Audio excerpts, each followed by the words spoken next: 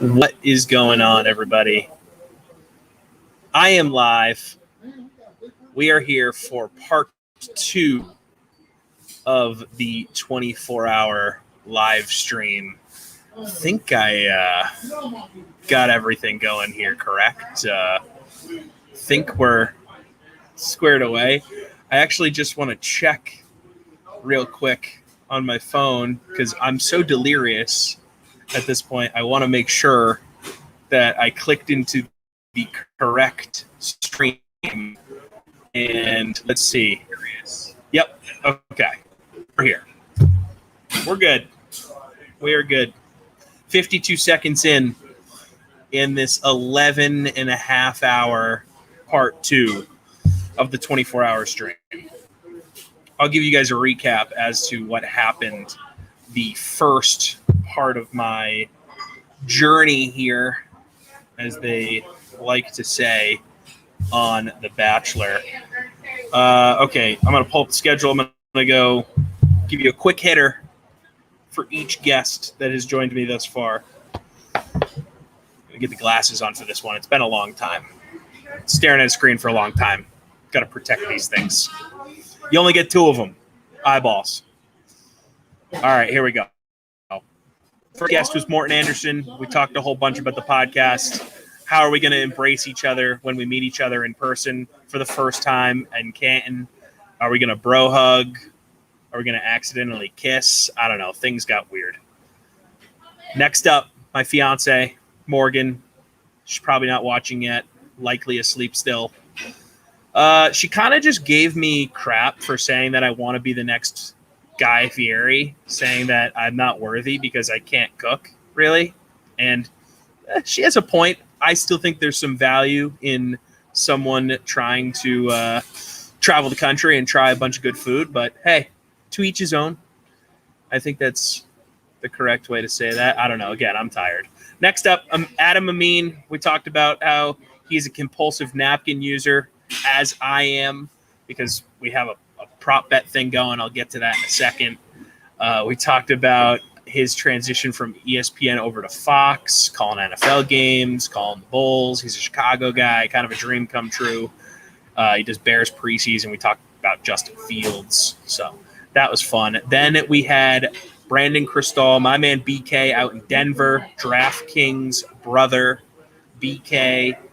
He talked a whole bunch about Denver sports. The guy loves to talk. He kind of just took the baton and ran with it, and I'm fine with it. I mean, I just talked for like 12 straight hours, so I know it was early on, but it still helped in the long run. So thank you, BK, for all you did for me early on in the stream there. Clinton Yates, honestly, underrated move by him. It's too bad his phone was dying because he joined me from a Denny's in Los Angeles. What a commitment to the bit on his end. I total respect. Love that guy. Miss that guy. Legend. Love Clinton Yates. Joining me from a Denny's. We talked all sorts of BS. Great guy. Then I was joined by Mike Golick Jr. for about 40 minutes, I want to say. Might have even been an hour. And we talked more about bowel movement in that hour than I have probably talked about bowel movement in my entire career, at least on the air. So congratulations to Gojo for helping me get to that level, really achieving something I never thought would be achievable at this point in my career. We talked about hot dogs being sandwiches, which they are. Sorry, I'm the guy with the mic right now. A hot dog's a sandwich. Fight me on it. Julian Council, my buddy down in Charlotte, talked Hornets, talked about his career. He's kind of a star in my mind, a rising star. Love Julian. He's working with NASCAR now, so that's been exciting. We reminisced about our days in Hartford, which was hilarious. Then I was joined by Rob Parker from FS1, who had a lot of very mean things to say about the Patriots. My Patriot fan friends were upset. They were all angrily tweeting, texting me, "Tell this guy to shut up. Patriots weren't lucky. They're amazing." I understand what Rob was trying to say, but it was definitely triggering for Patriot fans. Then I was joined by Tom Cunningham from Vegas Insider, a guy that I'm joined that joins me on Great Dane Nation quite a bit. And we talked about Olympics. We talked about the prop bets associated with the stream. That was a lot of fun. Moose from DraftKings Dream Stream joined me. We kind of shot the breeze, talked about Simland, DK SimFam. If you're watching, you know what I'm talking about. Moose up in Canada joining me for a half an hour. Then I was joined by Matt LaMarca, a lot of the same. He gave me some fantasy pointers for the upcoming season, so I don't have to do this again because that would suck. So thank you, LaMarca. I took notes. I got your sleepers handy. All you guys are screwed. I'm going to win the league. Then I was joined by Adam Kaufman, one of my favorite people to do broadcasts with at DraftKings, followed by Tommy McCarthy from the 90s boy band No Authority. That's right. He hosts a podcast, The Bad Boys of Pop. He's an active member of the DK Sim fam. Talked about his career, talked about all sorts of stuff. He joined me for an hour. He took his shirt off at some point. He was drinking beers. That thing got out of hand in a hurry, but he was fantastic. Really appreciated him joining me. Then I was joined by my man, big brother Jake Warner, one of my mentors in the biz. Reminisced a lot about our times hanging out in LA. Talked about his career. He's had one of the best careers in radio. He worked with Vin Scully for years. He's now one of the Clippers radio producers, LA Kings. He's got his own podcast that's killing it. Mikey C of ESPN Radio fame woke up to hop on with me at 5 a.m. Eastern. That dude is a legend. He ripped a heater on the stream. And I told him ahead of time, I said, if you don't smoke a cigarette on the diner stream, it's a failure, absolute failure. So he did that. So thank you, Mikey C. I appreciate that. Then Ben Maller, the king of overnights for Fox Sports Radio, joined me. We talked about how he would approach a 24-hour stream at the diner. Great guy. If you're ever up super late, find his show on the radio somewhere because he's great. He's on over 400 affiliates around the country, so it won't be hard to find. In between him, I forgot about this, my man Paul Bovey out in the Ukraine joined me to talk about Ukraine life. He just got a nice vacation home on the Black Sea. Got a great price for this place in the Ukraine. Paul's awesome. He's so good. He's just so matter of fact. Talked about his competitive stair climbing career, which is among the best, I'd say, because I got to be honest, he's the only competitive stair climber I know. And then we close things out with my man Joe Ryan, who splits his time between the UK and Denmark. He's at Better Collective's headquarters in Copenhagen, and I just wanted someone to come on here and educate me about soccer, football, because I don't really know anything about the sport at all. So there you go. That's what you've missed so far. Pull up the prop bets. Actually, before we get into that, let's see who's popping in here on the chat. Mike Bizzle's still here. I got to appreciate Mike Bizzle is a member of the DK Sim fam. He said he's going to be here for all 24 hours, and he's committing to it. I mean, if you scroll back on this chat, the man is on a mission. I absolutely love it. If you go back to part 1, you'll see everything he commented, and he's still in the mix here. So, Mike Bizzle, I appreciate you sticking with me here. My friend John Grossi says Justin Fields stinks. I actually think Justin Fields is going to be really good. I think he's going to be a stud. I was really, really upset that the Bears traded up to 11. As soon as that happened, I knew Fields was coming off the board. I'm not a Mac Jones guy. He just doesn't profile to me as someone that's going to be a star in today's NFL. And I don't know, maybe I'm being pessimistic, but I just really feel like we missed it on Field. I wish we had gone up to 11 and got Justin Fields. So, Jay, I know you're a Packers fan. Sorry, you're going to have to deal with that guy for a while. Major Tackle Right says, we still going. That's right. We're still going. I'm going to be here another 12 hours. I'm going to be here till 7 p.m. Eastern. So that's going to be tough. Mike Bizzle says Yates was number 1. He thought Clinton was the best the best guest. I'm not going to rank the guests, but if I was, he was towards the top. He was fantastic. To be at a Denny's for the Denny's hit, that's legendary right there. That is committing to a bit on a level that you don't see in today's day and age. My brother commenting on Facebook, gonna need a highlight video of this at some point. Yeah, it's a good call. We actually talked about how this thing is going to be archived while we were putting this thing together. So this video will live on YouTube once it's done in its entirety, both part 1 and part 2. And I have to imagine our talented guys out in Serbia will be putting some stuff together, I think. I mean, I'll work with them on it. I mean, who knows? They're busy guys. Shout out Ivan. Shout out Vlad. Those are my dudes. Love those guys.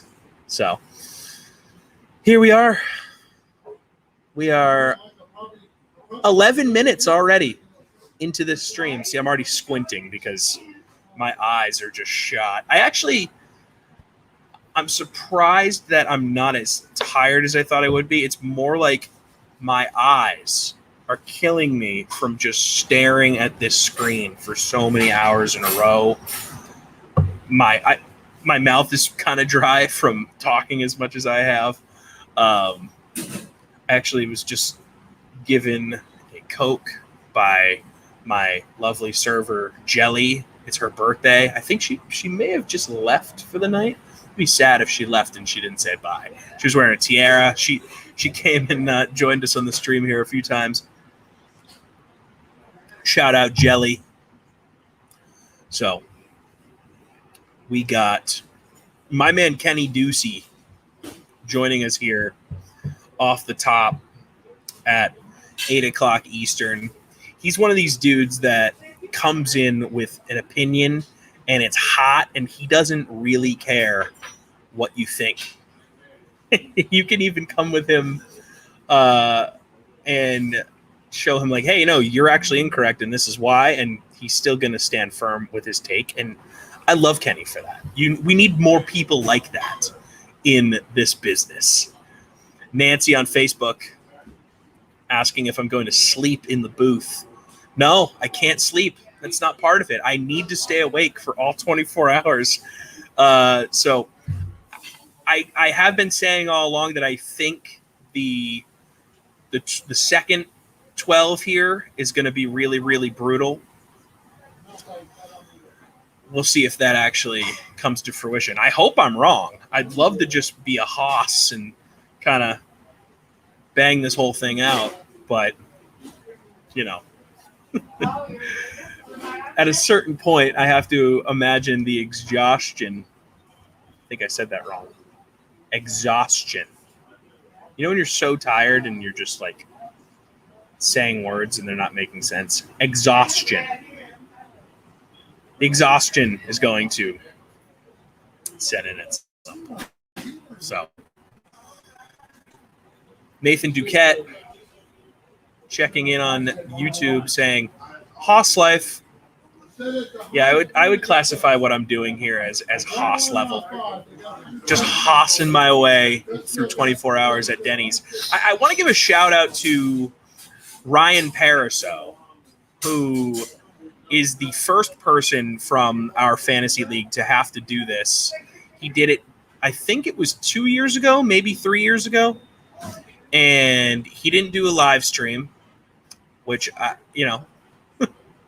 in hindsight, I kind of envy him for not having to do it because he could probably spend long stretches of not having to talk, which is nice. But he was in a position that was a little different than mine because he lived very close to everyone in our fantasy league, and there was a clause in the punishment that if people in our league went to visit him and bought him something on the menu, it would knock an hour off his stay at the Denny's. So I think he ended up doing like 18 to 20 hours at the Denny's. And Nathan, you're still listening. If you could let me know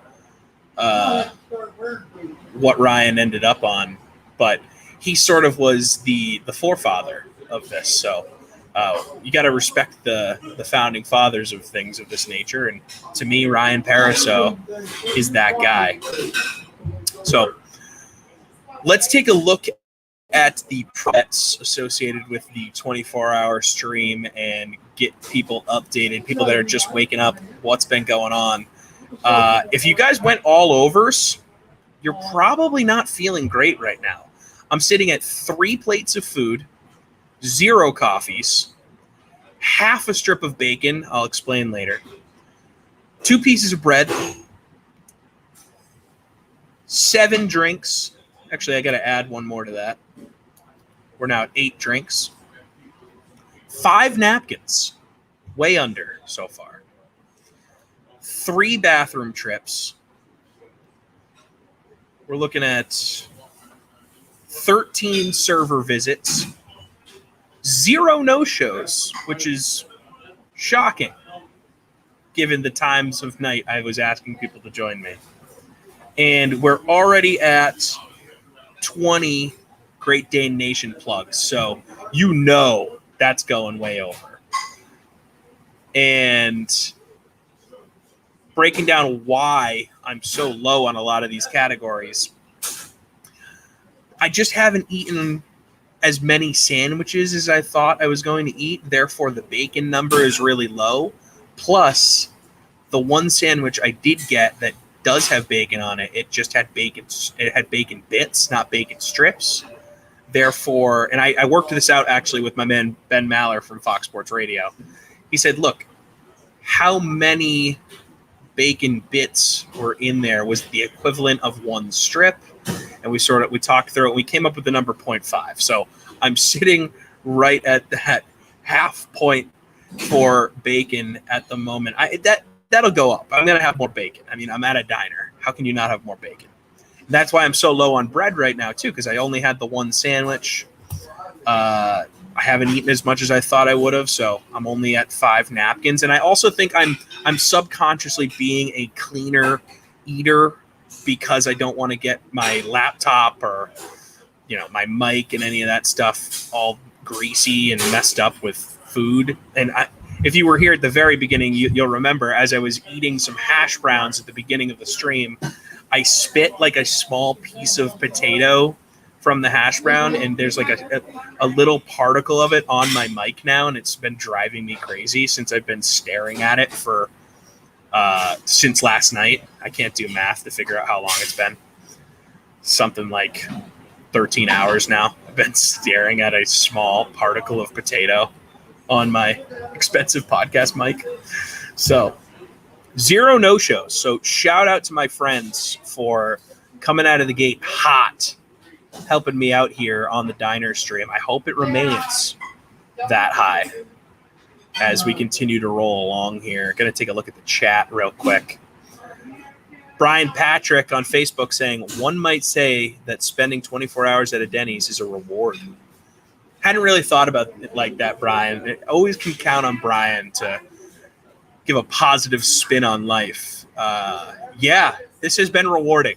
I've been able to spend so much quality time with all the people that have decided to tune into this for whatever reason. I've gotten to know a lot of nice people here at Denny's. My servers, Jelly and Maddie, have been great so far. I don't know who my current server is. When I do figure out his or her name, we'll bring them on the stream. Have a good time. The neighbors that have been around hanging out with me have been cool. So yeah, this is a gift. This is a reward. Thanks, Bri. That helped.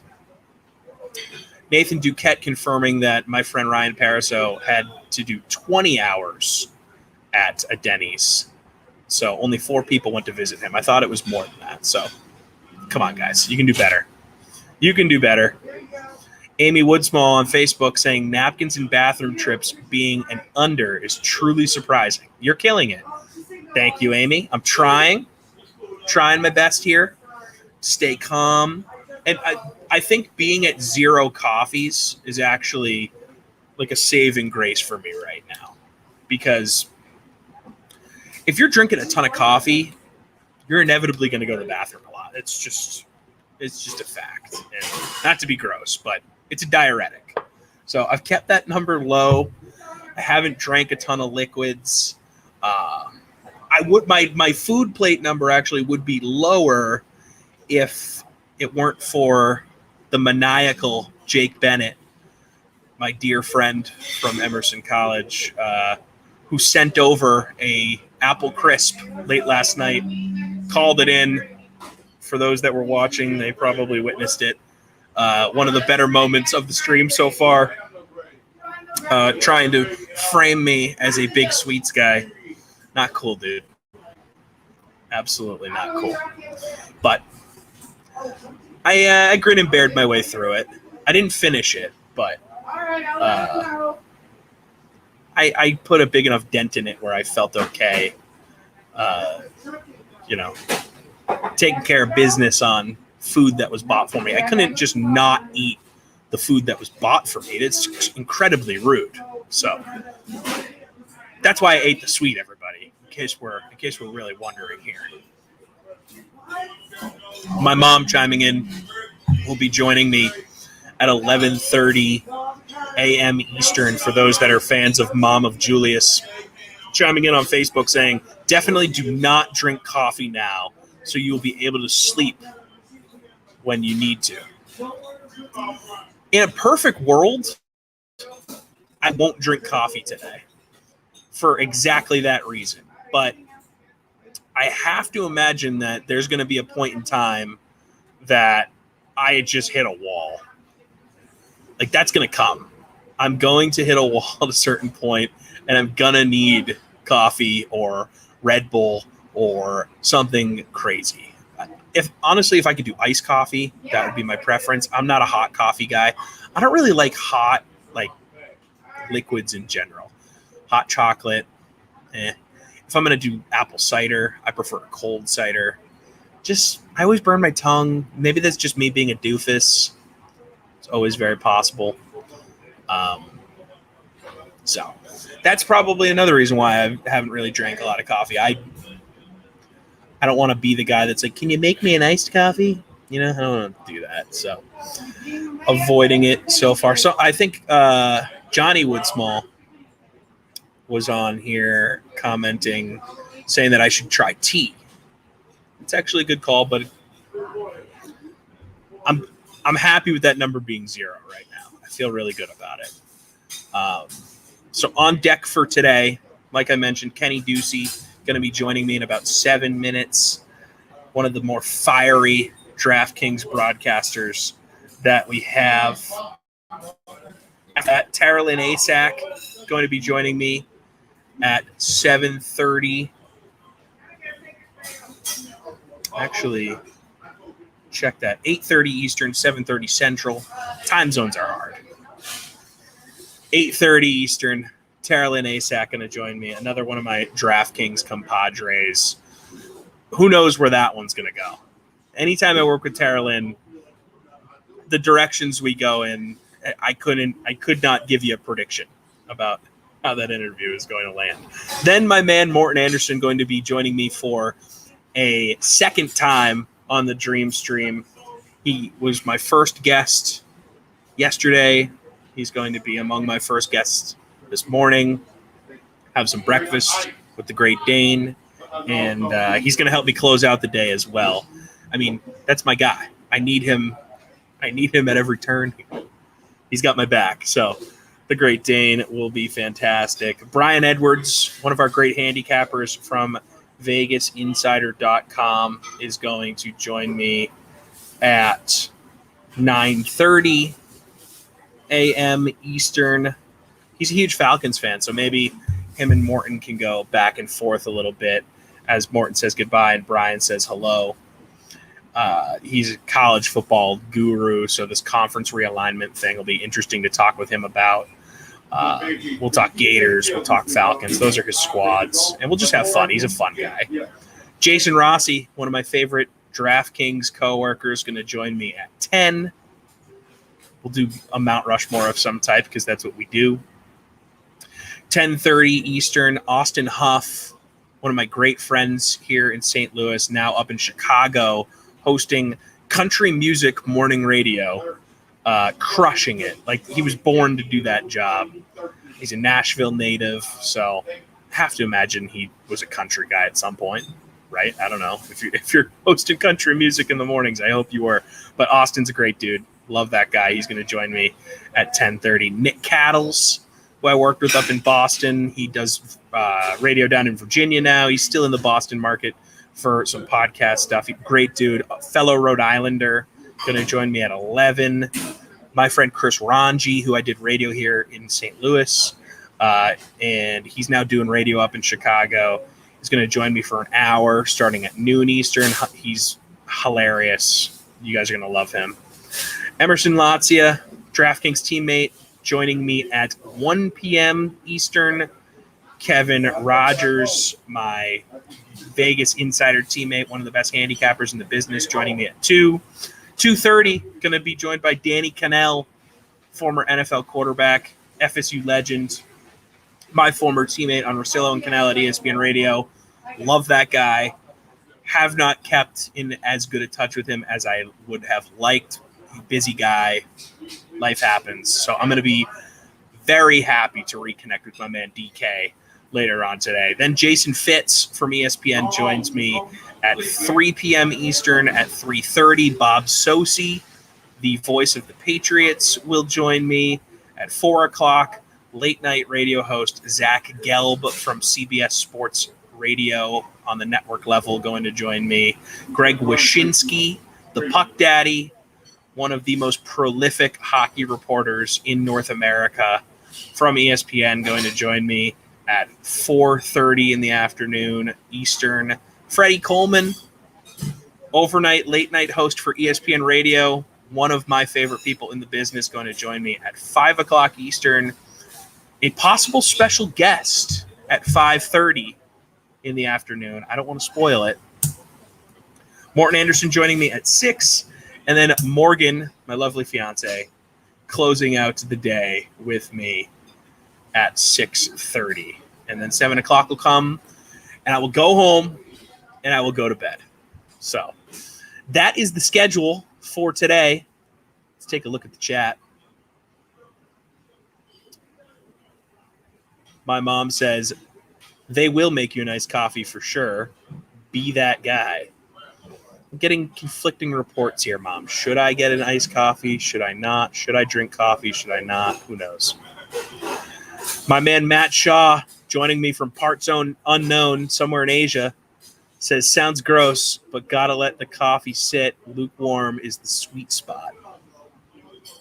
That is a good call. Never really thought about that, but super hot, you don't want to start sucking that thing down. And then super ice cold, it's like I might as well have had this as an iced coffee to begin with. Lukewarm, you're getting best of both worlds. So, Matt, that's a great call. Shout out to Manshaw. My man Dan Weir saying, good luck, bro. Danny, love you, dude. Thank you. I appreciate it. Then my mom chiming in with a yes. I think she's referencing something about coffee here. So we are about 2 minutes away from Kenny Ducey from DraftKings joining me here on the stream. So let's hit a video while we wait for Kenny. Let's tap in here and see what we want to listen to. Let's listen to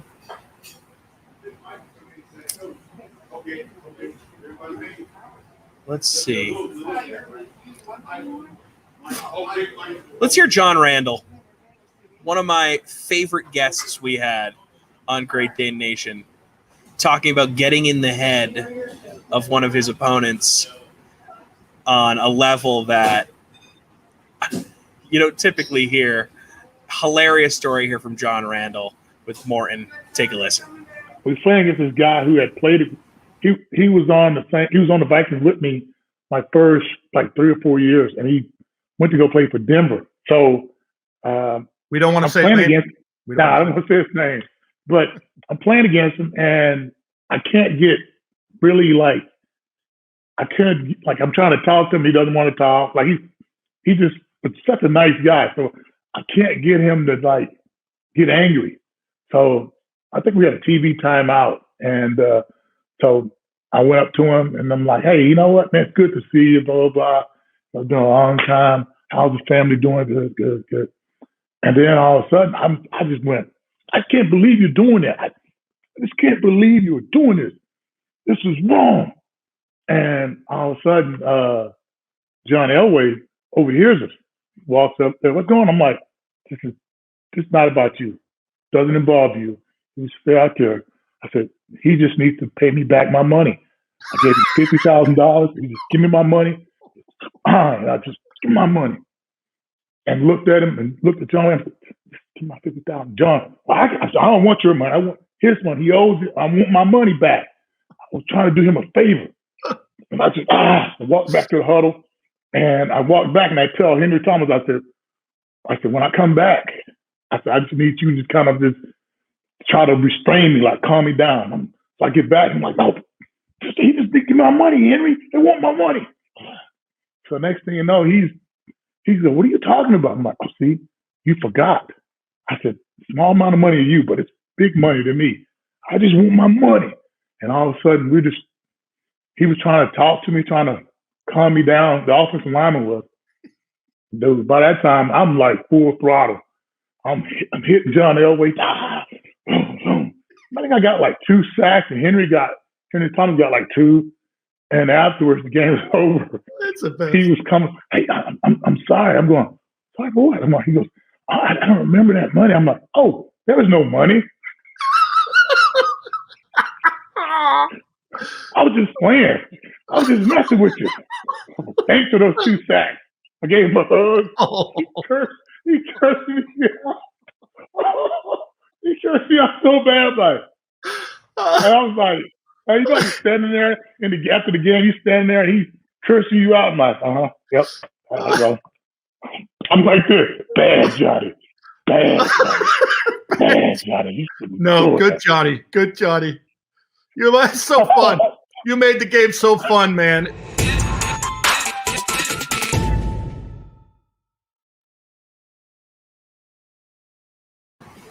I love that so much. I love John Randall. That was one of my favorite guests we had on Great Dane Nation. So Kenny Ducey has sent me a DM on Twitter. He says he is joining shortly. So we are now 2 minutes into what was supposed to be Kenny's hit with us. And apparently he's taking his time. I mean, hey, all I've got is time, right? I am here for 24 hours. So we'll see when Kenny is ready. And here we go. Kenny Ducey. Tommy, what's going on? Dude, I'm tired. I'm starting on the wall. I got to start with something. So I had a dream last night about you. I don't know why. Okay. I don't know why. It's probably because of this. I'm gonna turn down my light. Yeah. So you look just the same as when I saw you last night. Honestly, you look okay. You look like you're surviving. How many more hours is there left? Let's see. We are 33 minutes into this, so about 11 hours to go. You could do this. I think you could do this.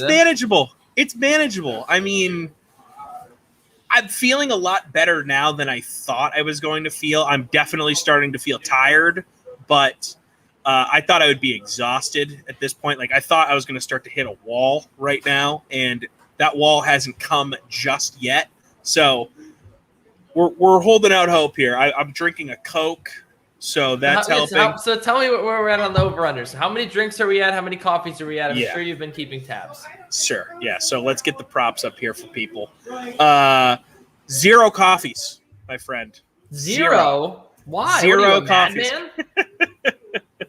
I think it's more of an adrenaline thing. We've talked actually quite a bit about this in the first half hour of this part 2. I don't really like hot liquids. Is that weird? That's not that weird. I always burn my tongue, and then also I'm trying to avoid drinking a ton of coffee because I feel like once you head down that path, you're screwed from a bathroom trips perspective, from just a coffee dependence perspective. You're just going to need to continue to drink coffee to sustain that level caffeination. I can't get there. So I'm trying to avoid coffee as long as I can until I really need the coffee. You also have to remember that you're gonna have to go to the bathroom more if you drink coffee, as I think you were just alluding to. Yeah. And I don't know. Yeah, I mean, so that's it. So Coke has been your caffeine of choice. This is my first Coke. I drank a Sprite when I first started, so this is my second soft drink. I am at 8 total drinks right now. So I actually do think I'll hit that over because at a certain point here, I am going to start to eat more food. And once that happens, you want to drink more liquids.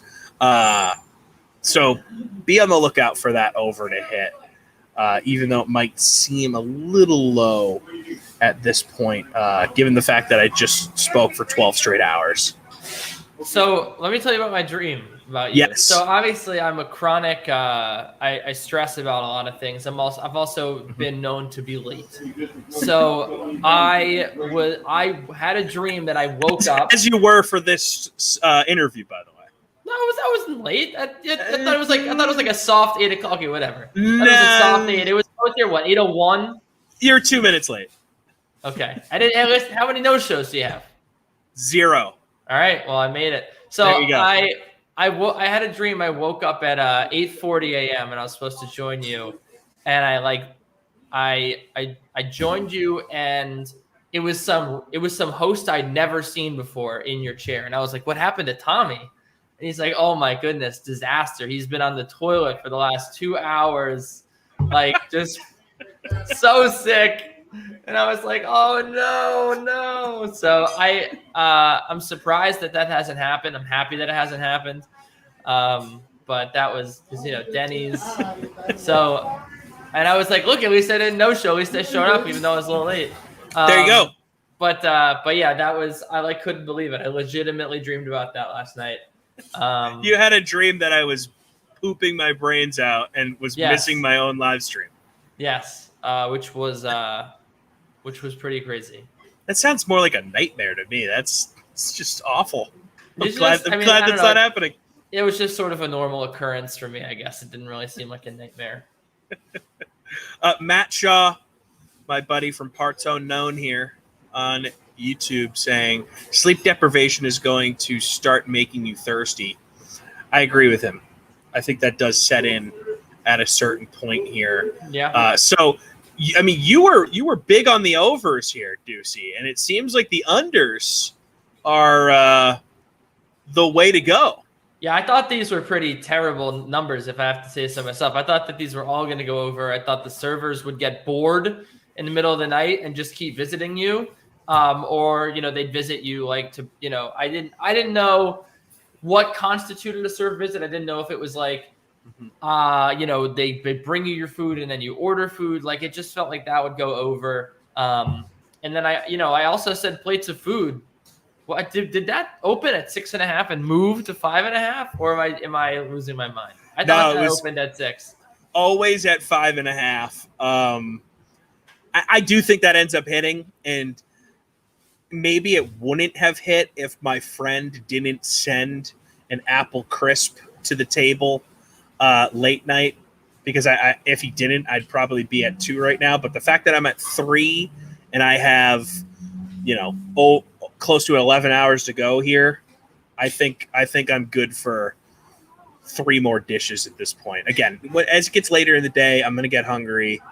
I'm going to want to drink more. Like it's going to happen. It's going to happen. So if you had the overs here, you can hold out hope that some of these are going to hit. The server visits right now is at 13. So I think that's going over. I think so too. So how many? Oh, sorry. Go ahead. I was just going to say they've been very attentive. They're doing a great job. So how are they? Are there people that are on? How many shifts have we gone through? Like, is it like, do they know you by now? Are they like, do they think it's funny, or like, are you now on like waitress number 4? So I am on my 3rd different server now. I haven't met this server yet, but I'm pretty sure Jelly has left for the day. It was her birthday. Shout out to Jelly. She was wearing a tiara the whole time. That was very good stuff. Maddie was our first server. she opened up the stream. She hopped on camera a couple times.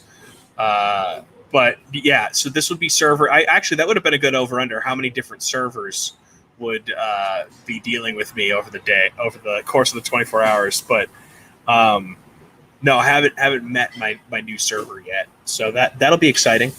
Always good when you can introduce a new character into the stream. So, but Kenny, I wanted to talk with you about your Yankees, dude. Okay. Yeah. Loading up on the offensive side of the diamond here. What do you think, man? Is this what you were looking for heading into the trade deadline? Are you feeling more confident, less confident, same amount of confidence in the Bronx Bombers here, looking for a shot at the postseason? So this is what I was looking for going into the trade deadline. I think that there is a lack of excitement with this Yankees team. Now, I don't mean that. I don't mean to crap on AAA players coming up like Ryan Lemaire and Ryan Ambergy, like all these random guys. I know they had injuries as well, but even this fully healthy Yankees team, there was something so exciting about this team back in, what was it, 2017, when Judge came up and Sanchez was hitting, and it was just a fun team. It was impossible not to like them, even as even as a fan of an opposing team. It was hard not to see that it was fun. Just like it's hard not to see that the Red Sox are a fun team this year. And I think that introducing two really, really good hitters, or at least one really good hitter and one really good home run hitter, is exactly what they need. When you look at the way that the Yankees have hit this year, they haven't struck out that much. They've walked a lot, and they've gotten a lot of hits. Their problem has been situational hitting and home runs. Their home run hitters just haven't hit home runs. Stanton hasn't hit a lot of home runs. Judge has done a decent job at like Urshela and Torres and LeMahieu have not hit the same amount of home runs as you'd expect. So getting a guy that just purely hits home runs in Joey Gallo is going to help a lot. Taking a left-handed bat that's a good all-fields hitter, but also will have the short porch in right field in Anthony Rizzo, it's going to help a lot. And I think that this is exactly the sort of refresher that the Yankees needed. They needed some new names in that lineup, because I think fans are, and myself included, are very tired of seeing the same old Yankees making the same old mistakes. I think it's pretty interesting. I'm excited to go watch this team now, and I think that this is exactly what they needed. They simply needed more home runs, and they probably needed one more guy that was really good at situational hitting. The double plays have killed them. I think Joey Gallo has grounded into fewer than 10 double plays in his entire career, so that'll help. So, Tara-Lynn Asak just texted me. She was supposed to come on at 8:30. Oh, no. Is it a no-show? She says, can we do 8:45? I didn't realize how tired I was going to be, and I needed to grab a coffee quick. I will tell her that's okay. 8:45 works. Wow. And you were giving me crap for getting on, what was it, 8:02? But Kenny, come on. I kind of half expected this from Tara-Lynn.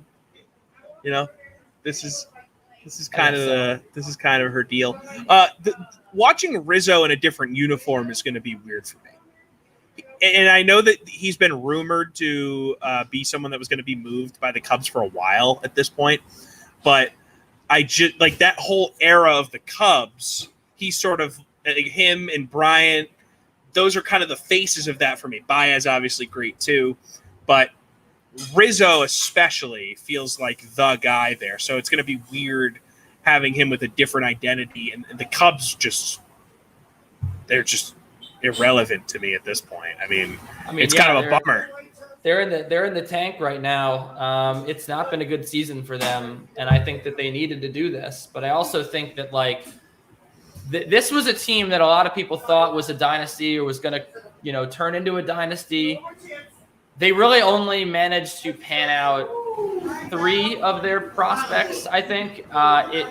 They didn't have that many good hitters. I don't think Javier Baez is a particularly good hitter. He had one pretty good season, but I think that he's been exposed over his career as just not a very good consistent hitter. Rizzo and Bryant worked out. Wilson Contreras is pretty good, But you look at guys like Albert Almora and even Ian Happ and Addison Russell, Jorge Soler, they traded away. It's not as if there was this like overflow. I mean, without Ben Zobrist, the Cubs don't win that World Series, and that wasn't part of their whole farm system. So I think that they did a good job stockpiling prospects. 3 of them hit. Is that a success? Maybe. I mean, they won a World Series, so I guess so. But I don't know if they were really set up to be like this dynasty like people thought they were going to be. So I'm not really surprised that they're trading away these guys.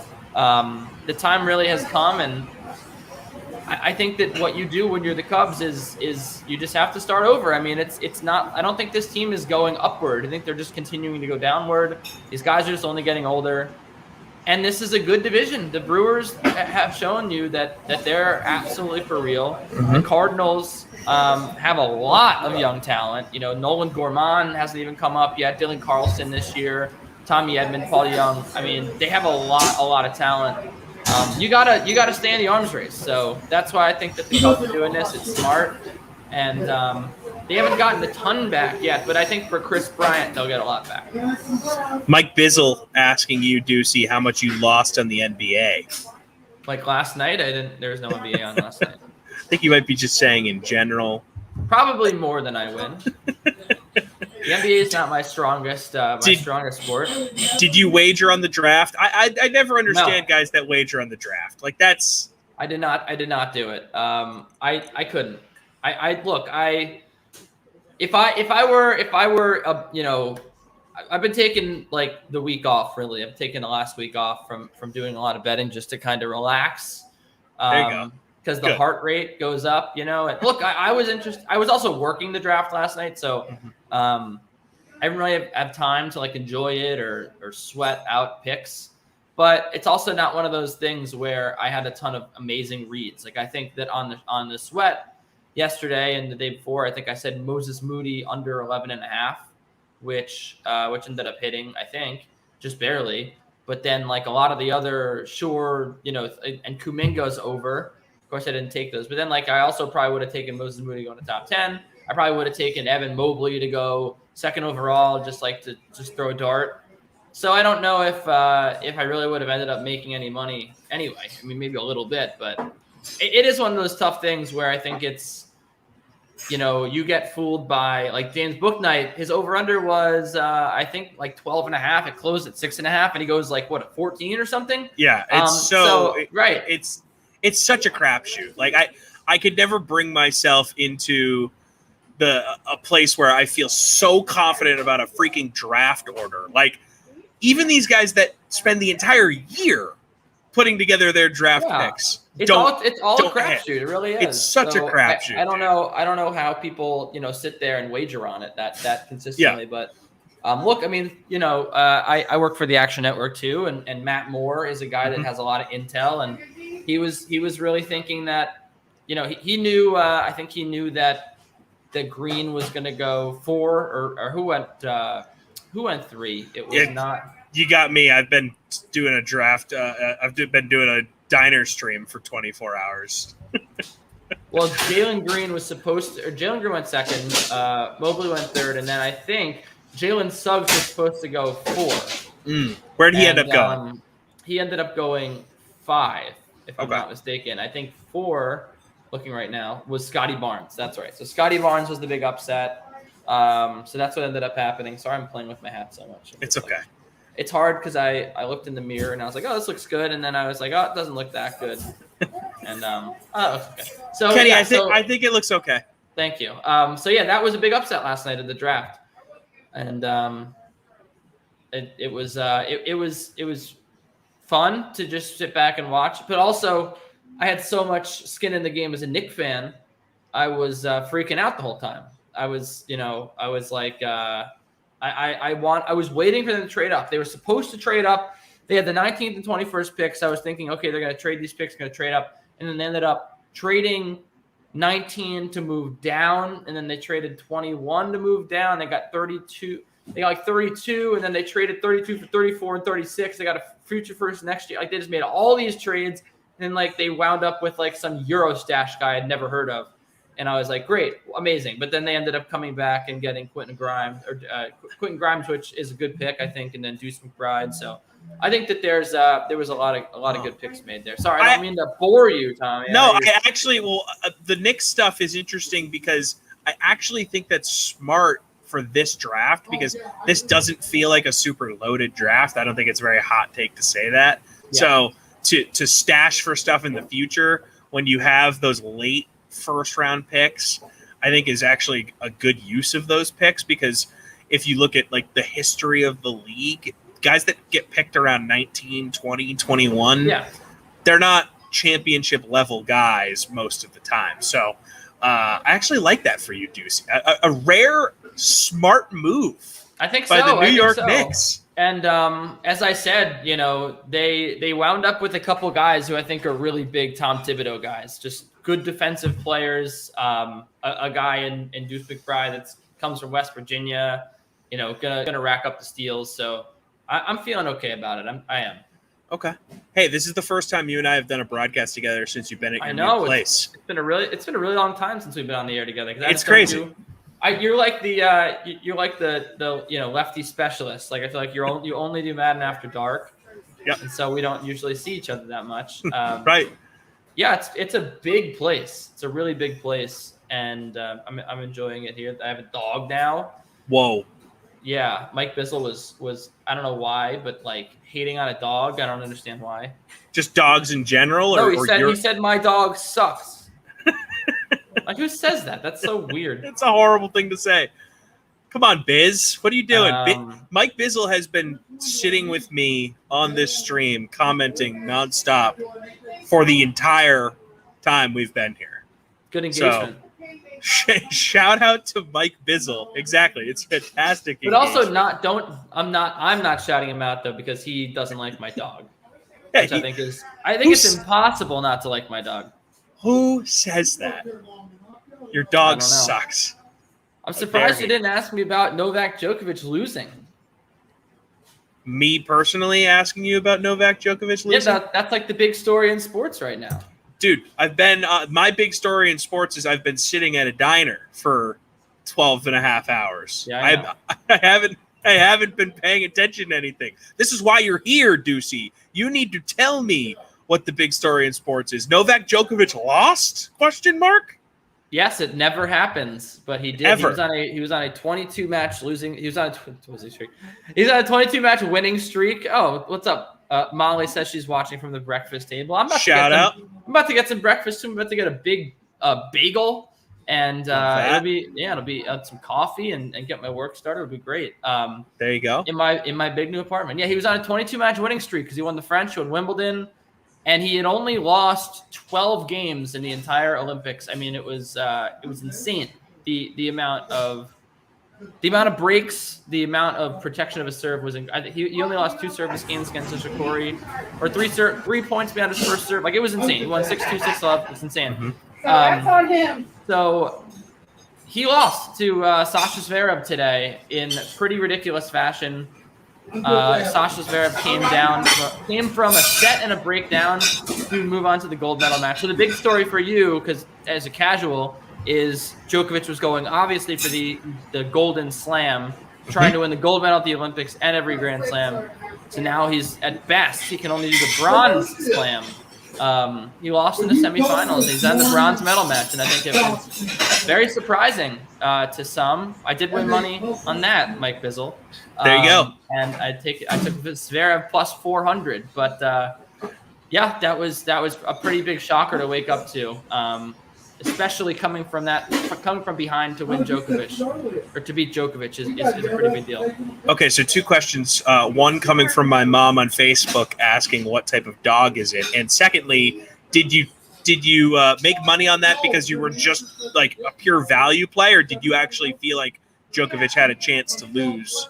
And so you were like, I gotta bet against him here. Well, I did several interviews. Here's what happened. I took the over. And the over hit, and that was my play. It's like in March Madness when you take the spread and you sprinkle a little bit on the money line. So here's what I wasn't even thinking about taking Zverev to win. I thought it was a little crazy, and I thought back I've been on many radio shows this week, not to brag, and I've talked about every single show. I've talked about how I thought Zverev at plus 1,000 was a really good bet to win the gold medal. And so I was thinking about that, and I was like, I should really put my money where my mouth is. He does have a chance to win this match, because I've said it all week.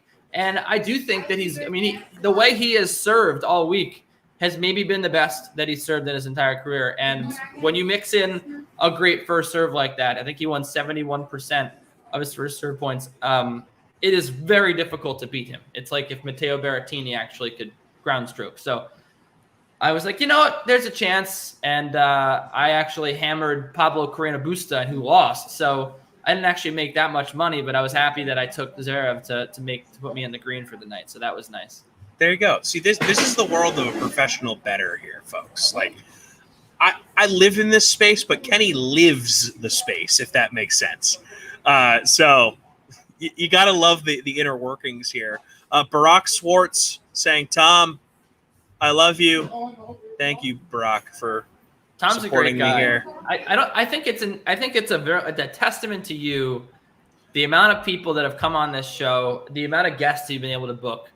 I was just so excited to see you do this. I thought that it was, to be honest, I thought that this would be more of like we see the whole table with you and not just your face. I don't know if you've done that throughout the show. I can give you a pan at times. I mean, it's a situation, Deucey, where I want to make sure that people are getting like good lighting and they don't see like a big old glare. So this at a certain point at the beginning-ish of the broadcast last night was the angle where the least amount of glare was happening. Like actually at the beginning of the broadcast yesterday, it was facing this way completely. And I was sitting kind of like diagonally, like right here. Then you see the TV. Yeah. So like we're not in an ideal setup here at the Denny's here in South County in St. Louis, but we're trying our best for the people. Are you using the Denny's Wi-Fi? Yeah, the employee Wi-Fi. Wow. Yeah, so that's what happens when you come early in the week and scout out the location. Talk to the manager, you get the special Wi-Fi.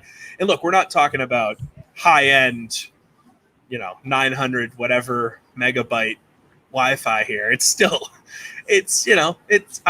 I'm looking at my Wi-Fi signal on my screen, and it's listed as unstable, but it has stayed connected the whole time. That was the thing I was actually most nervous about when Morgan was driving me over here earlier, because her and I share a car, so she had to drop me off, and she was like, "You seem a little nervous," and I'm like, "I'm honestly just nervous that the stream is not going to hold the whole time, because if you set this thing up, you get 48 guest spots filled or whatever I have on deck, and you can't go. It's like, what was the point, right? Then I look like an idiot. I look like an even bigger idiot than I do for sitting at a Denny's for 24 straight hours. I don't think so. I think it's a feat of bravery. I think that also, I mean, it makes me wish. I don't even think there's a Denny's in New York. I heard you say last night on the show. I watched a little bit of the stream last night that, because I was in there, that Clinton Yates was at a Denny's when he joined. Yes. I don't think they have a Denny's in New York City, and that's very sad. The closest Denny's. Interesting. There's Denny Mo's Superstar Barbershop. There's Denny's Daycare. There's a Denny's in Queens, but it would be a little bit of a trip to go out there. So basically what you're saying is you saw Clinton Yates's commitment to the bit, and you were like, I'm going to try and get on that level, but then you saw it was in Queens, and you said that's a little too far. I didn't even consider doing it. I get it if that's the case. Well, because there's no Denny's in New York City. That's why I didn't even. I was like, I can't even go to a Denny's. Damn. Like he must have just had a car and was able to drive there in 5 minutes. No, so he lives in downtown LA, sort of near where ESPN LA's setup is, because they're right next to the radio station for ESPN LA is next to the Staples Center. So he was walking home and he was walking by a Denny's, and he was like, you know what? Like, I'm just gonna stop in here. I have to talk to effing Freeze Pops anyways, so might as well commit to the bit here. It was a great move. I completely unexpected. There's not even Denny's. There's really not even that many Denny's around like the tri-state area in Connecticut where I grew up or New York. It's not as big of a thing here. You know what I wish they would bring here, and what I really would have championed is if you were at a Waffle House. Ooh. I went to Waffle House for the first time in my life a month ago, or actually for the 4th of July, so less than a month ago, and I have not stopped craving it since.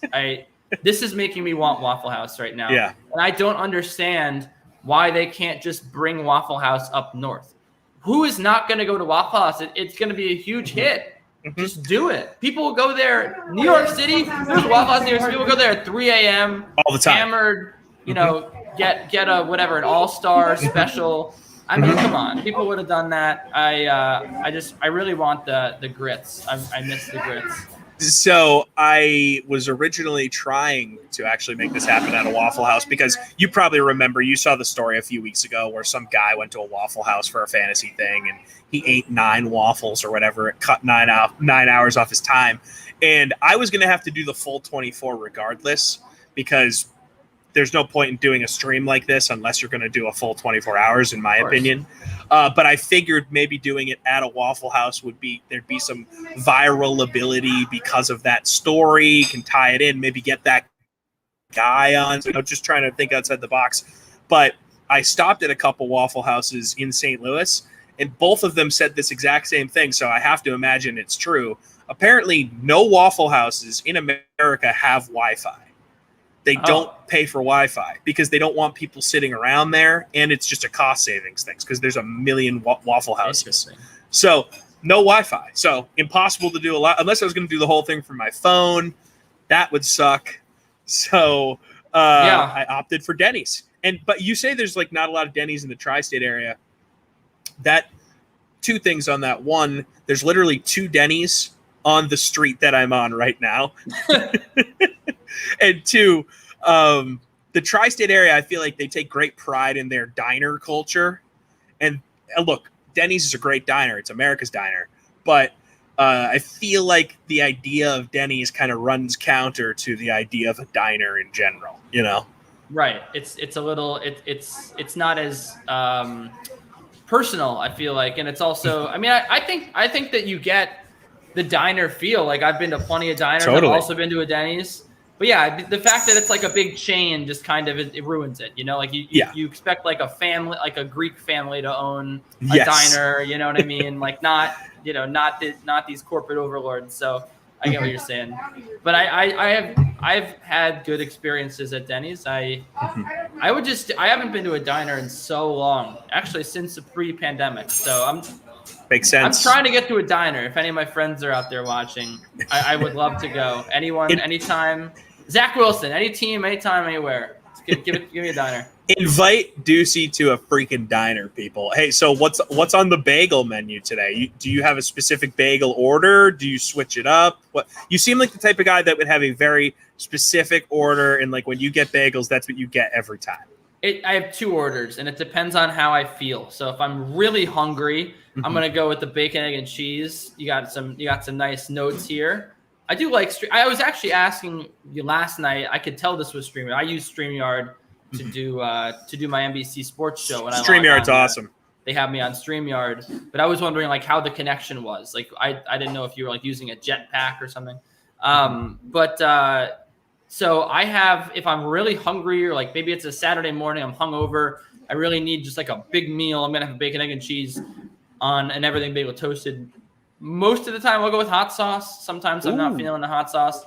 Yeah. But like today I'll probably just do everything bagel toasted with cream cheese, pretty standard.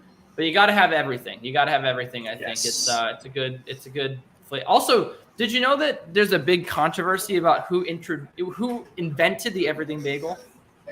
No, so I kind of just always figured it was somewhere in New York. Well, it was, but there's 3 people that claim that they Yes, there's 3 people that claim that they invented it. So I watch MasterChef. I love MasterChef. It's one of my favorite shows. And one of the judges, Joe Bastianich, who's a restaurateur, claims on his Instagram page that he invented it. And it was like he used to work at a bagel shop. He was like, let me just mix together all the seasonings. Then there was a guy, David Gussin, who said that he invented it in 1980. It was all in 1980, which seems ridiculous. How was it not invented before then? He said he invented it in Howard Beach Bakery. And there's someone else, too. So there's like 3 people that claim that they invented the everything bagel. And it's just funny because, like, it's one of those things where you can just kind of understand that, like, 3 people would have invented. Like, it's not that hard to invent. So it's, like, understandable that someone invented, like, someone just mixed all the seasonings together and they thought it was this novel concept. And, like, somewhere else, someone did the same thing. But it is pretty funny how there's, like, no one knows who really invented it. So you're saying that it's plausible that all 3 of these people could have accidentally all come up with it. My argument against that, though, is that all of them are saying that it happened in the exact same year. I call BS on that. One of those 3 is telling the truth, and the others copied. There's no way that all of those would coincidentally happen in 1980, right? Like that doesn't feel right to me. Let me make sure. So Joe Bastianich says he said it was around 1979, which seems like a lie if you know it was the other guy that said 1980, right? Yeah, totally. He said he would deliver the New York Post to Bagel Den in Queens. The owner was like, "How do you how much do you make money? How much do you make delivering papers? I'll hire you to make bagels." And then he thought about the everything bagel, but he never like wanted to spread it. Like he was inspired, but he never was like, I want to make this a thing. That's what he says anyway. Okay. So it also sounds like someone who would want to, look like he's the humble person. Also, Joe is hilarious. And then, so the David Gustin guy said 1980, working at a Queens bagel shop. And Seth Godin, who's a marketing guru, said that he, at age 16 in 1976, was making everything bagels. And he also said so were a lot of people. So I don't know who to believe, but if anything else, you learned something while interviewing me that there's a big controversy over the invention of it. It just seems like one of those things that, like, more and more people decided in bagel shops, hey, let's just do this. And then eventually every, 10% of bagel shops had them. And then you were just like, oh, did they get that from this bagel shop? They must have, right? And then the person who thought that they invented it were like, oh, it's catching on, So I could see the entire thing developing in 1980. Freaking bagel culture, man. It's cutthroat, especially in New York. I miss the Northeast for bagels. That's one thing that they don't really. I'm not going to say they do it poorly out here. It's like almost like it just doesn't exist. It'd be mean for me to say they do it poorly because they don't do it at all. Exactly. Like my future in-laws, when they're like, oh, if we spend the weekend at their place, they'll be like, oh, we got bagels, and you go downstairs and it's Einstein Bagels. Have you ever had Einstein Bagel? I think I've heard of it, but I don't know what it is. Let me look it up. And of course you haven't, because you're a New York guy. You grew up in Connecticut and you went to Fordham. You live in the city. Like, no, of course you've never been to Einstein Bagels. Oh, it's a chain. Okay. Yeah, dude, it's garbage. Oh my God, they're awful. And again, I'm looking at photos now. Those don't look like good bagels. They're they're just like little shriveled up, like burnt bagels. Yeah, they also make them in Colorado. They look like they're small. I'm out on those. Yeah, I'm very out. Totally out on. And I say I'm out. Look, you put food in front of me, I'm gonna eat it. But it's a brutal scene that the Einstein Bagels here are tough. So whenever I get back to the Northeast, even though I'm not moving to New York, even like just being 5 hours away from New York, you still get that residual good New York bagel vibe. So I'm going to be happy to be back. But Deucey, I have kept you longer than I promised, so I will let you go. Did you got a big day anything? ahead. I think I said 20, 30 minutes. Oh, I don't care. Are you good to keep hanging out until Tara Lynn decides to show up? If you want, you might as well. I mean, it makes my life easier. I would say, but like I have little cheat codes in place here. So if you were just like, yeah, I got work to do, I would be like, okay, cool. I'm gonna hit this video. Got like a 3 or 4 minute video here, interlude, then I got a little screen that comes on. Then I let that buffer until Tara Lynn shows up. So I have cheat codes if I need them. I came ready, but every smart broadcaster does. But I'd rather you just stay and hang out. All right, let's hang out. Look, okay, cool. I picked 8 a.m. for a reason. I purposely picked a time that would get me out of bed to start work early. And even if I start work at 9 a.m., it's still not that late. So yeah, gets your day going. I appreciate that. I also like all these. My day sets up where it's like everything is due at 1 p.m. Like that's when everything is cumulatively due. So, sometimes I'm gonna sweat at 11. So sometimes I'll get like a late start at like 10, starting on work. But I always have time. Hey, as long as you hit deadline, that's what the biz is all about, baby. That's right. So how does that work? Do you just post directly, or do you have to send stuff to an editor? How do you do that stuff? Because I work in media, but on that end of it, I'm always curious. Like certain sites, I can tell by reading them, like, oh, that writer just posted that as soon as they finished, and no one read that because there'll be like the random extra word or the comma that's clearly missing or missing. Like you can tell when a guy's just like getting it up as fast as possible. Yeah, so it goes direct. The only site that it doesn't go to an editor is when I write at NBC. I post it directly because I think that my copy is clean enough, and like someone will go through and read it. I mean, sometimes I think they don't, but they'll go and read it, and then the other stuff I submit. I feel bad. And I'm not the type of guy that's like and we all in media hate these people. The one guy that'll like tweet out the screenshot of like the one grammatical error. It's like, this guy's an idiot. He used the wrong there in his 1,200 word write up on, some game story. It's like, he's kind of busy doing a lot of stuff here. He slipped up a little bit. Those people are the worst. There are some mean people on the internet. I completely agree with you. There's my mother was big on grammar growing up, so I like to pride. So if I do have bad grammar, I actually would like someone to call me out because that's something that I take pride in, and I think that I'm pretty good at. And like if I'm making a mistake, I want to know about it. Yeah, feel that. Paul Bovey, my man from Vegas Insider, one of the better handicappers in the biz, joined me from the Ukraine on the Part 1 stream early this morning, chiming in here from Facebook saying, now I get the diner question as I was not privy to your location. Was trying to process it at the time. There you go. So, Paul, that's why I asked about the diner. I thought I mentioned that in the message, but Paul's in the Ukraine. He's on vacation. So when you're on vacation, the fact that he took time out of his vacation in the Ukraine to pop on with me, I feel really good about that. Paul Bovey's the man. You should read Paul. You should follow Paul, dude. Paul will make you some cash. I'll go ahead and do that once we get off the air. He's good stuff. So what's been the I don't want to say what's been the objective, but what does Vegas Insider want you to do, I guess, here? Like, do they want you to give out some winners while we're on the air? Like what? So they essentially, I told them I have to do this. We might as well turn it into some content. And they said, yeah, okay. Oh, so you have to do it because you lost fantasy football. I came in last place in fantasy football.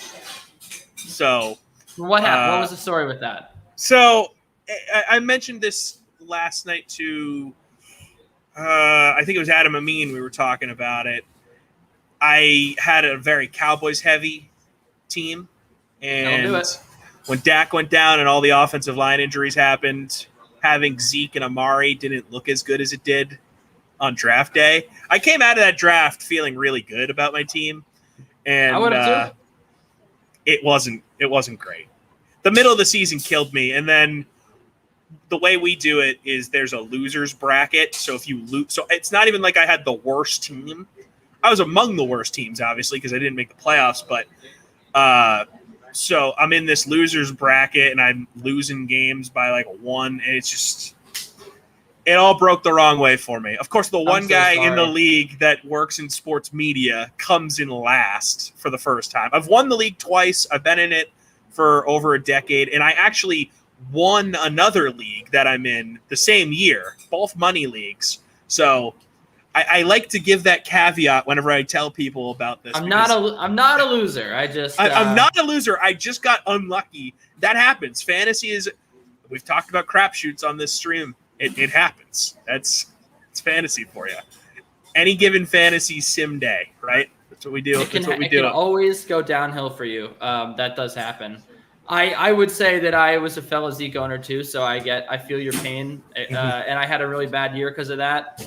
But we were also talking on the Dream Stream. We've been talking a lot about fantasy football, and I've been talking about. We've all been like, you need to hit on your first 2 picks, and it's until you don't hit on your first 2 picks, you don't realize how detrimental it can be and how catastrophic it can be. Like if you're gonna take someone top 10, you got to make sure that they're the right guy, which is why I can't draft Alvin Kamara this year. Yeah. I feel like that's a great call by you. Depending on where you're picking in that top 10, I mean, I wouldn't feel comfortable doing it just because you have no idea what that offense is going to look like right now. Yeah, and with those 2 quarterbacks, you have Taysom Hill's going to start games, right? Mm-hmm. Right, like he's going to. So any game Taysom Hill starts, Kamara was terrible with Taysom Hill last year. Mm-hmm. And Jameis, who the heck knows what he's going to be with any of these guys? Like. People seem high on him. Sean Payton seems high on him. Okay, of course he seems high on him. That's who he has in the locker room. Yeah, we know who Jameis Winston is at this point. I just think there's a lot of landmines, and I'd rather pick late in the first round. I'd rather get the 9th pick, almost a sandwich, but not quite. Mm-hmm. Honestly, it could be a good year if you're not going to get one of the 3 elite running backs. It could be a good year to get wide receiver at your first couple picks, and then fall back and get a David Montgomery in the 2nd round. Or I still can't believe Aaron Jones is going 11th. That's crazy. Mm-hmm. Well, now that Rodgers is seemingly, you'd think, gonna play games for Green Bay, I guess that helps Aaron Jones's value. That's true. But yeah, it does feel a tad high. So checking in on Tara Lynn, she said, "I just joined." I said, "You have not appeared yet." And she said, "WTF." Oh, boy. So I sent her the same link I sent you. You know what she probably did? She probably clicked the Google Meet link that's in the calendar invite. That's probably what happened. I texted her this link, though. So I'll ask her. I'll say, "Did you click the link I texted you? Or did you join the Google Calendar link?" That's with a background in IT. That's what I would suspect happened. Okay. We'll see what she says here. And if she did, I understand that. But I tried to put in the description the StreamYard link forthcoming in the calendar invite, to try and get people to not click that link. But it happens. It's early. Some of us have been up for a long time. Others just woke up. Yeah, I'm sorry. I'm sorry to come in here just got out of bed, ready to start the day. That's gotta be annoying. Tara Lynn just said, "LMO, hold." So I think we found our answer here, folks. Okay, hold. It's okay. It's okay. Well, tell Tara Lynn she's lucky that I was here. I'm going to let you tell her that to her face when she joins. Beautiful. We can go 3 wide on this thing. It's I mean, wow. StreamYard. Well, I don't know. Have you done the you can have up to 10 people on stream. Yeah, I've been in the broadcast. They're pretty easy. I've experienced the pre-show where the producers will pop on. It's 8 people. Mm-hmm. I think DraftKings should use this, honestly. It really is nice. I think maybe Zoom works with whatever technology they have. All right, here she is. She figured it out. Tara Lynn. Your name is OMG. Are you serious? Oh my God, Tara. Get it together. I literally sent you the link and I said, "Here is the link for your hit." You say, "Can I go later?" You don't even click the right link. Like, what are you trying to sync me here? What are we doing? So I was getting like the reminders from Google, so I just went to Google. No, I get it. I understand. That's what I said happened. That was my prediction. And I will say I was like, Jesus, Google's up my ass today, just giving me these reminders left and right. Okay, Yeah. Am I positioned right? I'm on my phone. It's fine. And yeah, I put a hat on. I don't look cute at this time of day. But yeah, I was clicking the wrong one, so I'm an idiot. Okay, well, you made it here. I'll let Deucey go. Yeah, I was Deucey saying needs- you're lucky that I'm here. I stayed for like 50 minutes on the stream because Yeah. you were late. Yeah, unbelievable. And I have another guest coming up in 10 minutes here. So Yeah, it's fine. We can just talk for a quick 5. It's awesome. All right. Well, Terrellin, I'm sure I'll see you soon. And same with, well, I don't know when I'll see you next time, but I never see Deucey. So it was a pleasure talking with you, buddy. Thanks for hanging on for a while. you're welcome. Wow, and what this is great that time? you guys got to catch up then for this long. Yeah, that was good. Yeah. What No, time in the East are you going to be rapping? Because I want to see if I can maybe check out the end of this. 7 me p.m. too. Eastern. 7 p.m. Okay. Eastern. So that'll be the end of this thing. And then I'll never do it again. Well, good luck. Good luck, and don't draft so many Cowboys this year. Thank you. I learned my lesson. See you, Deucey. All right. Hey, Terrellin. Tommy, I know, but I made it because Koff said that I definitely wasn't going to make it. Glass said I wasn't going to make it, but I was like, I will do it for Freeze Pops. If it was one of them, I would have just been like, I'm too tired. I'm not doing it. I appreciate that. So I will say you probably weren't awake for this, so you didn't see it. But Koff, it was predicted that he was going to ask for a time change during the broadcast. And that's exactly what happened. So in the middle of the broadcast, I get a text from Koff saying, "Hey, me and Lamarca are flip-flopping spots." So he lived up to his hype. Terrellin almost living up to her hype. I gotta say, for the prop bets that we had going for the stream, the no-shows number was 4.5. Wow. And we're way under that. We're at 0. We This were is close. great. We were close to getting our first no-show here from someone that was supposed to be a guarantee. But, it's fine. You made it. But Hey. it shows my love for you that I made sure Yes. I got in here, even if it's for a quick 5. I got No in matter what. for you. That's right, Terrellin. I appreciate that. I appreciate that. Denny's? Yep, still at Denny's. Yep. This is the booth that I'm sitting next to. I haven't really shown anybody the dining room part. Here's Okay. wait staff saying hi. Wait staff, what's up? Is the wait staff like, what is going on here? I haven't spoken to anyone from the wait staff in a few hours at this point, but the people last night were sort of like, "What are you doing?" And it's funny because I came in earlier in the week to kind of Right. square things away, and the manager that I talked to was like, "Oh yeah, like that's awesome. I'm gonna be there. This is sick. I can't wait." And then I showed up yesterday about an hour before the broadcast starts, and they're like, "Who are you? What?" And I'm like, "Oh, I guess that manager isn't here." But it's fine. Everyone's been super cool. Like, shout out to Maddie and shout out to Jelly. They've been my 2 servers so far. It was Jelly's birthday. She was wearing a tiara. Yeah, Jelly was crushing it. Denny's. Massive day for the South County Denny's here in St. Louis. So, we're grinding away. At a certain point, I'll get my 3rd server of I the have day. to say, you look great. You don't look like I'm trying. you're getting sick. You don't look like you might Yeah. pass out. I mean, this is really tough. My heart goes out to you. Who's been your favorite person that you've had on so far?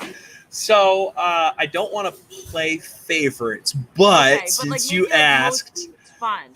I'll give you some highlights. So Clinton Yates from ESPN joined me from a Denny's, so that was great. So he went to a Denny's as well. Mike Golick Jr. and I went all over the place for like an hour. We're talking about like wiping our ass with our left hand and like wild stuff. It got out of hand. I love all of that. But he was great. The Bad Boys of Pop, our friend from the DK Sim fam, he was a guest. He joined in at photo shoot, whatever he's talking about on Instagram. Yeah. Yep. So, and that was all Koff's fault. But once he was on with me solo, like there was a certain point in the interview he disappeared, and then he came back. He had no shirt on. He was slugging beers. He was smoking a cigar. He was singing.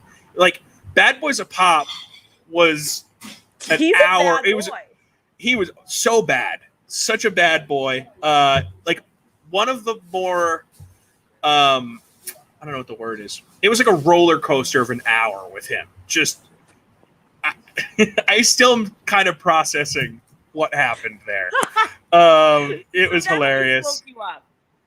Yeah, it was great. Yeah, and having people back to back the way I've had it throughout this whole thing has been crucial to me feeling like I can make this happen, because I haven't drank coffee yet. I'm at 0 coffees.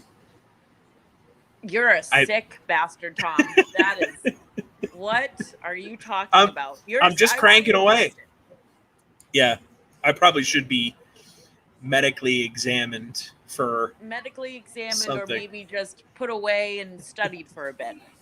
I don't know how I'm surviving this with the minimal amount of caffeine I've had, but I do think that there's going to be a point in the afternoon where I'm going to have to start drinking coffee. Yeah, like, it's going to happen. You big sicko, yes, please get some coffee. So are people from the league, like, has anyone watched this? Yeah, they've chimed in here and there. They were more active last night when I first got on, but I mean, at a certain point, the novelty wears off, right? I mean, how many hours can someone talk before people are like, all right, enough of this guy? I was just going to say, so it's happened in the league before. We've had it as a punishment before. Shout out to Ryan Paraso. He had to sit at a Denny's for 24 straight hours, but he lives close to people in our league, and we have a rule that if people from the league go to the Denny's and buy you a breakfast item, then it takes an hour off the time. So he only had to sit, he only had to sit there for 20 hours. So not the full 24. Not the full 24, but still. So but people in the league, it's a lot. So people are used to others doing this in the league. He didn't have to live stream it like I am. So, am I regretting people saw signing up to do this? Story yesterday, and they were like, "That is hilarious that your friend has to do that." Like a lot of my guy friends who were like, "That's a good idea." Right. Well, I think, a lot of fantasy leagues have done stuff like this, but I think the fact that I had to sit here anyways, I was like, I might as well turn this into content. Like, we basically do stuff like this for our job as it is. Why not try and make something out of this and have some fun? And and reconnect with a bunch of people throughout the industry that I haven't talked to in a long time.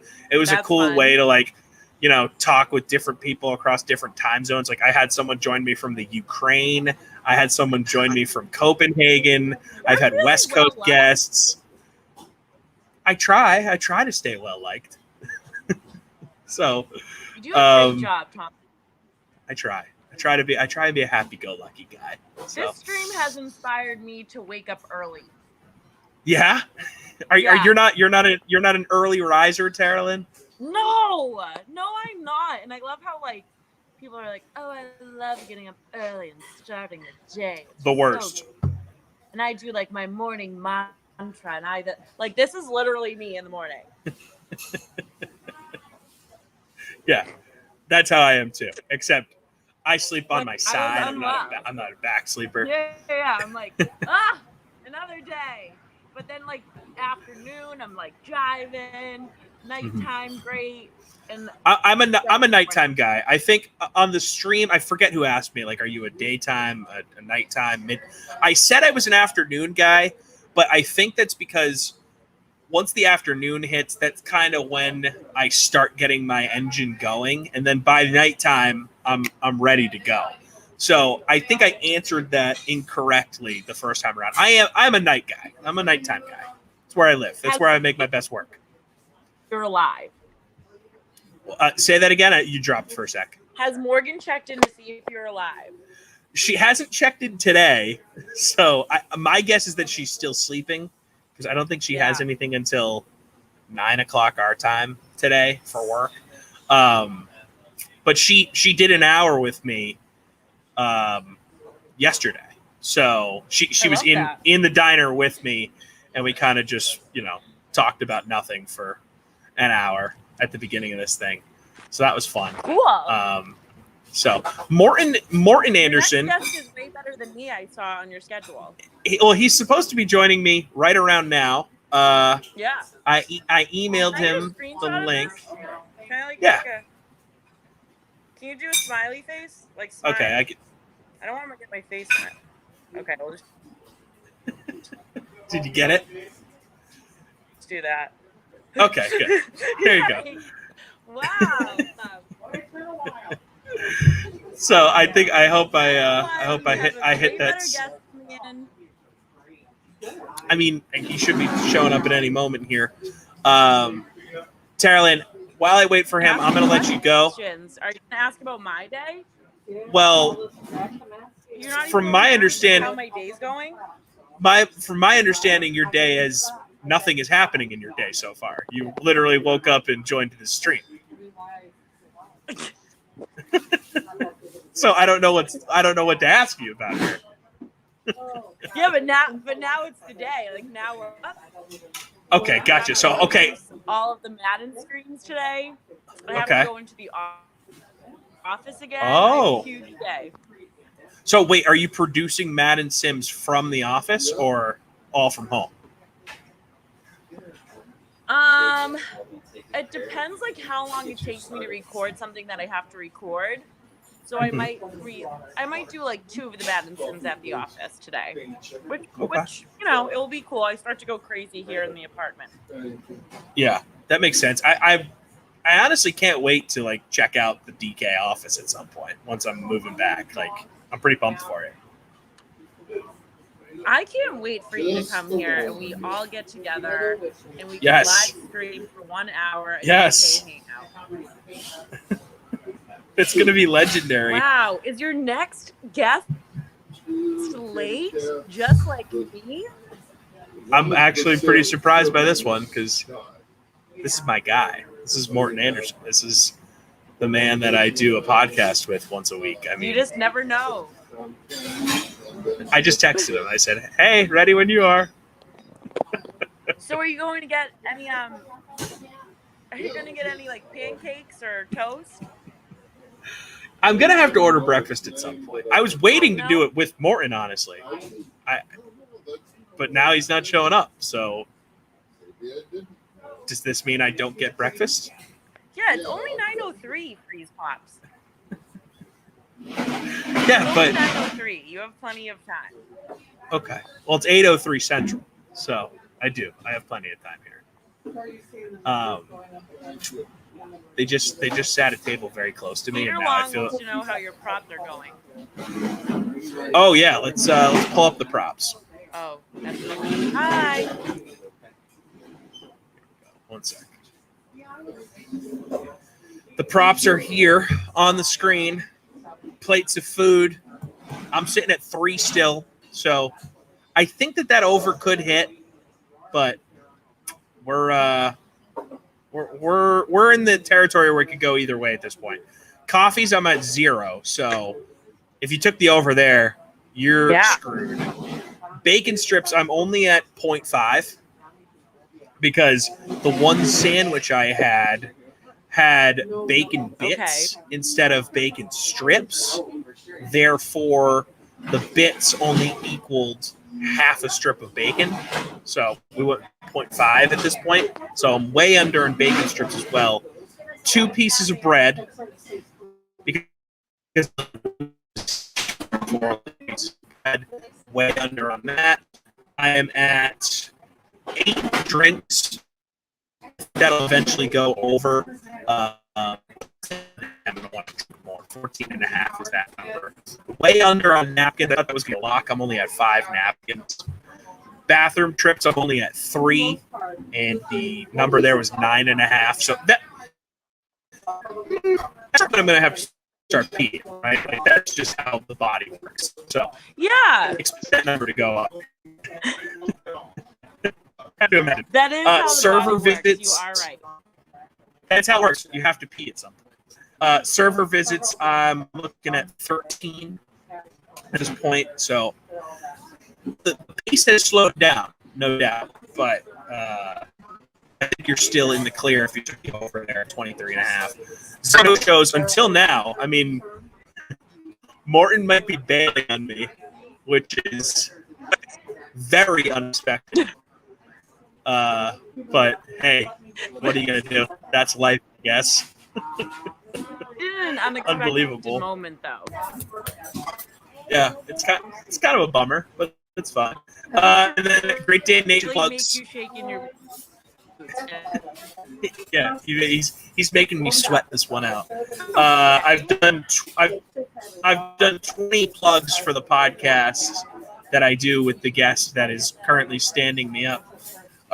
So maybe I'll stop at 20 because he doesn't like me enough to join my stream. So I don't know. That's the deal. I like That's how where the you will props sit. purposely stop at 20. Yeah. Unreal. You're like kind of like you're doing an Aaron Rodgers thing. I really like it. Yeah, exactly. Just being petty as hell. Scotty Fabo on Facebook saying alternative under 6.5 bathroom trips looking good. It is at this point. I'm not really hitting the can as much as I was going to. And Peter Long saying I am losing. Lol. Yeah, but are So you Peter even drinking water? So I have part of a water Are you left drinking here. water? Are you drinking coffee? I have water and I have a Coke here that I'm working with. No coffee. I haven't drank coffee yet. I feel like coffee is going to just send me in a bad way, man. It's just going to put me on a wrong path. So What? I'm avoiding coffee. Yes. I just think it's going to really upset my tummy. Yeah. You'll have to stream from the bathroom. Exactly. And you don't want that. No one wants to see that. People don't want to see that. No. People will say, People we don't- do not think the stream is No. going to go in this direction. I will get fired if that happens. So, gonna try and avoid that. For sure. It wouldn't be good. No. Say again, sorry? Yeah. Talk about the coffee, but I completely understand. I'm being asked to quiet down by the waiter. By the way, what's your name? Jacobson. Okay, nice. Oh, just Jacob or Jacob? Just Jacob. Jacob. Gotcha. Okay. Jacob has asked me to quiet down. I don't know if did he say Jacob or Jacobson? I thought it was Jacob, but wait, is this the first time? Yes. First time this has happened? Yes, 100%. Man, We are. I know. This is really, honestly, the last, I want to say 10 minutes or so have been such a train wreck. Really, this entire first part of the new stream here. Ducey was a few minutes late. Then you were late. Now Morton is bailing on me. And Jacob or Jacobson is telling me to be quiet in the corner here. So things are not looking up for me at this moment. Things are not. I don't understand. It's 9:09 a.m. First of all, how it's loud eight. are It's you? You eight. don't sound It's loud. apparently I'm loud. It's 8:09 Central, so maybe that's still quiet hours. You know, Central. I don't know. Yes, remember I'm an hour behind. It's a game changer. You know what? I'm just convinced that I'm a walking ball of bad luck because I feel Yeah. like a lot has gone on. Like this is the first time that you're being told to quiet down. I'm on here. Yep. Actually, Carolyn, I'm going to need you to stall for me for 1 second. I need to email a guest the link to this live stream. So stand by. He also just asked me if he's going to be on camera for this. Okay. So, am I on camera? Just curious. Yeah. You are. Well, 10 hours and counting. It's just this. Tommy's going to survive. The second, I hope. the second part of this has just been brutal so far. Got dudes asking if they're going to need to be on camera. It's been kind of crazy. It's been disastrous. Like things are just not going in the right direction here. All right, 1 second. Stand by. I just can't believe that you have been told by Denny's employees Yeah. He told me to shut to up. be quiet. Yep. Jacob and/or Jacobson.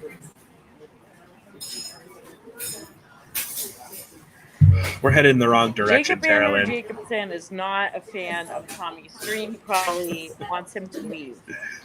Yeah. Well, unfortunately, I'm going to be here until 7 o'clock tonight. So many more I wonder hours. if, they could kick you out. I guess they could. It would definitely be interesting. I don't know what that means for like the punishment if that were to occur. I think I might get kicked out of the league. This would make this entire thing not worth it. You know? No. Like, what if I make it? That would be a mess. Like, what if I make it 17 hours Yeah, into I would this feel thing? bad. Yeah, like, God, now you got me thinking horrible thoughts here, Carolyn.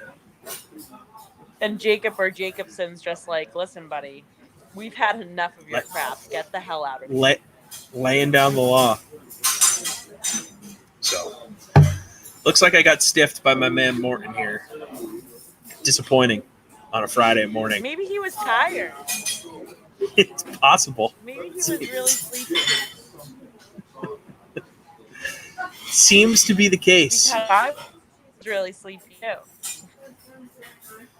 People are sleepy in the morning, Carolyn. That's how it works. Can you tell me one funny thing that you can do? I'm sorry, you're cutting out on me, Carolyn. Yeah. Now I'm cutting out. Yeah, why am I cutting out? I don't know. Can you Everything hear is. me? Yes, can you hear me? Can you hear me now? Carolyn, you got me? Yes. Okay, Yes, good. I do. My mom says maybe if you order something, they'll Maybe like if you more order at Denny's. something, they'll like you more at Denny's. I would order something. I just haven't. No one has come over to serve me for a while, so I don't know. I don't know what's going on. I was gonna wait for Morton to order breakfast, but it's Okay, dude, Morton's not coming. yeah. So I think I got. But now I'm gonna feel bad. I eat breakfast without him. You know, it's like. Have you ever been stood up, Carolyn, for a date? This is what I feel like right now. I'm being stood up. I'm being. I know. That's I what can I tell feel you like. seem really upset, and then you're stuck with me. Yeah, and You're like, stuck look, with the bench warmer. look, you're fine. It's just I was expecting my Hall of Famer. It's like you go to the I was restaurant actually or the thinking bar. for a second that you didn't even want me in here. That you wanted. Stussy I was thinking that you wanted Ducey to stay. and just punt on Tara Lynn altogether. No, Yeah, that's what I'm thinking. no. I like to diversify because people get sick of it after a while. They're like, okay, I've heard enough of this guy. Next, but you go to the bar and you're like, hey, I'm here. This is where I'm sitting, and then you wait and you wait, and then you realize, oh, that person's not going to come. But you didn't eat dinner that night because you were waiting to eat on the date, so you're already at the bar. Yeah. You might as well order an app, but now you're just the weird guy eating an app by himself at the bar. So I guess I'm already the weird guy that's streaming by himself at a diner. So I think I'm okay to order breakfast here. So at a certain point, I will order what will be my fourth plate here. So, all right, I'm glad you helped me talk through that. You know what? Yeah, I'm glad that that you're surviving through your sadness. Yeah, it's tough. I am. Wow, the top Let's see. season of Madden just got released. I'm doing a little okay. segment on it today. Are you talking or Okay. am I talking? Well, it's tough with the Wi-Fi. I don't know, apparently. I don't know if you It's saw tough. DraftKings Instagram story yesterday. I was on it. Excellent. You're cutting in and out. Oh my god. This stream is killing me. When I'm talking. It's oh man. I don't know what's happening. I don't.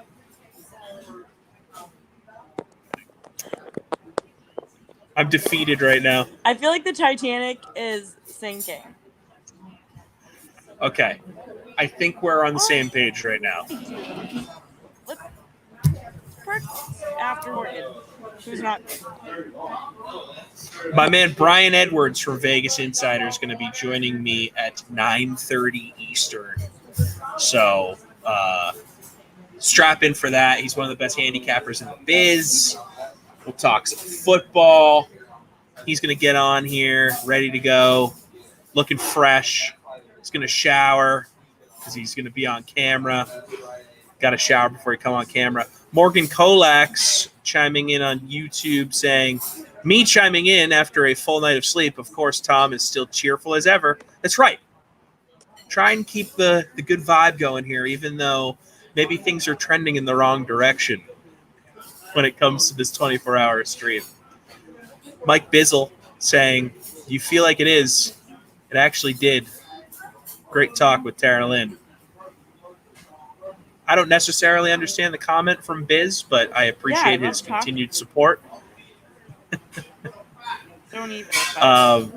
So I'm going to lay out for a second here and make sure that you get this all out in case so we don't have a weird Wi-Fi thing. You mentioned the top Madden quarterback ratings for 2022, the Madden 22 game. Give me that top 5 or top 10 or whatever you have because I'm curious. And I'll lay out here. I won't interrupt. If you have it in front of you. Fine. No, I do. So I went on DraftKings Instagram story yesterday and I did the Madden 21 quarterbacks and we asked basically over under polls asking people, hey, do you think, Tom Brady will move up in the ratings? Will he move down? With all the top 10. So, top 5, and I was pretty spot on with a lot of these guys. So, Lamar Jackson dropped. He was at a 94 rating for Madden 21. 94 rating for Madden 21.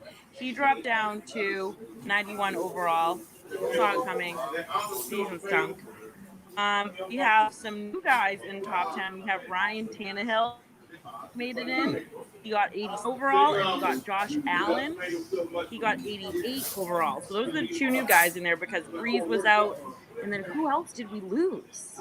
I'm trying to see. We have Matt Ryan, stinks, but he's still in there. He actually moved up, which is surprising. No, he dropped. I'm kidding. Matt Ryan dropped to 85. Ryan Tannehill 7, Prescott 87, Josh Allen 88, Watson 90, Lamar 91, Russell 94, Rodgers 96, Brady 97, and Mahomes obviously stayed in the 99 club. Of course. That all tracks for me. Lost Carson Wentz. Makes sense. Where was he ranked before? Makes sense. Carson Wentz and Dak tied at 84 before. Wow, he was really high. That's surprising. So, Tara Lynn, thank you for joining me. I don't know if it's a Wi-Fi issue on your end or my end, but I do have my next guest coming up here in a second, so I'm gonna let you go, and we'll figure out the. Actually, Jacob's here. One second. Sorry. Did you want more tea? I will take more water. Okay, got you coming. Thank you. Very nice. Please. Yourself more water, and I hope you survive the rest of the day. Tara Lynn, thank you for joining me. Appreciate it. Bye.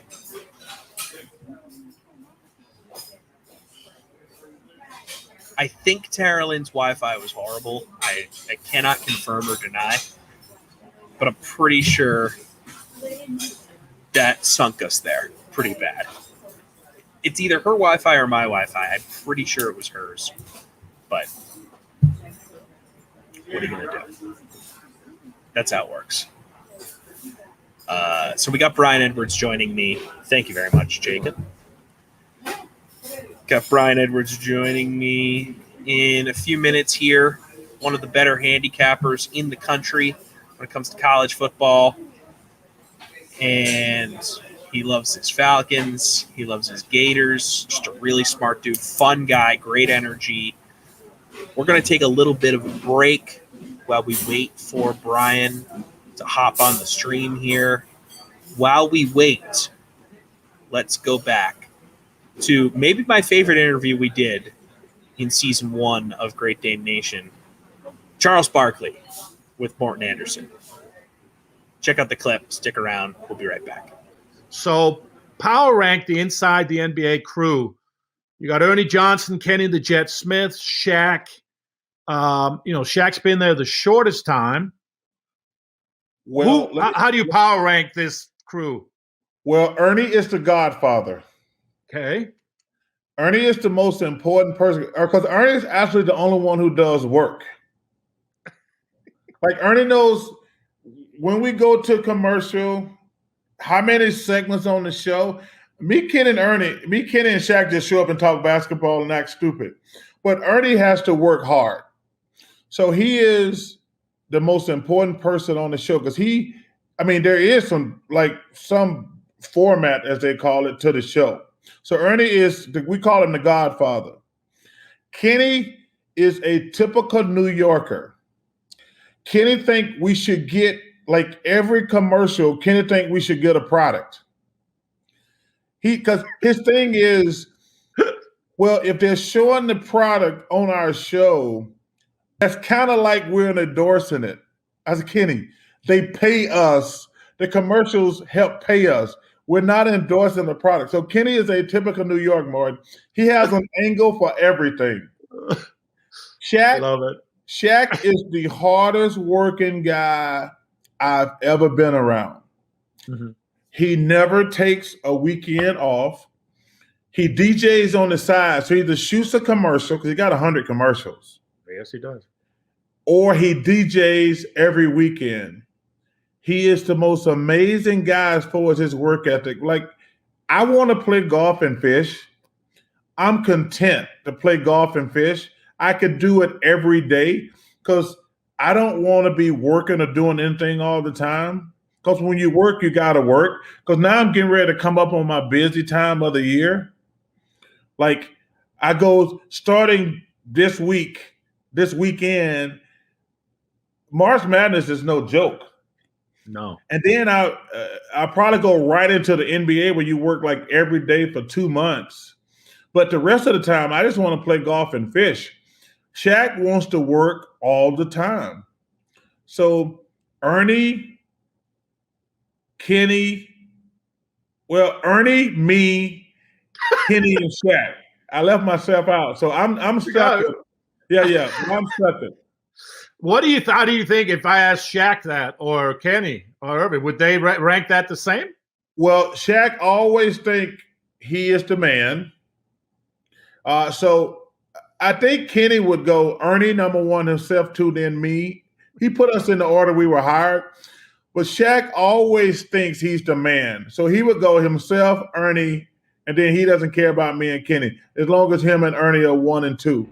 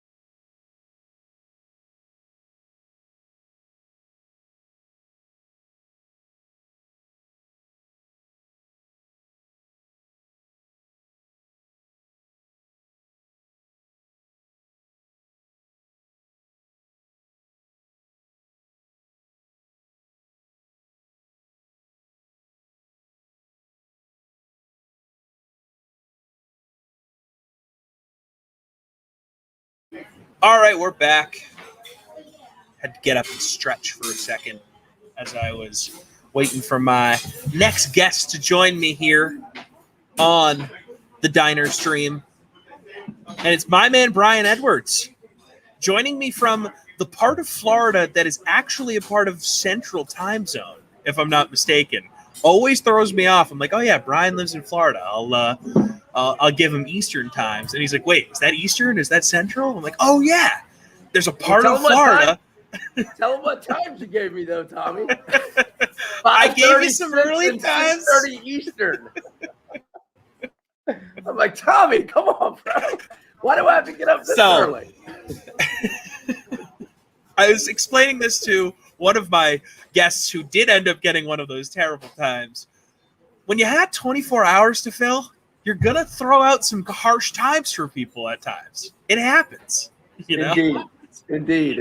So, I don't think I had figured all that out yet. Quite yet. Yeah, you're like, wait, what is going on here? So, Brian Edwards joins me, one of my teammates at Vegas Insider, one of the best handicappers in the business. And Brian, before we talk football, I want to talk diner with you. What's your go-to diner meal? Do you have your go-to diner spot? Have you had a late night crazy diner experience that you can recount for me? Give me everything you got on diners. Yeah, man, we had a great one in Gainesville when I was in college, but I've been out of college 20 years. Oh, wait, God, it's on the tip of my tongue. Dang it. I'll think of it in a second. I'm losing. But I'm not much of a fast food guy. I know diner's not a fast food. Chick-fil-A is the only fast food I do. I mean, I did plenty of Waffle House drunk in my 20s, but not lately. Yeah, it's a situation where I don't find myself going to a lot of diners either, but whenever I do go to one, I'm like, man, I wish I went to diners more. Right? It's such a good vibe. The food is great. I've mentioned this to my first guest of the part 2 stream here. He was like, "Oh, you should have done Waffle House." Apparently, Waffle Houses nationwide don't have Wi-Fi. It's like a thing. Oh, wow. Good move not doing that. Because I was thinking when I got up, I was like, is he at Denny's or Waffle House? It's Denny's, right? Yes, I'm at a Denny's, right? Because I think when I originally texted you, I said I was going to do Waffle House, but that was since debunked by the lack of Wi-Fi. Now, how did you figure this Waffle House no Wi-Fi out before you showed up there? You looked it up because that is very keen of you to make sure on that. I did some location scouting late last week in the Waffle House situation. Went there, talked to a manager, was told that, so I said okay. Went to another Waffle House location, was told the same thing, so I said all right. And then I stumbled on the Denny's, which is on the same street as this Waffle House, and it's a great spot. Very, very nice staff, great vibe, solid Wi-Fi, which is key. And very key. Have you been there? Where are you in your 24-hour stretch right now? When did you start? So I started at 6 o'clock our time because we're both on Central, and it is now 8:30 the next day our time. So 14 and a half hours in, man. Yeah, I'm 14 and a half hours into this thing, and the crazy thing is, Brian, I have not drank a single cup of coffee. Impressive. Yeah, I'm feeling good about that. You're going to need caffeine here in a little bit, though, buddy. Yeah, the afternoon is going to be tough. I'm gonna need a jolt. Actually, I'll show you. You'll love this. Some of the prop bets we put together for the 24/7 stream. These were some of the over-unders heading into it. So, since you haven't been, and I wouldn't expect you haven't been watching this thing, so you don't know where I'm at with any of this stuff outside of the coffees. Where would you go for each of these? Rapid fire. Ooh, okay. Plates of food. I mean, if an entire plate is them just bringing you a couple strips of bacon as a snack, I'm gonna lean slightly over, not by much. Mm-hmm. Just I'm thinking you'll hit 6 there. Coffee's a strong under lean at where we are at the 14 and a half hour mark. Bacon strips, 9.5. Depends on what size they are. I'm gonna go under there. 6.5 pieces of bread. I got to go under there. All drinks. I mean, it depends on how tall their glasses are. I got to go over there. Napkins used. Oh man, over. Bathroom trips. I mean, you're drinking a lot of water. I'll go over there. Server visits over. Guest no shows. Oh, in that midnight 5 a.m. area. Whew. I'm going to go under on the guest no shows because I'm pretty sure you got some reliable guys. And what are GDN plugs? The Great Dane Nation plugs. Oh, over for sure. Okay. So I'm actually going to start out here with the guest no shows because we just had one, shockingly. Right before you were coming on, we were supposed to be joined by my podcast co-host, Morton Anderson. The first no-show of the 24-hour stream is Morton Anderson's scheduled second appearance on the stream. So now he gets number one there.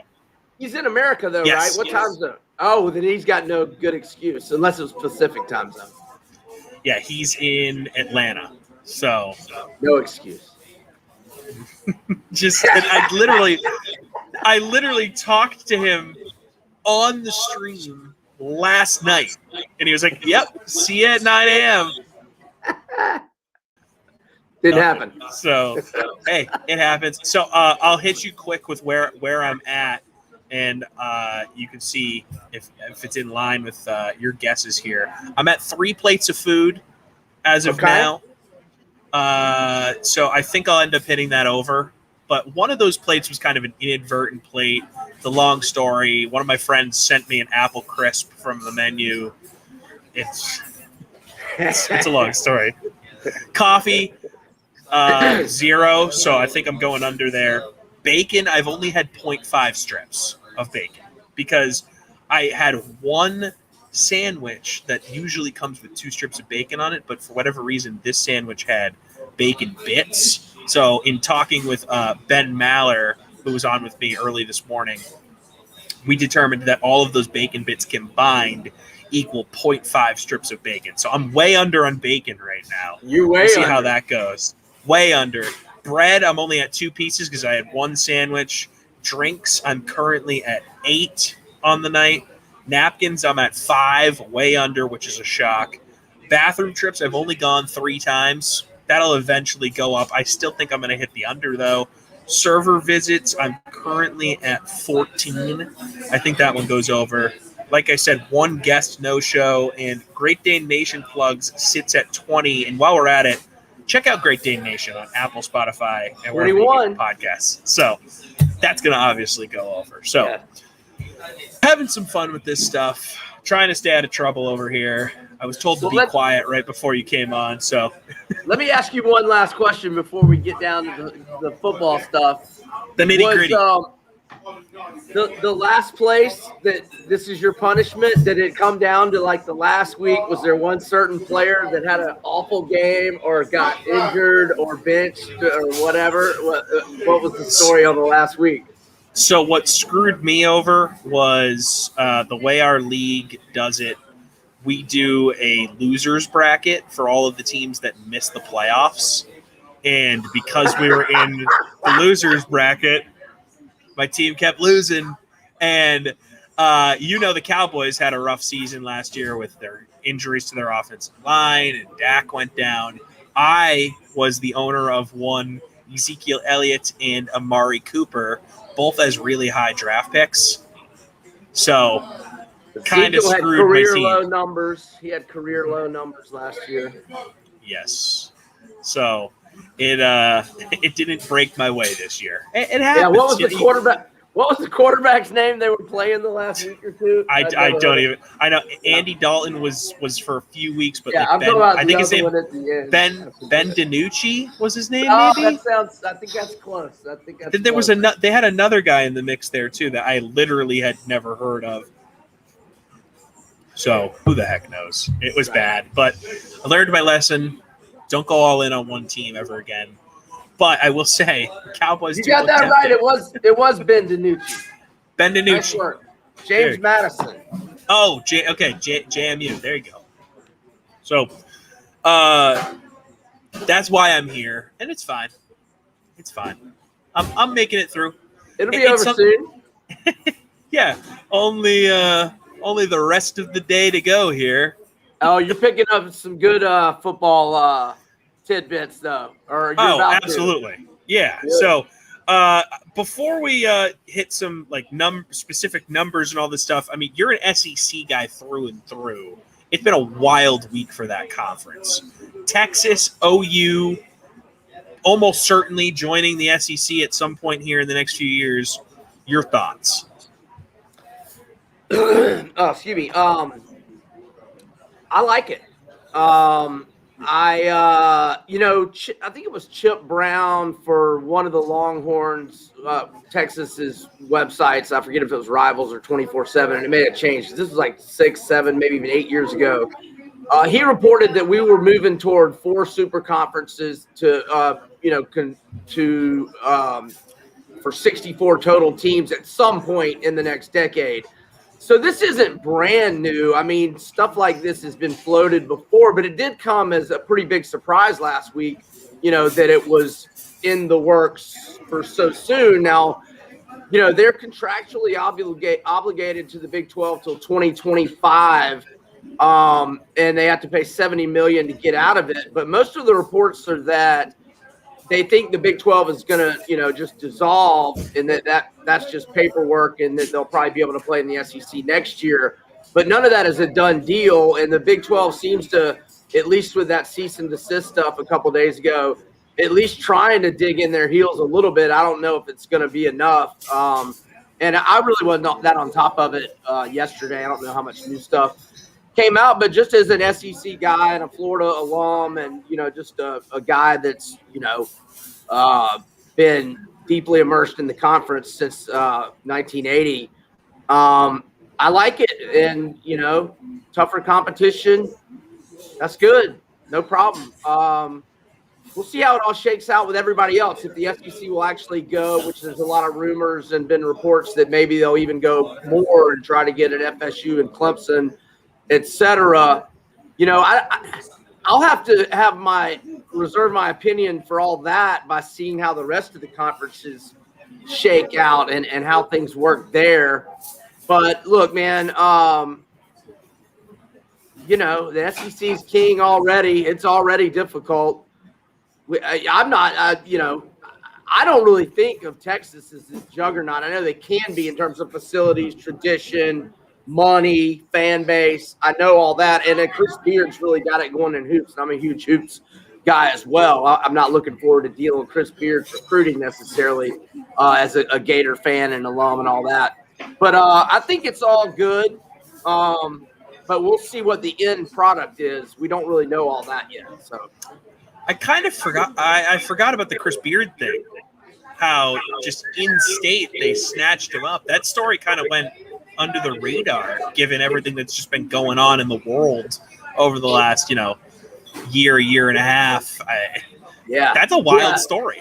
Yeah, well, and he's made in the last, a lot of people tune out college basketball after March Madness, but the off-season stuff, I mean, he is killing it in recruiting, not just hitting on some high school kids, but he crushed it in the transfer portal. He's got himself a big-time team ready for next year, and he's got a bunch of recruits on the way. And now that Chris Beard is at a juggernaut, I mean, he was recruiting well to West Texas and Lubbock, right? Which isn't exactly, Austin. Paradise or Austin. Yes, exactly. So right. Chris Beard's got it going in Texas basketball right now. That's awesome. So you texted me a few winners. Do we want to just hit these winners real quick? Give people some winners. I mean, we're a few weeks out, but we might as well just bank these winners now.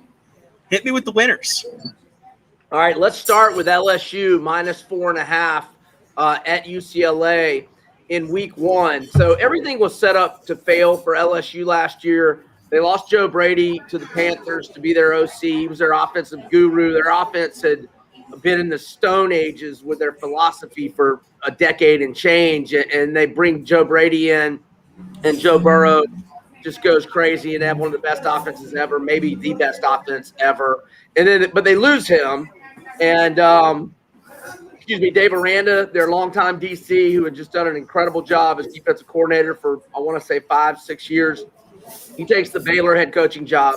Okay, they only had 5 starters coming back. They had 14 guys drafted in the NFL. That didn't even count Thaddeus Moss, who was an undrafted free agent who had 41 catches and 0 drops and 9 touchdowns that year. So there's 15 really good players gone. They only bring back 5 starters, and then one of them, Jamar Chase, first-team All-American in 2019, he opts out, and he's a 5th pick in the draft of the Bengals. Then they had several defensive starters opt out. So they were completely set up to fail, and every defending national champion is going to kind of have a hangover anyway, unless they just return most of their players. And that was the last. They didn't return hardly any of their players, lost 2 of their best coaches, probably their 2 best coaches. I mean, love Coach O and his personality and all, but they lost their 2 best coaches. Right. And then Miles Brennan played very well in the first 3 weeks of the season. he gets a shoulder injury. He's out for the year. So then you've got to navigate the rest of the season, a 7-game SEC-only opponents with two true freshman quarterbacks. During COVID, where you can't really have a true preparation period with basically an entirely new team. And the new coach thing, you didn't have spring practice. So it was all set up to fail for them last year. But the last two games, they win at Florida. They win against Ole Miss in the last game. Max Johnson, Brad Johnson's son, looks great at quarterback. Now Brennan is back healthy. I don't know who's going to be the quarterback, but I don't care. I know both of them are good.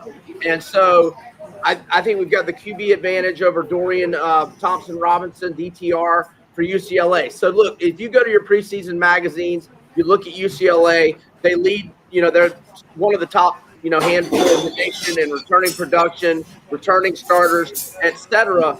However, when you go 10-21 straight up and 14-17 against the spread in the 3 years under Chip Kelly, and 13 of those 21 outright losses are by 9 points or more, who cares if you got those guys coming back? They haven't been very good. Now, they were better last year. They went 3-4. They lost 4 one-possession games, but that was Pac-12 only competition. This game is going to come down to the trenches. The O-line and D-line matchups are mismatches in favor of LSU, and I think anything 7 or fewer is really a gift with LSU, and you can get them by 4.5. They're going to win this game by double digits. They hit the portal nicely. They got Clemson transfer Mike Jones, the best linebacker in coverage in all of college football. They got Georgia transfer Major Burns to add to their secondary. He's a former 4-star recruit. Brennan and Johnson had a 19-4 TDI&T ratio. Deshaun Butte, true freshman last year, played for an All-American season. He's preseason All-American and a lot of math. And Derek Stingley, probably the best cover corner in the country. Phil Steele's national unit rankings have their D-line ranked 8th in the country. Special teams are number 16. They got one of the best O-lines in the SEC. LSU puts it on UCLA in week 1. Love that. And I think everything you said about LSU is dead on, obviously. I think it can even be stated even more how mediocre that program is with Chip Kelly right now at UCLA. And, we had Troy Aikman on the podcast, and he was talking about how it's kind of put up or shut up season for Chip Kelly because he's now had his time to bring his guys in. And when you have a guy like that making that type of statement about your high-profile head coach who hasn't done anything since he got there, doesn't really sound like there's a lot of good vibes surrounding that program right now. So I think it's a great call by you. I don't want that to be – that whole take on that game is more pro-LSU. I don't want to, be pissing on UCLA, if you will. I mean, they're going to be better, but they don't – they're not a single-digit underdog to LSU, who I think is ready to have a big-time bounce back here. I mean, I think LSU is going to be a 9-10 win team this season. So it's more a pro-LSU take, but there is plenty to be negative about UCLA. Now, I do think they get their first bowl game this year and will be improved, but my God, they better be improved. Good Lord, they've been horrible. So you and I were texting a little bit right after I locked you in for a non-terrible time to come on the stream. I appreciate that, by the way. My Friday my guy a lot better, man. If I had to get up 2.5 hours earlier, it would have been a terrible Friday. So you mentioned that Westgate has the Gators at +13 versus Bama on September 18th. And +7.5 versus Georgia, +3 at LSU. What are you thinking about in all of those matchups with the Gators and just the Gators in general heading into next season? Obviously, they're going to have a new quarterback, so that's always something that teams have to adjust to. They lost some skill position guys on offense to the NFL. Your Falcons getting Pitts in there, who's a legend. So what do you think about the Gators next season? All right. Well, I'll start with the Alabama game. It's going to be a tough place for Bryce Young make his first career road start. Now, I'll make exceptions for Nick Saban in Alabama, but usually I'm looking to fade either whether it's to the NFL, a rookie quarterback making his first NFL road start, or even if it's the first career start, whether it's second or third year guy, first career start on the road. That's a immediate alert. I want to fade this quarterback and this team that week. If now all the variables have to be in play, and I will not look to fade if I see Bryce Young, absolutely kill it against Miami. So I'm undecided on that one, but I will just say to start, the Swamp is not a good place to make your first career road start. It's going to be a 3:30 Eastern CBS game, so it's going to be on September 18th. It's going to be 110 degrees on the field. Ooh. It's going to be the first game of significance in the Swamp, full capacity, post-pandemic. So since the regular season finale in 2019, so that crowd will be electric. But I got to see Bryce Young before I say I'll want to play the Gators there. I do like the Gators plus 7.5 to Georgia. I don't know why everybody's drinking the JT Daniels Kool-Aid. He was very mediocre as a 5-star freshman at USC in 2018. He tore his ACL in week 1 in 2019. He didn't play until November 18th of last year. He played 4 games for Georgia. He played against a Mississippi State team. They were 25.5-point favorites. They won by 7. It was a tie game with less than 10 minutes left. Then they go to South Carolina, who had already fired Muschamp. Their 2 best players, J.C. Horn, Joe Horn's son, good friend of Morton, I'm sure. He had opted out. Israel Makamuno, he opted out. So, and that was a terrible South Carolina team anyway, without their head coach and 2 best secondary guys. And JT Daniels lit them up, and they won in blowout fashion. Then they went in blowout fashion at Missouri when Missouri had a lot of COVID issues. And then they only scored 24 points against Cincinnati. So he's a quarterback that played 4 games for Georgia, had some pretty good stats, and now everybody wants to anoint him the Heisman winner. Georgia lost a lot of guys, 30 lettermen. They lost 6 starters on defense. They've got really good running backs. They've got really good talent base with Kirby's recruiting, but Kirby's not a good game coach. And so right now I lean Florida plus 7.5. I think the LSU game's a toss-up, so LSU -3 sounds right. I know DraftKings has only got LSU at 1.5, but just a little more on Florida. 1 second.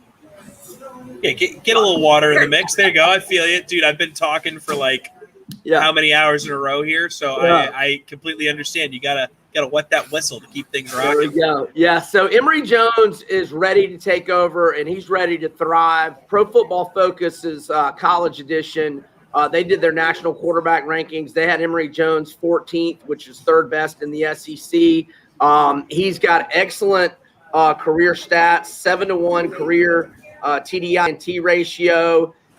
He's also got 6 rushing touchdowns. He's never fumbled in 92 rushing attempts. Mullen has given him playing time in most games. Well, he's played in 20 of the last 25, and he usually gets a possession or 2 in the first half of pretty much every game. And Trask got hurt against Auburn a couple years ago. Emory led him on a scoring drive in a very close game while Trask was out. He's played in big games. That hasn't been all mop-up duty or anything of that nature. So I think he's ready to thrive. And if not, Anthony Richardson behind him is an absolute stud. 6'4", 235, can move. Played a little last year, but he's a redshirt freshman technically. And the Gators defense was the worst since 1979 last year. They've got to improve. They should improve. I think talent-wise, they're top 20 in the country. They've got a 5-star DeMarcus Bowman running back added to the running back talent. Obviously, they're going to miss Pitts and Tony bad, but we've got Jacob Copeland, Justin Shorter's ready to have a big year, and Xavier Henderson. Florida's going to be good. They'll be favored in 9 games, and the 3 underdog spots we just mentioned. I think they'll win at least 9, and I think they'll cover against Georgia. And there's the kind of, without me just, I could talk for an hour about the Gators if you want me to. You probably won't. No, what I would like you to do, though, is tell me why the Falcons are going to be better this season, and tell me why I shouldn't put Kyle Pitts in that offensive rookie of the year slot in my submission for preseason predictions here. Oh, you absolutely, no doubt about it, should put some money on Kyle Pitts to win Offensive Rookie of the Year honors. If he is healthy 14 or 15 of the 17 games, it's a wrap. He's got it. Because with no Julio, he's going to get a lot of targets, but it's not like they're going to be able to double and triple team him. Calvin Ridley is one of the best receivers in the league, and Russell Gage had a breakout year last season as well. And I think Pitts comes in as one of the top 5 tight ends in the league immediately. It will have a good chance to make the Pro Bowl. And I'm telling you, man, this guy is, if he stays healthy, I mean, to make this statement, everybody has to stay healthy. This guy's going to be a Hall of Famer if he stays healthy. He's, you've heard, dozens of scouts or analysts say this is the best guy I've ever evaluated coming out of college. He's a freak, man, and he's tough, and he is really, really, really good. So the Falcons, I worry about the defense, man. I worry about the defense. The offense is going to be a top 10, maybe top 5 offense. I love the offense. But the defense is the concern. They did lose 8 one-possession games last year, so that's one reason to think if they can get a little better defensively, that, man, maybe run the ball a little more, that they can be a little better. I don't know if they make the playoffs, but I do like their win total over 7.5 a little bit, not a lot. All right, buddy. You just gave me all sorts of football knowledge. You gave our listeners winners. We love winners here. So I appreciate the time. Thank you for getting up early, but not that early. And, let me squeeze in one more winner. I won't go in depth. I know you're running out of time. Do it. Louisiana plus 10 at Texas. New coach, new QB, suspect defense for Texas. Lafayette only lost 1 game last year. 20 of 22 starters back. Levi Lewis, 54-14 career TDI&T ratio. Not only do I like it plus 10, the Raging Cajuns upset, win outright at Texas, just like they did in Ames against Iowa State last year. And Boston College over 7 wins. Phil Dracovic and Zay Flowers are going to crush it. And I think I've taken up too much time, buddy, but I've enjoyed it. Dude, anytime that you can give Boston College some love, I'll give you more mic time. That's how it works. I didn't even know that was your squad, brother. That's my squad, dog. Oh, I love Boston College this year. The only unwinnable game is at Clemson. It looks unwinnable. They were up by 18 at Clemson last year in the second quarter. The schedule. No Trevor Lawrence, yeah. The schedule is easy. Well, no Trevor Lawrence again this year either. So that's right. That's a good point. I like where it's at. And Uiagalelei, he played good in that game. I don't know that they missed Trevor that much. He played really good in that game. So yeah, I love that's my favorite win total. Boston College over. Look, you go through the schedule, Tommy. Tell me if you don't think that's a 9-win team. Oh, I've played the schedule game with my buddies, and we're talking undefeated here at Chestnut Hill. I love it. I love Halfley, man. I love him. He's great. He's building something really special there. I think he's awesome. I think he is too. I agree. Brian, now you've got me hyped. I don't even need to drink coffee the rest of the day. I appreciate your time, buddy. Appreciate it. Have a good one, brother. See you later, brother. All right, that was Brian Edwards. You can follow him on Twitter at VegasBEdwards, one of the best college football handicappers in the country. You're going to want to go check him out. They're a great team at Vegas Insider. Jason Rossi is on deck. My DraftKings Dream Stream brother. He is waiting. He can hear me. And I want to tell him this. Rossi, I'm going to go use the bathroom. So we're going to give the people a little video, and then I'm going to come back, and you and I are going to chat. So what are we going to watch here? Let's see. Let's give the people a little Kurt Warner on this Friday morning. Jason Rossi's favorite player in NFL history, Kurt Warner. I'll be right back.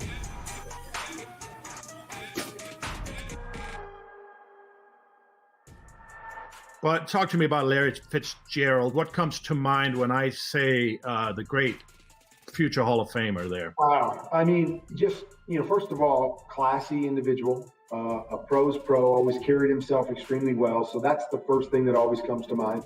Mhm. But I think the other thing that comes to mind, I would say evolution, is that to watch him from his second year in the league to become one of the greatest wide receivers to ever play this game, to watch him evolve as a player, and to watch him, you talked about the details, to put the details into his craft.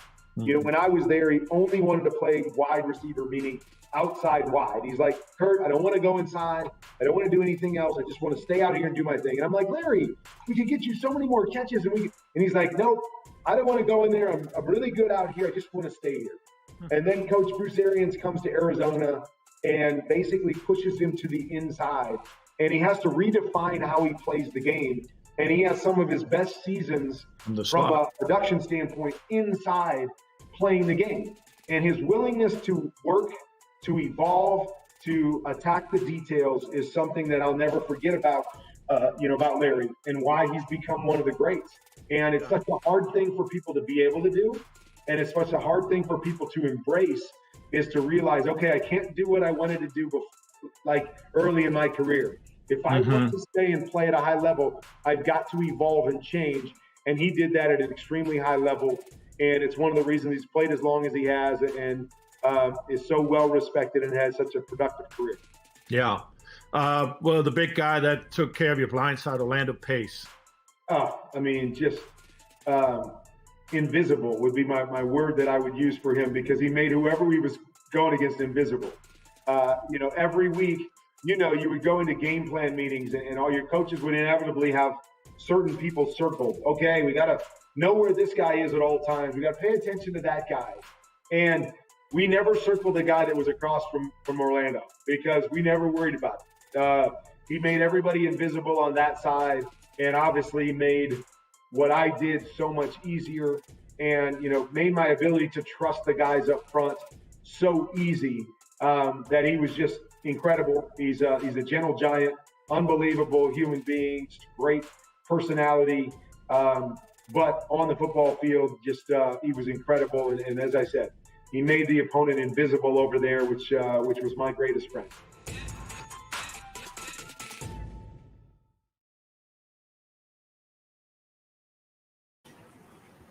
I am back, and I'm here with Jason Rossi. Rossi, what's up, dude?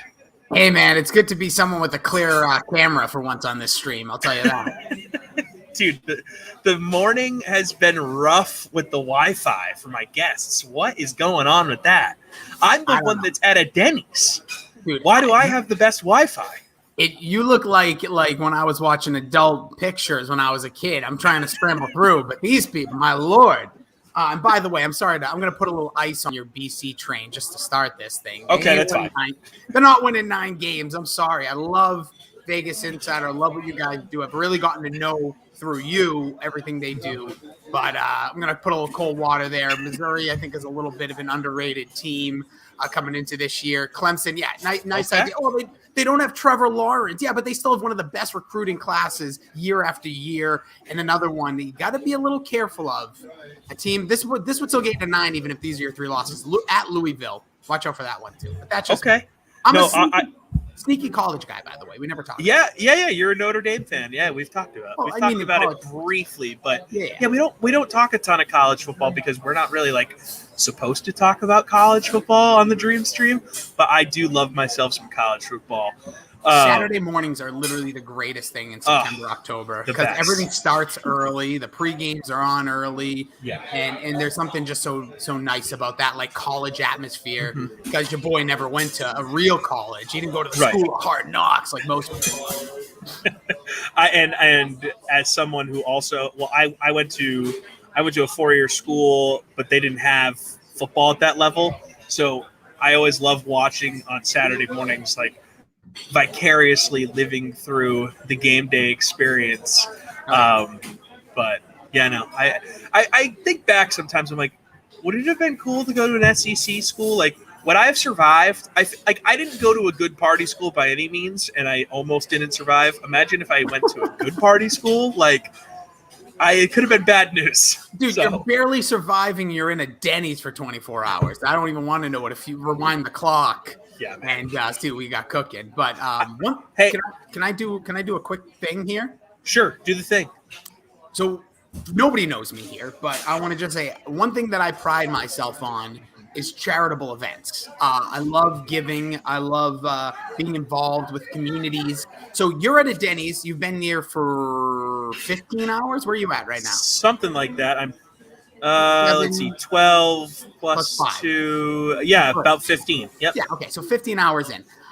I've done this before on where we have gotten to know each other, even though we've had brief passings in the radio career at the Dream Stream for DraftKings. Right. I'm the biggest insider on DraftKings. I'll give you all your futures bet at 10.25. But with that being said, I want everybody who comes in, and you can plug this later, and you don't have to, aside from your show, your plates of food, and all the coffee you have to consume over the next 7 hours. Yeah. Oh, no, sorry, 9 hours. Who am I kidding? Everyone who hits a like button on this, minimum, I'll do $10 donation to the Boston Food Bank. Now, hell yeah, man. Because you're at a diner, I think it only fits. And if there's something in St. Louis, if there's a really, really strong, I just don't know it. I know the Boston Food Bank. I've worked with them. So every like will be a $10 donation. And if you know one in St. Louis or if Denny is affiliated, we'll split it down the middle, half to Boston, half to St. Louis. So encourage you all smashing the thumbs up. That's what we do on the Dream Stream. And yeah. I think it's admirable what you're doing. I know it's for fun. And I always like charitable event tie-in. So anything that happened over the first 12-hour broadcast and this one. So feel free to plug it. You don't have to, but minimum $100 to each if you have one in St. Louis. If not, I'll find someone, and if not, we'll go all to Boston. That's amazing, dude. Let's just do all to the Boston Food Bank because I love it. That's I'm from that region. I'm moving back. That's great, dude. I appreciate that. And yes, I will plug the crap out of that because I should have probably tried to get a tie-in, and I should have just went to Rossi from the get-go. Adam Kaufman chiming in on YouTube saying, smash the like button. Love that. That's right. Get in there. So Jason Rossi, I didn't give you a proper intro. Okay. We do DraftKings together. We talk about Madden football. We talk about everything on there, let's be honest. You have the Pop Culture Pile Driver podcast that you do with the Dork Sheared Universe. Look at you. Look at you. Okay, there you go. I got it. It's that second word. It's that second word that always screws me up. Is shared, and then it's like Gooniverse. Shared Gooniverse. That's what it is. Okay, Gooniverse. Got it. So, always love working with you, buddy, and I'm happy you're able to join me this morning. And the first place I want to start is a place that you and I have gone throughout the off season, and that's with the Mount Rushmores. Hell yeah. We did a Mount Rushmore for every single NFL team this off season. Pretty proud of that. We had fun with it. The chat enjoyed it. We had some battles. But I'm at a diner, so I want to hit you with your diner Mount Rushmore food items. Not restaurants, not drinks, menu items, food. The floor is yours. If you're going to a diner, you're an absolute buffoon if you're not getting pancakes. I'm sorry. I know people love a waffle at times because things fit perfectly. The syrup fits in there, the butter. Get out of town. You got to go hot cakes, pancakes. You need to try that place's pancakes. You can throw anything in there. So I know Mount Rushmore's, you want to be like strict, like, oh, banana pancake, the blueberry. Now, pancakes, throw something in there, your flavor of choice. That is an absolute must. The number 2, without a doubt, is bacon. You may not be the fan of the swine. You may not eat all the meats. Even if you have to order it because you know what? It's like a candle after taking a stank. You need the smell around you. You need something that just, oh, baby. Nothing lifts the spirits like the smell of crispy bacon. So that's got to be on there. The rest of the way, this can get a little interesting. But to me, diners, I don't know what you think of the first two, but. No, I think you're dead on. I think that we can lock those in, as we like to say. I like that. these are the two that you have to have on there: bacon, pancakes. Everything else, I think, is fair game. So here's what I'm going to go with the next one, because I think if you go to a diner, and we're talking the diner experience, whether you're going to a Denny's at 3 a.m., which I'm sure you can do a podcast later talking just about that.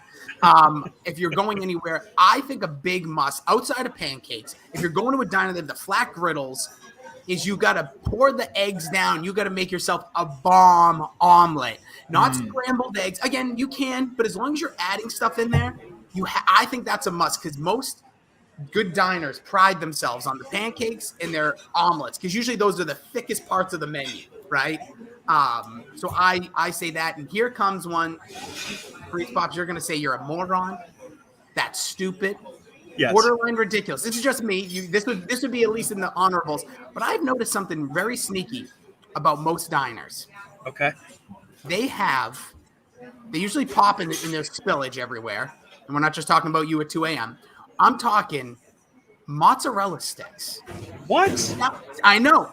Hold on. I know you want to think home fries or the hash browns or whatever. No. Mozzarella sticks are sneaky delicious at diners. I don't know what it is. It's probably just a frozen bag you can get at your local grocery store, but there's something about them. So just throw it out there. If you have a chance over your next 9 hours, FreezePops, get the Denny's Mozz sticks if you haven't already. So I already have, before we get into that, adding him to the stream as he is an hour and 11 minutes late for his 9 a.m. hit. I had a sleep study. I apologize. Sleep study? Morton Anderson, the Great Dane, joining us for hit number 2 on the sim. What's up, Jason? On the streamer. Wow, he's got a cat here. Oh, my cat got excited. He goes, "Is that a Hall of Fame kicker? Is that a gold jacket?" Yeah. no gold jacket until next Thursday. So yeah, that's right. Morton, my friend Rossi here, I do DraftKings simulations with him, as you've watched before. You know how ridiculous they are. This is one of the people that endures those with me. He is obsessed with kickers, loves kickers. He doesn't think kickers get enough respect. He thinks that kickers are undervalued across the board.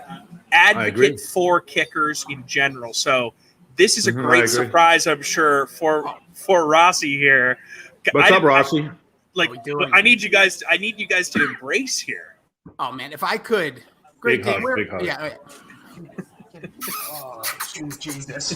That's a cool mic. Wow. Thank you. You're a cool mic. It is cool. Morton, here's the deal. First and foremost, absolute honor. You and FreezePops podcast, by the way, very excellent job. Would have never known the personality that you have, the stern stance you have on certain things. So first off, kudos to you. Well, we don't talk about everything, because I do have some very pointed views on things that maybe are not meant for profit. Maybe they are meant. I don't know. We'll talk about Denmark politics next pod. But Morton, the one thing I need to know from you, and I know you guys probably talk about this, you let FreezePops take over some of these lists, which whatever. I need to know right now in the game, right now in football, who is the kicker you look at, regardless of like statistics, that you look at with approach, when they look at the game that you think is the best in the game, not just statistically, but what you see from your perspective of years in a Hall of Fame career as a kicker. I'm very intrigued by this. Yeah, I would say the guy that sticks out is Justin Tucker.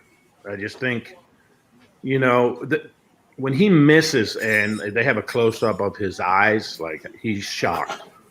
So when you get to that point where you're shocked when you're missing, a 50-yarder or a 47-yarder, then you are at a high level. And I think that Justin has achieved that level. He expects to make everything from everywhere, anywhere, and usually does. So I would put him up there, right up at the top.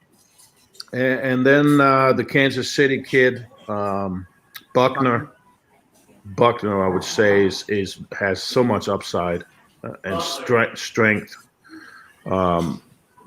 So I have him up there too. But there's a lot of guys, if you look at the breadth of the league and the talent, Will Lutz in New Orleans, although and everybody said he had a down year, but he was still banging them at an 87%. So to put that in perspective, I was an 80% kicker, okay, over 25 years, 79.7, 79.8, something like that. Jan Stenerud was in the low 70s. He's in the Hall of Fame. So it has incrementally increased the percentages. And if you're not an 80% kicker now, you're not even average. You're not average. So that has increased tremendously. The guys now that are at the top of the league is they're shooting at 95%. You know, so the body of work, the breadth of it is so intense, and it's so much better than. But there's also more time being spent on it from an earlier age, Rossi. You know, there's. Back, it used to be an athlete that was an offensive lineman. It was a straight-on kicker. Oh, he looks big. Let's put a square foot on him and let him bang it, right? Yeah. Then it became the soccer style. You had the Gogolak brothers, evolution of kicking. Hey, Stenerud came, and you had the soccer style kicker becoming dominant. And it was mostly foreign guys, you know. Guys off the boat, guys that couldn't speak English. I kick a touchdown, you know. Carroll, Upremian, Tony Linhart, Tony Fritsch, Rafael Septien, Efren Herrera. Great names. These foreign guys. By the way, Efren Herrera scored a touchdown on a fake field goal. That was, he was with Seattle Seahawks. And now it's American-born guys, you know, that are made in America, made in the United States of America. It's a beautiful thing. Although I'm an immigrant too, but I became a U.S. citizen, so I'm made in America too. So yeah, it has just the whole kicking game. If you look at it, has changed so much over the years, and it's because guys are doing it from when they're 5 years old, 6 years, 7 years old now. And it's just better. And also what you have is you have a wave of guys, the John Carneys of the world, the Jason Hansons of the world, who retired and are now consulting and teaching the younger generation guys, where before you didn't have that body of work available to you as experts. There's so much technology too, the way they use technology. You know, the TrackMan is being used with kickers now. TrackMan's famous for tracking golf shots and speeds and launch angles and so forth, and clubhead speed. Now that's being used and actually being used in games. You'll see it once in a while on primetime television. You'll see this kick would have been good from, whatever. That's the TrackMan technology, right? That a Danish guy invented. Shout out to the Danes. Yeah, Danish. Right, shout outs. Well, it's a Danish broadcast now. I just kind of took over, Rossi, and you just tell me when I should leave. But no, you say. As Freeze knows, no, you ask a question, I can go for 30 minutes. So. Yeah, that's right. I'll cut you off. You said something about banging at 87%. I was looking at some photos of you from your early New Orleans days. I'm sure that was you on a weekend banging at 87%. I'll tell you that. But talking about I was a little higher at that rate. I was going to say, come on, don't be disrespectful to the great. We all have our. I'm talking 2 nights. That's almost 9 out of 10. I'm just saying. He's in the Hall of Fame, Rossi. I know he's in the Hall of Fame. I'm not talking about kicking field goals, boys. But with that, neither are we. He's in a couple Hall of Fames, Mort. I guess one question also with kickers. First of all, you didn't mention my guy, Matt Prater, who I think is the guy. He loves Prater, yeah. I'm a big Prater fan. I think he's going to be the biggest difference maker of the offseason. May sound ridiculous to some. Look at Arizona's last year, how many games they lost by 1 score, adding a couple extra field goals. Their field goal, I think it was Gonzalez last year, was a clip around like in the early low 70s. But with that being said, what about – do you think we should be getting more gold jacket guys here for kickers? Do you think the door is going to be open more in the future? Or are there guys that maybe we should be looking back in history and adding in from a legacy standpoint? I do. So before I go on, I have a Matt Prater story because I took it, when I was with the Falcons in 06 or 07, Matt Prater was actually I think was there. And, as soon as they signed me, they cut Matt Prater, and he proceeded to get absolutely drunk at an Applebee's, stood on the table and go, "I'm better than that guy Anderson." Good. So that's hey, your guy.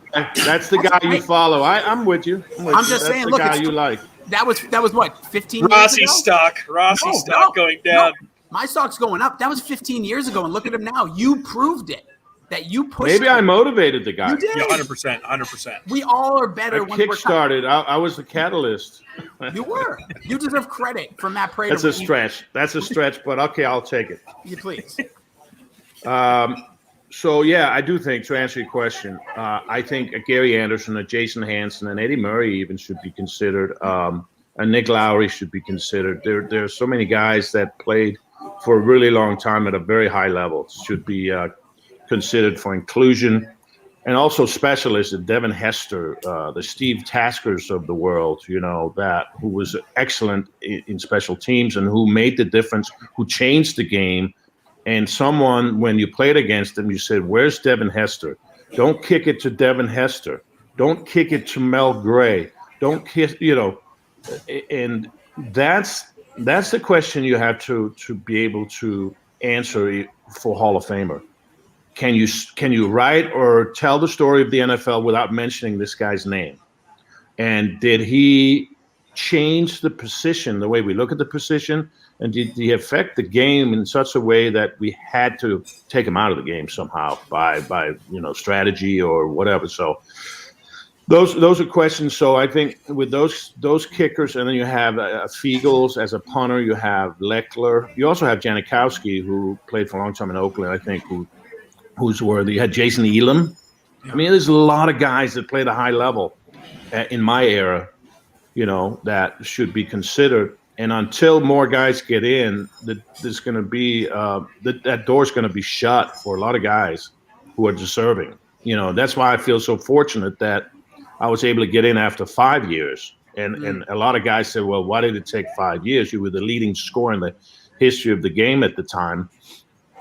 Every other leading scorer and every other, in the association, the league, hockey league, they're all in the Hall of Fame. Why did it take them so long? And it's just the NFL they're just slow on the trigger, and there's a logjam at the door. There really is. There's just so many deserving guys that are every down players, so forth, real football players, if you will. I mean, whoa! Don't do that. How dare you? Don't do How that. dare you? I know. You know what I mean. You laced them up. You made some tackles. You laid some dudes down. Come on.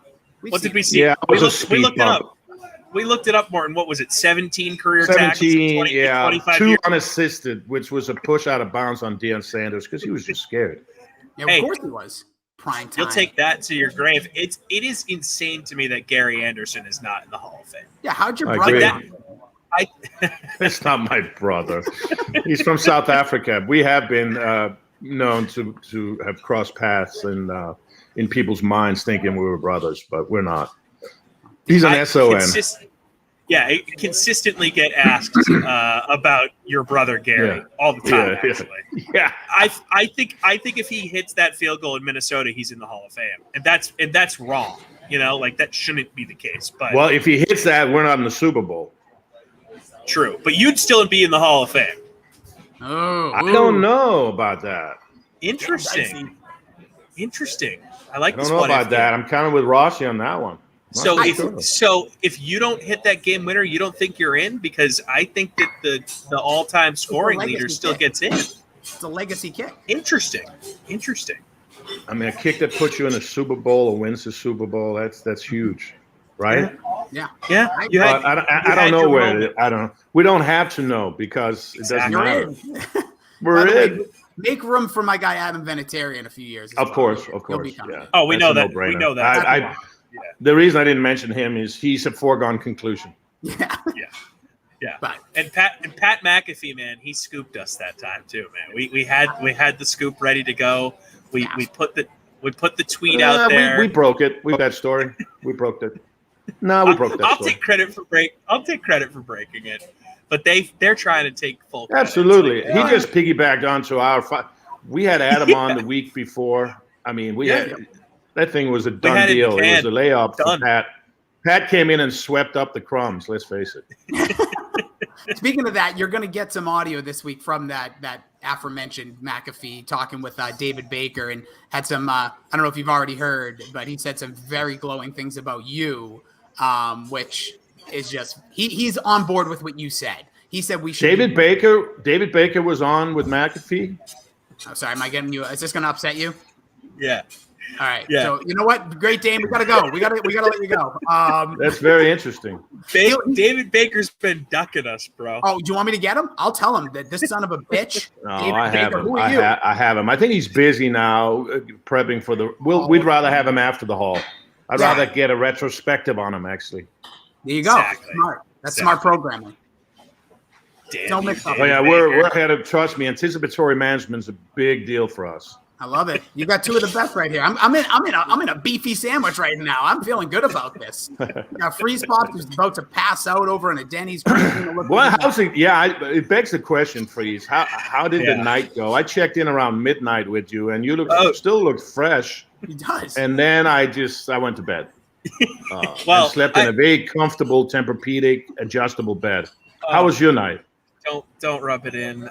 So look, I feel fine, but it's starting to get to be a place where I don't want to be here anymore. Are you hot? Are you at that point where your body's just hot?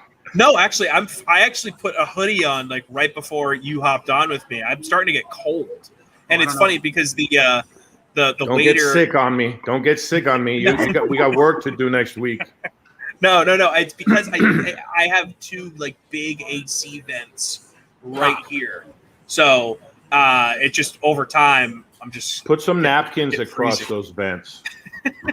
Well, Martin, that's a Denmark thing. That's a Denmark thing. You missed it about an hour or so ago. One of the waiters, this is the first time this has happened and me being here, came over and told me to shut up.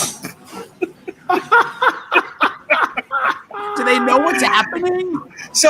Well, there's been shift changes, so I haven't specifically talked to this guy yet, but he came over. That's hilarious. That's great. Told me to shut up. So I'm sort of forlorn over here. I'm getting cold. I'm being told to shut up. I don't know. But look, I am how many hours into this thing now? Coming up on 16? 15 and a half. Yeah, 15 and a half. 15 and a half. So oof. Home stretch, brother. Home stretch. It really is. We're getting to the home stretch here. What do you have for breakfast? Do you have breakfast yet? So I was going to eat breakfast with you this morning, and I didn't order anything. I'm sorry. I overslept. It's my bad. But we're making up for it now with Rossi. Yeah, exactly. I'm stealing Rossi's time. That's even worse. No, this is an absolute pleasure. I'll tell you what, Freeze. I'll jump off, and then if you have a spot later today, I'll jump back on. No, you're good. I like this 3-man booth here because I respect both opinions here. I think that I'm going to have you guys help me decide what I'm going to order here on the breakfast menu. I want to stay savory, if that's cool with both of you guys. Savory? Okay. Yeah. Yep. So let's go egg whites with some veggies. Egg whites with veggies? Okay, let's see if they English have muffin, that. English muffin and a turkey sausage. Is that savory? That sounds more like it's not sweet. No. That sounds more like pain to me than You want an omelet? Bacon.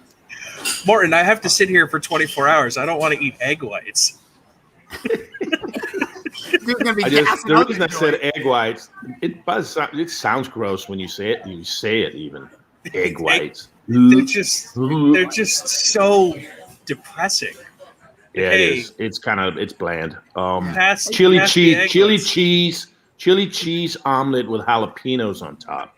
Okay, now we're speaking my language. Bathroom breaks are going to be coming through. Have him make some. You need bacon. You need bacon, Freeze Pops. Yeah, I have crispy bacon, extra crispy. Maybe some sausage. Hash brown, extra crispy. Yeah. Put some hot sauce on that. You know what, guys? I think I'm just gonna bite the bullet here and get the All-American Slam. I get a little bacon. I get a little sausage. I get a little hash brown. I get some eggs, a little toast. If you come to a Denny's and you don't get a Slam, I'd go double. I'd get double hash browns. Get double hash browns. Okay, I like this. Okay, I'm glad. It's like going to McDonald's and supersizing your meal, but you're just doubling everything. Double bacon, double hash browns, double toast, double eggs. Just go with the double Slam here. I would. I dig it. It's better. Breakfast is the new dinner. Let's face it, especially when you've been at a diner for 16 hours. Yeah, at this point, like, what is this actually breakfast at this point? What meal is this? Because what fast are you breaking at this point? What was the last time you ate? At like 3 a.m. Oh wow, that's pretty good. What did you eat at 3 a.m.? Yeah, what was that? I had Rossi, you brought up the mozzarella stick thing. I had a request on here randomly from one of our viewers to do a review of the mozzarella sticks. Love that. Who was it? Of course, I obliged. But my thought was, instead of just getting mozzarella sticks, if I'm going to get that type of thing at a Denny's, I might as well get the app sampler. So I went ahead and did that. And I had the mozzie sticks, I had the boneless buffalo wings, the chicken strips, and the queso. So I had a little bit of everything. Honestly, a lot better than you would think. A lot better than you would think. It hasn't hit me yet, but it will. But guys, how many times have you been to the toilet? I've only been. Let's see. I'm keeping track of this. Only 3 times. But I think have you done number 2? Any number 2s? Have you? I have not chatted yet. Nope, that has not happened yet. Guys, should we go 4 wide here? Should I just add a 4th person? Like, are we all hanging out? Are we good? It's your deal. You're running it. You're the producer. Okay, we're going 4 wide. My man Austin Hoff in the house is joining me from Chicago. The founder of Corked Bats, a hilarious sports humor website. Did I brand that correctly, Austin? Am I sure? Short? Okay, cool. Yeah, no, it sounds better coming from you. Yeah. And he hosts mornings up in Chicago on the country music station up there. So my man Austin is a force, and we're going 4 wide. I mean, I don't know. I'm no Morton Anderson, that's for sure. That's without question. That's not. I would never wear a hat backwards. Yep. See? It's not even all the way backwards. It's kind of to the side. I know. It's kind of cocked. No, it looks good. Looks good, bro. Here, for Morton's sake. No. I was gonna say, no. With the flat bill. Oh man, I might have to go get one of my flat bills. Go. Hey, I'll be right back. Sorry. Yeah, you know what? Hey, wait. Oh. I'm gonna grab a hat too. Hold on. Yeah. Okay. What's happening? How about Morton? You guys just hold it down. We got Yeah. you. No, Jason and I'll just hold it down. That's no problem. How about Morton just turning the camera to just brag about his Hall of Fame home right there? I know. Isn't that just classic? That's that's actually exactly how I would have guessed Morton Anderson's house to look like. Yeah. See, so kicking is a living, baby. Kicking is a living. The only man that seamlessly went from kicking in a Hall of Fame career just straight into podcast and content creation. Like, sure, why not? He's from Denmark. That's because he's a legend, dude. He's from Denmark. And also, Morten Andersen, definitely the best kicker / podcaster from Denmark in the history of the world, I'd say. Yeah. There's a lot of competition there, but he's right in the top. Number 1 for that combination, no doubt. Morgan, my fiance, checking in on me for the first time this morning. And I'm telling her that I'm alive. That's good. You know what? Yeah. It's only a 24-hour stream, Morgan. You could have just went on YouTube, but it's a good thing you checked on it. 10:30, by the way. What a love. What a love. Hey, 9:30 Central. Oh, yeah, my bad. Austin and I are living on the good time zone here. Yeah, 9:30. 9:30 is still a little bit late for her to be checking in, but it's also like I kind of get it. Like, you guys are engaged now, so she's about to be a wife. Like, you have to just come to expect that. Like, when you do stuff like this, Tom, you're going to just be hit with eye rolls and just look, I'll check in with him when I wake up, and I'm going to be sleeping in. So it becomes less and less like important as time goes on. Like, at first, it's like, oh yeah, I love that podcast you do, blah blah blah, and then a few years into it, it's like, oh, you're going to the oh my god! This is the flex of all flexes. Unbelievable. The flex of all flexes. My gosh, I'm surprised he doesn't. I'm surprised he's not ripping that jacket at the seams with how hard he's flexing right now. Seriously. Oh my gosh, this is incredible. Get that off eBay, Morton? Yeah. Whose jacket is that? I think that's pretty good, dude. I Yeah, think that's pretty good. Wait, hold on. He's doing this entire flex and he's muted this whole time. Yeah, he doesn't need to talk. I mean, he doesn't need to. No, the jacket speaks for itself. It's unbelievable. Just wearing he's wearing the shield tonight. He's just wearing the shield. Looking And like the Hall Rob of Lowe. Looking like Fame Rob Lowe hat. over here. Question? Oh my gosh, this is incredible. Wearing a Great Dane shirt too. He went to get a flat brimmed hat and he came back with the gold jacket. Tom, is this the first wardrobe change of the live stream? Live on the air? Actually, no. I had his name is Bad Boys of Pop. His real name is Tommy McCarthy, who was in the boy band No Authority in the late 90s. He took off his shirt in the middle of his interview around 3 a.m. Things were getting weird. Do you think we can get Morton to follow suit? I think the gold jacket will suffice. He goes, no. No, Not at all. I haven't worn this. I have not worn this since the last Hall of Fame because you don't wear it. 2 years you don't ago. really. So this is just a little preview, and I probably should take it off really. But I just wanted you boys to see that I wasn't faking it. I've never been happier right now. This is like what I could have dreamed. Cool, right? It's very cool. I'd say it's pretty cool. Patch is a little bit much, but yeah, it's cool. That one? That's nice. I But like this the is interior. cool. So let me tell you about this little thing if I can. I'm going to take it off. Morton, can I one day for like a certain amount of money? Can I wear that in the buff? Absolutely No, you not. cannot wear that. Okay, just happen. You can't Hey, touch it. look, you wouldn't know if you didn't ask. It's true. So does that say Morton Anderson to sit your the class of that you got in? Yeah, so it has. Let me see. There. That's It awesome. has your hall. It has your name, the class year, and then your number in the hall, 304. I was induction number 304. It's kind of cool. How many other kickers are in the hall? Do you know? Jan Stenerud. Say Jan that again. Stenerud, and then you got Ray Guy, but he was a punter. Okay. And then of course you have Luke Grossa, and you have George Blanda, but they were other positions. They played other positions. Right.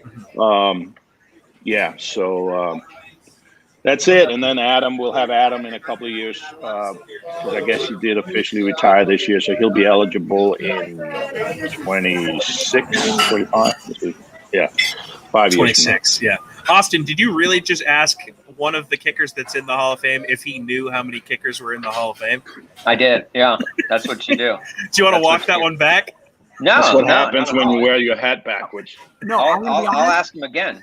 I'm gonna be So, honest. Morton, Austin gets it. I'm how sure many Austin- kickers are in the Hall of Fame? Put your hat on correctly, sir. That's, you know what? I don't know everything. I don't know Austin, but you work in country radio. I looked up your profile. So you probably ask band questions that they're like, are you really asking me this? But that's what you just have to do. You just have to do it. It's part of the You work. have to. It's part of the job. Jason gets it. And I mean, you don't have to ask stupid questions. You really don't. No, We you don't. do. In Great Dane Nation, we ask I was gonna smart, say. intelligent, well Oh, thought out all questions. right. Oh crap! I've There's listened. the You plug. toss softballs. You guys are like, oh hey, Kurt, tell me about Larry Fitzgerald. Oh yeah, real tough one. Hey, what can I say? He told some good stories. At least I have Kurt on, if you know what I mean. Hey, that's true. That's true. Again, more flexing. More flexing. But I'm happy. Full No, but I'm muscle. happy if you have questions. If you want me to be more edgy, I can be more edgy. I'm not interested in throwing guys off, driving them over with the bus and throwing them under the bus. That's not what we do. Speaking of the bus, we have Jerome Bettis, the bus, joining us in a few weeks. So shout Oh. I out. thought you were about to join us Very right now. I was gonna say, do I leave? I feel like I'm watching like a Abbott and Costello routine between Morton and Tommy, just the way they're like seamlessly working in these plugs for the podcast. It's incredible. Well, we Did have I an mention- over-under we got to cover. I was going to say, did I mention? Actually, Austin, I'll throw out the odds here in a second. I saw the spreads or the lines, I guess I should say, for the live stream, and there they are. Yeah. Nice, the prop bets. So we So have you to have hit. full control over these spreads. Like if I put money down, could you help me out with one of my wagers? Absolutely not, dude. I mean, I'm a man of integrity here. I'm Says the man at a Denny for 24 hours. Yeah, right. Man of integrity. By the way, Great Dane Nation, check it out. Apple, Spotify, or wherever you get your podcasts. How many overs have you hit on that? You've got to be over on like several of these. I'm nowhere near any of the overs. I'm criminally under on most of these. Really? I'm being frank. Yes. It's What just about been. drinks? It's just been It a seems week. to me that you have all the drinks covered by now, like waters. I'm only at 8 total. You're Dude. dehydrated, bro. You got to drink half your weight in ounces, half your body weight in ounces. I agree with you. Yeah, look, I mean, look at Rossi. Take it from Ron. Let's go. But Water. here's my issue. My issue with the water thing is I've been talking for like 16 straight hours, like literally nonstop. I have had a guest every single segment. Yeah, I was like, I don't know how this guy's gonna like. Yeah, it's like what we're at 9. You still have 10 more hours to go. yeah, it's not easy, man. So like, I wish my mouth is dry. I wish I could drink more water, but I have to. What about a Bloody play Mary? Point guard here. Do you think they have Bloody Marys here? Yeah, I think. Do they serve alcohol? I don't think bring in some vodka and make a Bloody Mary, man. Come on. So Austin, when I texted you to come on this stream, I had mentioned that I was trying to do it at a Waffle House. You are a self-proclaimed and I think really even well-established Waffle House connoisseur at this point in your life. But I found out going to Waffle House that, and you can tell me if they're lying to me, but 2 different Waffle House locations in the greater St. Louis area told me that Waffle House does not have Wi-Fi nationwide. No locations carry Wi-Fi. Is that true? No, that is true. That is true. You may find some in like super wealthy suburbs that maybe do, but for the most part they don't. And I think that's because they don't want people setting up laptops and doing live streams with Morton Anderson. I think that's for the main reason. But it kind of sucks in that sense. That's really that, and the fact that they don't have ice cream. Really, my only 2 knocks on Waffle House. But otherwise, I freaking love that place so much. Wait, so Morton, you live sort of in like a Waffle House territory, right? Like Atlanta's got to have a bunch of Waffle There are gas stations and Waffle Houses connected to the gas station. Wow. There are more. There might be more Waffle Houses than churches in Atlanta, which is saying something. It's insane down here, and this is Chick-fil-A country too. So Chick-fil-A's galore and Waffle Houses. In fact, Atlanta has more Waffle Houses per capita than anywhere else in the country. That's a fun fact that you'll only learn here on this live stream from Denny's. Look at from our Waffle House savant, Austin Huff. By the way, I love that you're at Denny's and we're plugging Waffle House like so hard right now. Hey, look, man, that's a flex in itself. They didn't pay. It's not a paying sponsorship. I think it's exactly, Rossi. No one's getting paid for this. My mom chiming in here on Facebook saying Morton is correct. You need to drink more water. You are dehydrated. Thank you, Mom. I mean, that comment from your mom could have come in probably any day of the week. Like that's probably not stream specific. Tom, you just carry yourself as a very dehydrated guy for most. No, man, no way, man. I crush. So you know those and Morton sees me slug this thing back, and so does Rossi. I have like this Gatorade squeeze bottle. I crush like 10 of those a day normally. And actually, before I came here, Morgan was like, "Hey, should you bring your water bottle?" And I'm like, "No, I'll be fine. I'll just have servers bring me water constantly." Yeah, I'll make the servants serve me their water every 24 straight hours. In hindsight, a horrible decision. Horrible decision by me. I don't know. Your skin looks tight. Doesn't have that elasticity. I feel bad for the waitress. I feel bad for the waitress whose section you're sitting in, because like here she is just trying to flip a table, and you're there for 24 hours. Like, does she have to wait until like for you to close out before she can leave? Funny you mentioned that, Austin. I've already had 2 different servers that have had to close out with me. Shout out to Maddie. She did a great job in the early shift. Shout out to Jelly, who worked the overnight. It was her Oh, birthday. Jelly. Jelly was great. She actually was wearing a tiara for her birthday. She was great the whole time. I now have Jacob. This doesn't working in sound my like section. a waitress named Jelly. Just saying. At Denny's? What time did you come Is there in? a What time pole did you in come there or something? Yeah, is it a Denny's with an I?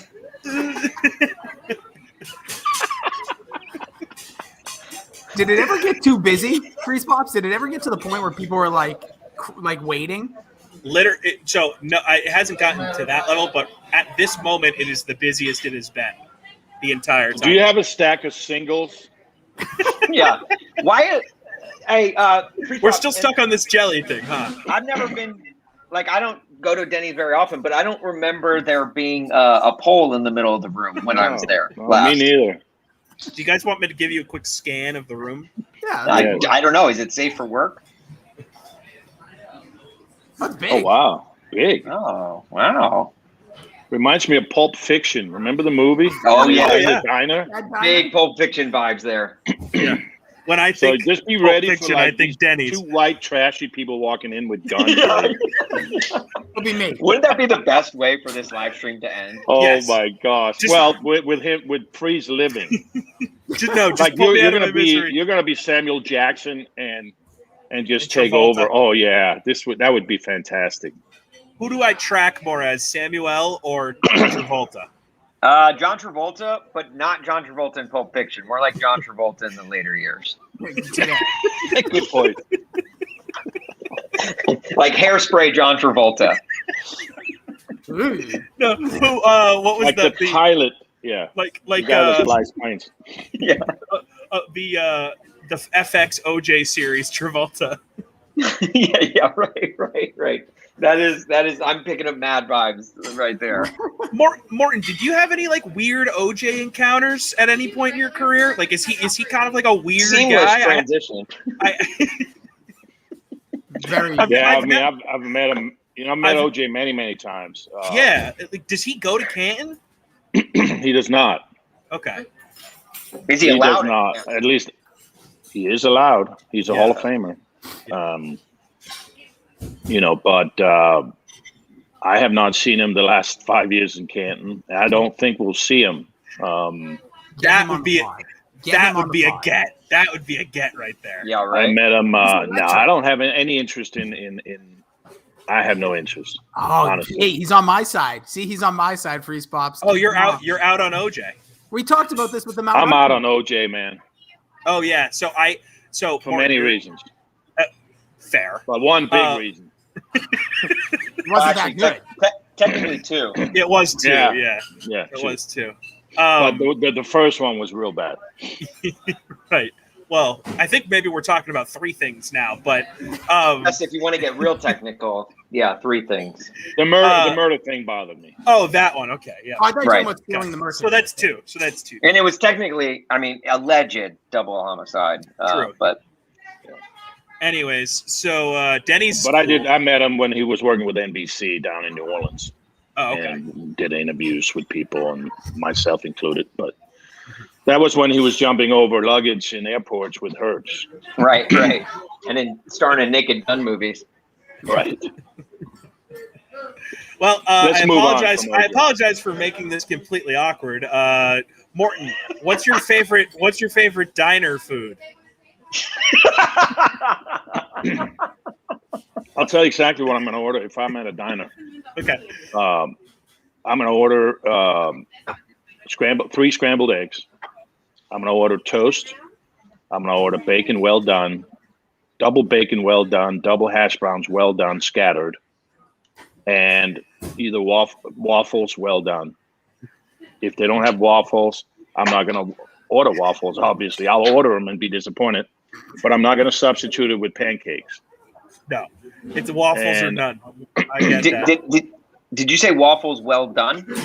No, bacon well done. Waffles well done. Is that? Can you get them like soggy and I want crusty? Yeah, you can tell done.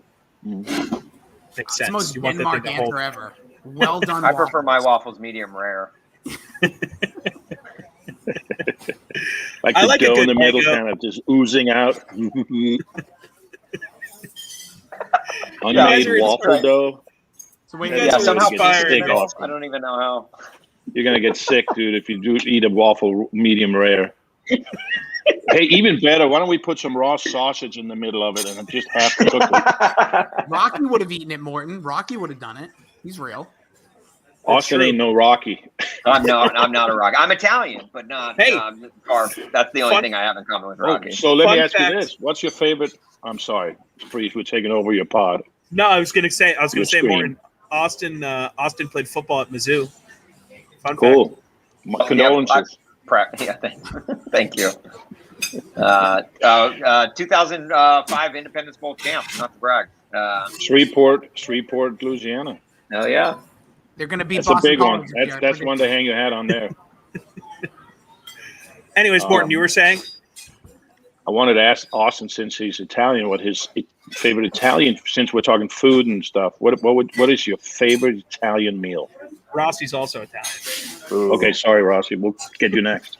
No, His last name's Rossi. His last name is Rossi. He actually has the vowel at the end of his name. Can I say bagel bites?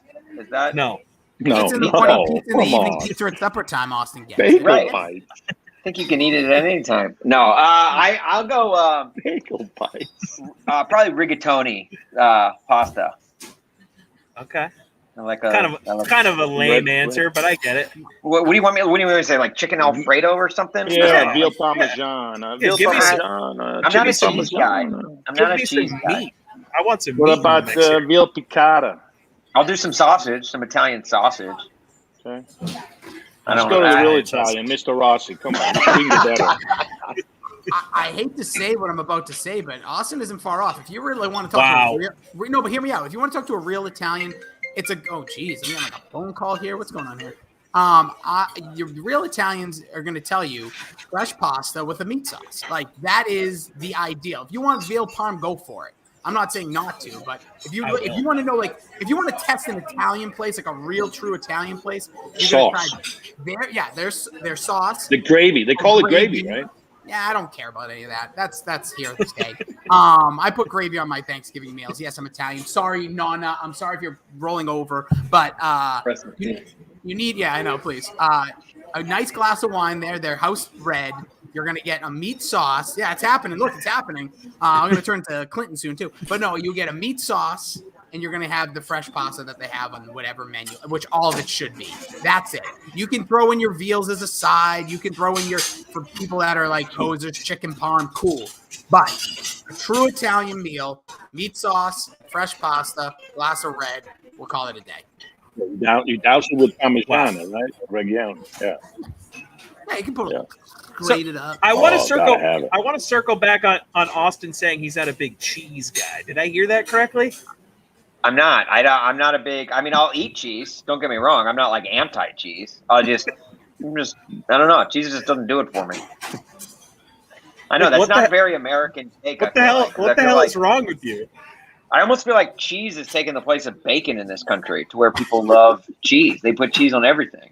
Yeah, You're 'cause right. cheese is I awesome. hate melted cheese on if I eat a burger, I'm not going to put it with. I don't want cheese on it. I want a burger, extra onions. I don't want cheese on my burger. I don't want cheese on my fries. I don't want cheese on my omelet. I don't want cheese. I don't want any. I don't like melted cheese. Like the only melted cheese would be like a grilled cheese sandwich. Okay, that I can live with because I know that's all Because there it's is. in the name. Yeah, right. That's right. But don't give me melted cheese on everything. People love just to douse cheese and then melt it. Let's stick it in the microwave and melt it. Because cheese And is then awesome. all you can. Yeah, well, no, it's not. I'll do cheese on the burger, but that's where it stops for me. I agree. Cheese with and everything else crackers. Morgan Okay, said. fine. Little Roquefort, little blue cheese, on a cracker, glass of wine. I get it. But douse that shit on tater tots? That even. Okay. That's First of all, how We're going dare that you? route. Second of all, so you like a cold cheese. You're not into hot cheese. Cold cheese, you're good. Yeah, and I'm fine with it melting if it's a grilled cheese sandwich. He's a hard cheese guy. He's a big hard Yeah, cheese. right. Like you're good with the cheese plate. Little, I'm European. little, I mean, you go to a picnic. What do you put in there? You put a little salami, some crackers, maybe a loaf of bread, and what? Cheese that you slice off. Take a bite of the cheese. Take a glass of wine. Bite the bread. Maybe an olive. Yeah. It's not that hard, guys. Would you ever get cheese on your podcast? Is it like do you hate cheese or OJ more? I love cheese. He doesn't like. He doesn't like. All right, I got it.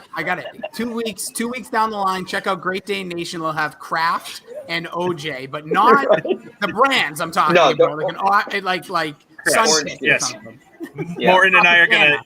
Robert Kraft. Sure. Yeah.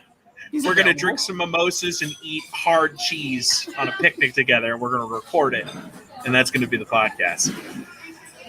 All right. Conversation's digressing into the abyss. Yeah, I think I found a good spot for us to stop here. I'm going to kick all three of you off, and I'm gonna go take my first number 2 of the day. And when you go to the bathroom, like, is it just a live stream of an empty chair? No, I'll show you. I got some fancy graphics. We went all out on this thing. You think your bowel movement's going to be a good one, or is it going to be messy? I mean, are you going to have to wipe incessantly, or do you feel it's going to exit elegantly? There's no such thing as a clean dump in a Denny's. That's for sure. I got to be honest. It could go either way. Like I'm going in with a complete wild card into the restroom right now. This is the graphic I put up, by the way. When I go, I do think that Insider's graphics department. I do think that you should come back and then report on exactly the details of that BM. So you guys want to just hold down the fort for me while I go, or like is that allowed? What is that? Is that a turd in your mouth? Yes. Yep. That is a freeze pop. That's a rare piece of steak. That's right. Medium rare waffle with. It's a medium rare waffle. Yep, there it is. Some sausage inside of it. There it is. All right, guys. Hey guys, it was a pleasure, man. Hey, great day. Hey, awesome. Good stuff, guys.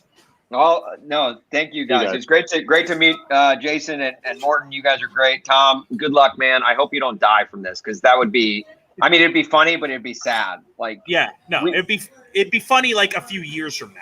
We will be giggling at the funeral, though. We'll be like, man, if I would have guessed how Tommy would have gone out, this was my number one guess. A live stream at a Denny's. Hey, if I'm going out that way, I went out the right way. You're not going out, bro, because we're going to be with legends next week, 130 of them. Canton, baby. Love that. By the way, smash that. Keep that thumbs up coming. We're going to donate some money for Boston Food Bank. So, hell yeah. Hit the like. I'll be back. I'm kicking you guys out of here. All Rozzy, right. you go later, first. guys. See ya. You go now. Austin. All right. Love you. I love you. All right. That got out of hand. But it was out of hand in the best way possible. I am going to run to the bathroom and try and be back here as quickly as possible for my 11 o'clock guest, Nick Cattles, one of my old friends from Boston radio. We're going to watch a video here while we wait. Let's talk to our friend Thomas Morstead. And Morton had a great conversation with him a couple weeks ago. Actually, more than a couple weeks ago at this point. Time is just a construct, right? We talked to Thomas a few weeks after he was actually released by the Saints. Has had an amazing NFL career, and Morton and him have a great relationship. That's a really good podcast. Go back and check that out. Here's a clip from that conversation. We'll be right back. I want to talk about Drew Brees a little bit. Of course, recent announcement that he retired and going to NBC. What were your first impressions of Drew, and what was your relationship with Drew? Well, look, when I came into the league, he was in his 8th or 9th year, I think 8th. And so I kind of came in when he was at his, still physically getting better and also with a ton of experience now.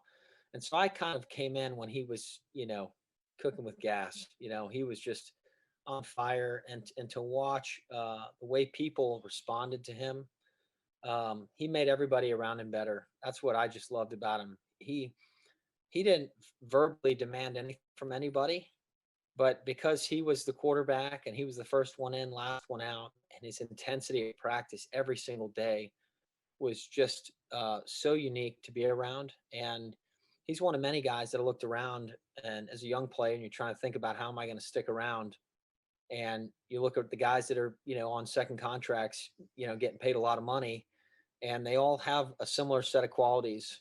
Some are louder than others, but as far as their work habits and their professionalism, I'm very indebted to him, as many players are, for the stability that he's provided the organization for a lot of other people to stick around and have stability there.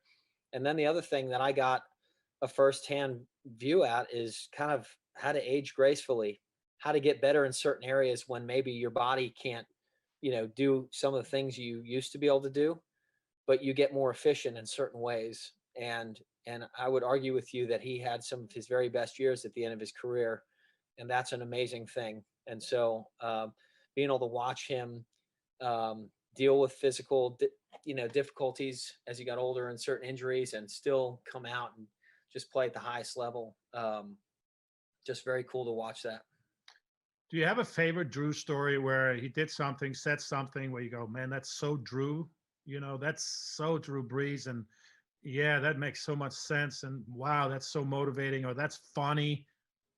Anything you can share? No, I would say, I don't know if it's funny, but I always thought Drew was kind of like a robot. Like he just, you say some players or even coaches, anybody that's in any line of work that requires a lot. Like if you don't really love it, you'll tell on yourself, right? Because over time, if you don't love doing it, you're not going to, when it gets hard, you're not going to be able to persevere. And the guy was just so steady and consistent. Like if you wanted to kill him, it would have been so easy. You knew exactly where he was at every Monday at this time. He was doing this. I guess I think back to my rookie year. There was a certain place on Fridays that he did his ab work. And I happened to be standing in that spot doing some other bit of work in the weight room. And he came over and he said, "Hey, rookie, I'm going to need that spot." And like, he was just almost OCD, right? He needed to be like a superstitious. He needed to be exactly here doing exactly this way. And he was just so regimented. And like I said, just being able to view that and watch him be, never a day off with his preparation and the way he did things. And it's not a surprise of why he was so consistent over his whole career.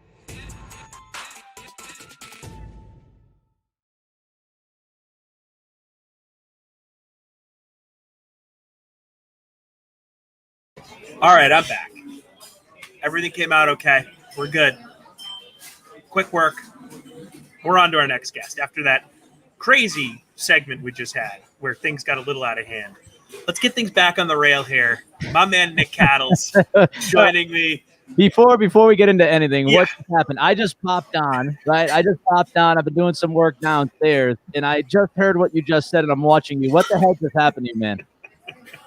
So, I think you know Jason Rossi. He worked at EEI for a while on the afternoon show. I work with him at DraftKings, so I had him on about an hour ago. I think 10 a.m. Eastern. He was my guest, so he pops on.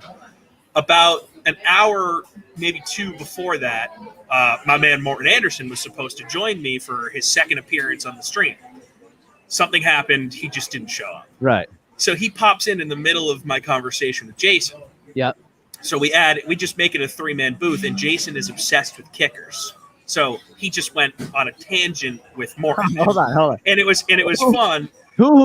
Hold on. Who is obsessed with kickers that hasn't been a professional kicker before? Why is he obsessed with Jason Rossi is obsessed with kickers. So it's his dream to like interview Morton. So he like completely hijacks the stream and is like talking to Morton like it's his dream interview, right? This is his magnum opus here. And then my 10:30 Central, 11:30 Eastern guest shows up, my man Austin Huff, who does mornings up in Chicago on the country station up there. So I'm like, well, you know what? I might as well just make this a 4-person booth right now because we're already off the rails. Right. He comes in, he has a hat on backwards. Morton gives him crap for that. And then Morton decides, well, maybe I should go put a hat on. Leaves, disappears for 5 minutes, comes back with his gold jacket on, and then just things spiraled out of control. Oh And so we just had an hour, not an hour, but it felt like an hour of just 4 people going nuts. It didn't make a lot of sense, but here we are. We're getting back on the rails. And then I had to end it because, one, I knew you were coming up, and I couldn't go 5 wide. Like, I couldn't. Like, this would have just exploded. So I was like, it would have been bananas. And also, I needed to take a dump. So I took my first dump of the Denny's adventure here. How deep are you in right now? What is this? We are. Let's see. So we're 3.5 hours into this stream. So that's 4 hours total. We're 16 hours in. 16 hours in. Yeah. And it was your first dump. That's pretty good, man. 1 dump per 16 hours. You're doing pretty well. Yeah. Well, I haven't eaten that much because I've had to talk to so many people, and that's the key. That's the trick. I've kept myself busy with conversation, so I've kept food out of my mouth. Right. I've also kept water out of my mouth. Here, I'll show you this. I was posting this on social over the last few days. I think you'll get a kick out of this. We did over-unders for things that would happen. And like most of these numbers I'm going way under right now. Like it's been an interesting stay here at the Denny's. And I think I'm drinking way less water and just like drinks in general. Because like I said, I'm talking so much. So right. I saw that you were be okay. I saw you're a big napkin guy. I'm a big napkin guy. Like when I go out to eat, I usually use like 25 napkins. Just give me all the napkins I can have. I don't know why. Like I'm just messy. I got stuff dripping off the nose. I've got to use like 25. I'm so pro napkin. I'm with you on that one, man. Yes, 100%. And we had Adam Amin on yesterday, and he was talking about how when he goes out, he'll use a napkin like to like a gross level almost, and then he takes another napkin and wraps his gross napkin in a clean napkin because he doesn't want people to see what he does. And it's just a vicious cycle. And by the end of the meal, he has like a kickball-sized napkin vortex that he has to like, put on top of his plate that he hands in. So it's a vicious cycle. I feel so happy that I'm not the only one. We can all live together. That's what I said to him. The napkin people can have a community and just do the same stuff. Take the napkin, wrap. Yeah, I do the same thing. It's funny that we all do the same craft. There's more of us out there than we realize. Thank God. So, thank God. My man Nick Cattles, we worked together at 98.5 The Sports Hub in Boston when he was working on the Adam Jones show. He's now back in Virginia Beach working for the ESPN affiliate. He co-hosts the Greg Bedard Patriots podcast. Greg Bedard, one of the authorities on Patriots football for my money. Nick is helping him out with that. Nick, obviously, extremely knowledgeable in that space. One of the dudes in radio I respect most. I think he's super talented, so I wanted to have him on this stream. What do you think about the Pats, dude? Like, I'm not feeling great about it. I got to be honest. Like, I'm not super optimistic about the Mac Jones thing. I think we overspent this offseason on some guys that I don't really feel all that great. I'm tempering my expectations. I feel completely okay being the guy that's going to be wrong heading into the season on the Patriots. Like, I'll wait and see. The first thing I would say is I'm already tired of the Mac Jones, Cam Newton nonstop breakdown of every throw and overreaction on Twitter. I'm already going to be so tired of that. Like I said, by Tuesday, I'm tapping out of that stuff. Like I'm already tired of it. Like, oh, he went 4 of 9, 11 on 11s. Okay, get me to the preseason, get me to joint practices, get me to the stuff that kind of matters. The first 5 days of camp. And I'm not saying the writers have a job. They got to do what they got to do. But, just looking at some of the overreactions every day, like yesterday was a bad day for Mac. And today I'm reading on Twitter that he looks unbelievable and he's dropping dimes. Okay, we'll see what happens. I like Mac Jones. I don't know if I love Mac Jones, but I like him. And I think if you surround him with good enough talent, and I think if he is in a system like New England, I think he can be a good quarterback in the NFL. I don't know if he'll ever be considered a top 10 guy in the league, But if you could tell me he's, top 15 or so, I think I could buy that if things are done well developmentally. So I was okay with the Mac pick. I was happy with it. They needed a young quarterback.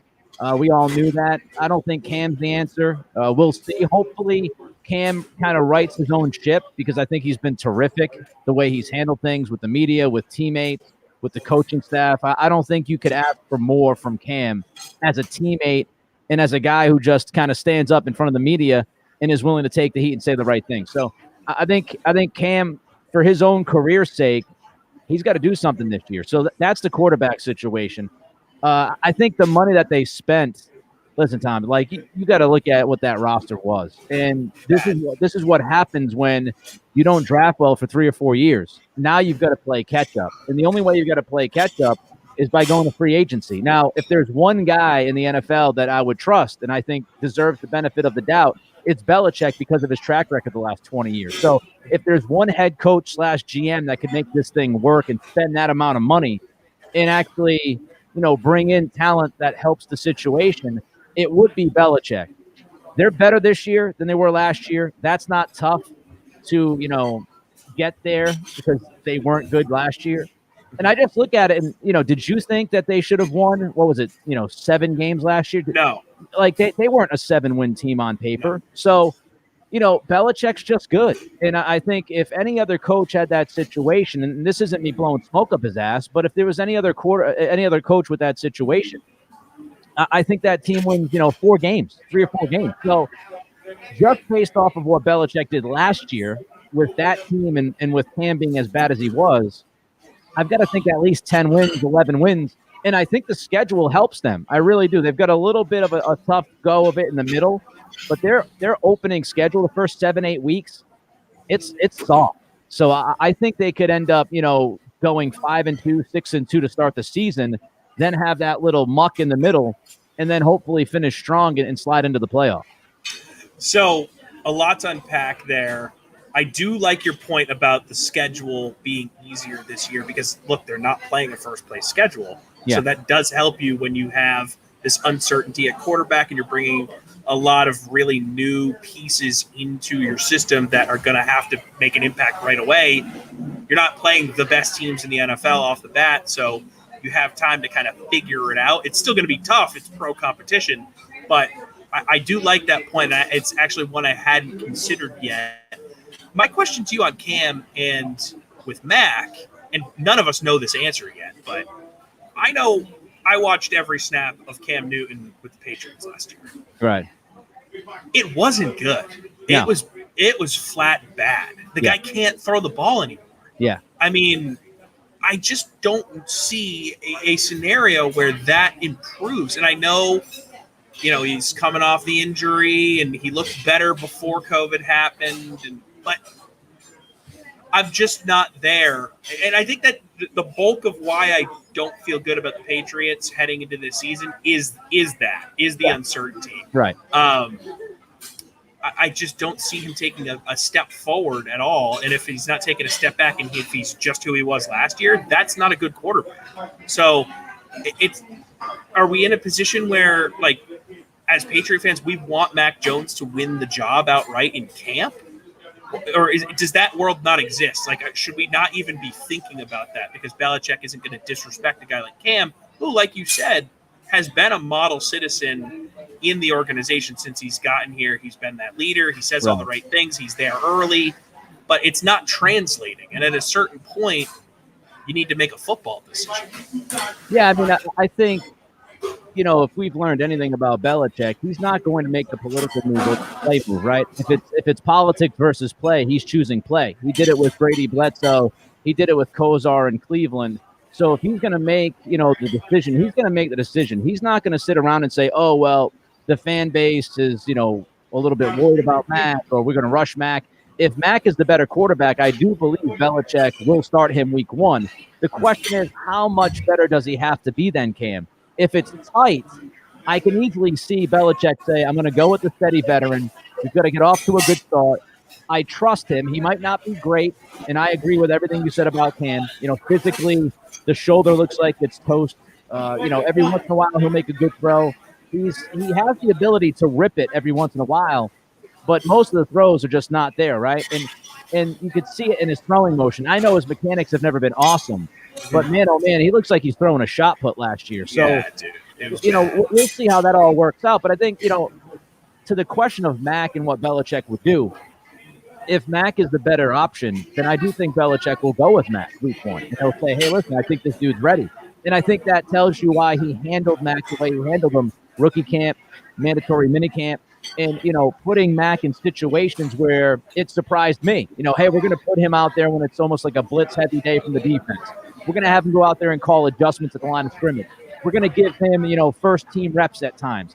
They handled Mac a lot differently than I thought they would, and that includes with what Belichick had to say. I mean, Belichick, when he was talking about Mac, he gives us more information than I thought he would. I thought he would do the old, Belichick deadpan of, yeah, he's just like everybody else. Stuff like that. Yeah, but he didn't do that. So I think Mac has a chance. If I were to put money on it, I would probably say Cam starts the season. I would really look at week 5.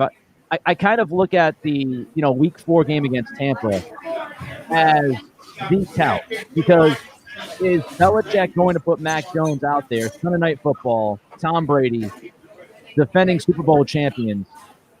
If Mac plays in that game, that tells us everything we need to know as far as how Belichick feels. Now, does that mean Mac's going to be a superstar? No, Belichick might be wrong. He's not flawless.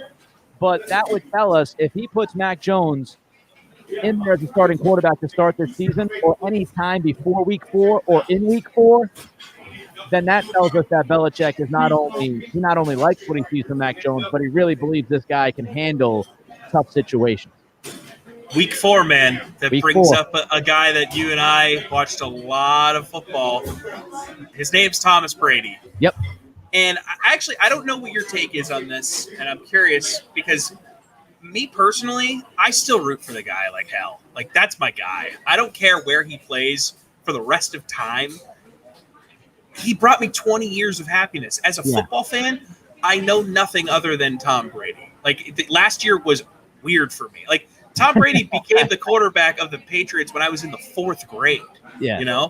Like, this whole uncertainty with this team is foreign completely to me. And I know, the Patriots, they sucked before Kraft and blah, blah. Like, that's not my existence with this team. Right. So I'm curious where you sit, because you have, conscious memory of pre-Brady Belichick Patriots. Right. And, you're a guy that rooted for Brady and was happy, with all the success we've had as a franchise. So are you still Team Brady, or are you an anti-Brady guy because he left? Because I know it's a pretty polarizing topic. Yeah. Well, I'll tell you this, man. That Super Bowl in 2001 against the Rams, I was at an awesome keg party, and I actually met a future girlfriend of mine at that party. So that's kind of the first memory that was a legitimate memory for me of Brady. But when I look at the situation, I would never say I'm anti-Brady. Like, I would never say I'm an anti-Brady guy. It doesn't make sense to me. As long as if he's playing against the Patriots, I'll root for the Patriots. If it's Buccaneers, Pats, week 4 this year, I'm rooting for the Pats. I'm not an anti-Brady guy though. Like, I could never see myself being an anti-Brady guy. Like, I don't understand that. I kind of listen. It might be too objective of me, and it might not be emotional enough for some people. But when I was working at EEI last football season, I would say this all the time. Like, I kind of just see the Brady Belichick thing as a natural progression, as like an evolution, how it organically happened. And it's like a real life relationship. In a perfect world, we all want Brady to walk away as a Patriot and things would be awesome. But it's not a perfect world. And a lot of times when you're in professional sports, I mean, 2 decades is ridiculous. You don't have a lot of head coaches and superstars working out for 20 years without any issues. I mean, you see what's happening with Rodgers in Green Bay. You saw a little bit of, Wilson, Seattle, until that quieted down. You see Deshaun Watson in Houston. I mean, those relationships are very difficult and very delicate. And so I have an issue with this, and I don't know how you feel. I want to ask you. There's a lot of Monday morning quarterbacking when it comes to the Belichick Brady situation. I don't know how many people, if you could tell me that when Brady was, what was he, 41, 42, and he wanted a 3 or 4 year contract extension at good money, I can't fault Belichick for not giving him that contract extension. Like, I don't, no matter how great he is, I mean, he is the GOAT. There's no doubt about that. Again, I am pro Brady. But as a football move, it is Belichick's responsibility to make sure the organization is stable for not the next year, but for the next 5, 6, 7, 8, 10 years. And I look at it, if I'm Belichick, from Belichick's point of view, and I've got Brady under contract for another couple of years, and he wants me to extend that, as great as he is, am I willing to sit there, 3, 4 years before the contract is up and say to myself, oh, yeah, I'm going to pay that guy $25 to $30 million at 44 years old? Like, we can all look at it now, and he's unbelievable, and he wins the Super Bowl. But go back 2 or 3 years ago. If you were confident and you were Belichick and you were willing to do that, fine. That's your take. My take is, knowing myself, there's no way I would have given Brady that kind of money and say, oh, I trust that he's going to be great at the age of 43, 44, and 45. So, and then, I can also understand it from Brady's point. Brady was like, look at what I've done the past 18 to 20 years. Like, if there's anybody that you should believe in, it's me. So I actually understand both sides. I don't think it's as easy. It's not black or white. And I understand why it came apart. The one thing I would say, Tom, before I get your take on that, the one more thing I would say is, the issue with Belichick was not letting Brady walk. The biggest issue with what Belichick did was he didn't really have a plan B. And the problem with that is it's really difficult. Like, you see the Saints right now. Look at what's happened this offseason. You know a lot about it, right? Working with Mort. I mean, you look at this. You look at the Saints organization. It has been a disastrous offseason for them. Is it a coincidence that Breeze walked away and it's immediately a disaster? Like, Belichick was trying to do both things. He was trying to keep Brady happy and win every year, and then he was also trying to figure out what the future was going to be. And so that's not the easiest thing in the world to do. No, not at all. And I think it just continues to speak to how amazing the guy is at his job, that they were able to compete at that level and continue to just regenerate the bottom of that roster the way they were. Because the league operates this way. If your team is good and you win Super Bowls, those tier B, tier C guys, they get gobbled up and get big deals elsewhere. Right. Yep. The Patriots continuously were able to build the bottom of their roster and, making sure everything was affordable. And it's remarkable.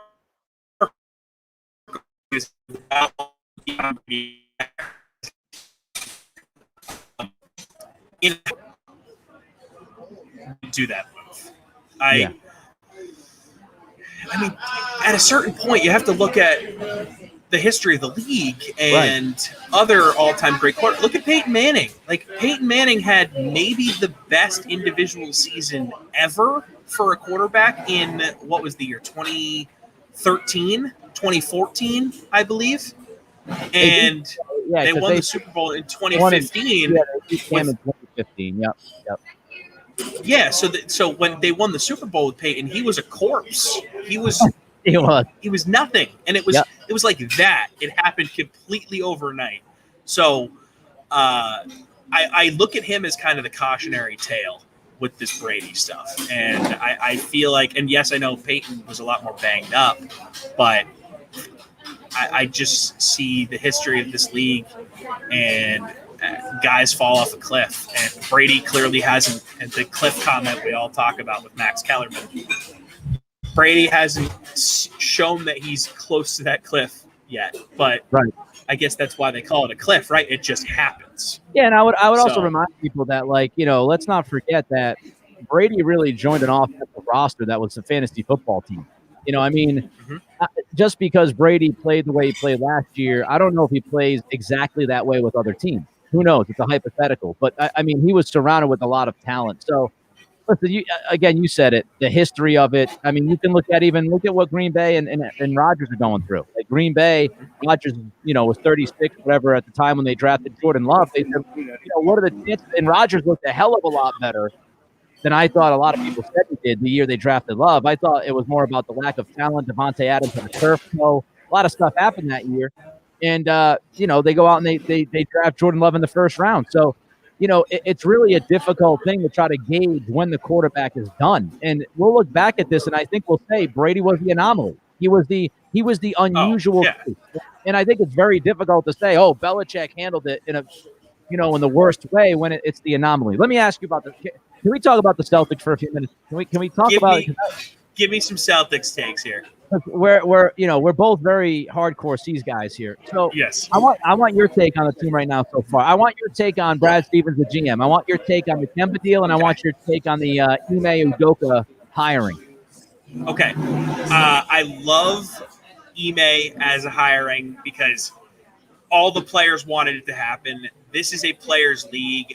You hear all of the right basketball people saying that this was the guy. All of the teams around the league that had openings were talking about him as being the top candidate. So it feels like the Celtics got the best guy for the job. So right away, I think GM Brad Stevens gets, a check in the good column.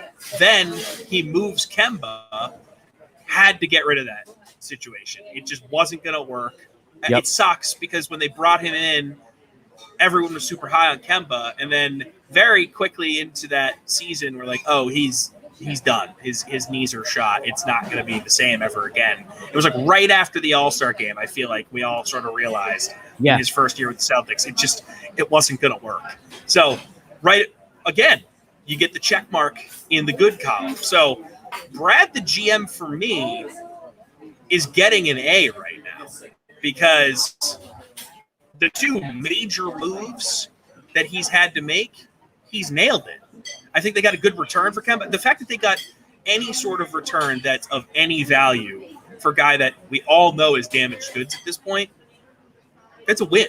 So I feel really, really good about where they sit, given the situation that they had last season that was just underwhelming for anyone that pays attention to the team. And look, I don't think that Ainge put together a good roster heading into the season.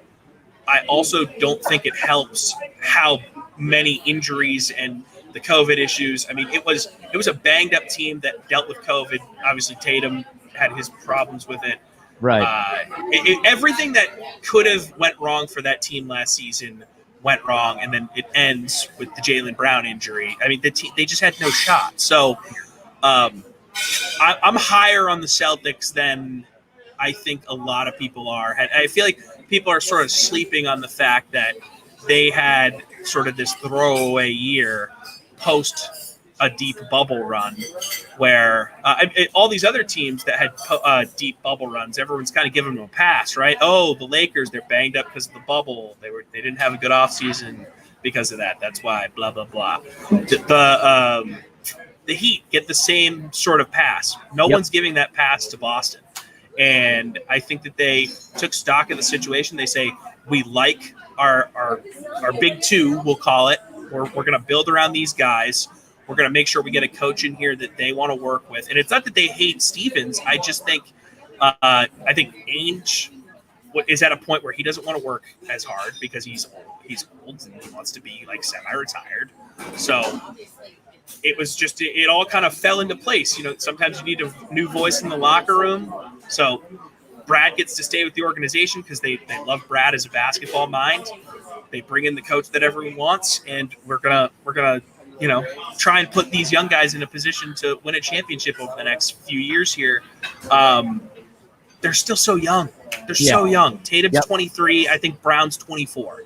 Yep. That's crazy young. I think Devin Booker is 26. And I think Giannis is 28. Or they might actually both be 26. Regardless, these guys are still a year or two away from being like that championship level guys. They've just been on the stage and in the spotlight for so long because they are, young stars for a prominent franchise. So I think that we've all kind of put too much pressure on them to perform right away. But I know that's a long-winded answer, but I talked talked a lot of football on the stream today. I had Celtics takes I needed to fire off here. I don't know where you sit. I feel like we're in line on this, though. Yeah, I mean, I think we're pretty much on the same page. I agree with everything you said, as a matter of fact. I think just, 2021, man, people don't have the patience. And to look at what Tatum has done, I mean, I think we need to look at what Tatum's done the majority of his postseason play. I think he's proven that he's a big game player. I mean, and we haven't gotten to the finals yet, but you go back to the year without Kyrie and Gordon Hayward, they pushed, LeBron to game 7. They should have won that game 7 if they made any shot, wide open shot after wide open shot. And, so his first shot, he does, what we would hope he would do. And he has a good postseason. And, I mean, you could fast forward to this postseason.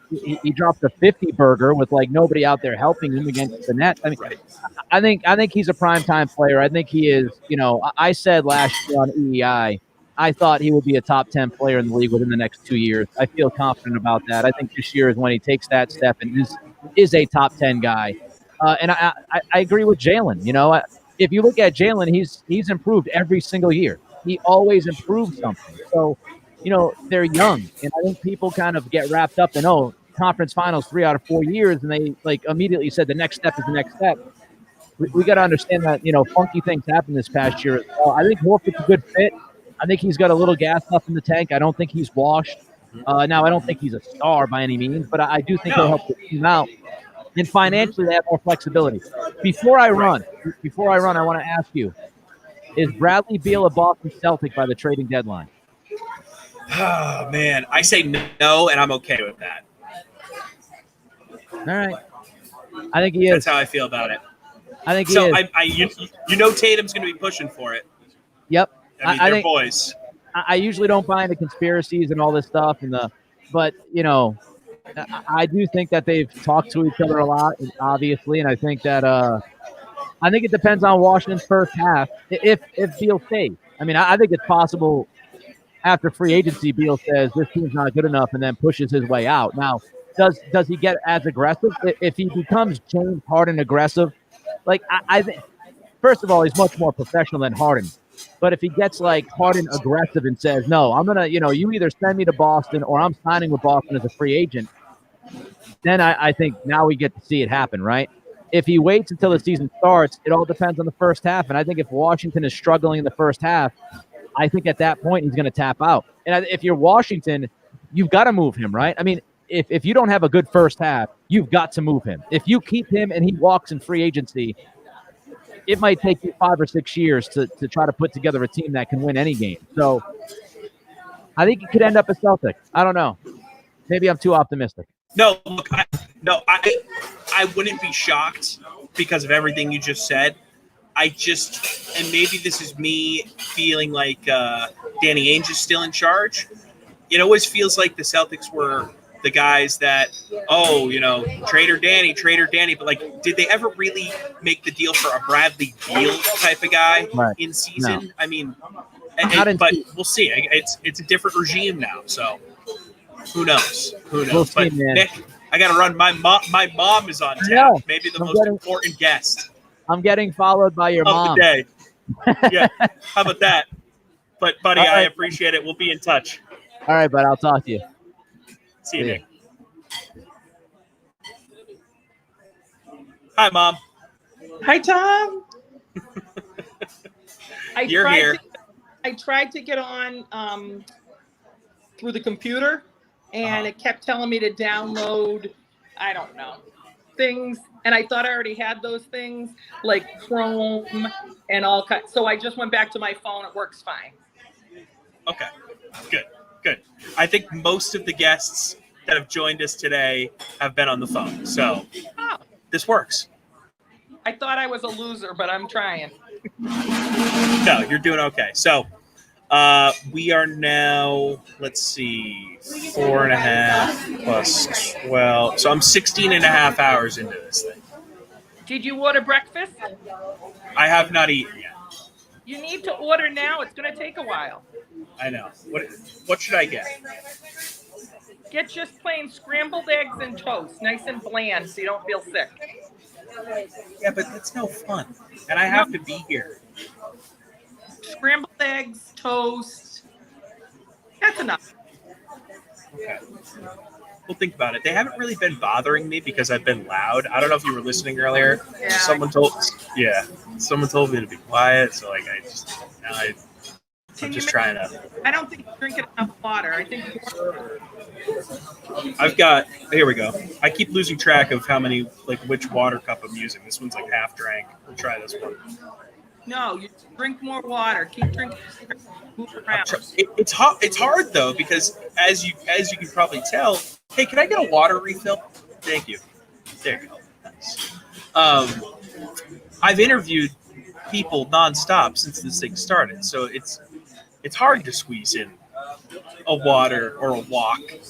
You know, I'm trying. When he comes back with the water, order the breakfast, and the legs. So you have to pumping the gas and the gas. I'll try and walk a little bit here. The scrambled eggs thing though just doesn't do it for me. I gotta get something better than that. Let me see. So how much of the stream have you been able to watch? I watched a lot. I watched it till about 10 o'clock. Okay. And I got up this morning. You were finishing the 7 o'clock part. It was after 6 o'clock, and then you started the news. Really, I missed the middle of the night guest. It's fair. I'm sorry I missed the guy without the shirt drinking beer, and from the train. I'm sorry I missed him. Hey, you'll have to catch that on the replay. It was definitely a weird time. Yeah. But the first thing I want to talk with you about, I was talking with Nick Cattles right before you, a guy I used to work with in Boston. Yeah, he's still super plugged in up there. He talks a lot of Boston. And you've been on the record as someone who no longer roots for Tom Brady. You are anti-Tom Brady. I am anti-Tom Brady, but I'm not anti-Patriots. Yes, that makes sense. Yeah, you still root for the Patriots. You're anti-Brady. So did him winning the Super Bowl only strengthen your hatred for Brady now? Or are you you able to be like, you know what, I am happy for him because he did help the team I root for win a lot of Super Bowls before. Happy is the wrong word. I'm not happy for him. He won. I'll give him credit for winning. But yeah. I don't wish him ill well. I want him to do well in life, but you know what? He's a traitor, and he'll always have that stigma to me. Like, I'll never accept him back. If he came crawling back, I don't want him. I mean, he's come out and said, I'm never coming back to New England. It's way too cold. We don't want you. We don't need you. You're an old man. At any moment, he could be out of it. So he's too risky for us. So now we don't want him. Okay. I like this. So you like Cam Newton? Yeah, I like Cam Newton a lot. I think he'll do fine. I think that you guys are a little hard on him. I think that, you're comparing him to Brady, and that's a lot of stress for him. So leave him alone. I think he'll be fine this year. And then we have that 12-year-old that can pick up the slack if he can't do it. I think the other guy's too young. You think we're being unfair to Cam Newton? Yeah. I think he needed that season to break in. He'll be great this year. Great. I can tell. Okay. And I will say this, Cam Newton does one of the things that you always wish Brady did is run it. Yeah, you used to yell at the TV, do it yourself, Brady. He couldn't if he tried. He couldn't run. So I like Cam. I like how he runs. It's more of excitement for the fans. I think he's going to do great this year. I think he needed a little warm-up. Last year was a warm-up. I think you're going to see great things from him. Okay, you heard it here first. The only person in sports media saying Cam Newton's going to have a good year is TommyFreezePops. I am usually right about most things. So that is a good point. Yeah, I do. I am pretty good at guessing.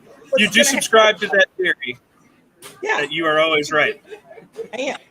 I always tell you that New England, The fans are the most obnoxious thing up here. It isn't really the team's fault. It's the fans. The fans are obnoxious. The teams are fine. You know, I always kid around about the Red Sox stink because they kind of do, but it's really the fans that kind of stink. The Red Sox are great this season. They're in first place. Yeah, you'll have your heart broken. Good luck on that. You keep rooting for them, they're going to break your heart down. Okay. Okay, so you're anti-Red Sox now. You're anti-Tom Brady. I'm positive for the Patriots, though. You're pro Cam Newton. Yeah. I love Cam Newton, and we're going to win the Super Bowl. If I would be really happy if you're correct. I just don't see that happening, Mom. I really don't. But you don't have faith. No, I'm trying to be realistic, you know? No. So I wanted to talk with you about diner experiences because I've been at one now for 16 plus hours. Have you ever had any type of experience where you had to be at a diner super late at night for a long stretch of time, or just crazy late night diner stories, late night restaurant store, anything like that? I mean, you worked late night hours as a nurse for a while, but there was never like a late night crazy diner run in the mix there? No, I grew up in Worcester, a little bit of my adult life in Worcester, and we went to Denny's on Lincoln Street, Worcester. We used to go there after we had a little too many cocktails. So it was like you'd only play. So we would get breakfast in the middle of the night sometimes at Denny's. So Denny's in Worcester was on Lincoln Street. I don't think they're still there. They might be. I always thought that was a Bickford's. No, it was Denny's. If it changed, I don't know. But Denny's is great, and it serves its purpose. It's usually good after you've had too many cocktails. You got to absorb it with some carbohydrates, like eggs and toast and stuff. So we had that. And then there's another great diner in Worcester, the Boulevard, down on Shrewsbury Street. The Boulevard Diner, very small, not very cramped. You can't get too many people in there. That's a lot of fun too. I went there with Gramps, the little like trailer diner place. Yeah. Yeah, that's what it is. And then you guys like the Patriots are up here in Rhode Island. I have been there to check it out. And I encourage you that the next time you live stream, if you lose, you can go to the Patriots Diner. But I have a serious question. Yeah. I've never been asked to join the Fantasy Football League when I have great predictions. And I would love to make my own team, and no one ever invites me.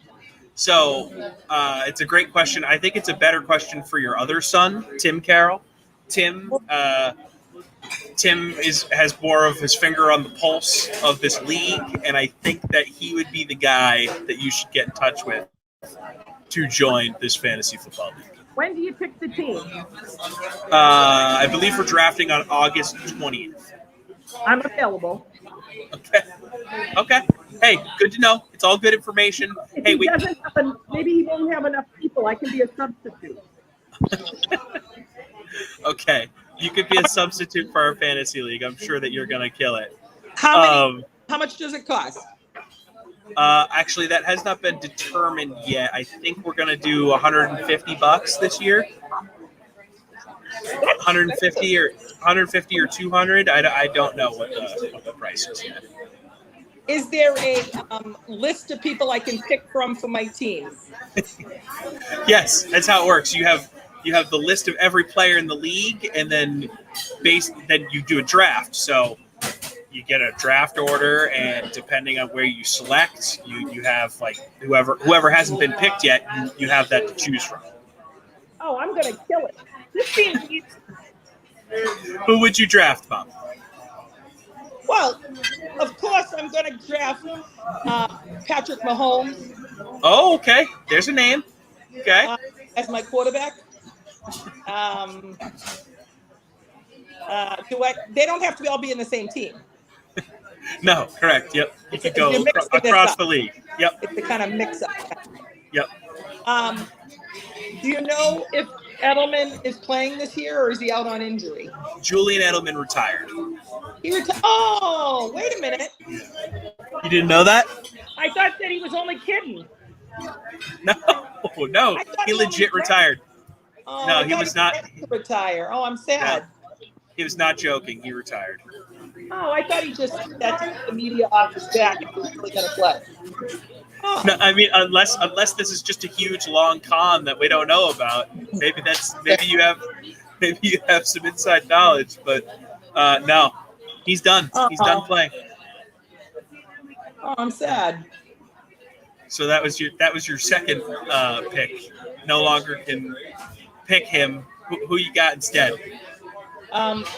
You're probably going to say he retired. I like the guy with the last name White on the Patriots. James White. No, he's there. You can pick James White. Okay, so you're okay. You have to pick, you have to pick like 16, 17 players. I like JJ Watt.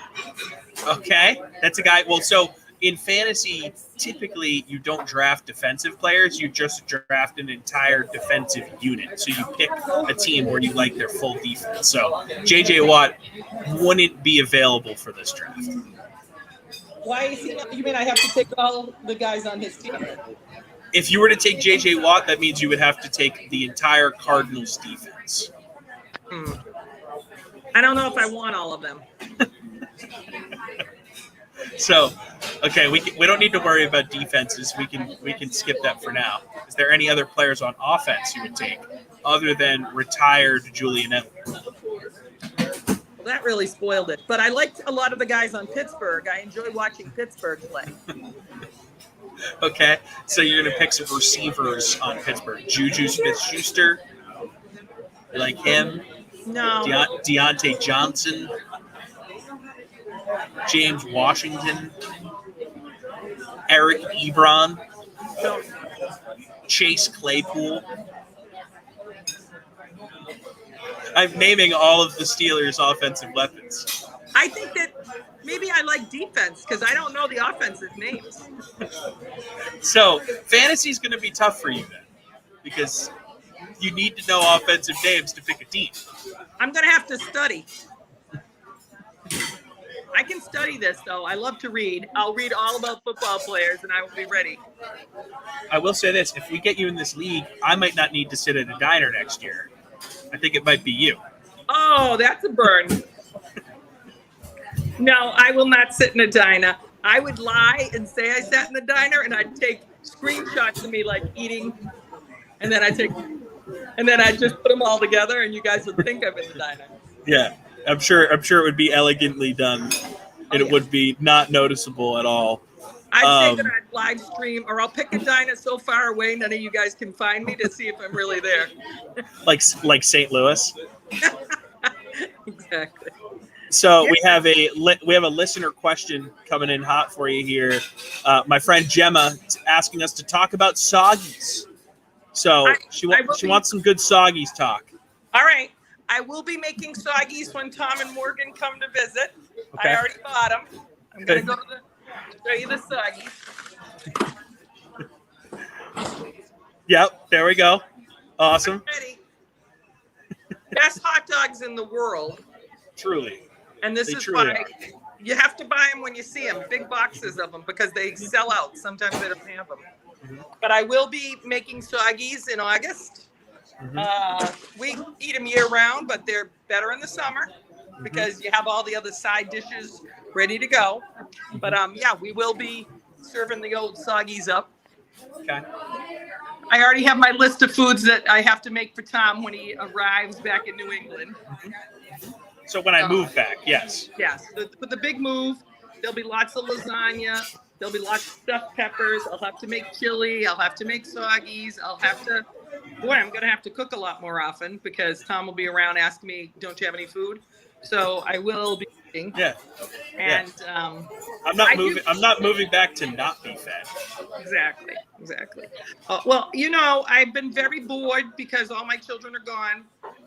So I'll be looking forward to someone swinging by for some takeout. I'll cook up extra all the time, and you guys can just cruise on by and do takeout. So I'll have people to cook for again. And yeah, I'm looking forward to it. We're very excited. We this vacation is almost like like a tease.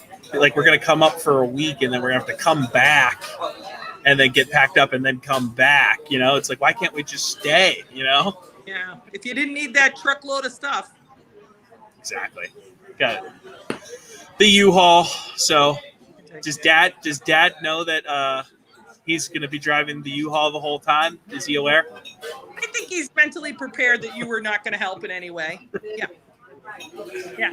He's going to fly down, help you pack the truck, and then he knows he has to drive the truck. It's his punishment as a father. Yeah.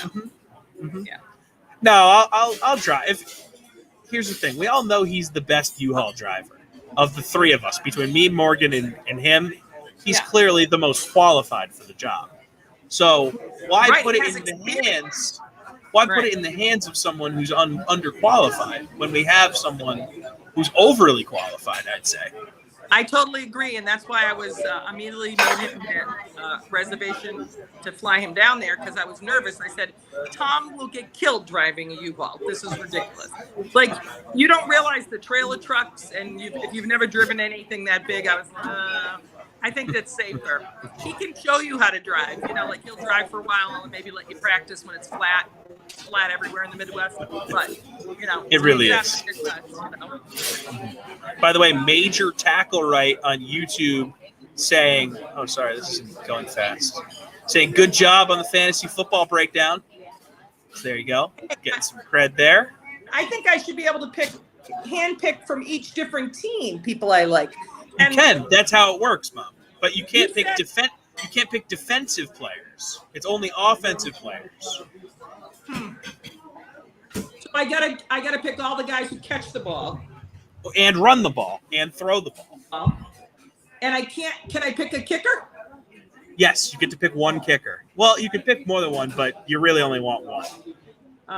Too bad Morton won't come out of retirement for me. You know, coming up on 61 years old, I don't think Morton's coming out of retirement to kick anymore. You know what would be fun? If you made up a fantasy football league of all retirees. Yeah, but how would they score points, Bob? Couldn't we do a sim and have them all play in a sim? That is actually a legitimately good answer to that question. Like, I would have fake, it's obviously, you know, not real, but it would be my sim would be all retired guys that I know the name of and that I feel like I have a connection to and that I really like. And why doesn't sim do that? Like, I know you play games that have gone in the past. Why don't we mix it up? And I would like to patent that idea quickly, though, because it's my idea, and I want credit if they make money. that is a legitimately good idea, and I'll actually be completely honest with you. Morgan has pitched a similar idea, so I don't know if you guys have conspired about this on the side, and you're like going to set up a side competing business to the DraftKings Dream Stream. She has legit pitched almost that exact same idea to me before, where you have like classic teams or all-time great teams play against each other like in simulated football. Right. I like that, but I think even like mixing the players up like fantasy football does would be even more fun. And it would be great for people my age. Because sometimes there's such turnover in the NFL too. We don't keep track of the name of every single person, and like you do. But we remember from the past really well because our memory's better from aging from the past. So I think you'd have all my age group that would go with the sim if they were the Sims that I would enjoy like that. So gotcha. I would bet on it.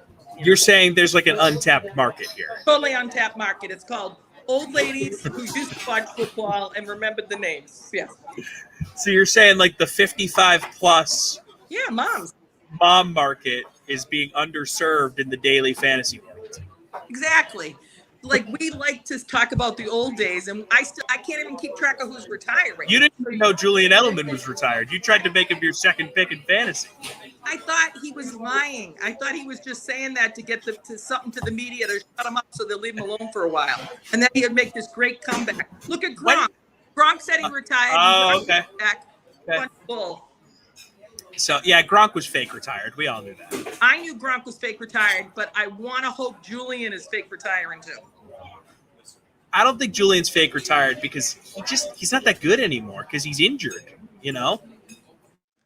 No, he could come back. He's probably healing up right now secretly working out and going to come back better than ever. Well, here's the thing with Edelman.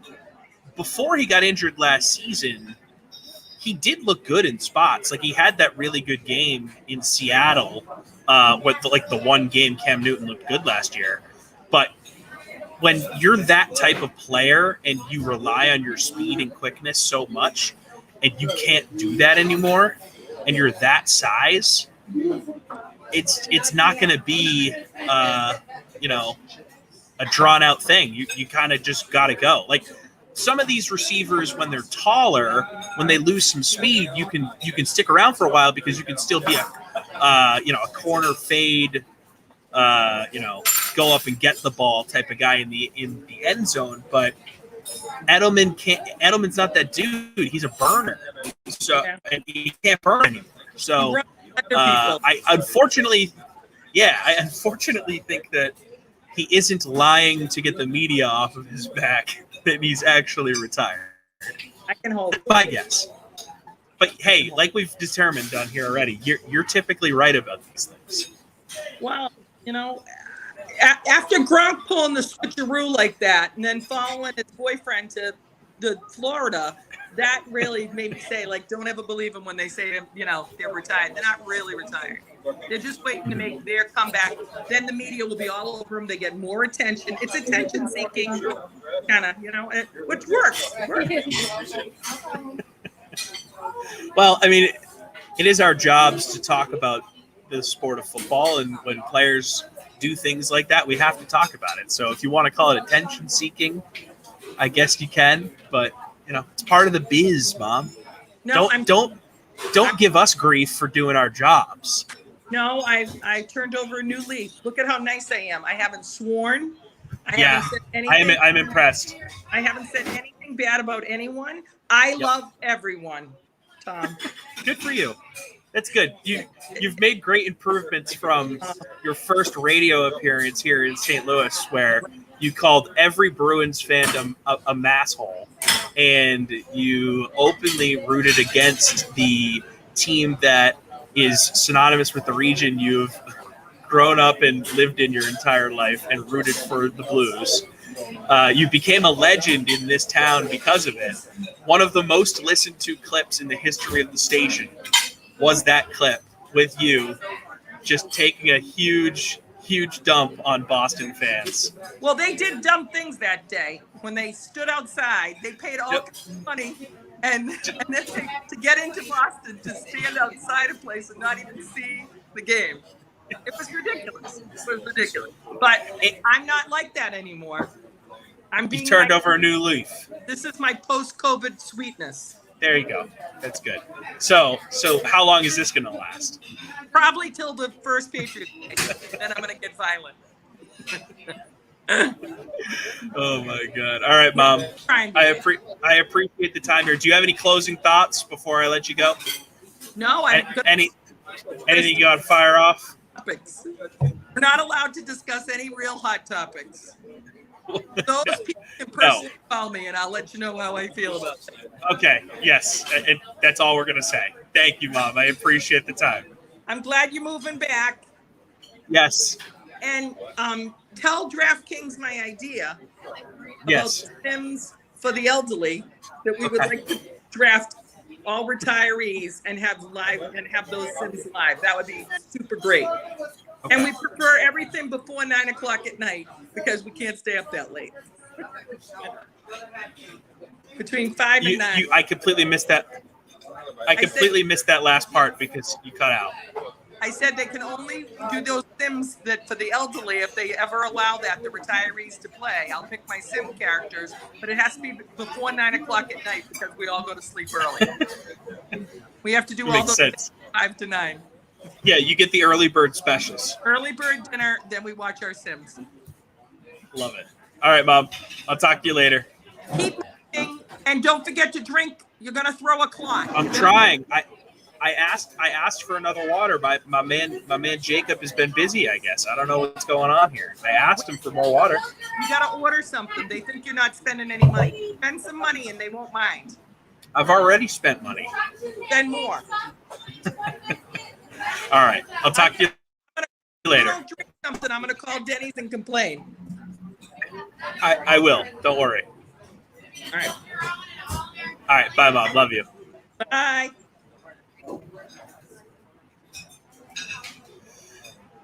Always bossing me around, trying to tell me to do things. That actually is a legitimate good idea on the old school players and doing Madden simulations with them. I actually legit really like that idea. And I do think that people would play and be into that. So, and I'm not joking. Morgan has pitched me that exact same idea. Weird. It's very strange that they may have just both come up with that idea without actually talking about it. Kind of frightening, actually. So, we're going to take a break. When I come back, I'll be joined with one of my best friends in the business, one of my best friends in life, Chris Ranji. He is doing radio up in Chicago, working for 670 The Score. Longtime White Sox pre- and post-game host on the radio side. I work with him here in St. Louis. Hilarious dude. Love the guy to death, and he'll be joining me shortly. But in the meantime, let's talk about one of those old timers that my mom probably would put in a fantasy lineup. Brett Favre. Going to talk to you guys here. It's about a 4-minute clip about why he thinks his Ironman record is never going to be broken. He joined us on the podcast a few months ago. Let's chat. 297 consecutive games in the NFL. Now, I have 360 consecutive games scoring a point. But I'm a kicker, a little different than running around and getting your head bashed in. So that's a record I think, Brett, will never be broken. The closest guy, let me look. Was Phillip Rivers, I believe. It's Russell Wilson with 144 straight. So he's Russell Wilson, 144, and you're 297. I just don't see that ever. With the money that these guys are getting now, the top guys, you got to stay healthy. That's you got to stay healthy. And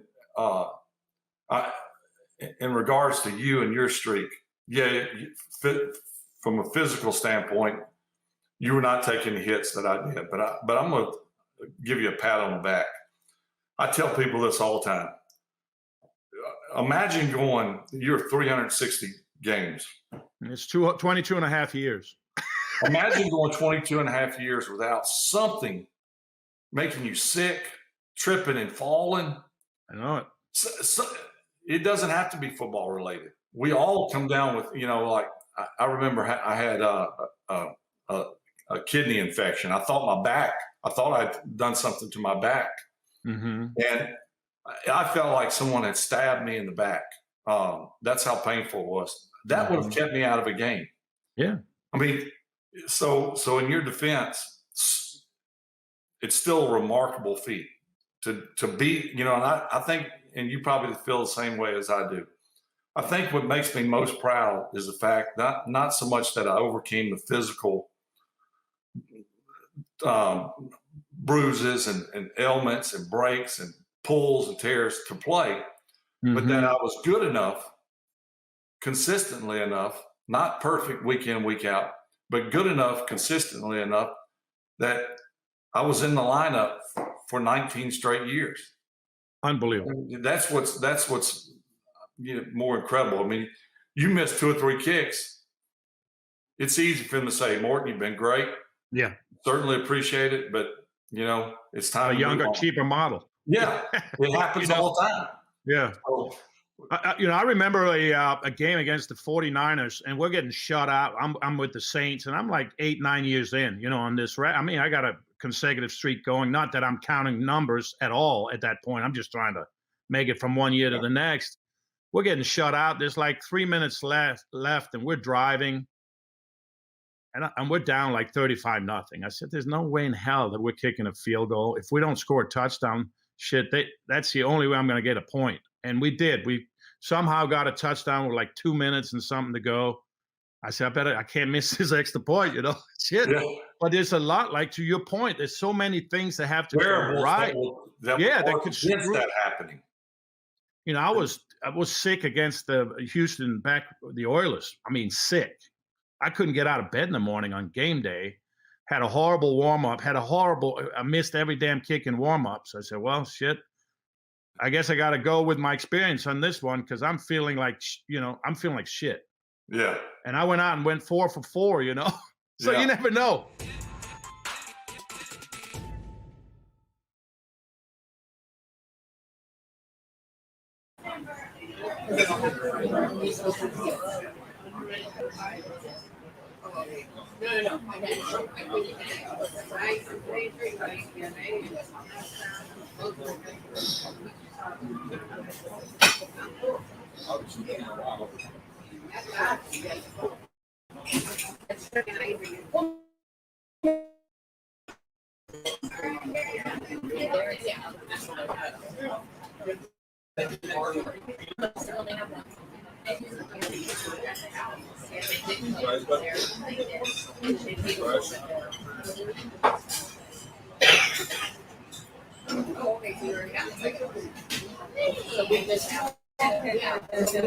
Anything else for you to go through?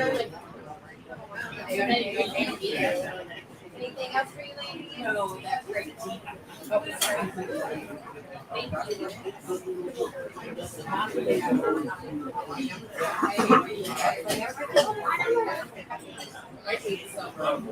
I would rather 20 degrees. Yeah. You can't scream that anymore. Exactly. You know your air outside, so right outside. Exactly. I agree.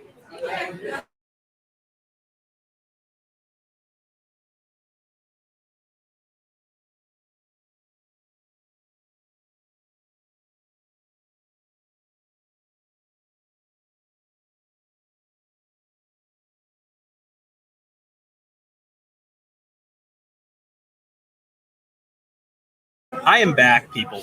Hello. I'm actually going to take these headphones off. I don't need them. So here we are. Let's see. Let me do some math here. We are 16 and a half hours into, actually, we're over the 17 mark at this point.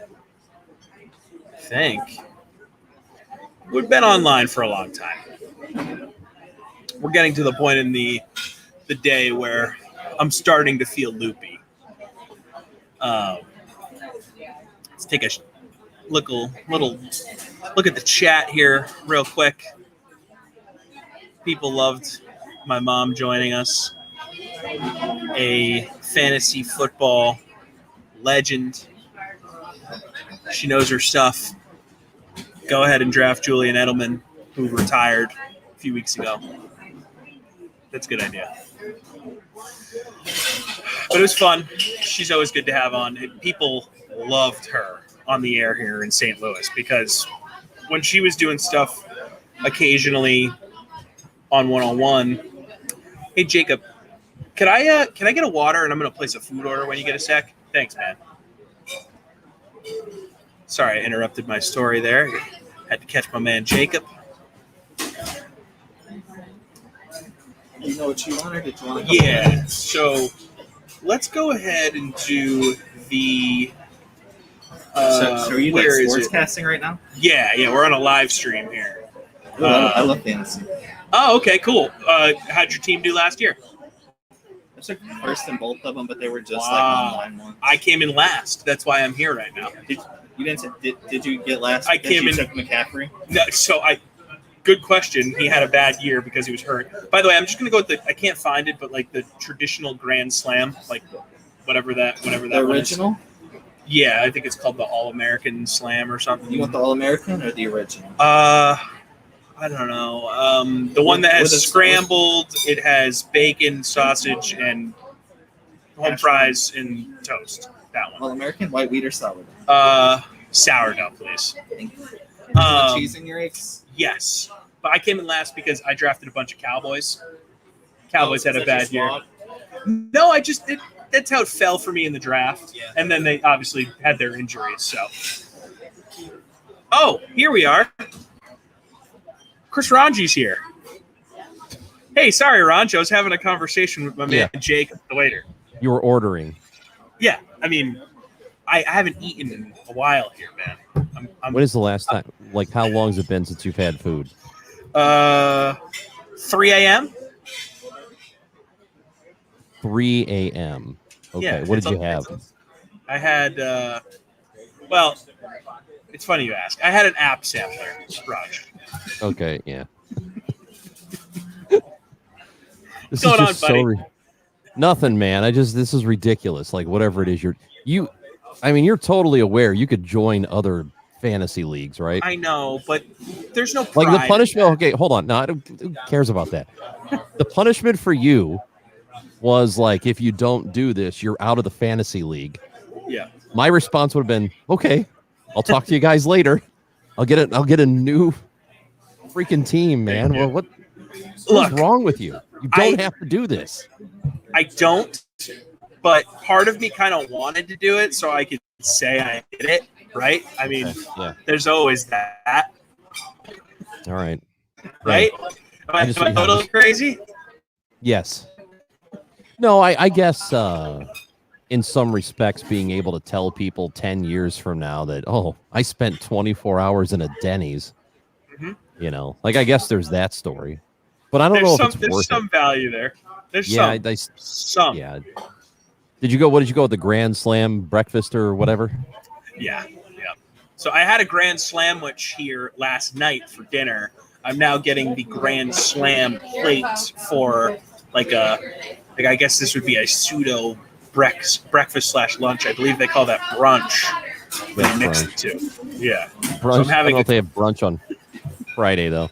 Wait. So is it brunch if I've been awake? Like, I haven't gone to bed. So I feel like brunch has to come after you sleep for a while. No, time doesn't change. No, it is what it is, man. All right, let me ask you this question. So you're live in a Denny's. Yep.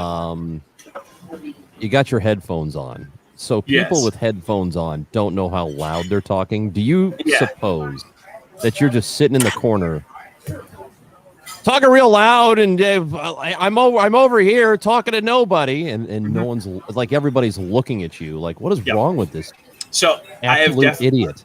I have definitely been stared at a lot more frequently in the latter half of me being here. Basically, like 7 a.m. onwards, it's become kind of an awkward scene here for me. Yeah. Everything before, like last night, all throughout the night, it was great. I mean, I was basically the only guy in here, and I was having a grand old time.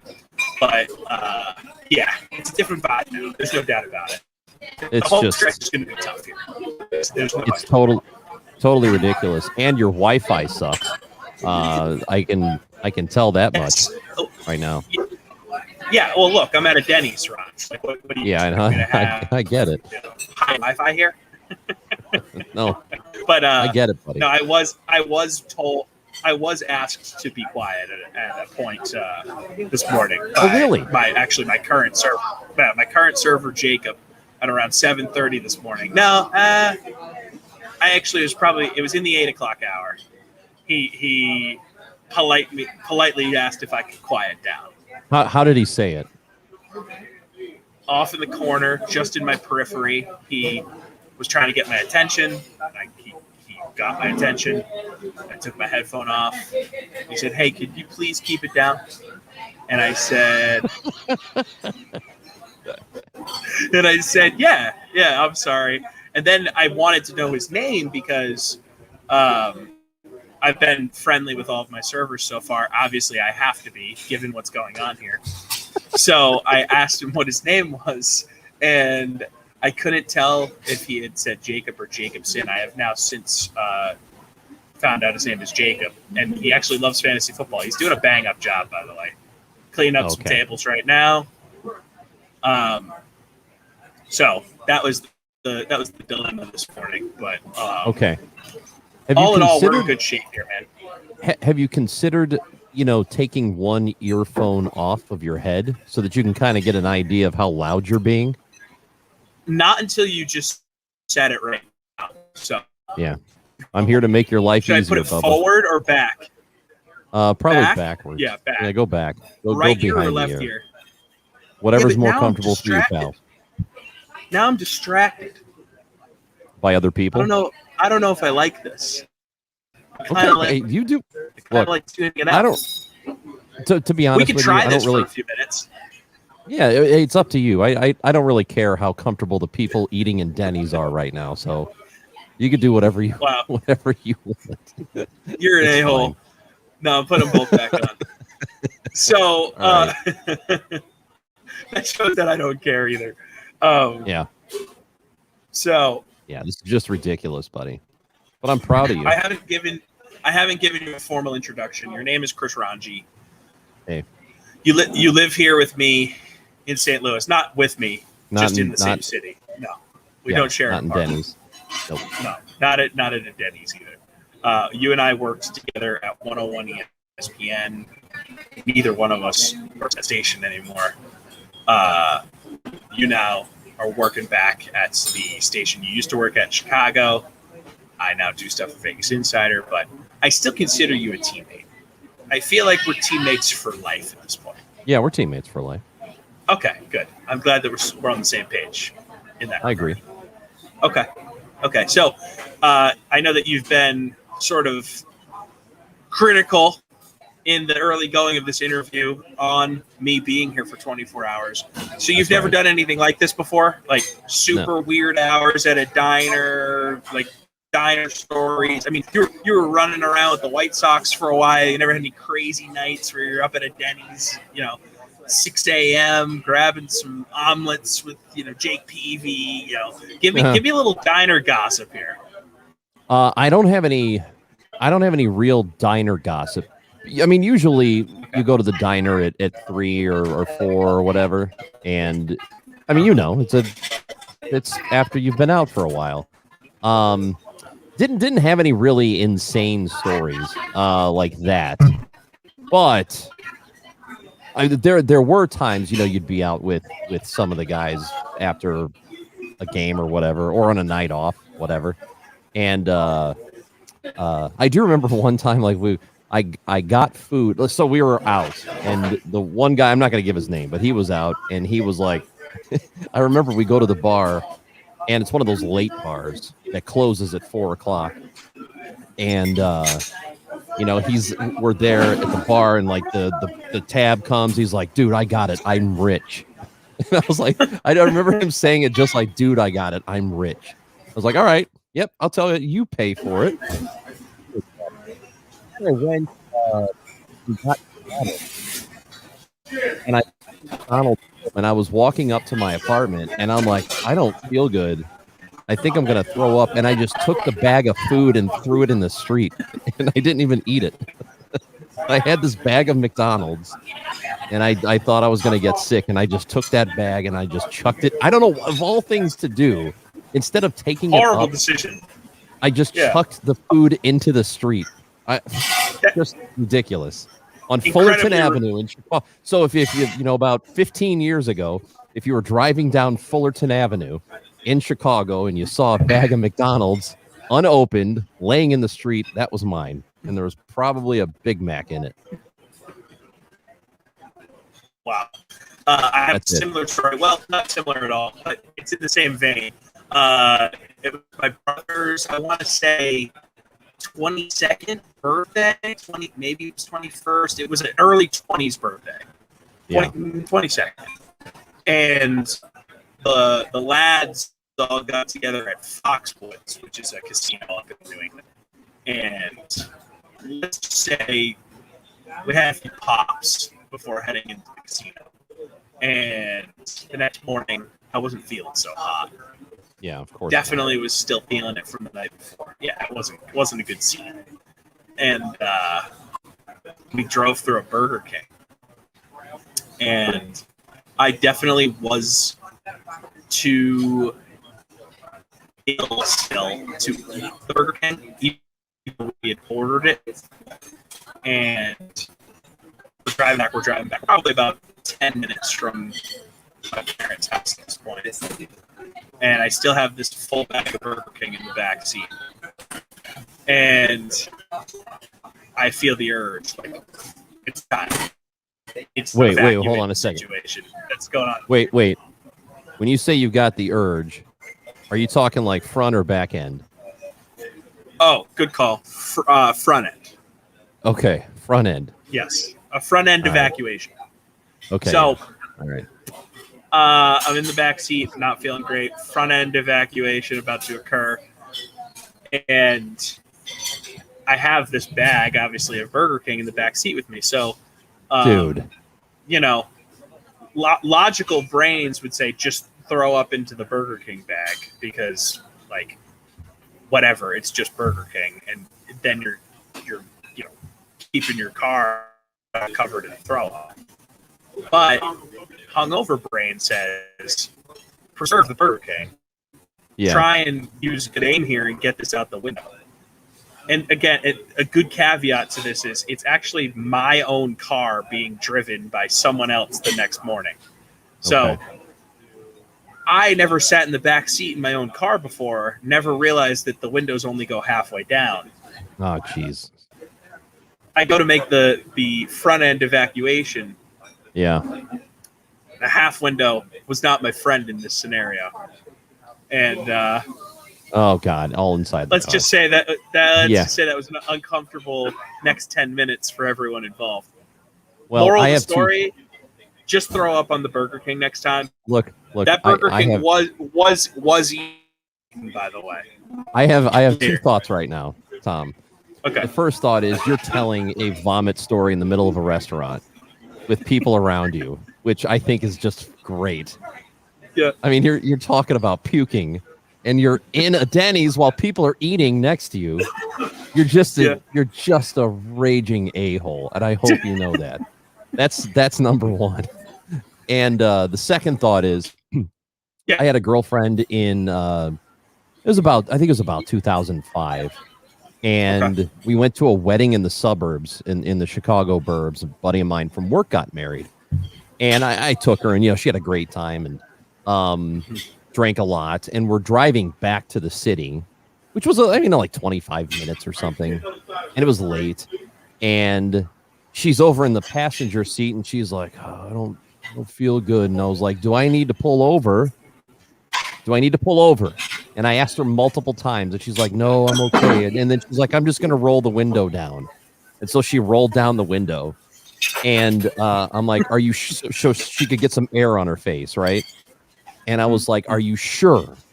Are you positive I don't need to pull over? Because I will pull over and, you can do what you have to do. She's like, no, I'm okay. And then within minutes, she leans out the window and, right? And I don't know if you've ever seen, like, Apollo 13, the movie. Yeah. And I'm not even thinking about the part where I'm not even thinking about the part where they just launch and then the guy throws up, like Bill Paxton's character throws up.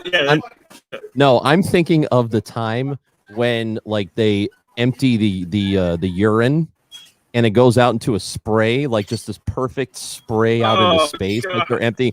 Like that's what it did on the side of my car. Like it was just this perfect, and it was all over the side of my car because I'm on the highway. I'm going like 65 or whatever, 70.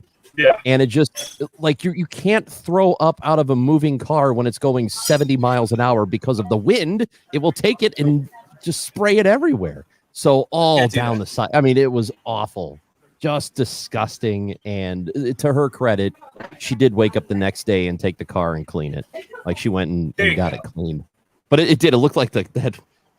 I know it's a real deep cut here, but anybody who has seen Apollo 13 when they dump the pee, before everything goes to hell. Yeah, it was just like so disgusting. But anyway, good for you telling that story in a restaurant, you stupid idiot. I mean, you won't be shocked to know that on multiple points of this last year, we've talked about feces and bowel movement. Like, You're kidding. It's just a disaster at this point, dude. First of all, Tom, we spent Tom, you got to do something about the Wi-Fi over there. Tell people, like, I need you to go table to table and tell people to not log on. Tell them to not log on to the Wi-Fi because you need it. Okay, tell but them, like, Raj, the funny thing is I'm on the employee Wi-Fi. Oh, like you got the good Wi-Fi. So then here's what you need. So then you need to go back to the manager's office and tell him to stop using it, or her. Like, stop using the Wi-Fi because they love me already. They Yeah. love me so much at this point. That seems like a great decision. who agreed to let you be there? You had to clear it with So it them was first. a manager. Yeah, I was a manager. I talked to her earlier in the week. Her name is Jamie. Jamie. And she's like, oh yeah, I'm gonna be there on Thursday. Can't wait to see you. It's gonna be so fun. And I showed up, and then she wasn't here. That always happens. I So, used to do. It's almost like she was setting up. She was setting up her coworkers. You know. Yeah, it's fine. Yeah, show up. It's gonna be great. And then I And show then up. she probably didn't. everyone's She like, didn't tell anybody. Like, she told nobody else about it. Yeah. So I used to do a bunch of remotes for White Sox stuff. Like, they would have us pre and post game at a bar or whatever. And usually, not always, but usually it was sponsored by Miller Lite. And so it's just a thing like where they like the distributor. Actually, the beer itself, like Miller Lite itself, wouldn't sponsor it. It would be like the local distribution company, like they would pick the beer, right? And then they would pick the bar. And we did a lot of these, and most of the time they went really great. But there'd be a couple of times where most of the time, yeah, we'd show up to a bar, and we'd walk in, with all the equipment, and they'd be like, "What are you guys doing here?" We're like, "Yeah, we're doing a show here today." And they're like, "You are?" Like, "Yes." We didn't know anything about this. Like, where's the communication? Like, sometimes they just didn't know. And normally what would happen is it would be one of the managers in the place not tell the other managers. Like, the GM who would agree to it would not tell everybody else. So then we would show up and everybody's like, all right then. And then you're just taking up space and they're pissed. they gotta move tables out of the way. And it's the worst. That's the worst. Yeah. Well, the worst would be like when you're in Wrigleyville, okay, and sometimes we do shows from Wrigleyville, and the bars would get, and the bars can't say no because the distributor wants us there, and if the distributor wants us there, they kind of have to be there, right? So they would be pissed that we were there because we were taking up space, because we'd have to take up like 2 tables worth of space, which could be 2 tables worth of people coming in and sitting down and drinking beer for 5 hours and eating food, and we're eliminating all of that income from them, right? So they were kind of mad at us, and they would want us to get the hell out as quickly as possible. So it's super uncomfortable, and we're in Wrigleyville and we're doing White Sox talk, right? And so it's like double. Like, why are you guys here? Especially now, you guys, why are you here? Yeah, it just it was super uncomfortable, but it was fun. I miss those. Did we lose your freeze pops? Your Wi-Fi bad. Your what? I think your Wi-Fi is bad. I don't think that's possible because I'm still here. Yeah, and I'm still here too. I see you. I'm here now. Are you here? You're frozen. I see you. I'm You're here, not buddy. frozen on my end. That's right, because I Now am. you're frozen again. Are we just going to do this back and forth? I think we're. This is it. This is riveting entertainment. You know what I could do? Yeah. Are you frozen? I don't- No, you're frozen. You're frozen? No, you're frozen. I don't think it's. I really do think it's you and being in a crappy place. Thank you so much. Hey, Mike, get you some silverware. Oh, can I get some silverware? Thanks. Hey, can you do something about food Tom's just got Wi-Fi? Fix Tom's Wi-Fi, please. Can you please do Raj, something you go about ahead. that? I'm gonna eat some food. Let's pitch your idea. Hold on a second. Ranj, you go ahead. What the hell do you think this is? This is your stupid show. That's right. And you're here to help me. Ranj, you go ahead. What the hell are you talking about? It's like, you go ahead, Raj. You talk to the people real quick. It's like, you know what you did? That's like inviting me to come hang out with you and your friends that I've never met, and then I walk in, and then you leave and say, "All right, Raj, take care of these guys for the next few hours." Like, what the hell? I don't know them. Yep. I can see that. God, you're such an idiot. I cannot wait till you go back to Rhode Island. And I can't wait either, dude. Not just you to go back to Rhode Island, but then eventually for Rhode Island to sink into the ocean. I cannot wait. While you're in it. I know it's going to happen. Oh, Cholula. Always go with the Cholula. Gotta go. It is the best of all the breakfast hot sauces by far. Like any of the hot sauces you can put on your breakfast. You like Louisiana stuff's pretty good. The red hot stuff, that's good. Tabasco's okay, but Cholula on eggs crushes everything. I was just gonna say, Cholula on breakfast food is delightful. On eggs and on hash browns, just crushes everything else. Totally crushing. All right, well, Tom's That's eating exactly right what now. I'm doing right here. Hey, so this is a Vegas Insiders stream, right? Yes. Okay. Do they have multiple streams going on at once? Like multiple different programs going on at once? Like you're not just me, baby.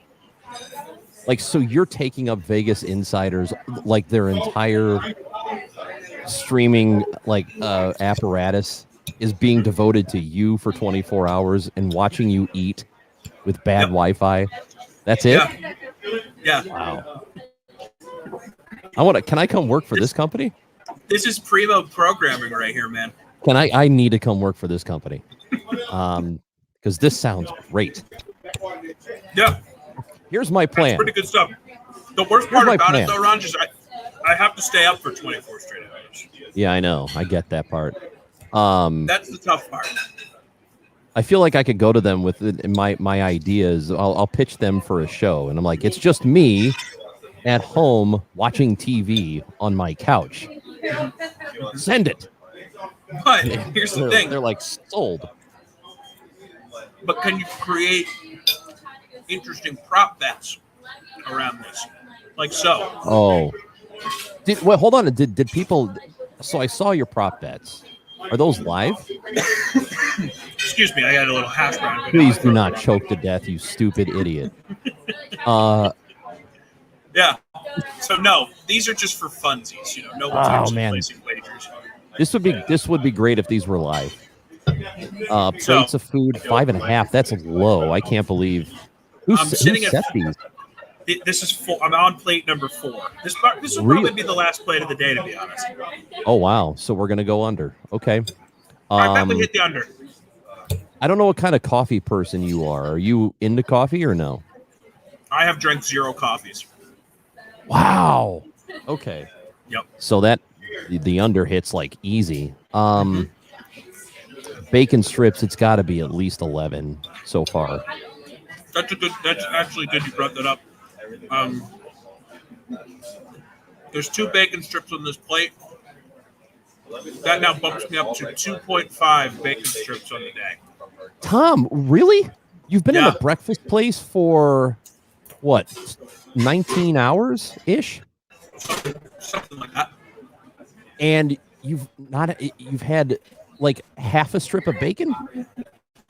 So here's the issue with that. The first thing I got when I got here was a Grand Slamwich, one of the great sandwiches in American culture. That Grand Slamwich only had bacon bits on it. It didn't have actual strips of bacon. Okay. So I was talking with Ben Maller, the overnight host for Fox Sports Radio. He's a legend. And we came up with the idea that the bacon strips still needed to be counted, even though it was just bacon bits. So we determined that a sandwich with bacon bits on it in totality would equal 1.5 strip of bacon. So Okay, that's fair. That's where that fair. All right, so napkins used. I'm low on napkins right now. You're low on them? Well, okay, that depends on the napkin. Is it the kind that's in the little, the flimsy kind? Because if that's the case, you can go through 20 of them in one meal. Like the little flimsy kind they put on the little metal dispenser on the table. Is that what we're talking about? Because those go in a hurry. So that's a really tough one. We got a heavy duty. We got a heavy duty napkin in the net chair. Got a heavy duty napkin too. All right. Have you done all of the plugs you're supposed to? Heavy duty napkin. All right. I lost you there on that one, buddy. How many no-shows have you had? You got me, dude? I got you now. How many no-shows have you One. had? Really? Can we talk about who it is? I don't know. Yeah, totally, because he ended up showing up later. Let me. Can I? The guest list that you tweeted out with me in it, is that the full list? You can go. Yes. That's the full list. But you saw Let me that look. was a thread. You saw that was a thread, correct? Yeah. Okay. I'm looking at it now. Okay. Let's see. Who would be the one to? I'm looking at your list right now. Was it? Wait a minute. Was it? Was it Morton? You nailed it. The first guest. So he showed up for his first hit. But if you look further down the list, he had another hit scheduled for the morning. He was going to do 3 check-ins. He missed his second hit. But I'll give him credit. About an hour or so after that, maybe an hour and a half, he did just pop back on into the session. And then we ended up doing a 3-way interview with one of my colleagues from DraftKings in Morton. And it was Austin's turn to hop on. So then we did a 4-way interview. We brought Austin in the mix. Austin and Morton really hit it off, not gonna lie. Austin and Morton hit it off? Yeah. Good. Well, I'm glad they liked each other. Yeah, I'm looking at your guest list. What's that? It was big time stuff. We went 4 wide. Oh wow, you had a really that's quite a broadcast, buddy. Good for you. Had to navigate it. We got there. Good. We're hanging in there. All right, I gotta buddy. be honest, Ron. I'm starting to feel a little loopy. Yeah, you got what? 6.5 hours to go.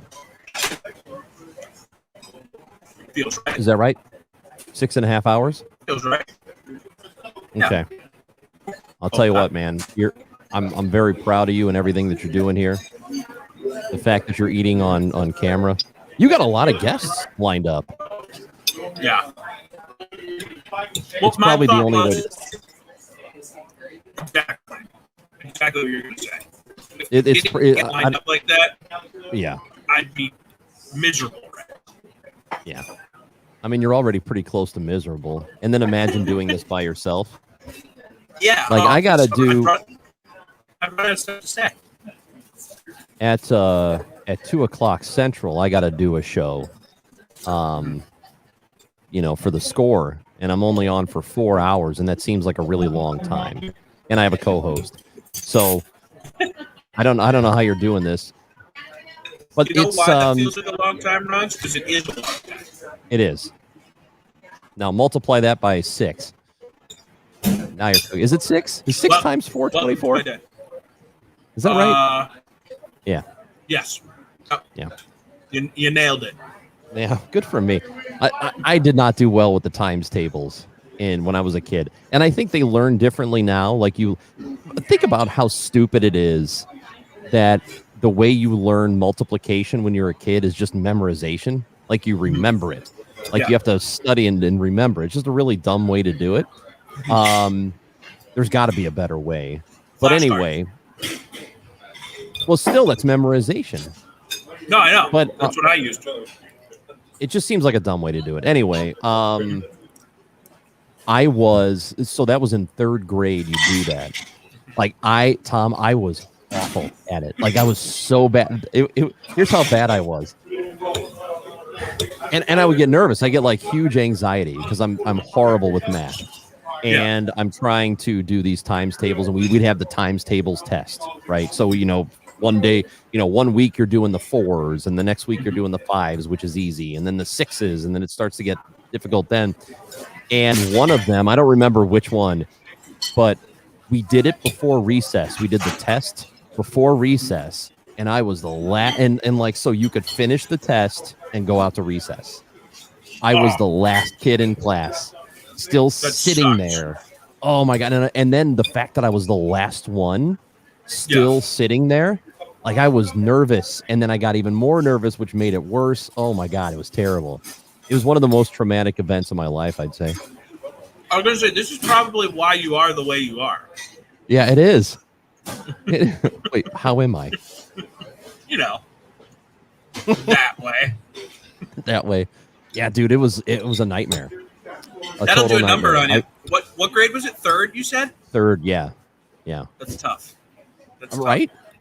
Tough. That's actually kind of a mean thing to do to kids. It is, and I'm looking out the window and I can see them all outside. Yeah, it's like you're not gonna learn it in the moment because you're motivated to go to recess. Yes. So it's punishing the kids that don't know it.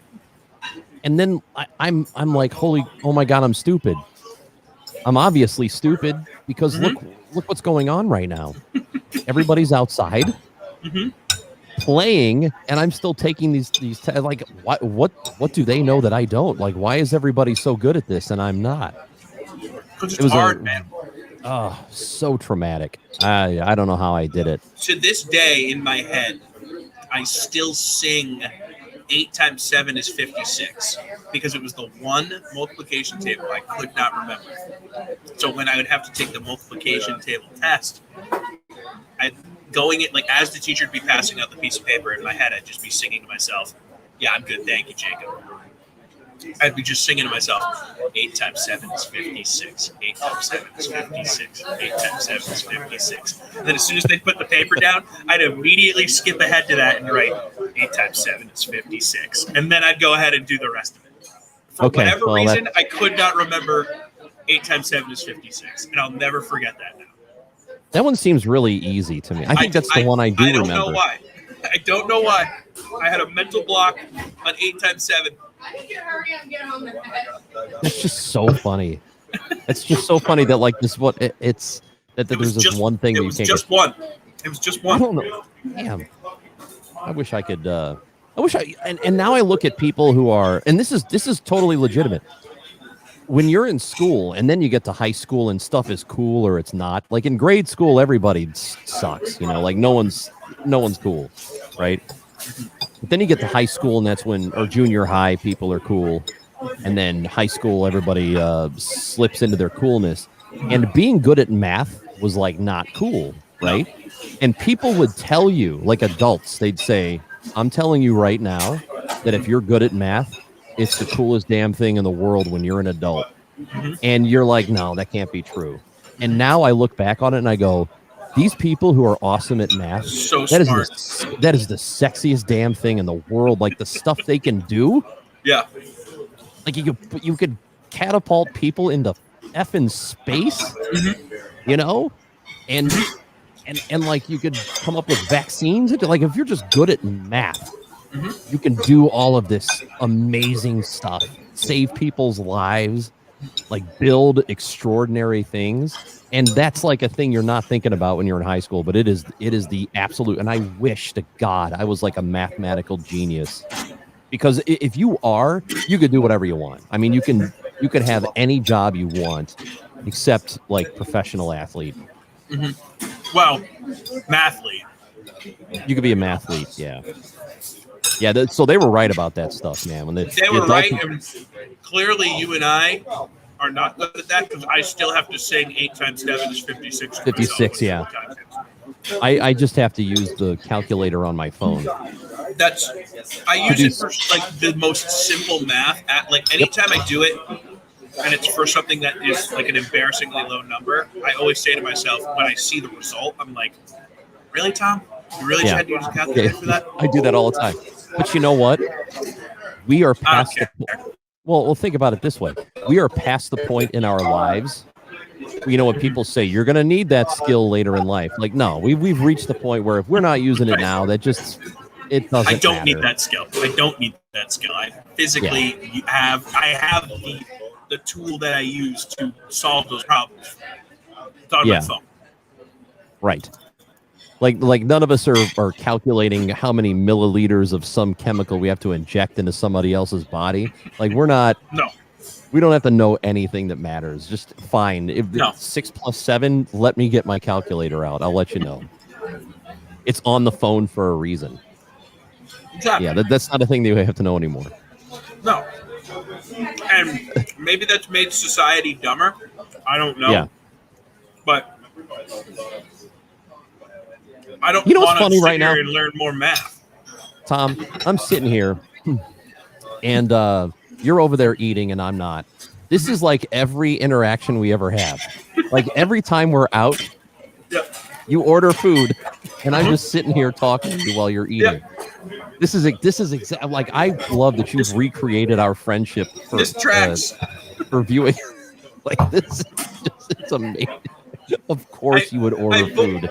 I booked you specifically at this time, Ron, this because time. I knew I could eat food while we talk, you know? But it's just the last time I saw you, you're like, I'm gonna go get a couple slices of pizza. What the hell, dude? You just ate. Yep. Yeah. The pizza is good, though, at Epic. It's a good spot. Epic Pizza's not bad. Yeah. You got to try that place, Felix's. I just had it for the first time. I've been living in St. Louis for, 4 years, and I grew up in this area.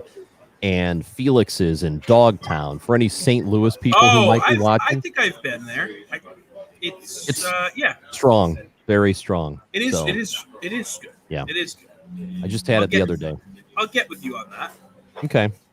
Because it's funny because anybody outside of St. Louis, you talk about St. Louis pizza. They go, there isn't. Emos. Oh.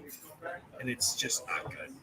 I wonder if has anybody blamed Emo's Pizza for Simone Biles and everything that's happened, because she was. Did you see the photo she posted with Emo's like weeks ago when she was here for the whatever those trials were? So like the gymnastics, the U.S. gymnastics came through St. Louis, and I don't know I don't know if it's the trials or whatever they call it. There's some Qualifying, yeah. So Simone was here, and then she posted a photo of her with Emo's, and like she's eating it in her hotel room, and then Emo's, which for again people outside of St. Louis is like the well-known local pizza place, like the local St. Louis style pizza, right? And she tweeted out the photo, and then they sent her a care package full of like frozen Emo's pizzas. They must have done it recently. So it went to her house in Houston, and it's waiting for her when she gets back from Tokyo.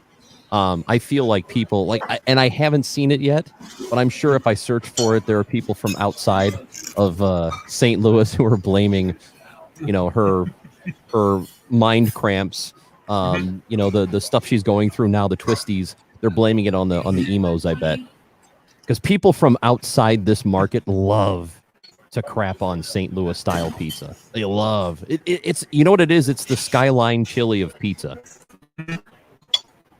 People from outside the area love to trash it.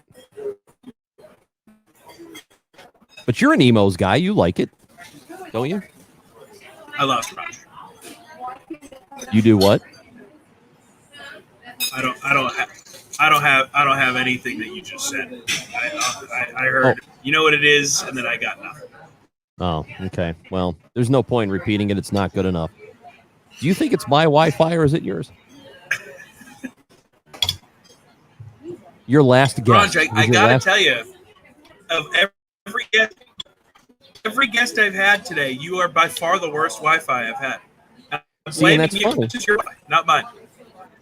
I don't see how that could be true because I use this to do shows, and I've never had a problem.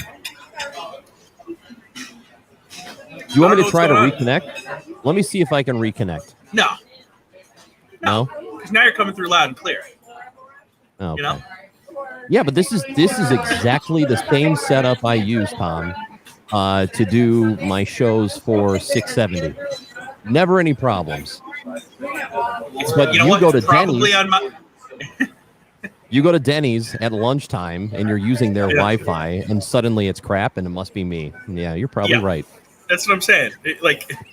I know that doesn't make any sense, but yeah, I'm gonna blame you for this one. Yeah. Okay. My mom chiming in on my dad's YouTube account saying, "This is Mom. Emos was fine if you like cracker type pizza. It's an appetizer type pizza, which is fine, but not real hearty pizza." Yeah. Okay. See, you have to eat a lot of it. Like you have to eat an entire Emos in order to get full. Now ask your mom. Hi, Mom, by the way. Nice to meet you. Now ask her whose reception is worse. Is it mine or Tom's? She can answer that on YouTube. Yeah, she'll answer on YouTube. I bet she says it's you. Let us know, people. Yeah, please let us know who's at fault here. And why is it Tom? Give us the honest answer, Mom. Shoot us straight here. So what's on tap for the show today, dude? Are you talking about the Cubs and their fire sale? Is that what's big on the mind up in Chi-Town? Yeah, it's the biggest thing on the minds of everybody. So Anthony Rizzo to the Yankees. Unless anything has happened here in the last half hour, I don't see anything as of now. Let's see. Well, I guess Jose Barrios got traded. I don't know where he's going. Okay, to the Red Sox? Yeah, I think the Blue Jays, maybe. Oh. Anyway, I got to go scroll through and look and see what's going on. But yes, Anthony Rizzo to the Yankees is a big deal. And so it's 12 o'clock Central, which means we are a little over 3 hours away from the deadline. And everybody's waiting to see where Craig Kimbrell's going to go, and obviously Chris Bryant. So that's the only thing people are thinking about. Our show is going to start with an hour left before the deadline. So I can't imagine there's anything more important. Like for Cubs fans, it's extremely disheartening that this core really got together in about 2015, 2016, and you win a World Series, and that's fine. Like I don't think you could realistically expect a team, and no matter how good they are, to win multiple World Series. Look at the Dodgers; they've been great for a long time, and they've won one. It's hard, right? But I think people kind of expected it was going to be here's our core, and we're just going to keep replenishing year after year after year, and be good year after year, and do exactly what the Dodgers have done, because the Dodgers are good, and then they're like, hey, we're really good. Now we're going to go get Max Scherzer. Now we win a World Series. Now we're going to go get Mookie Betts. They do all of these things. They just keep getting better and better and better. And that's what Cubs fans thought was going to happen with that team, and it hasn't. They're just tearing it all down. And so this 10-year run of excellence has turned into 5 years of being pretty good, and then 1 year great, and then that was it. So I think there's a ton of disappointment, and there's a lot of, people love Rizzo and they love Chris Bryant, and they're two of the greatest Cubs in history. Ever, and it just feels very unceremonious that they're all getting shipped off today. And, last night, Kimbrell's a different story. He wasn't any good last year, and now he's really good. And he might actually get a better return than Chris Bryant, which is amazing. And part of it is because his contract is under control next year. A contender can use him right now. He shortens the game immediately. Like he's going to, for a playoff team that already knows they're going to the playoffs and knows they're going to probably make a deep run, he changes a lot of things for them. So, yeah, I mean, there's a lot of just it's sad for Cubs fans right now because of what's going on. And meanwhile, White Sox fans are like, all right, let's do some stuff here, fellas. Come on. Right. And they did the Ryan Tepera deal, which I think has happened or is going to happen. That will help them out. But they get Cesar Hernandez, who's kind of underwhelming as a second baseman. Like there's just they haven't done anything that's like, damn, we're going for it. It's like, here's a guy, and here's another guy. Like they don't approach. They're not aggressive, and I think that kind of bums Sox fans out. So there's a lot to talk about there. Isn't that the kind of the story of the White Sox, though? Like they're never really aggressive.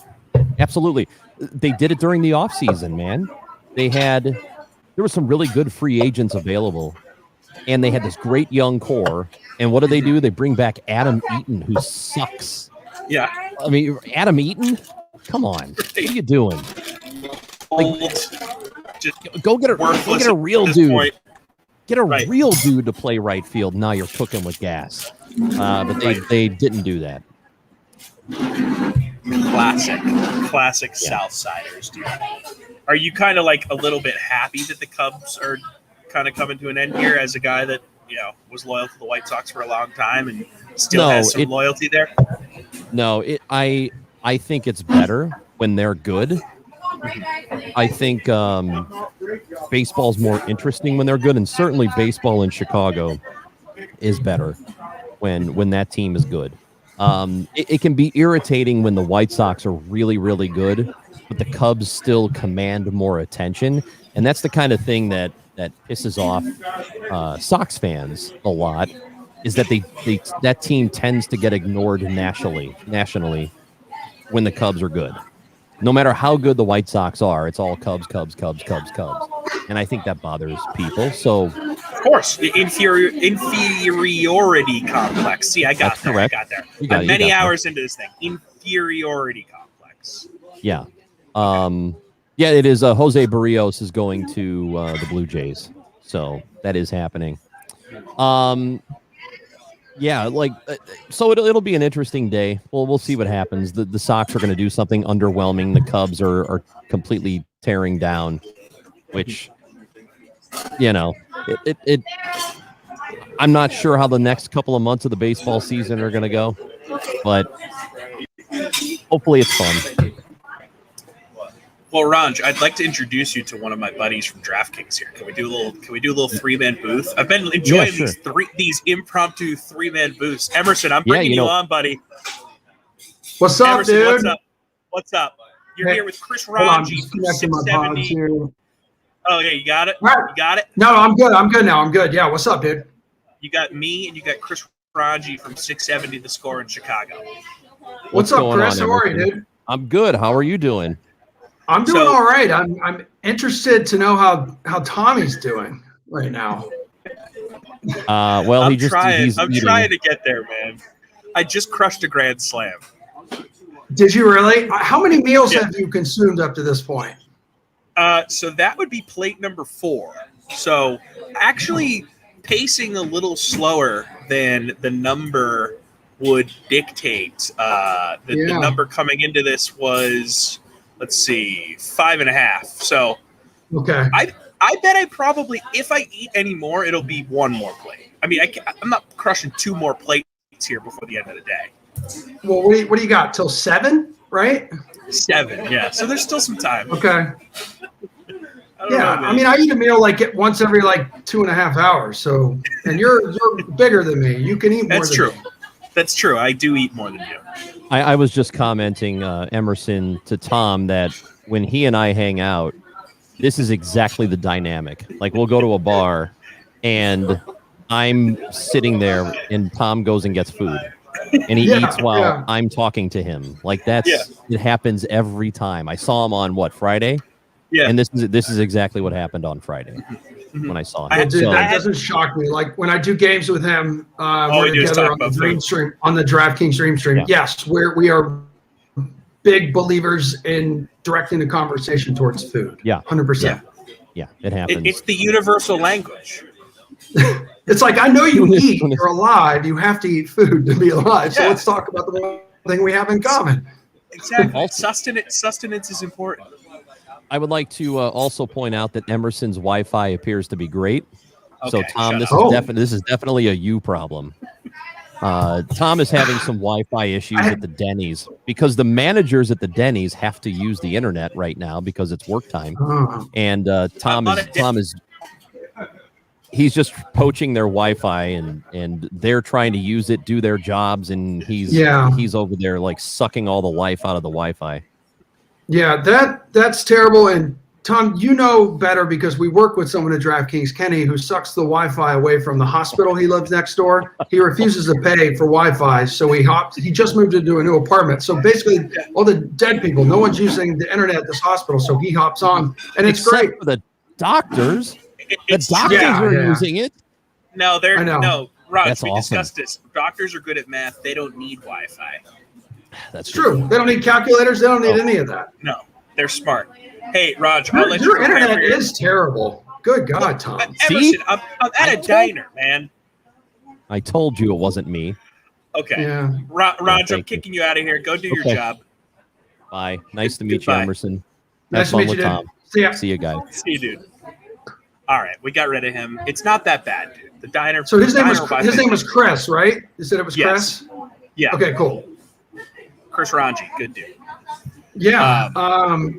Dude, are you okay? Is everything all right? I'm starting to hit that weird point in the day where everything is just feeling like a chore. Like every word that I speak hurts. You know? Yeah, I get it. We're getting to that I point. get it. I mean, I'm someone who naturally struggles to, find certain words when I get sleep and I live a normal life. And you've been in a diner for, what is this now, 18 hours already? Yeah, it gets 6 hours to go here. So, What has been the highlight of what's been the highlight of your first 18 hours? I need to know. Okay, so there's been a few interesting things that have happened. One of which just recently happened. So I'll bring you through the whole scenario. Yes, please. So Morton Anderson was supposed to join me for his second hit of the day at 9 a.m. Eastern. And he didn't show up. He was the first no-show of the day, which is fine. Look, people are busy. But it is kind of funny that my podcast co-host was the first no-show of the day. I digress. So about an hour after that, I'm in the middle, a little over an hour. I'm in the middle of my interview with Rossi. And you know how Rossi loves kickers. Yeah. So Morton Anderson pops into the session, mid Rossi interview. So I'm like, all right, well, I'm bringing Morton in. So immediately turned to Rossi just interviewing Morton about kickers, just going all in on this kicker conversation. And it's kind of hilarious. And I'm letting him go. I'm just, because we're having fun. And Morton was into it. He loves talking kick. And then we're hitting like the 10:30 mark where I have another interview lined up. So Rossi and Morton are mid-interview talking to each other. I'm just chilling. And my man Austin Huff, who works up in Chicago on country radio, pops in the session for his 10:30. So I'm like, you know what? Let's go 4 wide. I bring Austin in the mix. Morton starts ripping Austin for coming in with a backwards hat. Shout out to the backwards hat crew. He starts ripping him for the backwards hat because he's the type of guy. I mean, you know how former players are; they'll just rip you forever. So Austin kind of rips him back. I forget what he said, and then Morton just goes, "All right, I'll be right back. I'm gonna go get a hat." And he comes back with a hat on, but also wearing his gold jacket. Complete power move. Absolute flex to just come in with the Hall of Fame jacket. And then things just escalated from there. We started talking about O.J. Simpson and how Morton doesn't like melted cheese. And it was just it was a 4 wide interview, and it went astray, we'll say. So did anyone bring up that missed chip shot field goal from 1996 against the Jaguars? I hope the Jaguars get into the playoffs their second year in existence. I bet he hates when people bring that up. So I have to bring it up because I hear Morton Anderson, but wait a minute. Oh, that was the guy. Me being a Jaguars fan, one of the few out there. Yeah. So no one brought that up, but Morton has one. So one time we were talking on the podcast about, I think one of the Florida colleges, it might have been UCF. Was it UCF? Where the guy missed the field goal and his teammate tried to fight him on the sidelines this past season? Yep. There's UCF, man. Yep. Proud to be a Knight. Yep. Beat the hell out of your kickers. That's exactly what they need when they miss a crucial field goal. Take his legs out. Yeah, dude's probably mortified. He misses this crucial field goal. Dude on the sidelines, like, I'm gonna kill this guy. On the podcast, I brought it up as a topic. I'm like, hey man, you saw this story from over the weekend. Has anyone ever tried to kill you for missing a field goal? Ooh. And he was like, yeah, I mean, it does happen from time to time. And he brought up the missed chip shot against the Jags that helped them get into the postseason. And it didn't really have any implications on his team, but for whatever reason, some offensive lineman was standing over him and was ready to throw bows because he missed this chip shot. And you know how these dudes are. Their adrenaline's running like crazy. So I get it. And Morton's like, I didn't hold it against him. I wish I hit the chip shot. But it's funny. But it's funny that maybe the greatest kicker of all time, at least top three. Yeah. At a certain, you play long enough, you're gonna get the offensive lineman that's gonna try and beat you up for missing for them pointless field goal.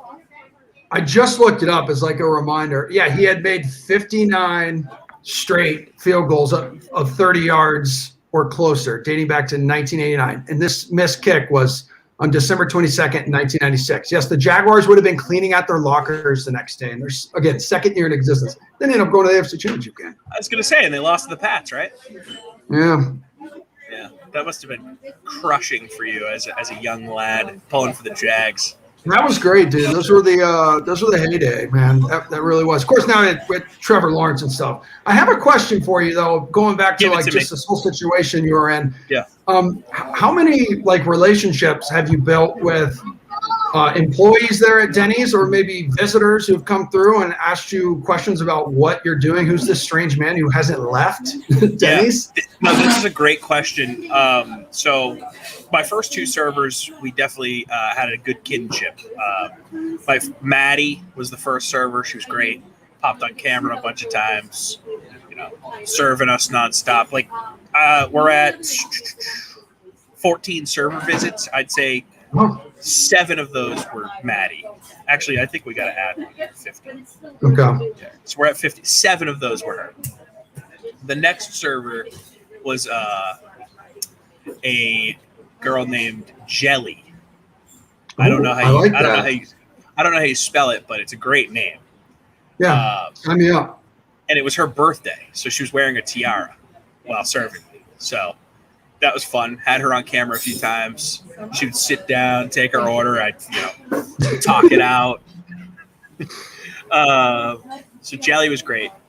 And now we've got Jacob. Jacob's doing his thing. He's got a busy dining room to deal with. I'll give Okay, yeah, it sounds like it. It sounds like maybe a lot of folks are in there for the early bird special or something. I'm hearing a lot of plates and utensils. It has been packed for a solid 4 or 5 hours now. And I'm telling you, I was maybe one of 3 or 4 total tables here for most of my time in the beginning. And in the middle of the night, I was legit the only table here. And now it's a full dining room for sure. What is the atmosphere like at Denny's at 4 o'clock in the morning? On this specific night of the week, it was pretty dead. But from what I understand, it can get pretty lit at that time of night. Maybe if I was to be here Friday night into Saturday night, if I had done that, different crowd. But I was gonna say I've been in a Denny's around that time, but it's been like a Friday or Saturday night, and you just hate your life. You've seen the sun come up as after you mash a moons over my hammy. I haven't had what am I doing with my life? I haven't had a Moons yet. It's definitely on the docket though. Hey, I think Daniel is chiming in here on the YouTube chat saying, "Oh, what dude, up, let me get the Freeze Pops? YouTube up. What's the YouTube? Go to Vegas Insider. Or will it pop up here on the screen? Or Yeah, like, I what think should I do here? I just popped it up here. Do you see like the little live chat screen here on the side? I don't know. Maybe yeah. Maybe only I see it. It's basically just Mike Bizzle talking the whole time. Do you see a lot of Mike Bizzle on the right side of your screen? Biz, dog. Biz has been here the whole time. I got to give him credit. Literally the entire time. Yeah. Like I have friends. What's your YouTube page? YouTube.com/Vegas Insider TV. Oh, okay. Actually, you know what I can do? Here we are, babe. We are live. I'm gonna make sure those volumes off. Yeah, that's good. Boom. Sweet. YouTube.com/Vegas Insider TV. See that little banner I got on the screen there? Pretty nice. Hold on, dude. I can't hear you. Oh, I got you now. Check 1 2. Right. Check. I got you. Check. What do we got? Yeah. Hey, well, that's nice. You've had do you have people chiming in at like 3 a.m. and stuff? I tell you what. Yes. Later tonight, if I can't sleep for whatever reason, I will come back here. Well, you're done. You're done at 7. I'm done at 7, dude. Yes. And look, you missed some mayhem, I will say, but you probably were just better off sleeping. Like you didn't miss anything where you wanted to miss sleep for it, if that makes sense. Yeah. You know, and I don't know if I'm underselling it, but it was a good time. I'm glad that you got your rest, though. We all need rest. Like I'm envious of your rest. I went to bed at 10 o'clock last night, and I woke up at 8 o'clock. So I got 10 hours of sleep, dude. 10 hours. That sounds fantastic. Yeah, I'm visiting my folks right now. So my parents, dude, the other day I went and picked up dinner for my parents at 2:30. 2:30 is when they were eating dinner. I was like, I haven't had lunch yet. Like, what's your deal? I get a little stir crazy at times, but sometimes I'm just like, screw it. I'll go to bed early with you. You know? That is an early dinner. 2:30. No, that's lunch. That's breakfast. Yeah, for some people. I know.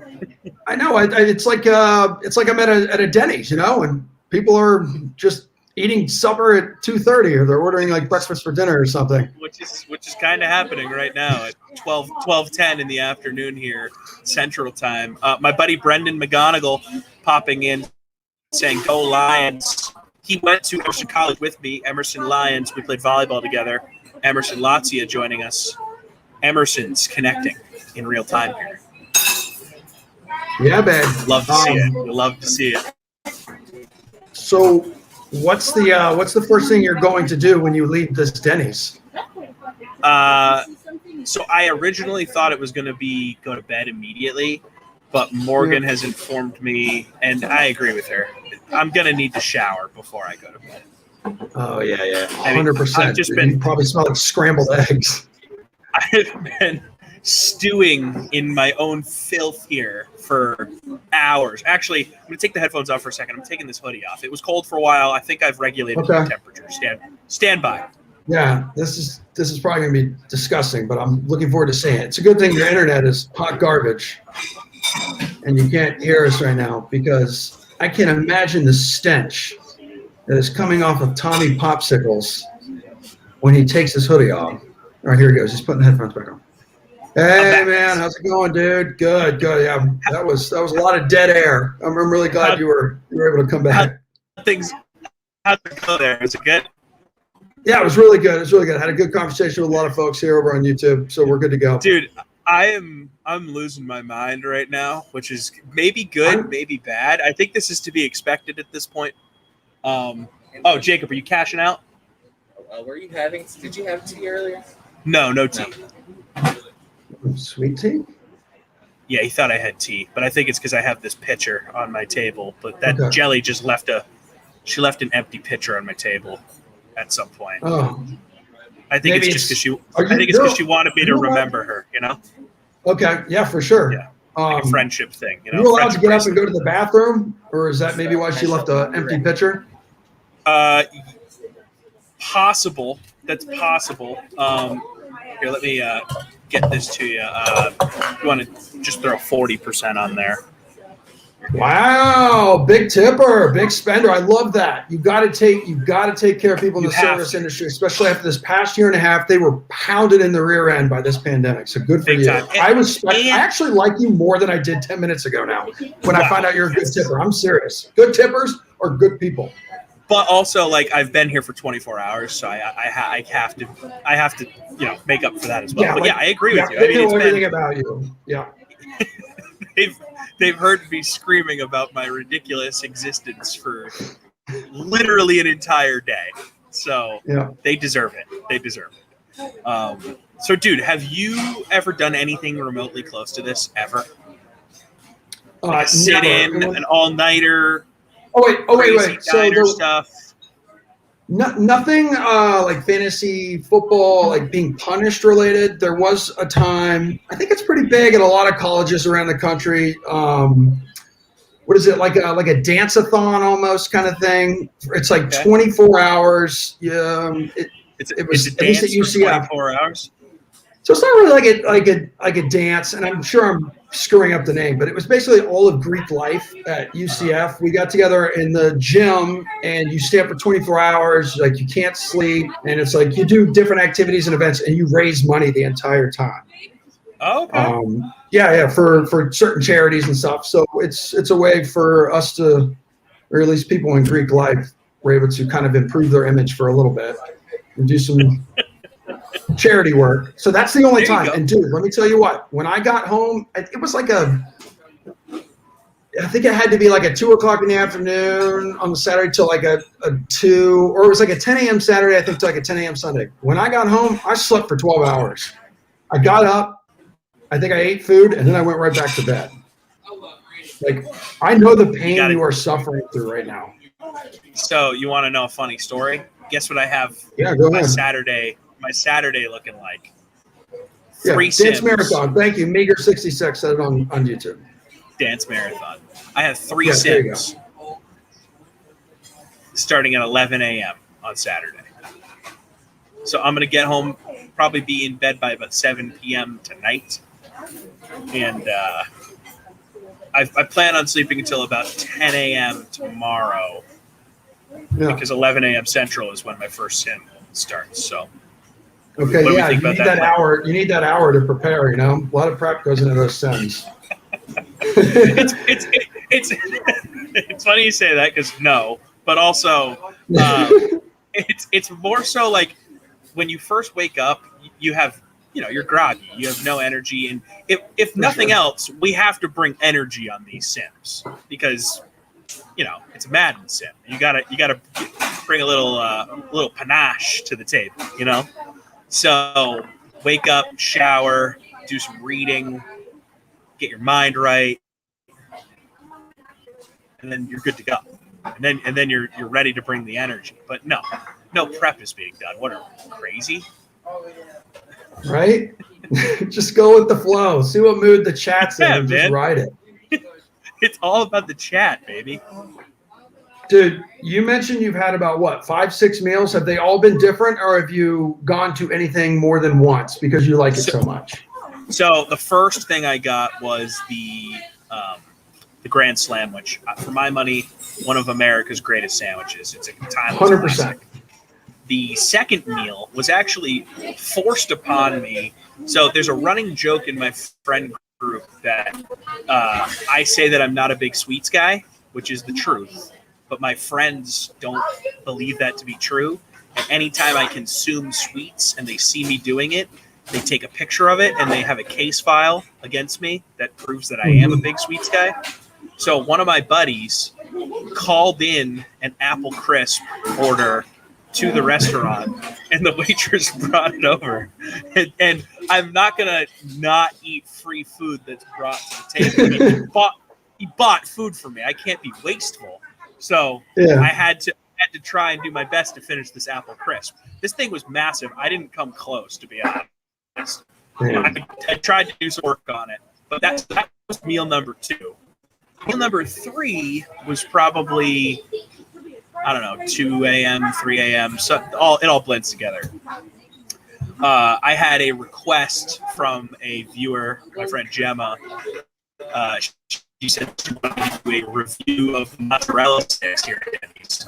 And I thought, well, I'm not going to just get mozzarella sticks. If I'm going to do a review of these sticks, get the sampler so that I can do a full review on multiple items. Does that make sense? Yeah, I'm trying to piece together what you're saying, because if you can hear me, your internet got really bad there over the past 45 seconds. It is like doing a sim with Kenny right now. We are at diner here, so we're making the best. We're making the best of the situation. So you should have gotten a hotspot. You got to come into here like prepare with a hotspot, so you have rock solid internet for 24 hours. So I thought about the hotspot thing, and you know, getting a hotspot from your phone type of situation. Yeah. Are you talking like setting up a hotspot from your phone? Yeah, or like, I don't know, maybe I'm showing my age. When I used to work in West Palm, we had like just little boxes. You just hit like an on button and boom, you'd have like your own internet. You were like your own country. Well, I don't know what that is. It sounds awesome though. My thing is, whenever I try to use, it sounds sick. I need to get myself one of those. Whenever I use a hotspot on my phone, it stinks and you can't do anything with it. Like you can get on Google, but you can't stream video. Yeah, exactly. Yeah. It's not powerful enough. So I figured that getting the employee Wi-Fi would be money, right? Because not that many people are on the employee Wi-Fi here at Denny's. And unfortunately, I think just the fact that there's so many people in here using Wi-Fi in general, maybe it's interrupting the signal. Well, I digress. I did a full review of the Denny's sampler, buffalo wings, chicken tenders, mozzarella sticks, and the queso, chips and queso. So that was a good experience. And then just now, about an hour-ish, within the last hour, when I was talking with my buddy Chris Ranji, I crushed a grand slam. Just your traditional breakfast plate, scrambled eggs, sausage, bacon, hash brown, toast. So that's where we're at. I probably am not going to eat again. That's probably enough. I'm full. Whose idea in your fantasy football league was this? So our fantasy league does a thing where we all put a punishment in a hat at the draft, and we pick the punishment out of a hat. Yeah. Damn. So that's the way to do it. The original punishment for this past season was the loser has to wear a full tuxedo and then go take the SATs at a high school. And then, yes. And then the whole league was going to tailgate in the parking lot of wherever the person was taking that SAT test. That would have been a top 5 story in mankind history. Yeah, so unfortunately the pandemic did not allow for that to happen. So they adjusted it back to the 24-hour diner thing, because we've done this in the past. This was, I think, 2 years ago. 2 years ago, okay. My friend who came in last had to do it, and he was lucky because he lived near a lot of people in our league. So there was a rule in place where if people went to the Denny's and bought him a menu item, he was allowed to knock an hour off of time. So he only had to sit at a diner for 20 hours out of 24. Yeah. When I heard so that's you were still doing this, I immediately thought of that recent story of the Waffle House guy, where he had to be in Waffle House for 24 hours. He could for each waffle he consumed, it would take an hour off. So I think he was in there for 15 hours. So that means what? He ate 9 waffles. That guy was weak. I said, who would want to do that and be in a Waffle House for less than 24 hours? I said, your commitment and your league's commitment saying, no, you're going to go to a Denny's and you're going to sit there for 24 hours no matter what. That is true commitment. That is being a true loser. Honestly, I'm if proud I of you, had man. if I had the waffle thing, the only way it's acceptable to use the waffles to get out of it is if you eat 24 waffles, in my opinion. Otherwise you failed.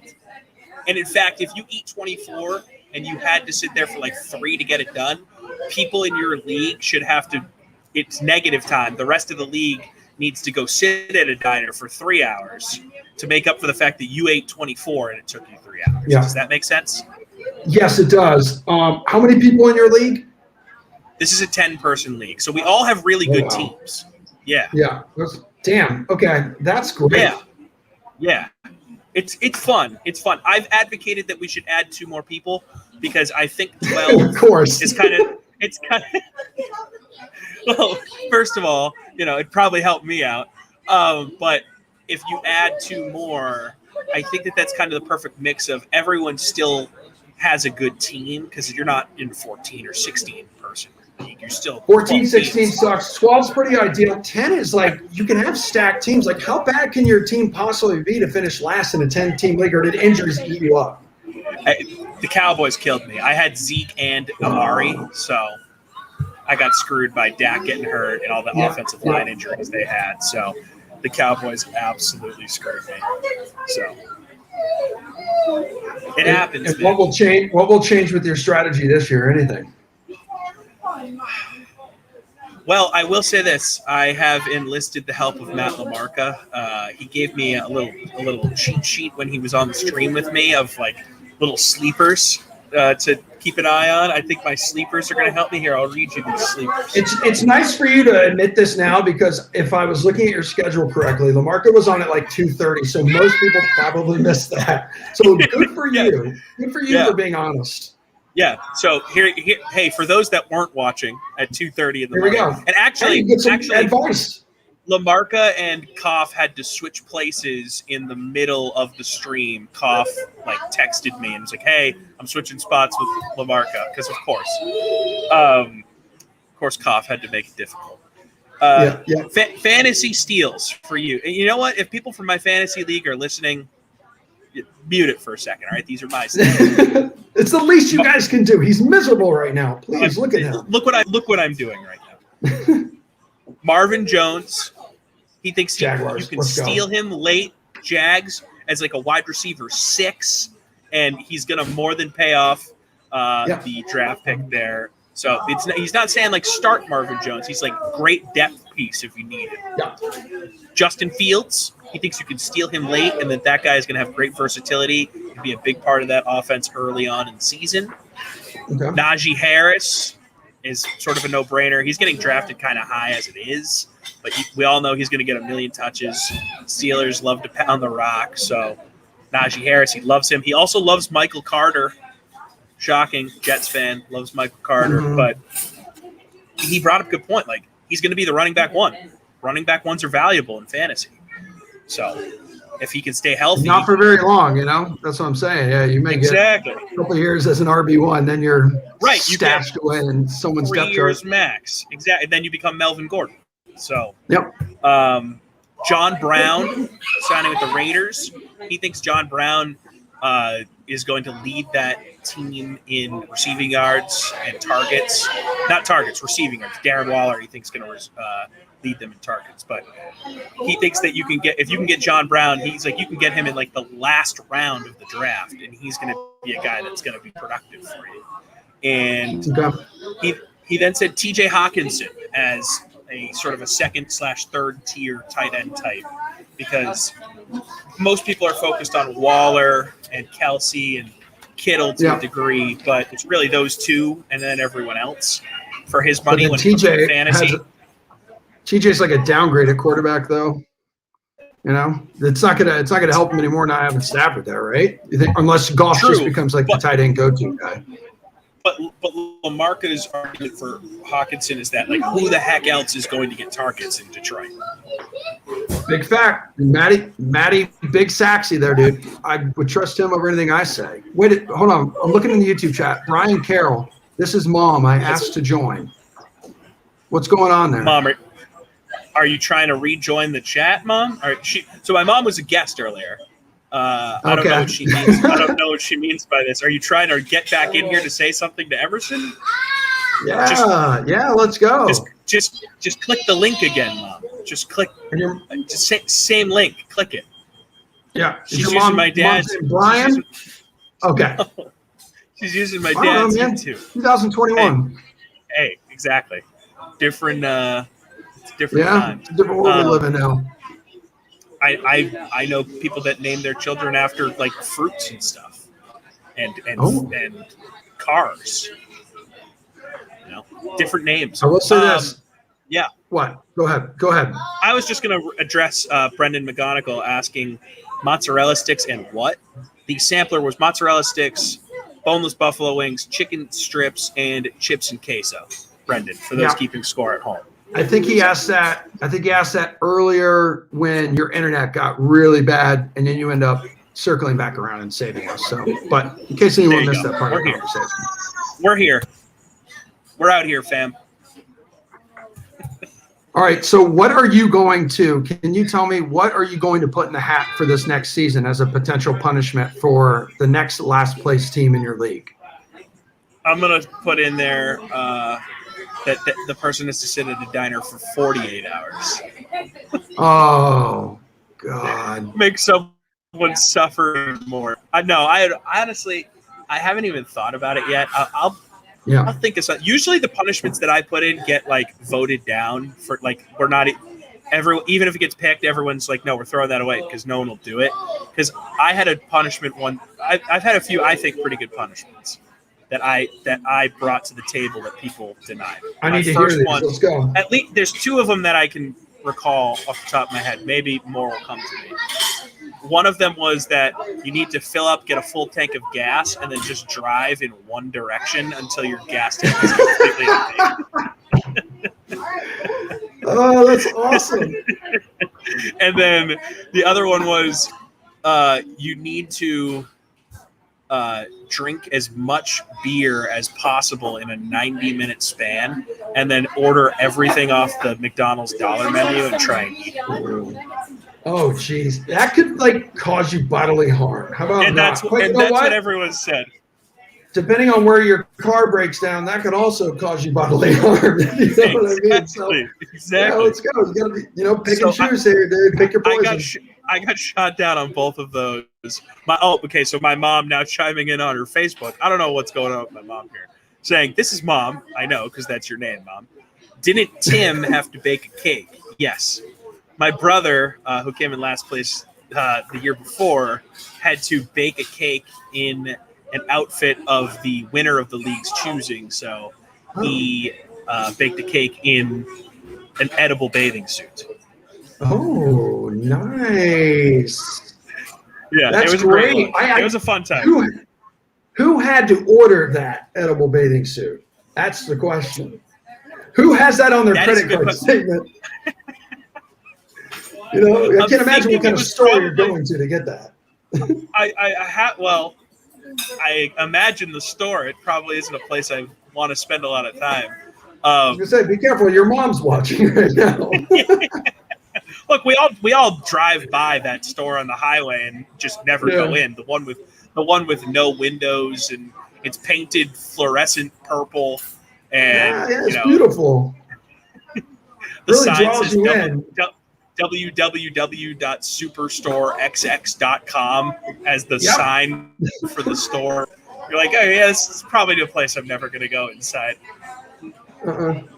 Yeah. No window. I'm a big windows guy. I need a lot of natural light. A lot of those ones don't have windows. I can't do it. And that's the great part about this Denny's. Lots of natural light. People are buzzing about the natural light here. Do you live near this Denny's? About 15 minutes. Okay, I didn't know if it was one you had frequented before. I've been once. I almost said Morgan. Morgan and I were driving around one time trying to get a brunch in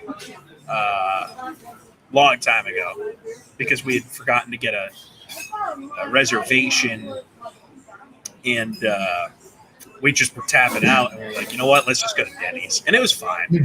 You dropped the ball on a dinner reservation. Next thing you know, you're mashing the moons over my hammy. That's romantic. It got the job done. It got the job done. I'm not saying it was the greatest meal in the world we've ever had because we went driving out thinking like, oh yeah, we're gonna go to this place, and then 3-hour wait, this, and then we ended up at a Denny's, and a little disappointing, but whatever. It served its purpose, sustenance. Yeah.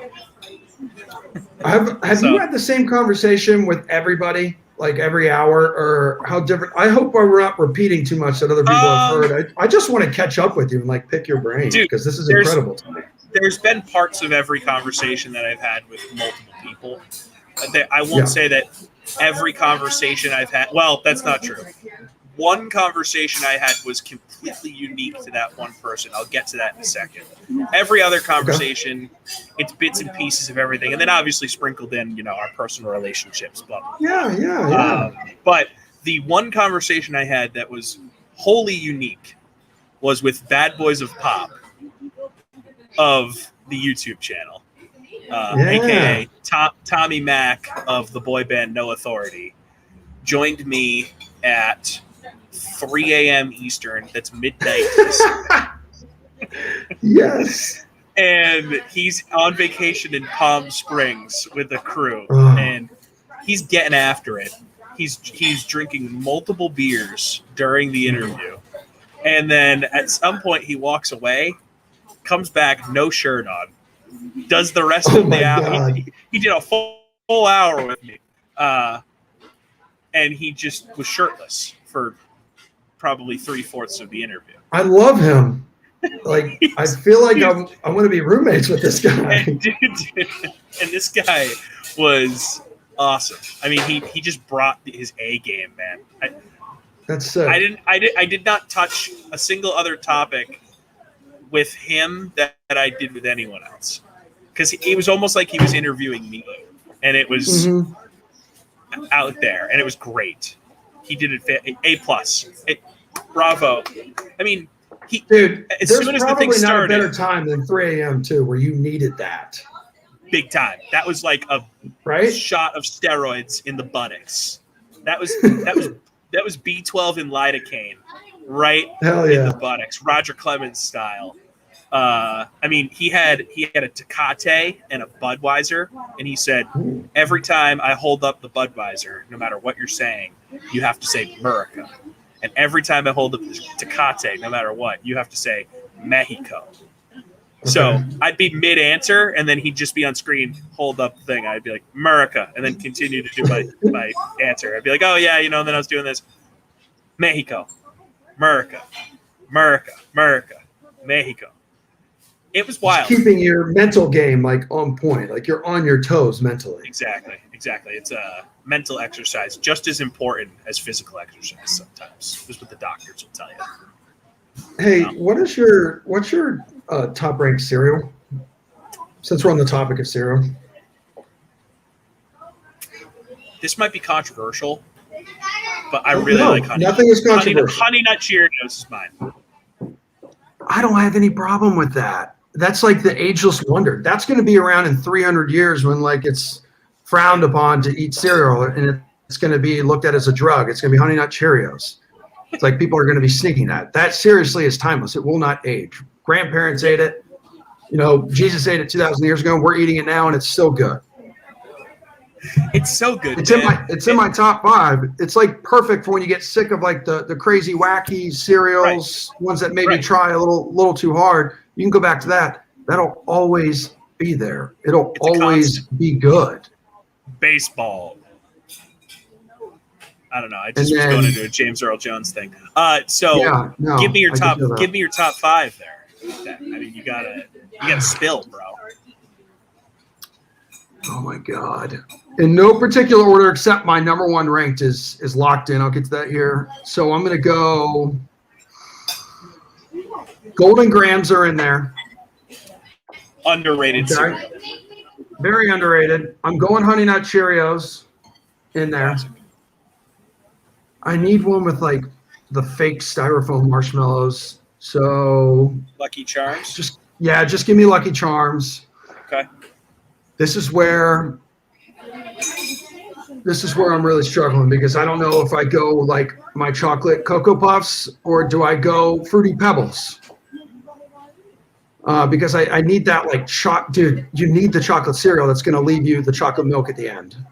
So that was actually going to be my point. Is I think that you have a higher upside with the chocolate milk on the back end. Yeah. All right. I'll throw Cocoa Puffs in there. Like Fruity Pebbles would have to be like right on the outside looking in. Like it's like we're March Madness here. Like the first three out, like the first the last three in or whatever. And yeah, my number one all time will be French Toast Crunch, not Cinnamon Toast Crunch. Wow. French Toast Crunch. I'm telling you, there's not a better cereal on the planet that says when you look on the box, French Toast Crunch. It's gonna taste like French toast. It tastes exactly like French toast. Very easy and delicious. Stays crunchy for a longer period of time than most cereals. That's the only downside if you don't like fruity. If you don't like your cereals getting soggy very quickly. Fruity Pebbles number one. Number one gets soggy. It'll be soggy within a minute. It's like chewing the old zebra gum where you had 10 seconds of flavor and that's it. That stuff stays crunchy for 10 seconds. Dude, you're blowing my mind right now, bro. Dude, bro. I'm telling you, man. You and I, man. Serial killers. Hashtag serial killers. We're right here. All right, dude. And also, okay. All right. I was gonna say. I was gonna let you go because I feel like I've kept you way too long. But if you want to keep riding with me here, I got a guest coming up in about 20 minutes. I am excited. You tell me when you're ready to go. Yeah, I got another like 5-10 minutes here. I got another 5-10 minutes. I'm pushing it. Whenever you need to go, let me know because then I can get you out of here, and that's okay. What do you do when you don't have a guest? Talk. Really? Yeah. You should ask like some random person to come over in Denny's like right now. Well, at night it was easier because the waitress could come over because there's not a lot going on, but it's pretty busy. It's pretty busy right now,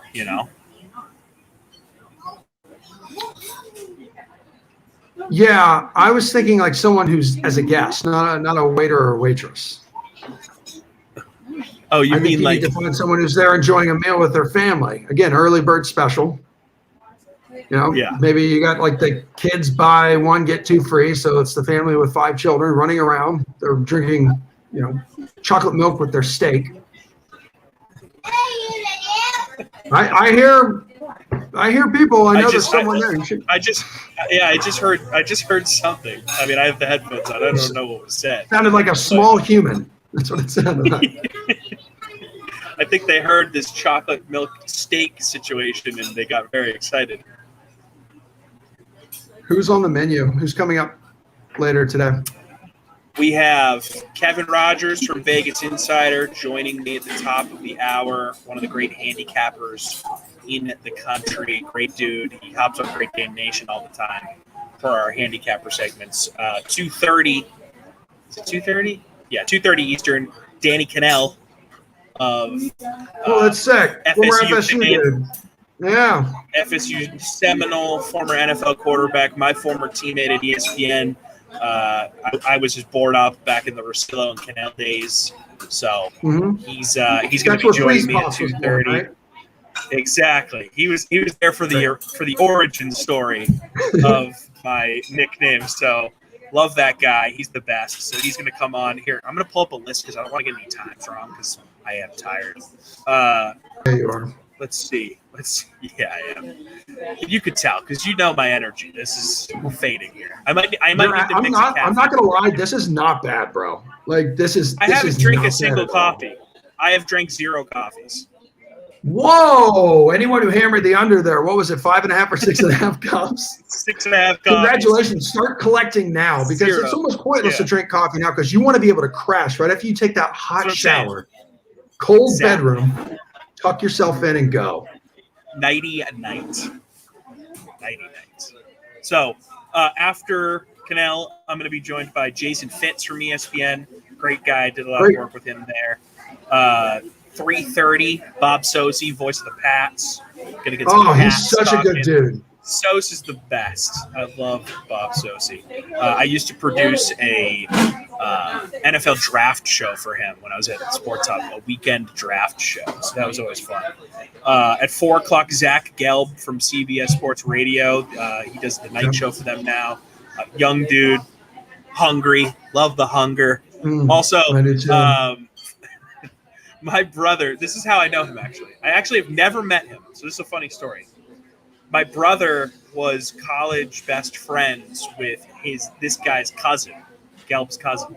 And when I was in college doing sports radio stuff, my brother's best friend from college was like, oh, my cousin's trying to do some sports radio stuff. You guys should be boys. And he just like, you know how you could back in the day do like Facebook request, like not request, like you could send no, but it's similar to a poke where you could recommend a friend to someone. It was like Ryan Jerome recommends that you be friends with Zach Gelb, and I was like, all right, whatever. So I'd kind of do my thing in radio, and I'm watching his career, and this dude is like my age, maybe younger, and he literally has his own nationally syndicated radio show for CBS Sports Radio. Sick. And I'm thinking in my head, I'm like, I should have linked up with this guy back in college when I drunkenly was like, sure, I'll add this guy that I don't know on Facebook. And now here we are. So I'm going to talk with him about that on the air. We've literally never spoken. I just hit him up on Facebook and was like, hey, let's do this. And he was like, down. So I'm telling you, if you talk to anybody who knows anything about fantasy sports, fantasy leagues, which I feel like a majority of America does, and you tell them what you're doing and why you're doing it, like when you sent this to me, like even being like away and being at home right now, like I said, I have to be part of this. I didn't think these things were like real. It happens. Okay, well, Yeah. It's a real thing that's happening. Yeah, I'm grinding. Then at 4:30 Eastern, Greg Wyshynski, the Puck Daddy, ESPN NHL reporter, going to join me. I don't plan to talk about hockey with him at all. He's a big foodie, so I want to dive into the food world with him. He's a great dude. 5 o'clock, Freddie Coleman, the night show at ESPN Radio. God. Hey, legend. You know, he went to Mansfield. He went to Mansfield in the northern tier of Pennsylvania. I think it's small. I can't remember. D2, D3 school. So he played football and is in like the athletic hall of fame for like whatever college he went to. And like you said, it was Mansfield. They had football back in the day, and then that was my first television market. In 2007, when I graduated from UCF, I went to this small town in upstate New York called Elmira, New York. So we covered the southern tier of the state of New York and the northern tier of Pennsylvania. We're going back and forth, covering high schools, colleges, and that was like one of our main colleges that we covered in our viewing area. And then like one day someone was like, hey, did you know like Coleman went to school here? And I said, what the hell? No, that's awesome. Yeah, Freddie Coleman. That's a weird fact that I like know about. So I love when I hear him. So I'm like, oh, this guy knows everything about that small town area. I am gonna drop that knowledge on him when he comes on. I used to work with him at ESPN Radio. One of the first hosts that really gave me like agency of a show was basically like, yeah, like you're the producer. Like let's give me some ideas, essentially. And you know this, when you're a young guy in the industry doing anything, when you're the low man on the totem pole, you basically just take orders. This was the first time where they're like someone who, you know, he's been doing this job at ESPN Radio since like 2004. The guy is a beast at this point. You know, he looking at me as a 22-year-old and was like, yeah, I want to hear what you have to say. And I was like, wow, that's really cool. So I've always loved Freddie. Great dude. Then Morton Anderson is going to join me for a final time. I think he's going to show up on time for this one. And then my fiance is going to close out the performance in person. So she's going to be in person? In person. She helped me start it out, and now she's going to help me finish it. Have you shared the story of how you like walked into Denny's and told them about this thing and like what the reaction was when you said, hey, I lost this bet and like I need to be in a diner. Can I be in here for 24 hours? So, Emerson, I didn't hear a single thing of what you just said because my Wi-Fi sucks. Oh, it's okay. I was asking, have you shared the story of what it was like when you went into Denny's and you said to them, I lost my fantasy football league. I have to sit in a diner for 24 hours. Can I sit in here for 24 hours and go live? I haven't told it in a while, so I will tell it. I walked in, I said those things, and the manager was like, "Oh my god, yeah, that's awesome. Go ahead and do that. That's great." And I was This like, is why Denny's really? is the best, people. They are the Yeah, best. America's Diner, baby. Let's go. It's like Denny's. salt of the earth people. That's what I'm talking about. Guys, like, totally get it, man. Like, I suck at fantasy football too. I just didn't have to do what you're doing. No, well, the best part of it is she was like, "Yeah, that was awesome. You should do this." Like, sat down, gave me the employee Wi-Fi. Was like, "You got to sit at this booth for this thing." Like, was giving me all the tips. And she's like, "I'll be here on Thursday night when you get here. I'm so excited." And then I got here on Thursday and I asked for her, and they're like, "No, she's not here. She's not working the next 2 days." I'm like, what was the conversation I had on Monday then? So, what did just because I missed it, what did your mom ask you when she joined? so she always fires up some hilarious takes. She's anti-Brady. She thinks he's a traitor. Oh my God. She's out on Tom Brady. So I had to get an update on that to see if things have cooled down. She's still very much so out on Brady. She then asked if she could join our fantasy league, to which I said, probably not. But she then was like, "No, trust me, like, I'd be good. How does it work? Like, do I just pick players?" And I was like, "Yeah, sure." So then she's like, "Okay." And she's like, let me pick a team." I said, "All right." So she picked Patrick Mahomes with her first pick. I'm like, "Okay, fine." And then her next pick was Julian Edelman. And I said, "You're out, Mom. You've already Mom, finished last. Congratulations. You're going to be in Denny's for 24 hours next year." I said, and I actually made that joke, and she did not find it funny. I said, "Mom, Julian Edelman retired," and she goes, "Oh, I thought he just made that up so the media would leave him alone." It's like, what a ridiculous thing to think. He's the one guy who wishes he was still in the media, in the conversation all the time. That's why he's always like, "Oh my God, Tom Brady posted something. I got to like get my own social media team and everyone who's really good at clip art and stuff to post my head on like the body of a bear and say, 'Go Bruins.'" Yeah, exactly. He's the guy that is obsessed with media attention. So, no, he's definitely retired, and it's a bummer because he was fun to watch. But and then I think she said she was picking James. No, she tried to pick J.J. Watt with her third overall pick. I had to explain to her how defenses work in fantasy, because then I said you'd have to pick the whole Cardinals team if you want him. She's like, "Well, I don't know if I want that." She goes, "I really like I like the Steelers," and then I listed off every skill position Steeler, and she's like, "I don't like any of those players." And she's like, "I think it's because I like defense." And then she picked James White. So, dynamite performance from Mama C. Why don't you guys team up though this year? Why don't you do that, and that way it kind of eases her in, and then maybe potentially next season your mom can be the sole owner of her own fantasy team if you guys decide to go to 12 teams. So if we add 2, she's an expansion team. Yeah. I just think it would be nice if you guys co-captain. And also, it'd be nice because if you finish last next season, whatever's drawn out of the hat, you will be doing it together with your mom. Hang out with Ma Dukes. That would allow you to say no to a lot of the inappropriate things that you pull out of the hat, knowing your mom has to do it with you. Like, so dude, you likely wouldn't be able to, you wouldn't sit in a diner 24 hours with your mom. Your mom wouldn't do it. Yeah, but she'd probably 100%. bake you a cake and, an edible bathing suit. And with that, Emerson, thank you for joining me. I love you, buddy. You're the best, dude. Have a great time in Florida. Love you. Whenever you're back up north. Are you doing Sims from Florida? I assume not. No. I just focus on family right now. So that's what we're doing. So, but whenever you're back doing the Dream Stream and we're crushing it on the Madden Sims, it's going to be a beautiful day. I'll see you this week, man. I'm actually, you just reminded me. I got to fill out my availability. So thank you. There you go. Send it Later, those handsome. X's. See you, dude. Peace. That's Emerson Lazio. I love that guy. He's just got that energy, man. He's got the juice. My man Emerson has got the juice. So we've got a guest coming up here in about 8 minutes.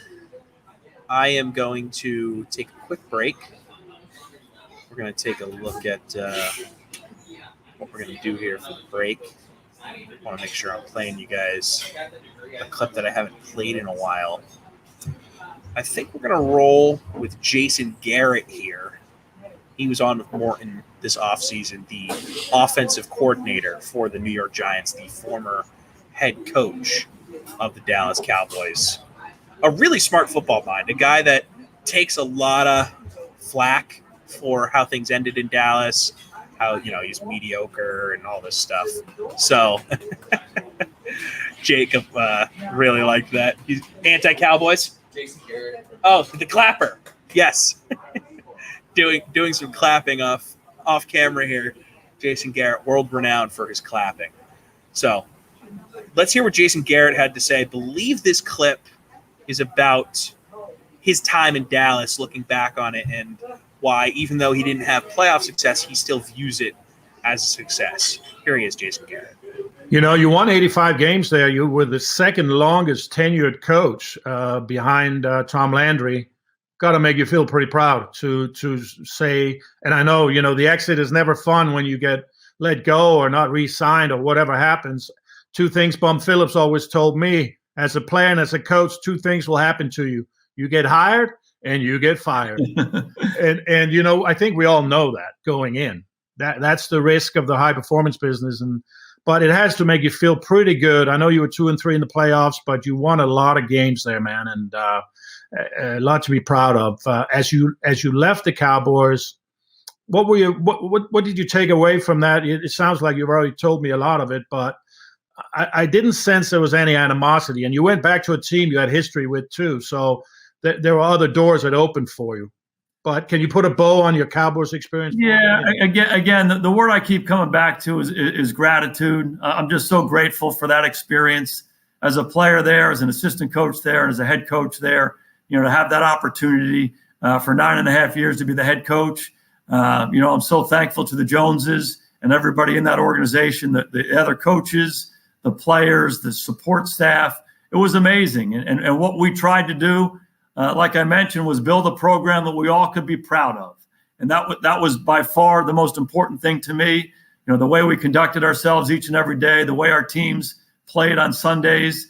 Obviously we didn't win every game, but you want to come away from those experiences saying, boy, I like that team. I like the way they go about it. I like those guys. They represent pro football the right way. They represent the organization the right way. They're the right kind of role models on and off the field. And that's not to suggest in any way that anybody was perfect. We weren't. We made a lot of mistakes. There were a lot of things we were trying to do better. But I do think there was a striving thing that we tried to instill there. And, one of the things that we instilled right from the start there was this word fight. And every year, everybody got a T-shirt and a hoodie that just simply had fight, period, across the chest. And that's something that I felt like was the core of our program. We're going to fight every day to be our best, fight every day to accomplish our mission, fight every day to build a team that we're proud to be a part of. And I feel like we accomplished that. We wanted to accomplish more. We wanted to make a run and win a Super Bowl. We didn't get that done. But I look back fondly on the experience with tremendous gratitude and appreciation to all the people that I was around. And then, like you said, to have an opportunity to come back to the Giants after that, the team that we're with, I was there for 4 years as a player. That was exciting for me as well. And we're trying to do the same thing. We're trying to build a program that everybody connected with the Giants can be proud of every time they watch us on Sunday afternoons.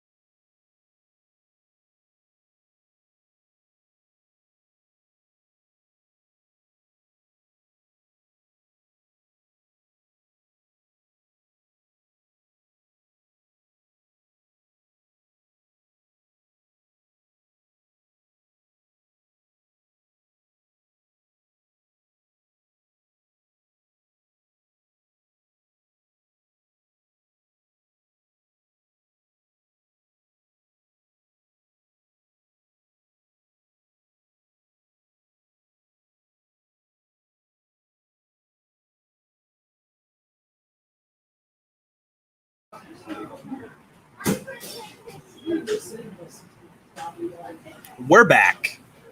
I'm waiting for my friend Kevin Rogers to join me here on the Diner stream on the Vegas Insider YouTube channel. I believe I am still live on my Facebook page. Yep, that is correct. Because those streams on Facebook don't last as long as the streams on YouTube. YouTube is 12 hours. Facebook is 8, I believe. And Periscope is 4. So those ended a while ago. And Twitch is 48. So you could literally stream yourself for 48 straight hours on Twitch if you're an insane person. It's wild. Like, why would you do that? What is the purpose for streaming for 2 straight days? But with that said, as someone that is now about to finish a 24-hour stream here in the next, I think Mike Bizzle gave me the time. Yes, 5 hours. Thank you, Mike. Mike, I appreciate the heck out of you sticking with me this whole time. Loyal as hell. To do 48, death sentence. How could you do that? If you're streaming for 48 straight hours, there's no way that you are a part of all 48 of those. Like, there's just no chance. You can't physically do it. There's got to be some sort of scientific fact that's out there that's like, if you're awake for like 56 hours straight, you die. Like that's got to be the case. People, let me know if that's true. I'm not feeling great right now. We're getting semi close to the finish line, and I'm dragging. So if you're streaming for 2 straight days on Twitch, mad respect for you guys. Mad respect for you. But we are going to be joined here shortly by my man Kevin Rogers from Vegas Insider. He just shot me a text. He's going to be on with me within the next 5 minutes or so. So we'll kill some time. We'll take a look at the ledger here. Take a look at some of these props as things have changed over the last, I don't know, hour, 2 hours. I'm at 4 plates of food. I can almost say confidently I'm not going to get any more food today. If I do, it would be 1 more plate. So I think that's going to go under. Coffees, I've had 0 coffees. I don't plan on drinking a coffee because why do that? Like Emerson said, why would I do that at this point? There's no point. Bacon strips, I've had 2.5 bacon strips. We'll see if anything gets added to that total.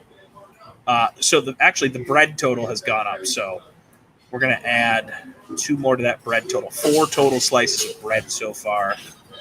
I have had 9 drinks. So that actually might hit the under. We'll see. Napkins, I've used, add 1 more there. I've used 7 napkins. Bathroom trips, 5. Probably going to want to up that at some point here. Server visits, 15. We might not hit the over there, folks, which is surprising on the pace that we were going early on. 1 no-show, but you know what? I'm actually going to cross that off because Morton made up for it with, of course, a Hall of Fame entrance back to the stream. Once we had both Rossi and Austin Huff on the board there. That was special stuff there. That might be my favorite segment that we did today. That's hard. There's a lot of great segments. Every segment we've done has been great in its own way. That one was special. That one felt right to me. GDN plugs, we have done 22 of them. And oh, by the way, Great Dane Nation, check it out. Wednesday evenings, Apple, Spotify, or wherever you get your podcasts. Great Dane Nation. Now up to 23 plugs. So We are a plug away from hitting our first over of the day here on the Diner Stream. So I'm curious for those that are with me here on the stream. What's your weekend looking like? Are you going to just decide to go to a diner and do 24 straight hours of your own? Because I would recommend that you don't do that and go do something else, because I would not advise anyone to do this ever.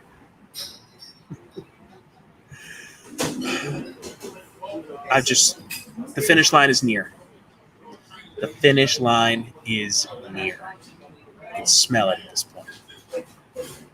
My mom commenting on YouTube through my dad's YouTube name. They're going to the beach tomorrow. Shout out to them.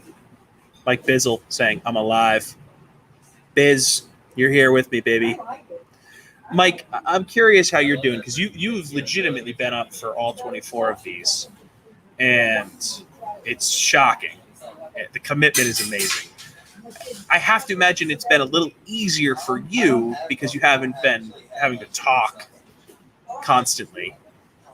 But with that said, you have been typing a lot. So blue light, you're having to look at a screen for 24 straight hours. I mean, I think this might be just as arduous for you as it is for me.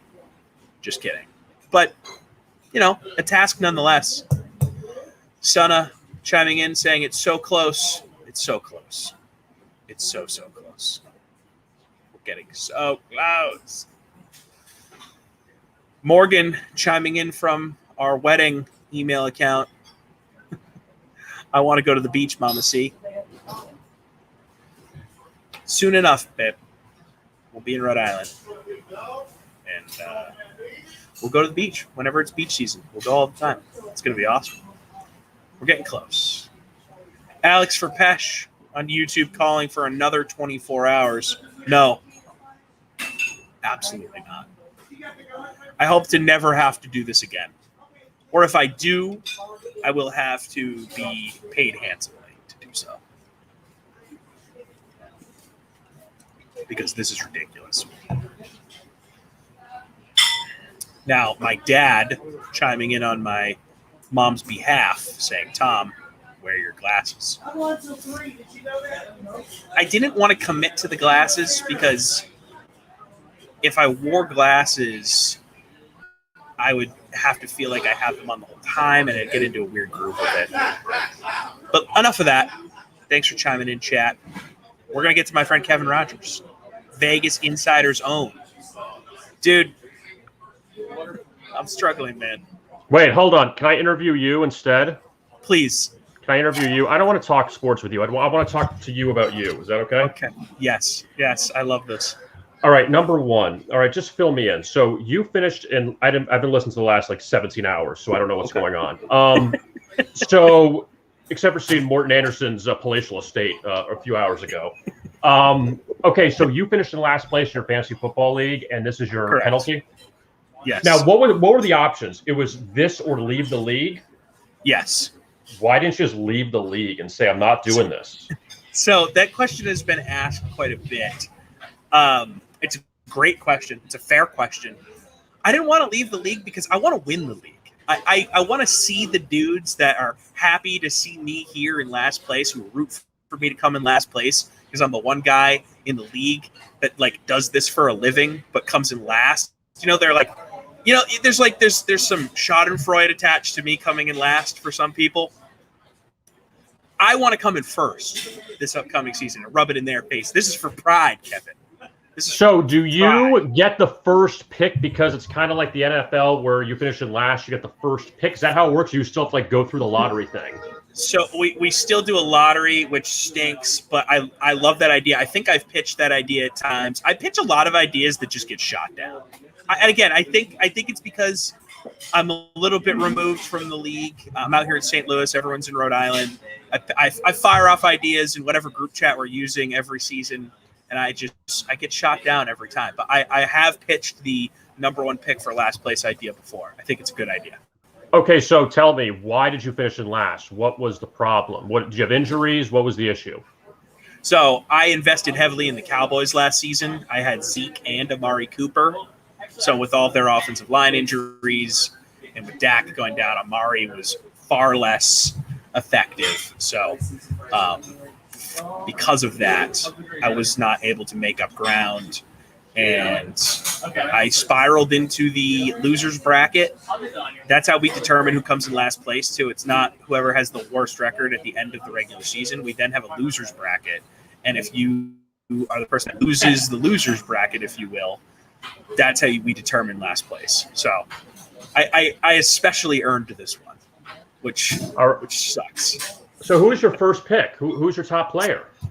I think Zeke was my number one. It's a keeper league, so he was my first round. At this point, he's become a first round pick because every year it moves up a spot. And I think I second round whenever he was my initial pick. So at this point, he's a first round pick. So Zeke was the guy.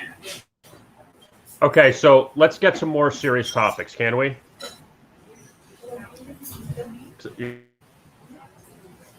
Frozen here.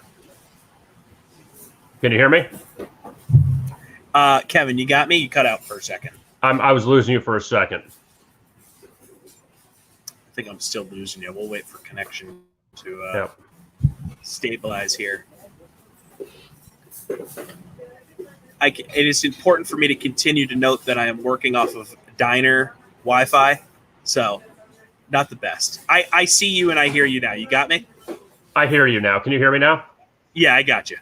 Okay. More serious questions. Okay, so how many times have you been, I guess, approached by Denny's personnel during this whole thing? So I have had 15 server visits in total. Probably, if we're talking just like Denny's personnel stopping by to kind of see what's going on, 3 times. And how much have you eaten? 4 plates of food at this point. I had dinner when I got in last night. I had a late night snack, and then I just had like a breakfast/lunch thing.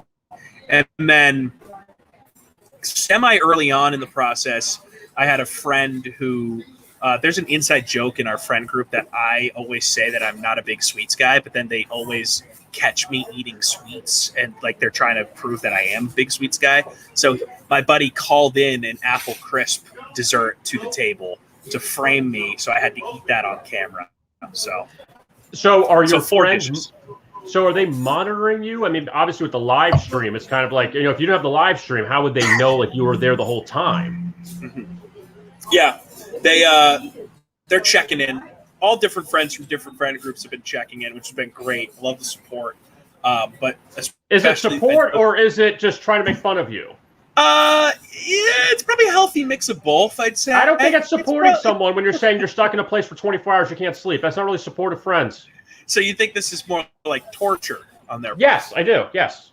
You should get the number 1 pick just on principle for this. I'm gonna pitch this. I'm gonna re-pitch this. We're pitching it right now to those watching. Take notes. Okay. So another question I have for you. I guess you're not going to cash in on the over 23.5 Great Day Nation. I thought you would maybe do like 1 an hour or 2 an hour, just kind of like throw it out. Am I losing that one? So actually, it's funny you bring that up. You guys should all go listen to Great Day Nation. Listen to it on Apple, Spotify, or wherever you get your podcasts. And Kevin, we just hit the over 24. I told that was freaking easy because I knew that's always a good go-to if you have nothing else to say. Got to fill time, man. It's a great transition. And actually, the amount of times I've done like a quote-unquote plug for it is always when I'm recapping sort of like what the bets were. And then we get to the plugs and I go, we're at this number. Oh, by the way, Great Day Nation, Apple, Spotify, or wherever you get your podcasts. That counts as another plug, by the way. We're at 25. So are you just, a stupid question, but are you just completely toasted, just totally exhausted, or you have like a second wind? I think my second wind came earlier in the day, honestly. I'm now definitely dragging. There's no doubt in my mind that the neck, like every time I look at the clock now, I feel like I'm still in the 6-hour range for how long this stream has gone. And I'm waiting for that number to grow. Like, how are we still at 6 hours? Who's left? Who's left on the roster to come on? The big stars. Who else is left to talk to you? So actually, following you, Seminole legend Danny Cannell joining me right after this interview. Okay. So we'll talk to Danny Cannell. We got Jason Fitz from ESPN joining me. We have Bob Sosi, the voice of the Patriots, gonna hop on with me. Zach Gelb from CBS Radio, Freddie Coleman from ESPN Radio, and Morton Anderson is slated to come on for a third time to help me close this thing out. So we got some good dudes on the line. That's a good roster. I'm pleasantly surprised. I mean, you got a lot of people. Yeah. That, so who came on in the middle of the night? I know Tom Cunningham came on like at 1 a.m., but like who came on like at 3 or 4 in the morning? So it was a lot of my DraftKings coworkers. So Jeff Ulrich from DraftKings, Matt LaMarca from DraftKings, Adam Kaufman from DraftKings, and then Paul Bovey joined me from the Ukraine, which was great. Right. No, that doesn't count because the time change. So he's not really like getting up early to talk to you. Right. He was like 11:30 or 12:30 in the middle of the day over there. But fun fact, he had no idea I was at a Denny's, even though I'm pretty sure I mentioned it to him in the original text. And I was asking him all sorts of diner questions, and then he tuned into the stream later and like commented. He's like, "Oh, all these diner questions make sense now. I had no idea you were at a Denny's." So did you have to like ask permission to go there, or you just like sat down? Well, it's an interesting question because I don't know for a fact I had to like ask permission, but I did earlier in the week. I came in on Monday to talk with the manager just to like clear up that it was cool, and she was super into it. She gave me the employee Wi-Fi. She's like, "You got to sit in this booth." What's the Wi-Fi? What moons over Miami is the Wi-Fi? So it's Denny's employee Wi-Fi is the network, and the password is like the longest, most convoluted. It's like one of those generic ones. Yeah, you don't want someone to break into the Denny's Wi-Fi. Heaven forbid. Right. Dude, it's like the longest Wi-Fi password I've ever seen in my life. I know, because they have all these hoodlums like you trying to break through the Wi-Fi. Well, I think I forget if I told you. I probably didn't, but when I was scouting locations for a while, like a director, like you're scouting. Yeah, I was out, driving around because I originally wanted to do a Waffle House because I'm sure you remember that story from a few weeks ago where the guy was at Waffle House. So I was like, okay, I have to do this anyways. I'm planning on it, so why don't I try and do Waffle House? Maybe we can get a little tie-in. It was viral, whatever. Multiple Waffle House locations informed me that Waffle House does not do Wi-Fi nationwide. No Waffle House location. That's a shocker. So they barely have food there. How would they have Wi-Fi? Right. Well, also, I've told this to a few people, and they bring up a good point. Like that probably keeps idiots from me from doing things like this at a Waffle House. So it limits the stupidity that happens there. So I understand it 100%. Also saves them money. But then I drove up the street, came into the Denny's, and the manager was super down. So here I am. Got my own little booth set up here. Wow, look at that. You got TV and everything. Look at you. Yeah. You're a level above a prisoner. Look at that. Big time, baby. Big time. So it's been crowded in there today, or? So it seems as though the lunch. I was going to say lunch rush. Dude, you've been up for that long. It's fine. You've been up for 18 straight hours. It's fine. You can say whatever you want. The lunch lush was it was actually pretty real. I'm gonna be honest. From like 6:30 in the morning until about an hour ago, it was packed in here.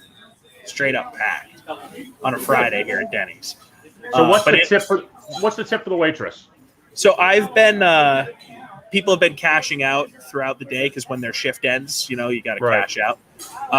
So I've been doing 40% on the ticket because I feel like I'm being a nuisance. So even though I'm not ordering a lot of food or like asking a lot of them, I still feel like I need to give them a good tip because, like, look what I'm doing here. I think the term is asshole, not nuisance, but that's okay. Yeah, it's probably a more correct term. You said the guy at Waffle House, he could cut down the hours by eating a waffle. Could you do something to cut down the hours, or you're stuck at 24? I'm stuck at 24 because the way it works in our league is someone has to come from the league to buy you a dish in person for it to take an hour off. But I live in St. Louis. Everyone else lives in New England. Dude, no one was going to come and buy anything. Even if you were in New England, no one's going to buy anything for you. They're going to let you ride this one out. And you get the first pick of the draft. This is a terrible deal. You got to get new agents. Well, you need to get somebody. You need Morton to represent you. He'd get you a much better deal. Fun fact: Tom Dempsey was Morton's agent for one of his last contracts with the Saints because Morton's agent unfortunately passed away unexpectedly. And for some reason, Tom Dempsey was on the market for being an agent. And usually agent fees are whatever they are, X amount %. So he negotiates this big deal for Morton. Morton says to Tom Dempsey, so, like, what do I, what percentage are you going to take? And he just goes, $500. So Tom Dempsey negotiates this great deal for him, just takes $500. But no, the thing that kind of makes this a lock into 24 hours thing for me was the fact that I brought it to our bosses at Vegas Insider's attention, our bosses at Better Collective's attention. And once it became like a 24-hour stream thing, that's when it has to be 24 hours at that point, right? Like, yes, I could eat things and maybe it comes down here or there, but it loses its appeal as being like a piece of content when I can end this thing if I just eat a bunch of waffles. You know what I mean? Right. So okay, that makes sense. And again, the guy in Waffle House wasn't doing a live stream; he was just sitting there, right? So exactly, you're literally like enemy of the state. You're being monitored the entire time. Yes. So it doesn't matter. You can't. So you have to go to the bathroom. I guess you do it like after you talk to someone, right? Yeah. So what I've been doing with bathroom breaks is in between guests. Like if I know I have a guest coming up at like the top of the hour or at the bottom of the hour, I'll let my guest go like 3 minutes or so early. Or if I see the interview wrapping up, 5 minutes, whatever, where I'm getting close, I'll wrap it up, and then I put together a bunch of these like shorter videos that are just old Great Dane Nation clips that range between like 2:45 and a minute. So I put one of those on, and then I go to the bathroom, and then whenever that's done, if I'm not back in time yet, this screen will pop up. Right. And then, which was on the screen when you popped up, because I did that thing. I put on a clip, went pee, came back. Now here we are. So you're running this whole thing yourself. I mean, that's pretty. You're not like having someone else like a director or producer. You're doing the whole thing yourself. Completely by myself. Directed, produced, booked, tech, the good stuff. That's pretty impressive. I'll give you credit on that one, Tommy. That's pretty impressive. You did a good job. We're getting close. We're getting close to the end here. I'm trying to keep my fingers crossed that we stay smooth all the way through the end. Dude, you got 5 hours to go. You got 4.5 hours left. You'll be fine. You already survived the overnight. You'll be fine. I hope so, man. I hope so. You'll be fine. You got a lot of guests coming on. You'll be fine. I think the home stretch here should be fun. We'll see. We'll see. Can you just yell at everyone in the restaurant and say to keep it down? You're trying to do a live stream here. I hear everyone in the background. I hear all their conversations. I hear Maud and Shirley and all of them in the background eating and talking about God knows what. They're probably all really confused because this is their normal Friday lunch spot, and you got this guy. No. It's their dinner spot. They're eating dinner now. It's 2:30. Actually, it's 1:30 out there in St. Louis. It's 2:30. 1:25 Central Time. So it's a great point. It's a great point. It's early dinner. You lived in Central Time for a while. I lived in Kansas City for almost 2 years. Do I miss it? I liked that the sports started at like 6 during the week and Chiefs games were at noon. I think Central Time Zone is the most optimum time zone because Pacific, everyone talks about Pacific too early. Sports. It's the problem is your day is done and you got nothing else. Like when the night games are at 7 o'clock. Yep. So Mountain's got to be bad. East is not good because everything you can because things start late. No, Central's actually I think the best time zone for sports. I agree. Yeah. like ending Sunday Night Football around 10:30. Yeah, sometimes closer to 10 even, is a monumental difference than 11:30. It's not even close. Well, even watching the Bucks Suns, the game 3, it had nothing to do with time zones. It had to do with the game started an hour earlier. You were in the fourth quarter by like 10-something out east, as opposed to like the 9 o'clock games where it's like 10-something or at halftime. You're like, I want to go to bed. I don't want to sit and watch this. Exactly. So I felt that way when the game 3 was at 8 o'clock. I mean, these games starting at 9 o'clock is ridiculous out east. Yeah, it's completely brutal. And that is one thing. Moving back east, I'm going to miss the Central Time Zone for that exact thing. And plus, I do, as you know, I do these things at DraftKings at night for the Madden simulations. And a lot of the times I'll do the 7 o'clock broadcast and the 9 o'clock broadcast. So my night ends around 10:15. Now, if I do those east, it's going to end around 11:15, and it's just going to be a whole different dynamic. I'm going to enjoy my side gig a whole lot less when it comes time to move back east. So, should be interesting, to say the least. Well, my plan, Tommy, was to not talk any sports with you. So I want to talk to you about you. Okay. That's what I want to do. I do not want to talk about sports. There's other guys you talk about sports with. I want to talk about you and your experience at Denny's. Well, I think we accomplished that. Yeah, so I feel good about that. Yeah. So I appreciate the time, buddy. I'm going to let you go. Okay. We will check in. I'll let you know if I survived. And you'll survive. It's fine. I'm sure I'll be talking to you soon. All right. I'll see you, Tommy. Take it easy. All right. Okay. See you, Kevin. Bye. Next up on the stream is my man, Bob Sosi. Bob, what is going on, brother? Tom, what is going on there is the question. How are you holding up? How many hours is this right now? So we are on let's see, we're almost 7 hours on the dot into this broadcast. And I did 12 before. So quick math, that's 19 hours in at this point. So we're getting close. Now, Bob, I don't want to alarm you, but I thought we had this scheduled for an hour from now. So, well, Tom, the whole premise by which I live and work is to be earliest to be on time. So now I can reconnect with you happily in an hour. No. I was a little intimidated because I knew Zach Galb was scheduled after me, and I thought, how can I?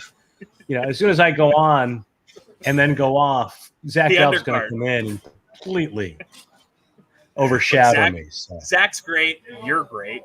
But my guest for this time slot is my old friend Danny Cannell. Oh. It would be great to have you guys on at the same time, though. I mean, let's go three-man booth here. No, you know what? I'm going to let you talk to Danny Cannell. I'll check back in with you if you'd like. Bob, I appreciate that. If you want to stay and do a three-man, that's cool. If you want to come back in an hour, that'd be great too. Tommy, I'm just hanging out. Just got back from Patriots practice. Yeah. People would say that as my lack of sense of humor indicates. I don't have a sense of timing, nor apparently do I have a sense of time. So, okay. Well, you know what, Bob? I appreciate you offering to come back in an hour. All right, you got it. We will see you at 3:30 Eastern. You got Thanks, it. Bob. Look forward to it. This is what we call teasing the business. A little tease. Exactly. We'll see him in a little bit. The man who is scheduled for this period of time and is on time, my man Danny Cannell. Danny, I don't know if you just saw that, but Bob Sosi, voice of the Pats, just tried to come on an hour early in your time slot. Like, what are we doing here? Trying to steal your spotlight, bro. I'm just happy that you didn't kick me to the curb because he's way bigger and more important than I am. I'm just thrilled you met me because I thought for a second you'd be like, Cannell, get out of here. We'll see you next time. Next year, you'll come around. What's going on? Danny, I love you, and I miss you so much, man. I love working with you every single day. I'm happy to see that you're just thriving. I saw the Instagrams out in Utah. Looked like an amazing time. I'm 19 hours into this broadcast, dude. I'm losing it out here. I'm out of my mind right Have you lost it enough where you could accidentally send a mass email to your entire company? Like, is that the excuse you went around for the original Freeze Pops email? Was that what it was? Because I'm a little worried about you. If you're not all there when you've gotten sleep and now you don't have any sleep, like I'm just worried about what could really go wrong in this situation. Yeah, they definitely should take away my car keys at this point. Take away my email accounts for sure. It's a great call by you. No, man, it's I thought I was going to be in a better spot probably right now than I'm really hitting a wall right now. I really want to go to bed. I'm sure you've had a healthy dose of caffeine in you, but at some point you get to the point where the caffeine makes you loopy. Like it hits you a little different. Then you start getting the jitters and then it's just uncomfortable. But shout out to Denny's. That's where you are. Denny's, right? I'm at a Denny's and they're Denny's was my spot in high school. Like the all-nighter after prom, 5:30, 6 a.m. We'd hit Denny's last spot for what was it? Moons Over Miami or something. I remember because they closed down. I don't think they're here anymore. The one that I used to go to, but they have like the catchy names. And but Denny's was the spot to go to after an all-nighter. Denny's is still the spot, bro. Yeah. It is the location. And this is the story I've been waiting for. I keep asking people like, yo, you got any good late night Denny's stories? You been to any? Everyone's like, nah, you're crazy, man. What are you like? Of course, DK is on my side here with the late night diner trips. The way I picture Denny's is if you ever went to Vegas and you had like those casino diners, they all tried to be like Denny's and they all feel like Denny's. So essentially what you get is a late night Vegas experience in a diner anytime you want it at a Denny's. That's essentially what you get. Like that's what I come to mind because they have do they still have the pull-up spot at the bar where you could sit at the bar and like, do they have that kind of seating still? This specific Denny's doesn't, but I know for a fact that there are many Denny's that still do. With the rolly circles. Yeah. Exactly. And it's not that stable, but you're having a good time because you're sitting up at the bar, like crushing some omelets at 4:30 in the morning. Yes, 100%. 100%. So, I work with a former teammate of yours now, Morton Anderson.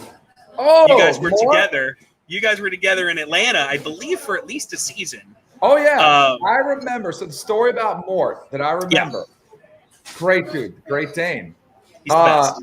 I remember he had his 40th birthday party when I was on the team. I love this already.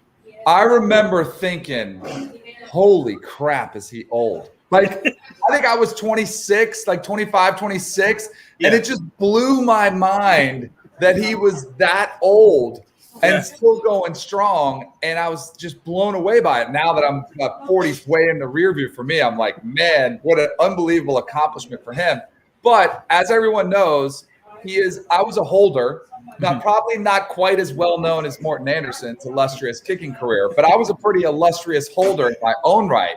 Wow. Okay. But that was like a lot of times they would have the backup quarterback be the holder for the place kicker. Right. So I had done that. I had some of the best teams, best hands on the team. They put me on the hands team on onside kicks, and I was exceptional. I took a lot of pride in my holding abilities. Awesome. But here's a little secret. So when you hold for right-handed kickers, it's like this, right? You put your left hand out, you put your right hand down the ground, the point where they're going to kick it, then you catch it, then you spin it with your left hand. I had it down to a science. But then I go to the Falcons, and our buddy Morton Anderson's the kicker, who's lefty.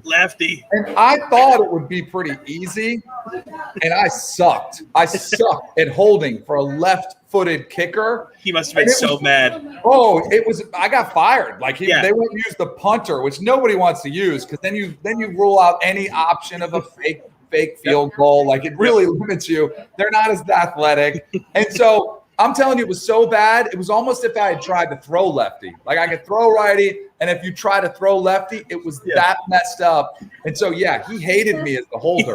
I don't blame him. But it also, I was kind of ticked because I'm like, dang it, if we had a right-footed kicker, I may have extended my career a little bit. Get this old-ass kicker out of here. There's value in, yeah, exactly. Totally. I was like telling the GM, like, hey, we need a right-footed kicker in here. Who cares how many game-winning kicks he's had? We need a right-footed kicker in here. But yeah, Mort's the best, man. What a great dude. He's awesome. He's awesome. He's so fun to work with. We've been doing the podcast together for coming up on a year, and like, it's just a ton of fun. I honestly, we got to get you on the pod to tell that story, because we had Jason Garrett on, I don't know, 2 months ago, 3 months ago, and he was Morton Tolder for a season in New York. And Morton told the story. It was week 1. They were at Denver, I think, and the punter was his holder for all of preseason, and he messed up holding the ball during the game, week 1, and Morton missed an extra point or something. And he went to the sidelines, fired the punter on the sidelines, pointed right into Jason Garrett's chest, and was like, "You're my holder now." And for the rest of the season, Jason Garrett was Morton's holder. I love it. And they're still boys to this day. So I love it. I got a question it's for hilarious. you. Yeah, what's up? So this week, I've been doing 2 radio shows. Okay. So 3 hours in the morning on Sirius XM on the show that I do year round. Mm-hmm. And then I've been doing 3 hours in the afternoon filling in for the Mad Dog, for Christopher Russo. Okay, nice. And I've been exhausted. I've been tired. But the one thing that I have a saving grace is breaks. Like, we get 4-minute breaks 3 times an hour. What's your break situation? Do you get commercial breaks? Like, do you get 5 minutes at the top of the hour to decompress? Are you on nonstop? What's the break situation been like? So I gotta be honest, it's kind of spotty, dude. It's sort of all over the place. Like, if a guest is sort of winding down at the end of an hour, and I know I have someone coming up in like 3 minutes after that, I have these videos I made that I'll play, and I'll be like, all right, so-and-so, see you later. Here's a video from Morton a few months ago talking with Charles Barkley. I'll be right back. I throw that on. I'll go pee, or like I'll walk around for a few minutes. And then if I'm not back in time, I throw this screen up that says I'm going to be right back, because I gotta stretch the legs here. You can't get blood clots over here, you know? Yeah, exactly. So, you need a little bit of break. I'm trying to give myself some breaks, but like there was a stretch early in this stream that I talked for, I think, like 7 straight hours. It didn't get up. That's a rare talent. That cannot be replicated by anybody in this business. Like, that's maybe Mad Dog. Doggy, maybe. Howard Stern couldn't come close to you in this one. I'm just impressed, though, that I was worried about you. Yeah. Because we've got the Summer Olympics. I was watching the U.S. men's volleyball team, and I thought you got screwed. Like, have you gotten over it yet? Because I know about your illustrious volleyball career at Emerson, right? Wasn't that where it was? That is and right. I've seen highlight videos. I've seen the vertical. Yep. I've seen the ability to just drop facials on the opponents. Have you gotten over not being a part of the Olympic team yet? It's a tough conversation every 4 years that I have with the coach when he decides to go in a different direction. And I understand it. You don't want to bring a personality in the locker room that's gonna maybe overshadow the patriotism, right? Because when you're bringing me in the fold, the whole thing revolves around my skill set, where they play a much more international game, and I'm definitely an American style dominant volleyball player. So I get it, but every time it's like, man, do you want to win gold, or do you want to continue to be a mediocre program? So exactly. It's been Next tough. Time. Paris 2024. We're shooting for that. Wherever the Olympics is, it's hard to keep track at this point. I mean, isn't it? We're doing the 2020 Olympics now in 2021, so 2024 Olympics. What are they going to happen? 2030 at this point? Who the heck knows? So I wanted to ask you about. I mean, I love you trolling the SEC for years and years. It's been my favorite thing ever. And this Texas OU thing. I mean, this is like Danny Cannell catnip right now. This whole Give me your read on this situation and how, in my view, and I think you're going to agree with me here, this is so bad for college football. I hate this. So I have my trolling initially of the SEC started as a real belief that they were overrated. And this is going back to 2012, 2013, 2014. And it wasn't contrived. It wasn't made up. When I watched their games, I felt they played a different style of football, and it benefited the teams in there, and the defenses were great because the quarterbacks were pedestrian and they didn't do a whole lot. And I felt like I was justified in that take. Now, part of that process was I was getting abused from SEC fans who didn't like me criticizing their conference. Right. My personality is such that I'm not just going to sit there and take it. So I would start to go back at them. And then this is around the time that social media is becoming more a part of college football. And so a lot of my trash talk back to these fans who are abusing me just starts to grow, and it starts to kind of create this narrative that I hate the SEC, when basically all I was doing was trash talking them. Yeah. But so here's the thing that kind of bums me out. I've gotten softer, but I've also realized, like, I'm going to look like an idiot if I say Alabama's overrated. And I haven't. Like, I haven't. The last couple of years, they have been awesome. So I've picked them to win games. And so I've lost some of my ammunition now at the bottom levels, and like in baseball, and like still I'll never come around to the SEC chant, like, let's root for the conference. So now I go after the low level teams that celebrate Alabama's success.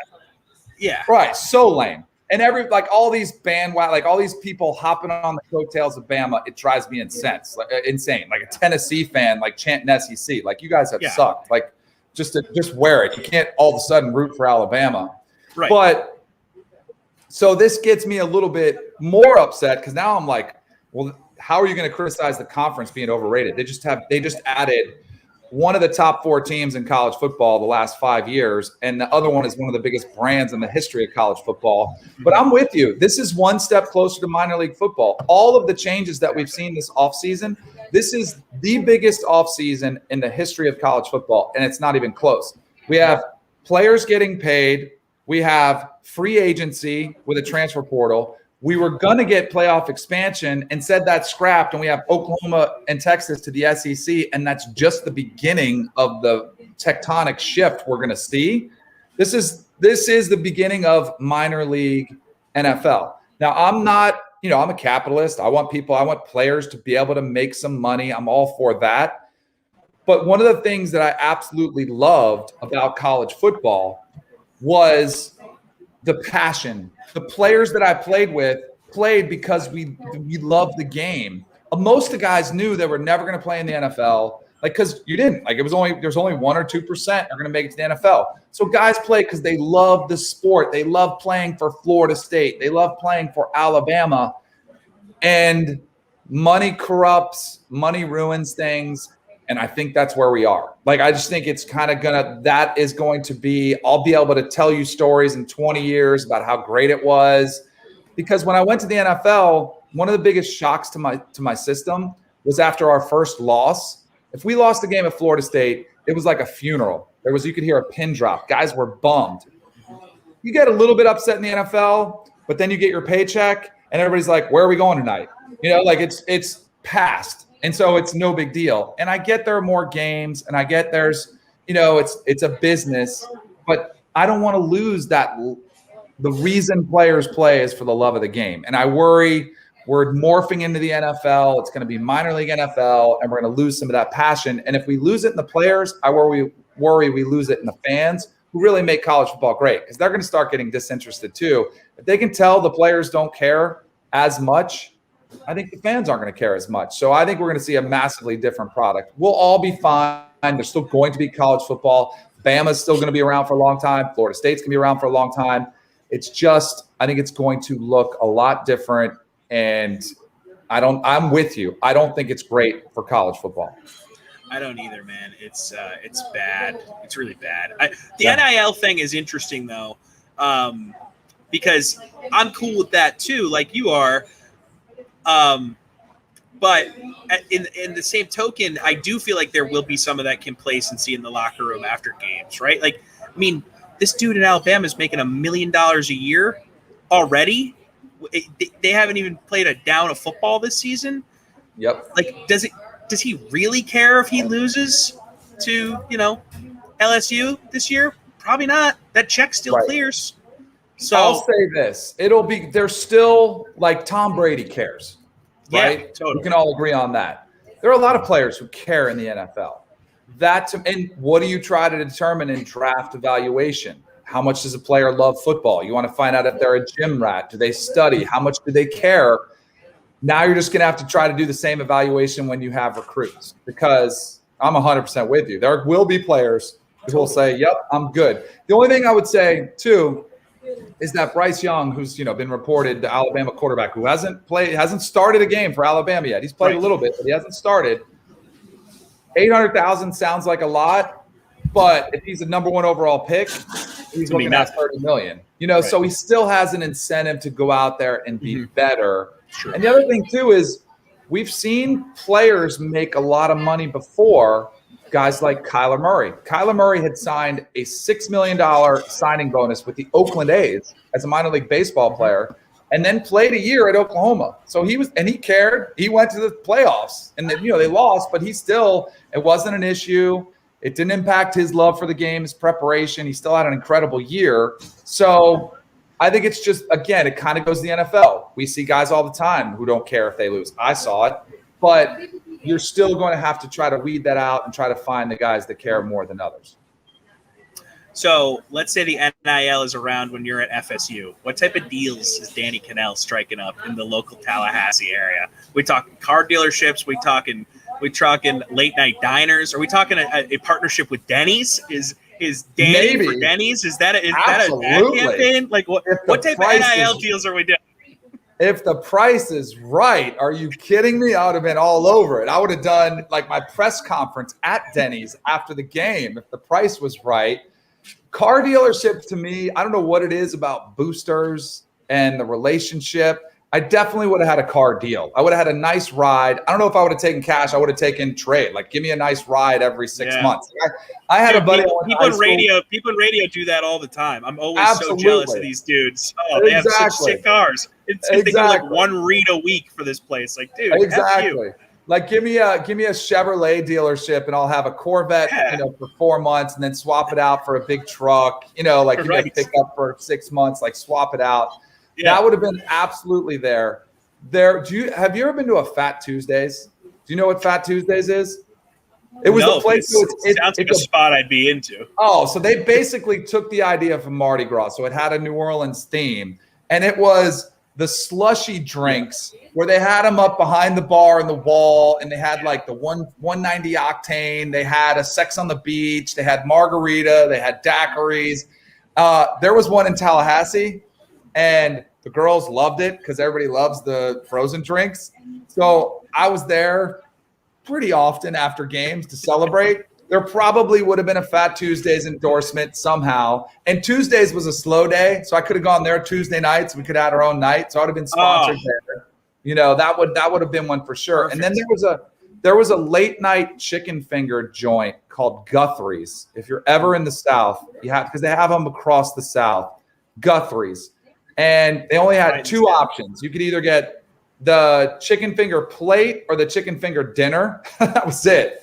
And then, the chicken finger plate was just chicken fingers with the sauce. Like, that was it. And the chicken finger dinner came with fingers and some coleslaw and some French fries. Like, that was living large if you got the dinner. Keep it simple, baby. Keep it simple. The line to get in there was like 20 cars deep at 2:30 a.m. on a Saturday night. So I would have had some deal there, endorsement deal there. How long were you planning on keeping me?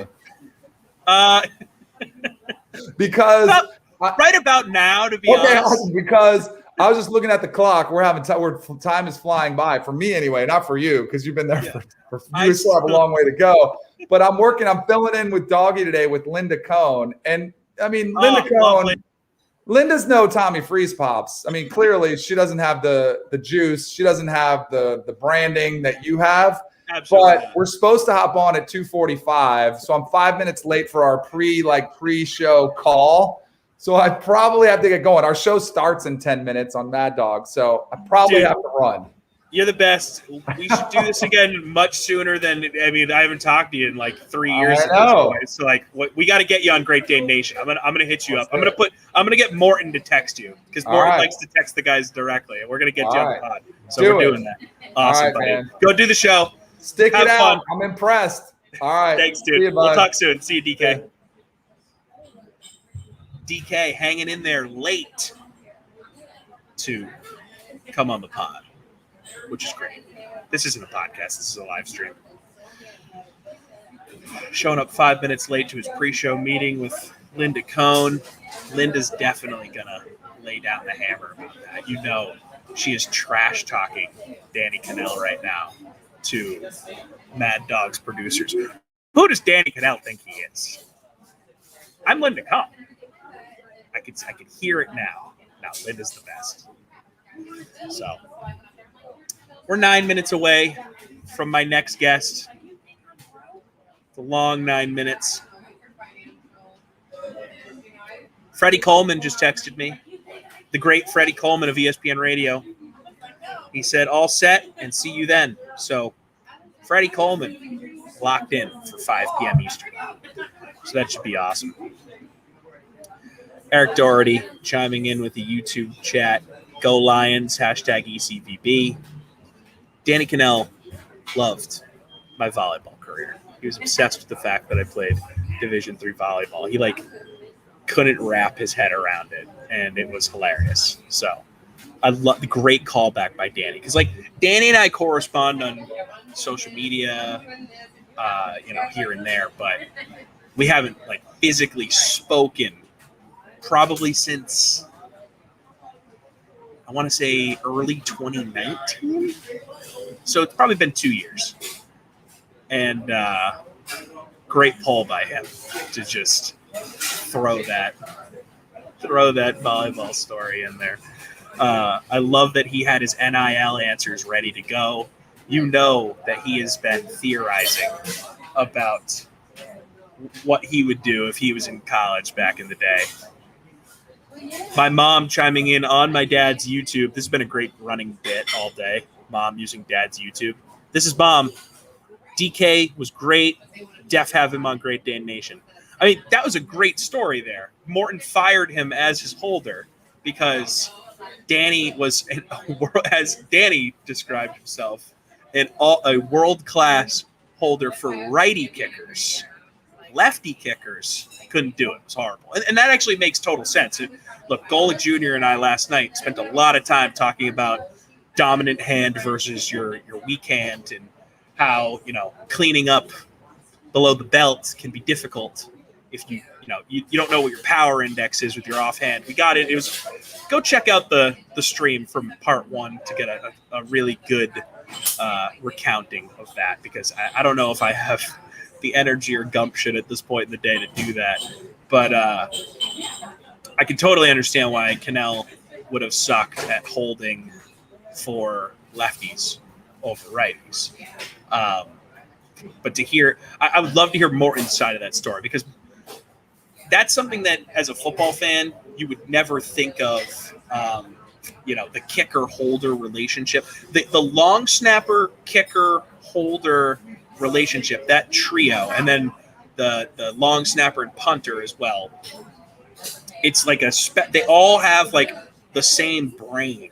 It's crazy how many small things have to happen at the perfect time for a field goal or even an extra point to be executed perfectly. And the fact that they do it at such a high level all the time is incredibly impressive for my money. I mean, it's something, again, I never thought about until working with Morton, but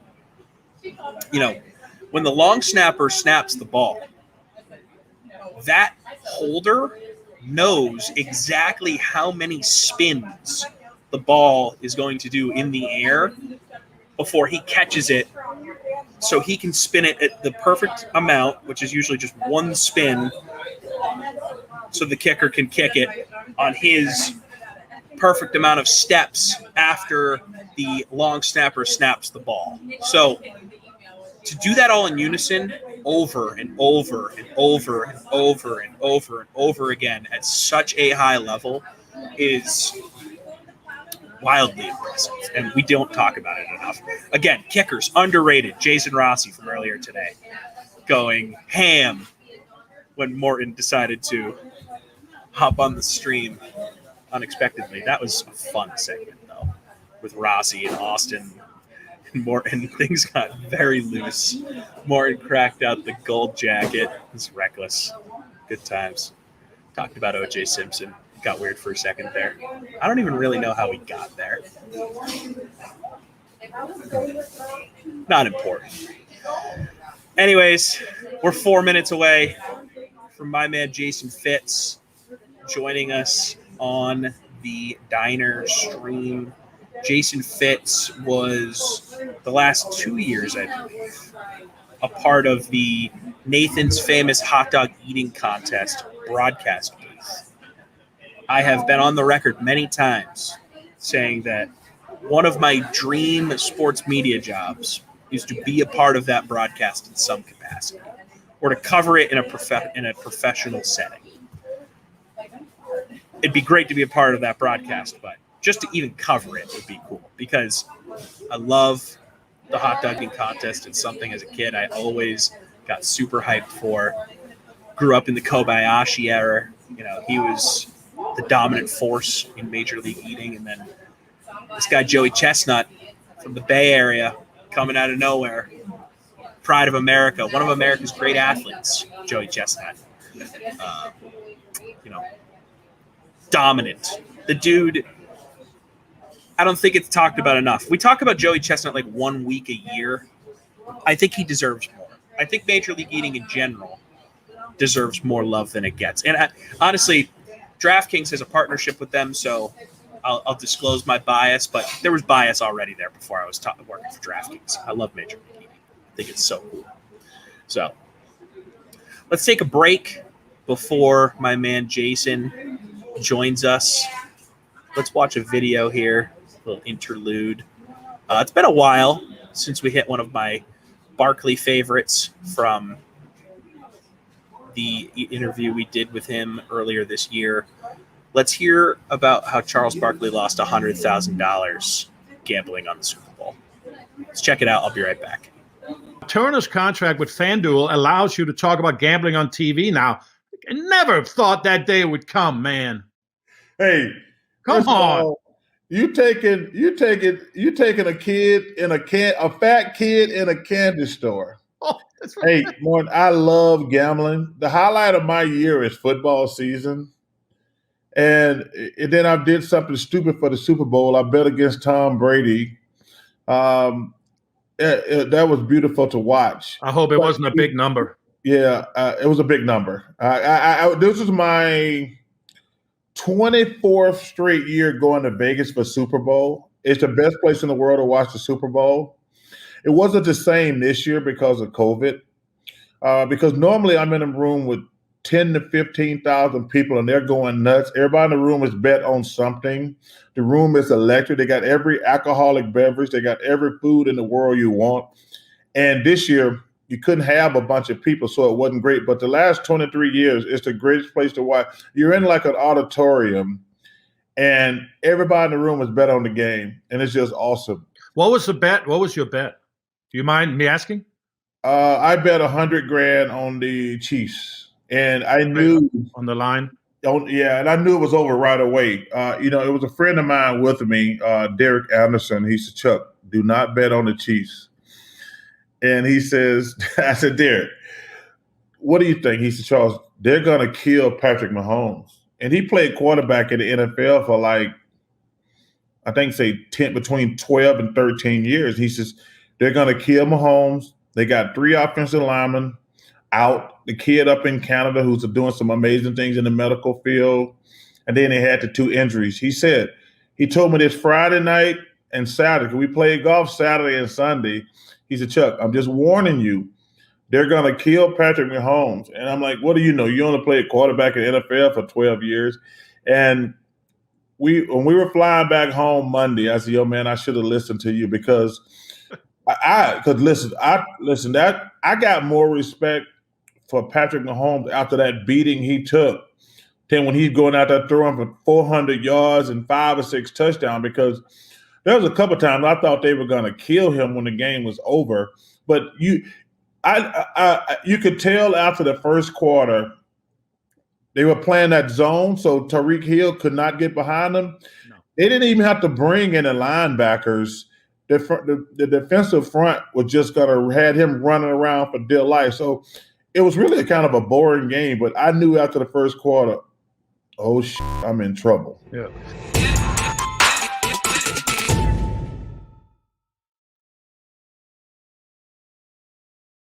Here we are.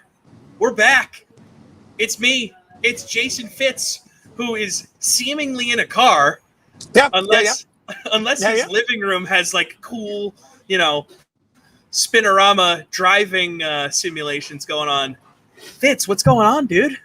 Okay, so yes, I am in a car because time management isn't my friend, and like since we're just gonna be friends with each other, I may or may not have had too much to drink yesterday, and so all day things have run a little behind. Beautiful. So I was like, I'm not gonna miss anything. I'm just gonna be in a car. I'm not driving though. For anyone worried, I'm not. I love it. Driving. Number one, thank you for being responsible. Number two, thank you for being honest. Number three, thank you for joining me, man. I really appreciate it. When I was working at ESPN still, you were still doing, I think, some weekend stuff. You were doing some more fill-in stuff. So we worked together here and there. And then when I left ESPN, that's when I think you ended up moving to Connecticut, like very soon after I left. So all of my super good friends at ESPN, you're super tight with. So I feel like, ergo, you and I are super tight. Isn't that how it works? Yeah, no, that's definitive. Like that's the way that's happening. Yeah, 1,000. It's like 6 degrees of separation at ESPN. We only have like a degree and a half. So yeah, exactly. We're essentially snuggling besties at this point. Like there's no doubt about that. 100%. So I had Gojo on last night. So wait, are you eating currently? Are you eating currently at Denny's? That's what I got to know. Like, no, I am at Denny's, but I am not eating anything. I had 4 plates of food over this period of time. I'm probably not going to eat again. I might have one more plate, but currently not eating. Do need more water. Have you had moons over my hammy today? I have not. I've had both a Grand Slamwich and a Grand Slam, just a regular Grand Slam plate. I've been really hitting the Grand Slams. Okay. But there's nothing better at Denny's than moons over my hammy. In fact, like moons over my hammy,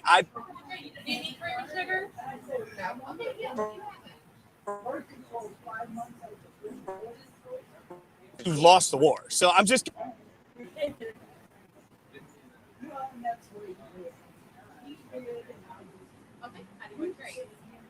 and we lost Jason.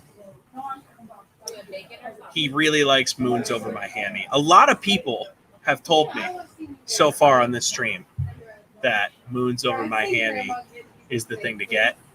I've never had it. I actually don't even really know what it is. So look at Jason back on here. Maybe he can tell me. I'm back. Hey, we lost you. So explain to the people what moons over my hammy is, because I'll be completely honest, I've never had it. Okay, moons over my hammy is a breakfast sandwich with egg, ham, and cheese. Now, they like to give you American and Swiss unnecessary. Go double American on it, and it is basically like a gooey, cheesy egg sandwich that is perfect, even if you're completely sober. But if you're not, it's even better. So, like, it is my destination go-to Denny's item, moons over my hammy. Although there was one time in Vegas that I was admittedly a little too inebriated to be able to say it. And so my wife had to translate as I was trying to order moons over my hammy. She finally just yelled at the waitress and said, "He's ordering moons over my hammy," because it was sounding like. So you just try it. You'll thank me after you do. It can be a mouthful if you're not in the right state of mind.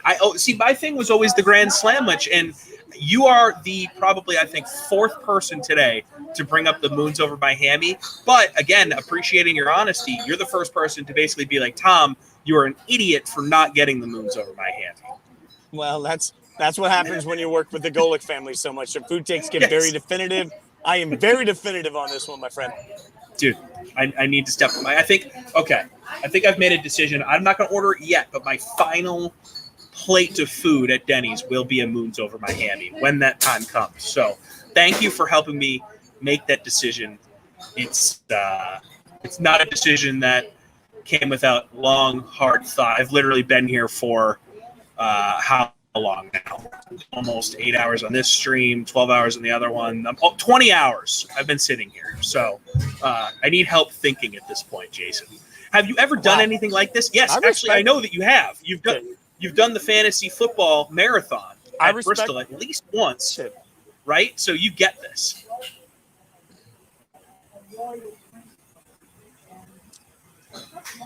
Yep. But the longest broadcast, as bad as the fantasy football marathon was for me, they'd broken up in shifts. The longest I ever had to do was a basketball bonanza for day one of the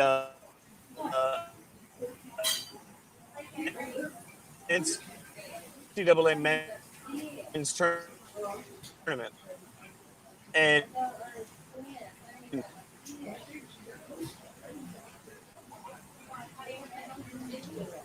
so I was on from an hour before with no commercials. It was commercial straight. America had to.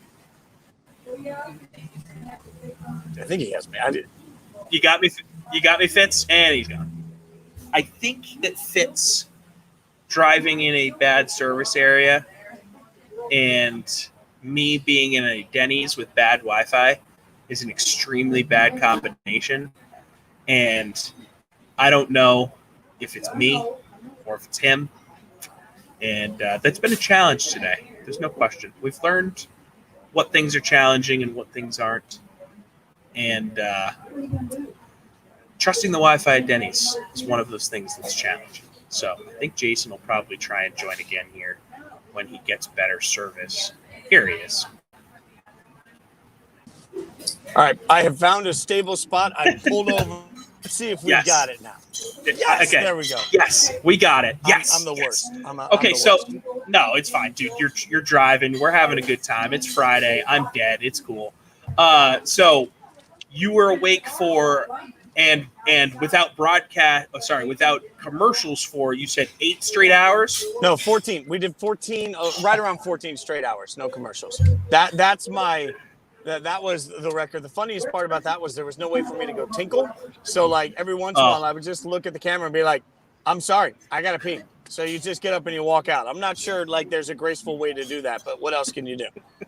There's really no good code word even, because all of the code words connote I have to go pee, you know? Right. So what else are you going to say? Unless you're lying, and then in that case, they'll be mad at you because, like, no, this is your job. You're not going to do that. The only thing that's acceptable for you to leave the situation is to go pee. So, and then the more tired you get, the more like you drink energy drinks or coffee, and that only makes you pee more. So, like, it's an endless cycle.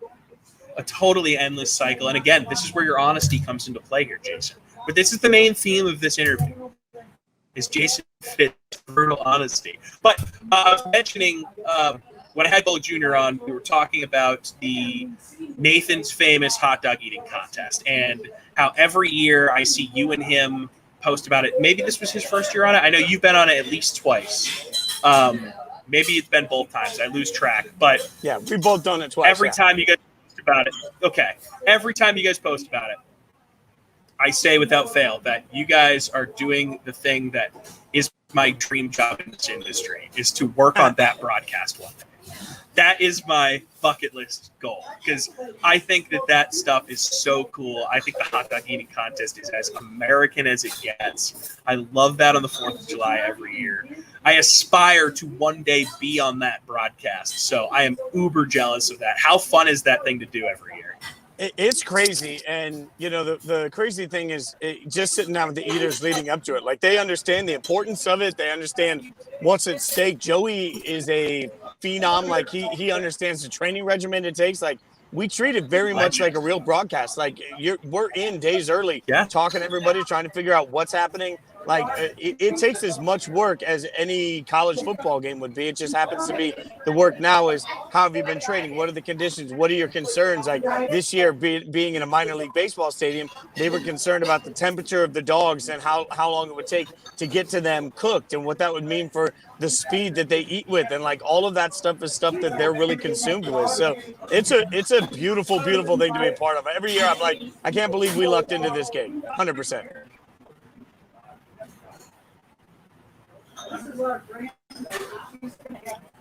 I believe I lost Jason again here.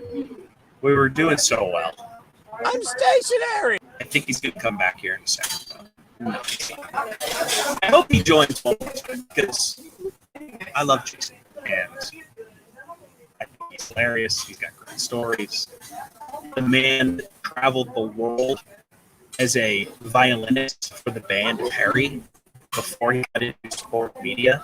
So there's no one else in the industry with a story like his.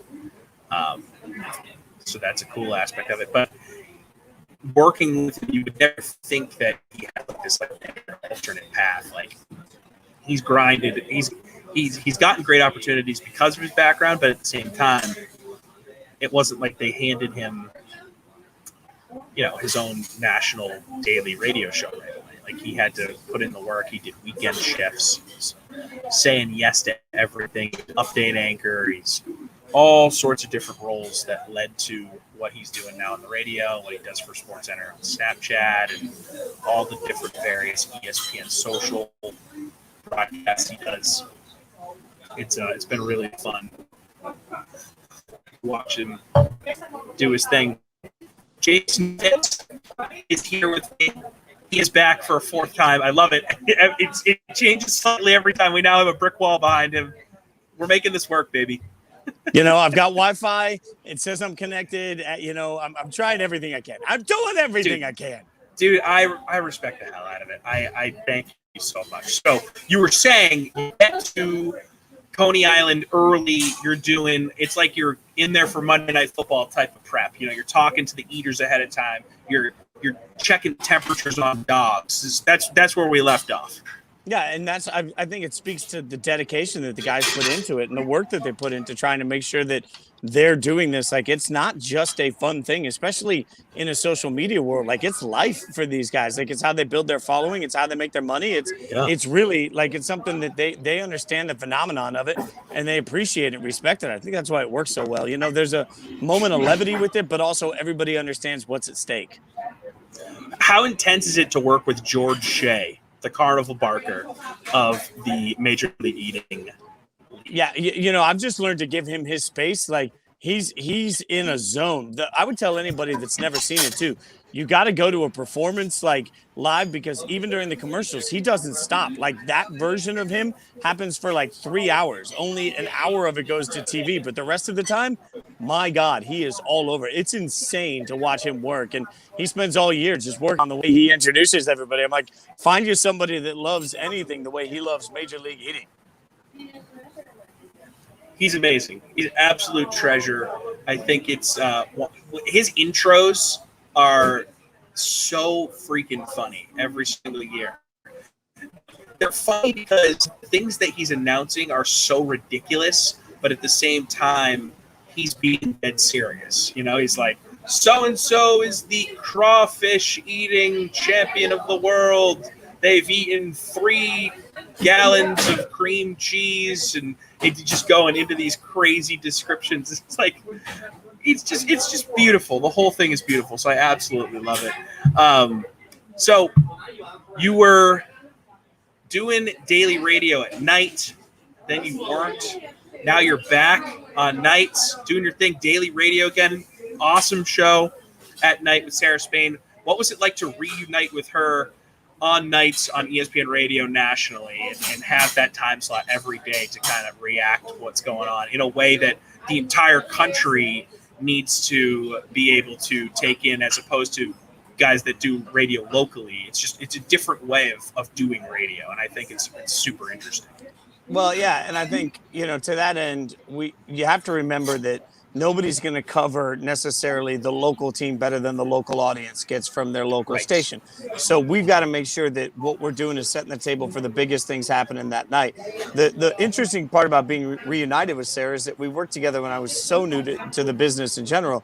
And then while we were apart and I was working on morning radio, I was also building a footprint in digital, and I worked so much in that space. When we came back together, it's like I felt like I was better capable of contributing because I had a better understanding of what it takes to be a pro. Like, I just think you got to learn some of that. So, you know, I would argue that our second iteration together has been a better show because we have a lot of mutual respect, but also there's just more knowledge in how to do the job. And so, you know, she's really given me a lot of leeway now on things like college football that I cover extensively digitally. I get to sort of stretch that portion of me on radio, and then on radio, like, I give her the leverage to make sure that, you know, if she's done something amazing on Around the Horn or on Outside the Lines or anything that she's really passionate about, we make sure we hit that in a way that gives her the focus and there's no ego involved. So it works really well for us because, you know, realistically, we have a ton of respect for each other. Yeah, that's awesome, man. And I think that's especially hard when you guys aren't doing the show from the same studio too. So to be able to have that relationship is clutch. Because I assume she's still doing the show out of Chicago. Right. But that's also like part awesome. of what, like, to that end, that's what makes every show feel different, right? Like, part of the thing, like, for me, Mike and I are close friends. I love working with Junior, but you also have to understand when you're working with Mike in person at a certain time, what that audience wants is different than when you're working with Sarah at night. Like, every show has to have a different tone, and that's something that I think, you know, doesn't necessarily get as much understanding. Like, you can be different at 10 a.m. than you can at 7 p.m. because your job is different at that time. What people want out of radio is different at that time. So, you know, that's another interesting part of the entire process of time slots.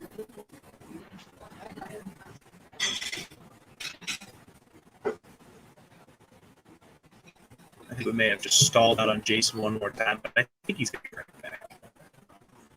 We're reconnecting here in a second. I got to give the man credit. He keeps popping back on here, trying different things. His Wi-Fi situation's a little spotty. I'm not one to talk. I'm at a diner with diner Wi-Fi, employee diner Wi-Fi. My man Joey on YouTube asking, "How tired are you, Tom?" Very tired. Extremely tired. I am very ready to hit the hay as soon as this thing's over. Get close. Get close.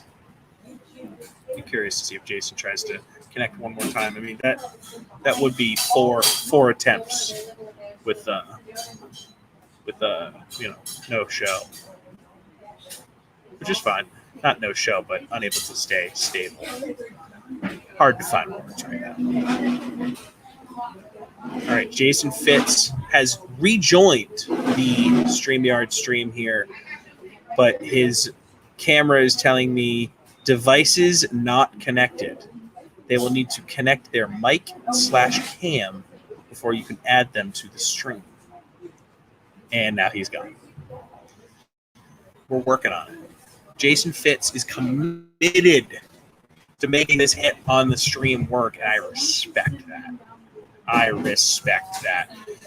And to a lot of people's surprises, probably, if we bring up the prop bets as Jason again has joined the session, it still says devices not connected. So I'm sure he's in the process of trying to figure that out. And I respect the hell out of him for trying to do it. But if we take a look here, we had guest no-shows at 4.5. And we're way under that, people. We're at 0. So a credit to my great friends across the media space for making some time today. I mean, 24 hours is a lot of time to fill. So we're trying our best here. let's take a quick break. And give Jason another second or two to try and get back in here. Let's hit. Oh, Jason is attempting to get in here. Let's hit a short little 30-second video, and maybe on the back end here, we'll have Jason. David Wells. Dumbass. he ruined it for a lot of people. You know, he was fun to watch in the beginning, but once steroids and all that took over, I was teammates with them. But you know, to throw people under the bus because you didn't get all the recognition, as a dumbass.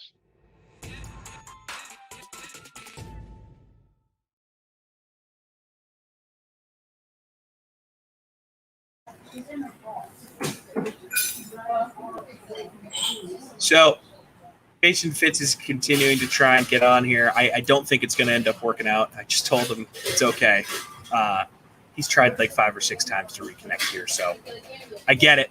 Connection issues happen. I've been dealing with them all day, having the diner Wi-Fi, and I deal with connection issues on a pretty regular basis with the Wi-Fi that Morgan and I have at our building, which it's a really nice building, but for whatever reason, I can't get good Wi-Fi there. It only allows me to get up to 150 megabits, maybe that's not the right word, MBs of Wi-Fi, where in my new building I'll be moving into in Rhode Island, I can get over 900.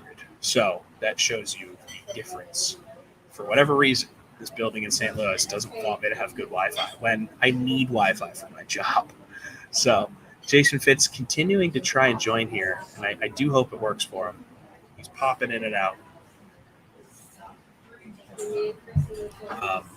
I have told him he doesn't need to try anymore. He's done his best. I think we stuck in some good questions. We had some good conversation, and I think it's he served his purpose here. On Diner Street, 24 hours, stuck in a diner with me, TommyFreezePops. Denny's, St. Louis, Missouri. It is 84 degrees outside. Not bad, actually. I think the rain this morning helped. I don't know if anybody was on with us that early, but crazy thunder and lightning storms overnight here in St. Louis. Right now, it's beautiful. 84, partly cloudy. I'll take that all day in late July in St. Louis. Give me that all day. So coming up here in about 7 minutes is my man Bob Sosi, who tried to log on here early, which is great. The first person to try and come on an hour earlier. I had Morton come on about an hour later. I think that's really the only kind of weird time gap we've had. So Sos going to be on here in a few minutes. Going to be happy to have him join us here. One of the best guys to work with in the business, just an absolute rock star of a dude, just the best. So until then, or just to maybe kill a little time here, let's hear from Dan Patrick with Morton Anderson from 2 months ago, 2-ish months ago, talking about the Jacksonville Jaguars. We got some Trevor Lawrence takes here. We got some Urban Meyer takes here. We talked a little Jags with Emerson. We talked 90s Jags with Emerson a little bit ago. But let's hear what DP has to say about the Jags heading into next season with Morton from earlier this year. Check it out. We'll be right back. If you're the owner of an NFL franchise, which young quarterback not named Patrick Mahomes would you want to start a franchise with tomorrow? You cannot pick Mahomes. I would do Trevor Lawrence. Why? Well, I've got him on his first year of his contract, and I love that. Jason Fitz is back. Look at what we're doing. Baby. I mean, we're trying, right? I was just gonna play a Dan Patrick. I was gonna just play a Dan Patrick video and like like walk around for a second, but I'd much rather spend some time with you here. We're gonna finish this strong here. We're gonna finish this strong. So, where you at your place in Connecticut? No, I'm at my place in Nashville. I can't get any reception. I am sitting a foot from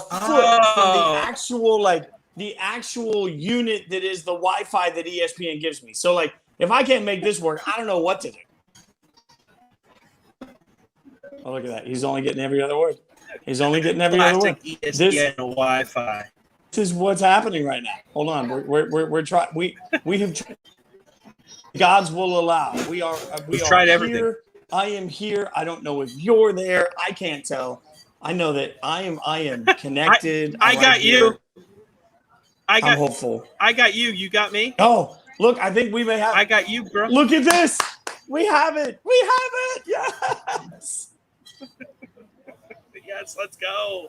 Why? So, all right, you're in Nashville right now. What's your split time right now? Are you like half Nashville, half Bristol? Like what's the time spent away time for Jason right now?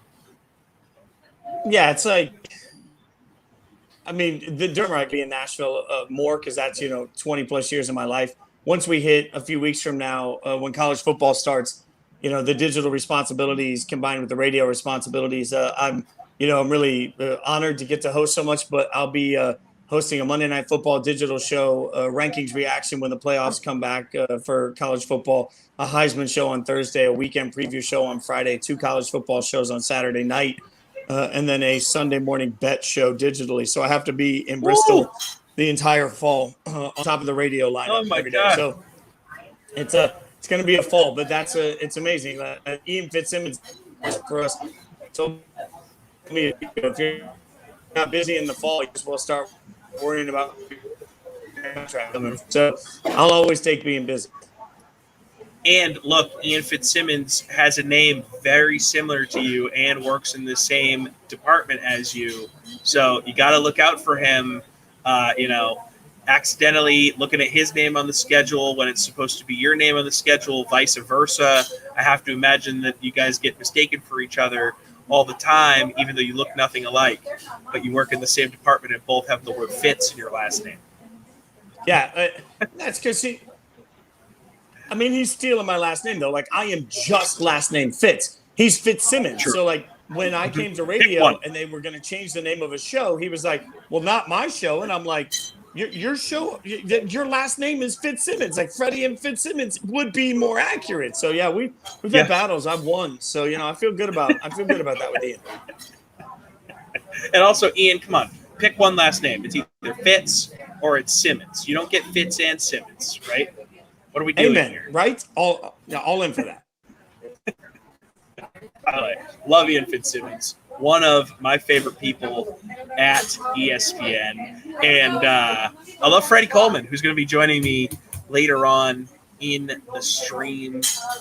So I've been to Nashville 3 times. And the most recent time I went to Nashville, it was to watch Joe Burrow absolutely destroy Vandy football. And that whole situation at Vandy for home fans is a sad, sad state of affairs. So on the way out, Fitz, explain to me why Vandy fans just allow their home stadium to be the Nashville, cottage home for every SEC school.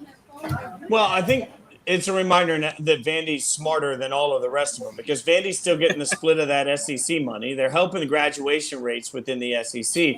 But then realistically, most of the kids that go there, they don't care. So, like, that's one thing. I've worked a lot with the program over the years, and I think a lot of people don't realize that, like, people at Vandy they have better things to do than sit there and watch a bad football team. So, for the most part, you're talking about people that are worried about, changing the world. They're not focused on football at all. So they'll take the money without any of the pressure. And in the meantime, every time somebody says, oh, they need a new stadium, the students that go there are like, why? It's just not important. It's so funny that a school that cares so little about athletics is part of the SEC. But they'll take those SEC paychecks all day long. Like, Oklahoma and Texas coming in, like I think they should use that as a moment to maybe clean house on a couple of programs that don't belong in the SEC. Cough, Vandy, but Vandy in the meantime is hoping the graduation rate's too much, so they'll stick with them. I love it. Hey, Fitz, my man Bob Sosi from the New England Patriots Radio Network is here. I respect the fact that you got bounced out and came back on like 8 different times in this half-hour span. You rock. Let's try and connect with like actually legit Wi-Fi on both of our ends one of these days and just like rock out and talk more Major League eating. Is that good? I'm all good with it. Just enjoy Moons Over My Hammy and thank me afterwards. Have a great time, brother. Thanks for having me. Awesome. Thanks, Fitz. We'll talk soon. Sos is here for his regularly scheduled appearance every hour on the half hour on the diner stream. What's going on, buddy? I'm here on time. What did you do the last hour? Did you get a lot of stuff done the last hour? No, I've been spending the whole time trying to adjust this cap. You know, I had a cap on at practice. I took it off, left it downstairs. I came up to the office. I checked in with you. I had taken the cap off when I came upstairs. The hair's a mess. So I grabbed a cap that's displayed in my room. It's the Albuquerque Isotopes 4th of July cap from the early 2000s, 2003 or 4, I think, when I was the voice of the Isotopes out in the Pacific Coast League. And so I'm looking at myself on the computer screen, Tom, and it's really throwing me off because it's completely askew. Well, I absolutely love the hat. I love the lid. Thank you. I'm doing well, man. I am 8 hours into my second part of the stream here, so that puts me at, let's see, do some quick math. That's 20. I'm at 20 and a half hours right now, live from this Denny's with little to no breaks. It's a feat that no man should try to conquer. I do not recommend this to anyone. I'm having a blast, being joined by a lot of friends around the media world. And this has to be a fun time of year for you because you're really ramping up, which I know is a different vibe for you than the regular season games. But it's really all building towards that week 1 matchup. So what does your August look like? So is that grind time for you? No, right now it's not because it's a very exciting time. The off season, this year was shorter for us in a lot of respects than last year because of the delayed start to training camp in 2020. There was no preseason, remember, a year ago, and we didn't start going to training camp practices until August, but we were doing it, of course, in completely foreign circumstances in the pandemic. While there were no fans allowed and only a handful of media, and it was essentially us, the players, and the coaches. We were all masked up, and there were very strict protocols in place. Now, there are still strict protocols in place. We are still in the pandemic, Tom, as you know. But the last few days, we've gone to training camp on schedule in July in anticipation of a preseason, as you said, with a crowd in attendance. And today, I was going to say big crowds, but I think today was the biggest of the 3. And certainly a lot of fans today were out there. And the excitement, of those fans, because so many of them don't get a chance to go to the game, but they get to go to training camp, of course, for free, and to have access to tickets. Now, that's worthwhile in and of itself, especially appreciated after last year. But it's a very interesting time for the Patriots because of the unprecedented circumstances last year under Bill Belichick. No Tom Brady, 7-9, first losing season since 2000. Quarterback and Cam Newton really struggled for much of the season with a lot of factors at play after signing late, brought back on a 1-year contract, and then the Patriots drafted a rookie, first time Belichick's ever drafted a quarterback in the first round. So this is an exciting time. Looking forward to seeing how that situation unfolds, what we learn over the course of the next few weeks as we transition, of course, from training camp practices into the games themselves. But it's never a grind for me. I love what we do. So the first part of the time with the Patriots, and really every year other than last year, The Patriots were among the best team in the conference. You had Tom Brady. Things were great. Things were grand. You're calling games with Zoe. And I got to be honest, so I'm worried about Zoe. Like, how did he? I didn't get to listen to a lot of you guys last year because I'm out here in St. Louis, so it's hard to listen to the radio broadcast. Did he handle last season okay? Did he not just lose his mind, given what was going on and how different it had been over the you have this amazing run with Brady with you guys in the booth, and now last season is just completely different than what you guys were used to. Is he doing okay? Did he survive? Yeah, a little context for the listeners who are in your neck of the woods. I mean, Scott Zolak is a former backup quarterback for the Patriots and spent about a decade in the league, and then immediately after his career ended, went into broadcasting and has long had an association with the team and eventually became the color commentator. And Zoe is a one-of-a-kind personality. He's kind of like if you took Harry Carey and Mike Shannon and put them together in the booth as one person because of the passion that he has as a former player and so identifiable with the team as a broadcaster, much the way Mike, the former Cardinal, of course, with Cardinal fans for decades, and along with, of course, the late Harry Carey, the bombastic sort of one-of-a-kind personality who loved to have a good time in the booth and out of the booth during games after games. Well, that's a lot like Zoe. And, he brings passion and excitement to the booth. And last year, of course, a lot of that was dulled because of what happened with the Patriots. And it wasn't just the losing, but it was also watching the former quarterback winning and eventually capturing another championship ring. Tom Brady, of course, in Tampa with the Buccaneers, as Tampa Bay went on to win the Super Bowl after the Patriots got knocked out of the postseason for the first time since Brady injured his knee in the 2008 opener. And then beyond that, of course, you had an offense that really struggled. So there wasn't a lot of excitement in games last year, Tom. Wasn't a lot for Zoe to get pumped about and shout unicorn, show ponies, and where's the beef, and his various Zoisms that we love on the radio so much. But I think this year there's some level of optimism for him because of Jones being drafted in the first round, because of the money they have spent in free agency and some of the players they've acquired in the spring, whether on offense or defense. So I'm hoping that it's more the Zoe of old, pre-2020 this year, and that we both can continue to broadcast for a long time to come with more of what we experienced our first 7 seasons together than a year ago. Yeah, dude, your first 7, it was has a broadcast team come together and had a better first 7-year run ever with the amount of Super Bowls you guys got to do in those late playoff. I mean, that you still probably have to pinch yourself.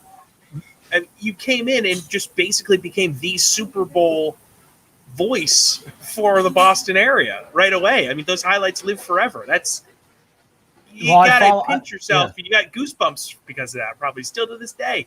No question. You asked me earlier about a grind. I mean, I love calling preseason games. I get excited about every game we have a chance to broadcast.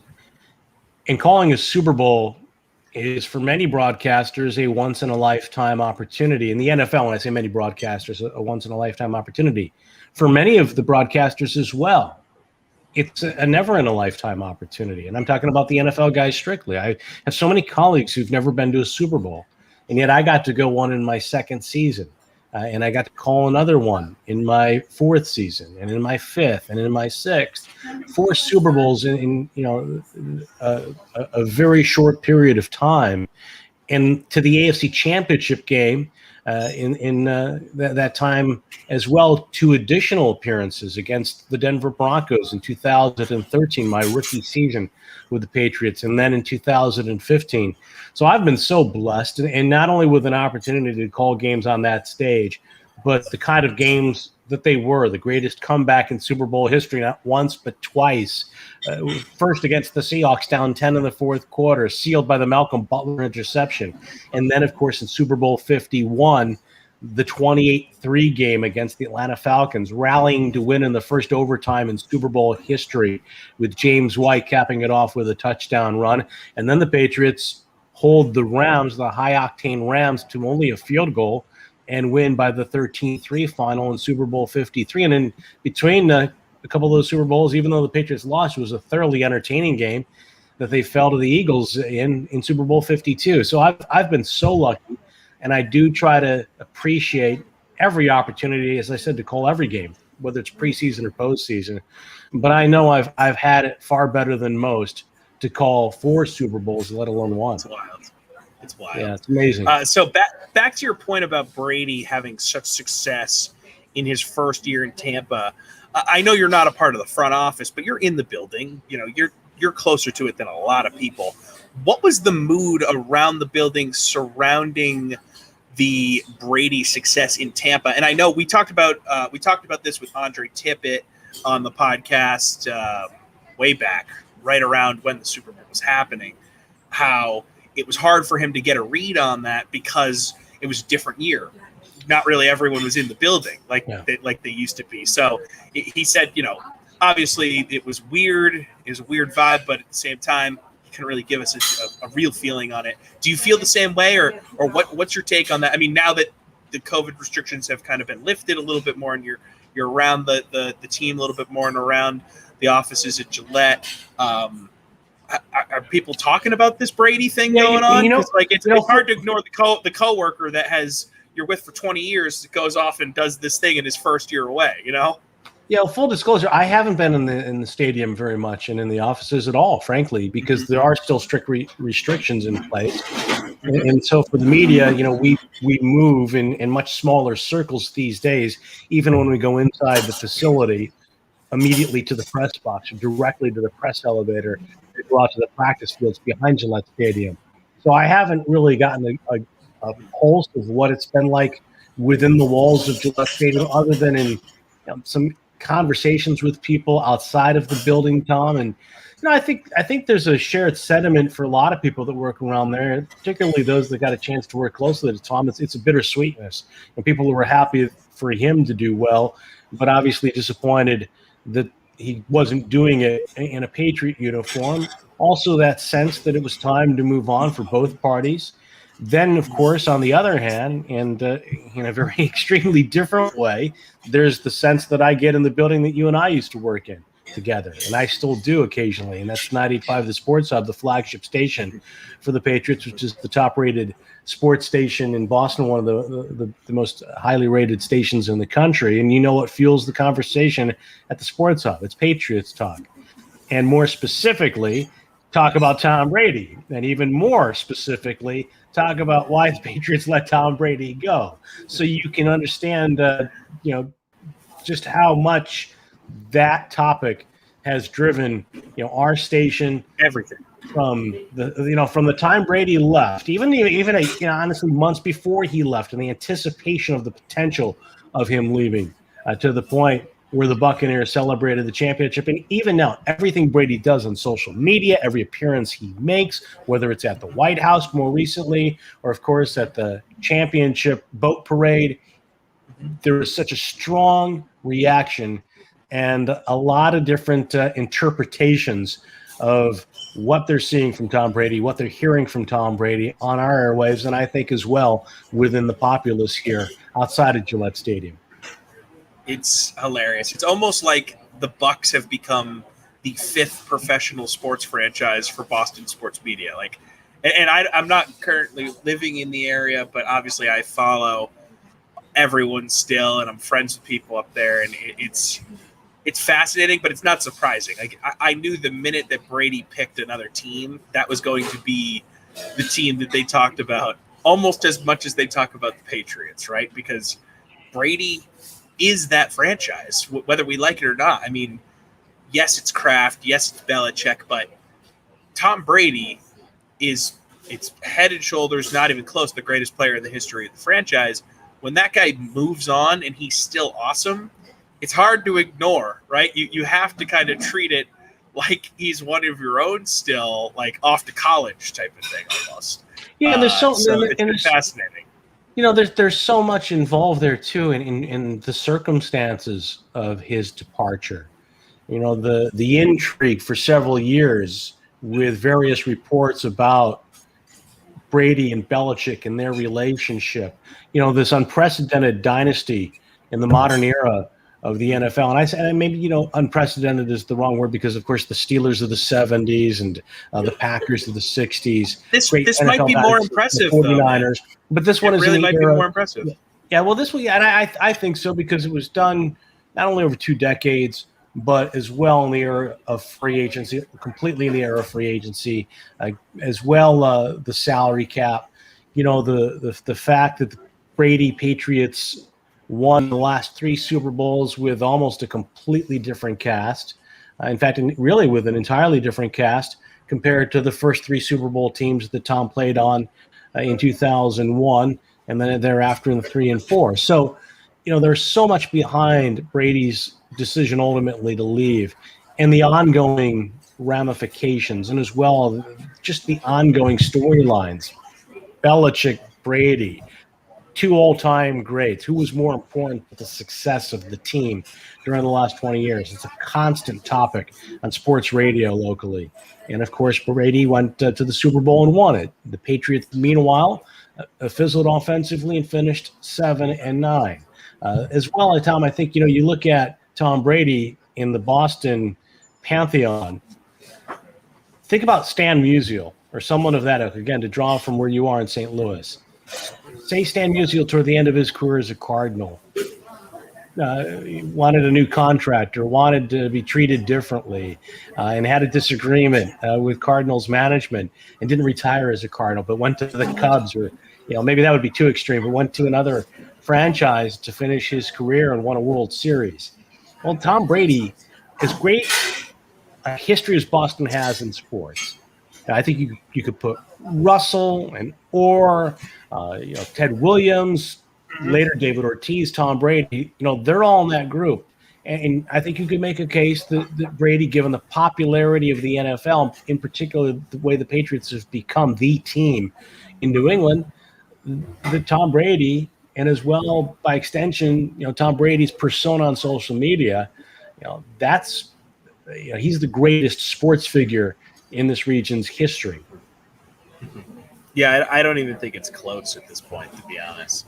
I think it's him, and then all the way down, you can make the case for any of those guys you said: Russell, Bird, or Ortiz, Ted Williams, like you mentioned. But let's talk about this year's Pats team. I was asking Nick Cattles this earlier, and I'm curious what you think about the quarterback situation. Obviously, it's still very early on. We have preseason to go through. We have camp, all that good stuff. And Bob, we watched the same games last year. Cam Newton, he can't really throw the ball anymore. It's a problem. And you've been watching him at camp. I haven't, admittedly. Does it look better? Like, how soon before we see Mac Jones play? Because you don't draft a guy at 15 for him to not play in today's NFL. And I don't think Cam Newton is going to last a whole season as a starter. I really don't. Well, Tom, I think, you go back to the draft. Bill Belichick said that Cam Newton was the quarterback when they drafted Mac Jones. Mm-hmm. And what I think he said the other day is where we are today, that it's a clean slate. I think Cam has an edge right now for obvious reasons. He technically is the incumbent. He's the veteran. Mac is a rookie. He's going through some growing pains. But his progress as a rookie in the spring, and I think even thus far in training camp, from the mental and psychological standpoint in terms of learning the offense, understanding, what it takes to be an NFL quarterback off the field in terms of how you approach the locker room, your teammates, film study, conversations with the offensive coordinator, relating to players. Then when you get out there on the field, navigating the pocket, understanding defenses, where your guys are going, where you want to go with the ball, what are the matchups. He has a feel for quarterback play that's apparent. The strengths as advertised coming out of Alabama are evident. Now, he's had some up and down times over the course of the last 3 days in training camp, and that's to be expected. Same with Cam. Cam's had some good moments, certainly, and has had some good times. There have been times when he has looked considerably better than a year ago, and then there are times where you see, throws here or there or the hesitation. And I think a lot of people get caught up when they read training camp stats, and I'm going to, this is maybe a little bit nitpicking on my part. You have to take them into the context that, in which right now nobody has pads on. Right now, what you're seeing is still an evaluation, is still a teaching period for the coaches. So there's not a lot of evaluation ongoing. When they put the pads on next week, I think that's when you'll start to see it. And then for the Patriots, what's important too down the road, preseason games, and even more so, joint practices against the Giants and the Eagles. Actually, not in that order. Philadelphia in week 2 of the preseason, the Giants in week 3. Those are very important periods for Belichick to evaluate. But as I said, I don't think that there's a clear edge right now for a veteran as you would expect in the first few days of training camp. And there's still some things in watching Cam play the position that were problematic last year that I think, will carry over this year unless they're corrected, unless there's improvement. But I think Mac Jones, as the rookie who's come in, at least has shown that this kid is grasping things, and they're throwing a lot at him, more so reportedly than they have with any other young quarterback. They have really accelerated the process for him, that he's a guy who could put himself in position by the end of the preseason, in my estimation right now, to be their starting quarterback sooner rather than later. And going into this training camp, Tom, I thought, Jones would really have to outplay Newton by a wide margin. But I'm not so sure anymore. I think if he outplays him and he shows he's ready for the job, it can be his. I wouldn't be surprised if Cam's the starter week 1, but I'll be less surprised today than I would have been, a couple of weeks ago, a couple of months ago, certainly, if Mac Jones is the starting quarterback. And look, I hear you on all of that, and I'm curious how Cam Newton would accept that backup role. And it's not that I think Cam would be like a nuisance, because everything you hear and see from Cam since he's come to Gillette is that like he is the model citizen. That's why, he's getting the respect that he's getting in regards to like, yeah, he's the quarterback, he's the starter, it's his job to lose type of thing.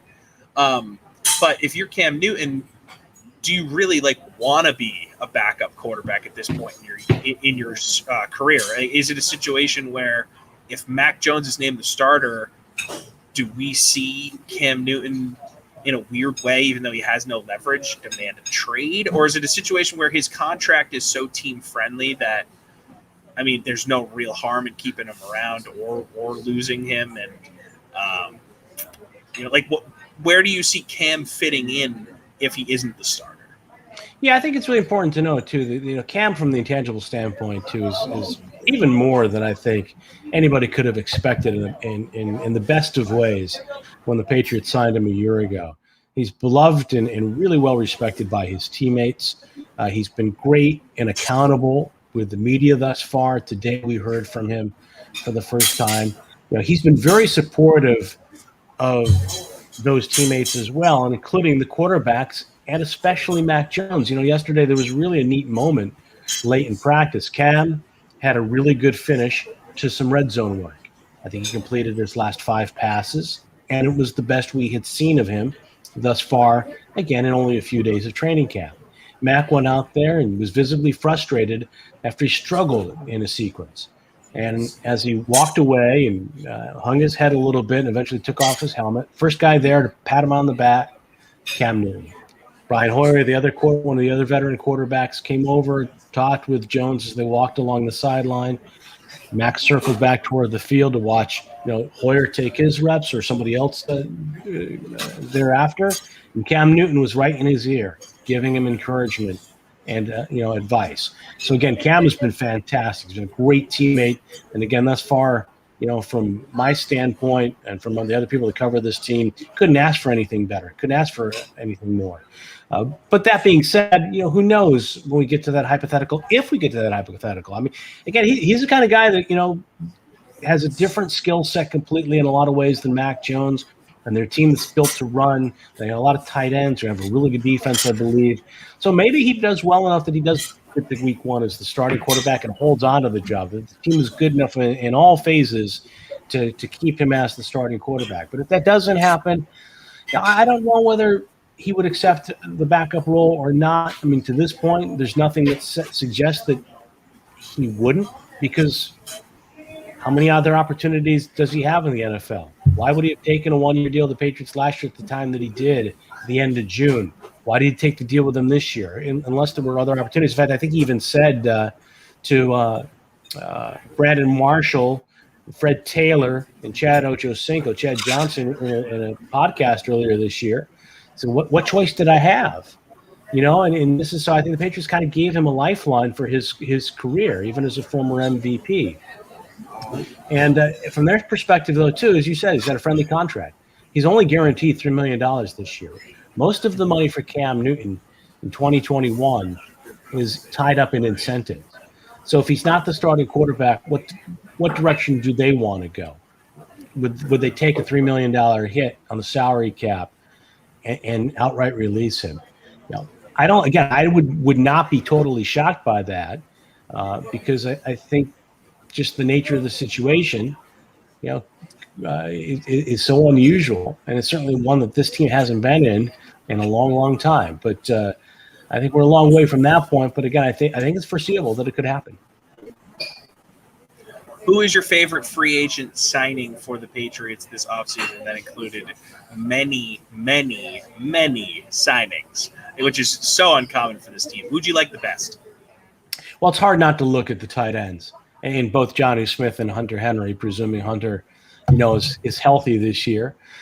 Johnny Smith, to me, is a guy I've always found intriguing with Tennessee because you can see the athleticism, great production after the catch.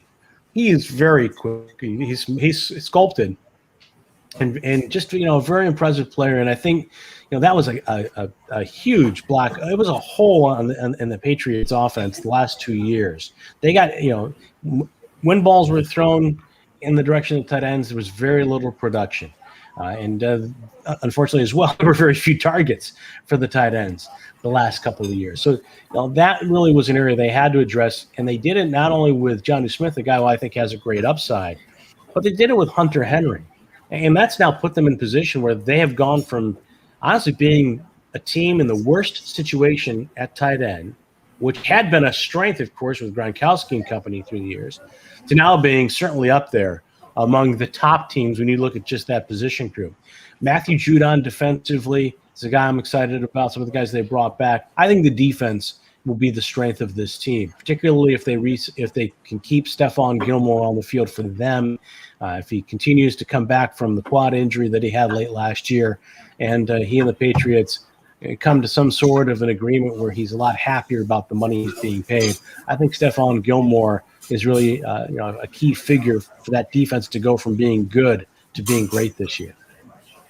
Man, when he's healthy, he might be – it's crazy because when he first got here, it was all kind of like, oh, disappointing, and you're hearing rumblings, oh, buyer's remorse on Stephon Gilmore. And then when it finally clicked for him, oh, my God, like that guy is insanely good at what he does.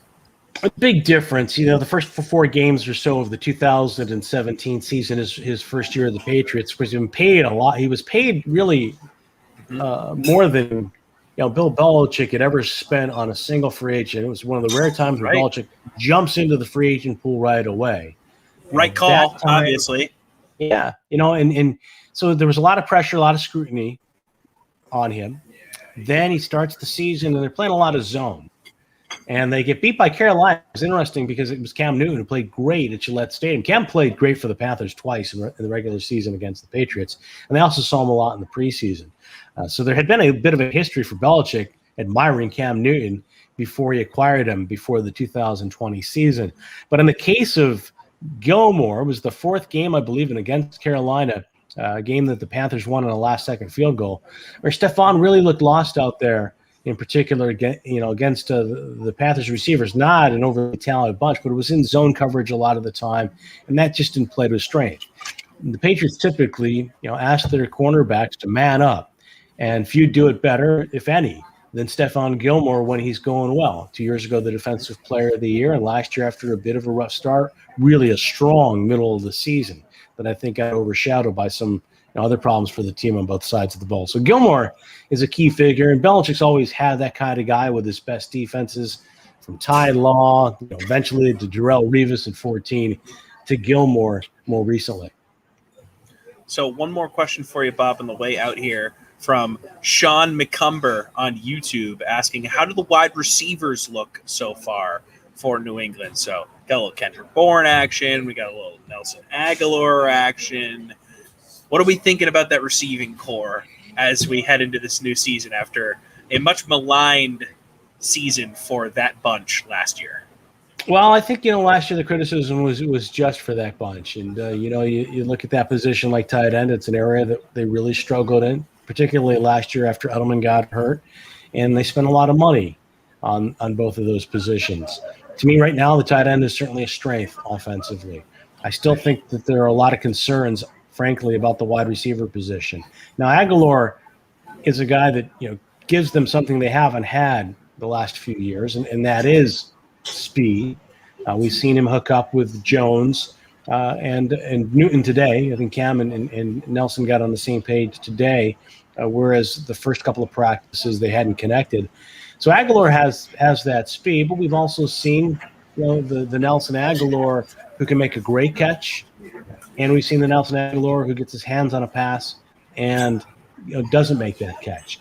Kendrick Bourne, I think, is a guy that they rely on a lot because because of the money they paid him. And, he's the kind of guy that can operate inside and underneath. A strength of their offense is usually. And I think that there have been some positive signs for him.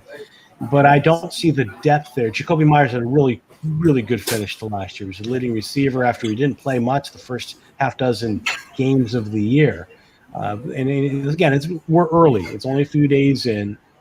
Myers is a guy who's going to stand out over time, if and when he does, as he's expected to.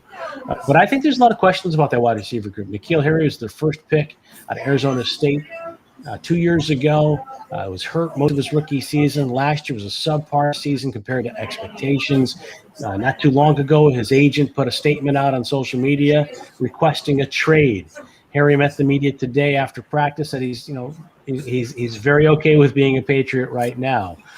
He's had a good start to camp, but we'll see. I think that there are a lot of concerns about the wide receiver overall. It's a group that I think it might require them to continue to tinker with the roster over the course of not only the next few weeks, Tom, but early in the season as well. I wonder if Harry's agent got back to him and was like, yeah, so we put that trade request up there. Didn't really hear anything from any of the other teams in the league about wanting you, so maybe let's figure it out here. It's curious, how the tenor has changed there, but I mean, look, if the guy comes out and plays, I'm sure Belichick will be fine with having him aboard as long as he, stays in line and doesn't make a lot of noise, right? Yeah, he seems like a good attitude. I feel like a situation like that. I mean, this is a third-year guy. I mean, I don't know N'Keal, and we had no contact with players personally last year, and then still very limited today. And around the Patriots, especially, you don't get a lot of contact with guys as rookies compared to some other guys. And also, in his case, he was hurt a lot his rookie season. But the things I'm told, he's a good kid. He's come in and he's worked hard, but their skill set is different. It is limited in some areas compared to the kind of players you see making an impact as young players around the league. The A.J. Browns, the D.K. Metcalfs, guys that are speed burners. N'Keal is not especially fast. He's not especially quick. He's a guy who's good in contested situations and in the red zone, I think, has some promise. But again, in the NFL, I don't know if you can make your living off that limited a skill set. But his agent didn't do him any favors, and that's the thing for me. I look at that statement that he issued not too long ago. Weird statement. And he kind of pointed the finger at the Patriots. He pointed the finger at everybody else. Talked about N'Keal being a dominant player in college, but everybody knows the NFL renders college stats and college production irrelevant. It's useless. Yeah. If it meant anything, a lot more Heisman Trophy winners would be Super Bowl champions. And Bob, I'm going to bring on Zach Gelb of CBS Radio, a noted Patriot fan himself. We have the voice of the Patriots here. Zach, before we let Bob go, do you have one burning question for the voice of the Pats before he bids us adieu?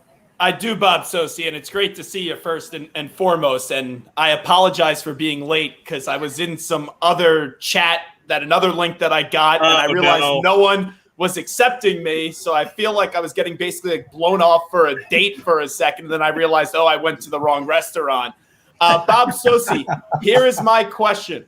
I don't think Bill Belichick will start Mac Jones week 1. Is there a shot you think that he actually will soar? Or is this basically just going to be Cam week 1 no matter what happens in training camp?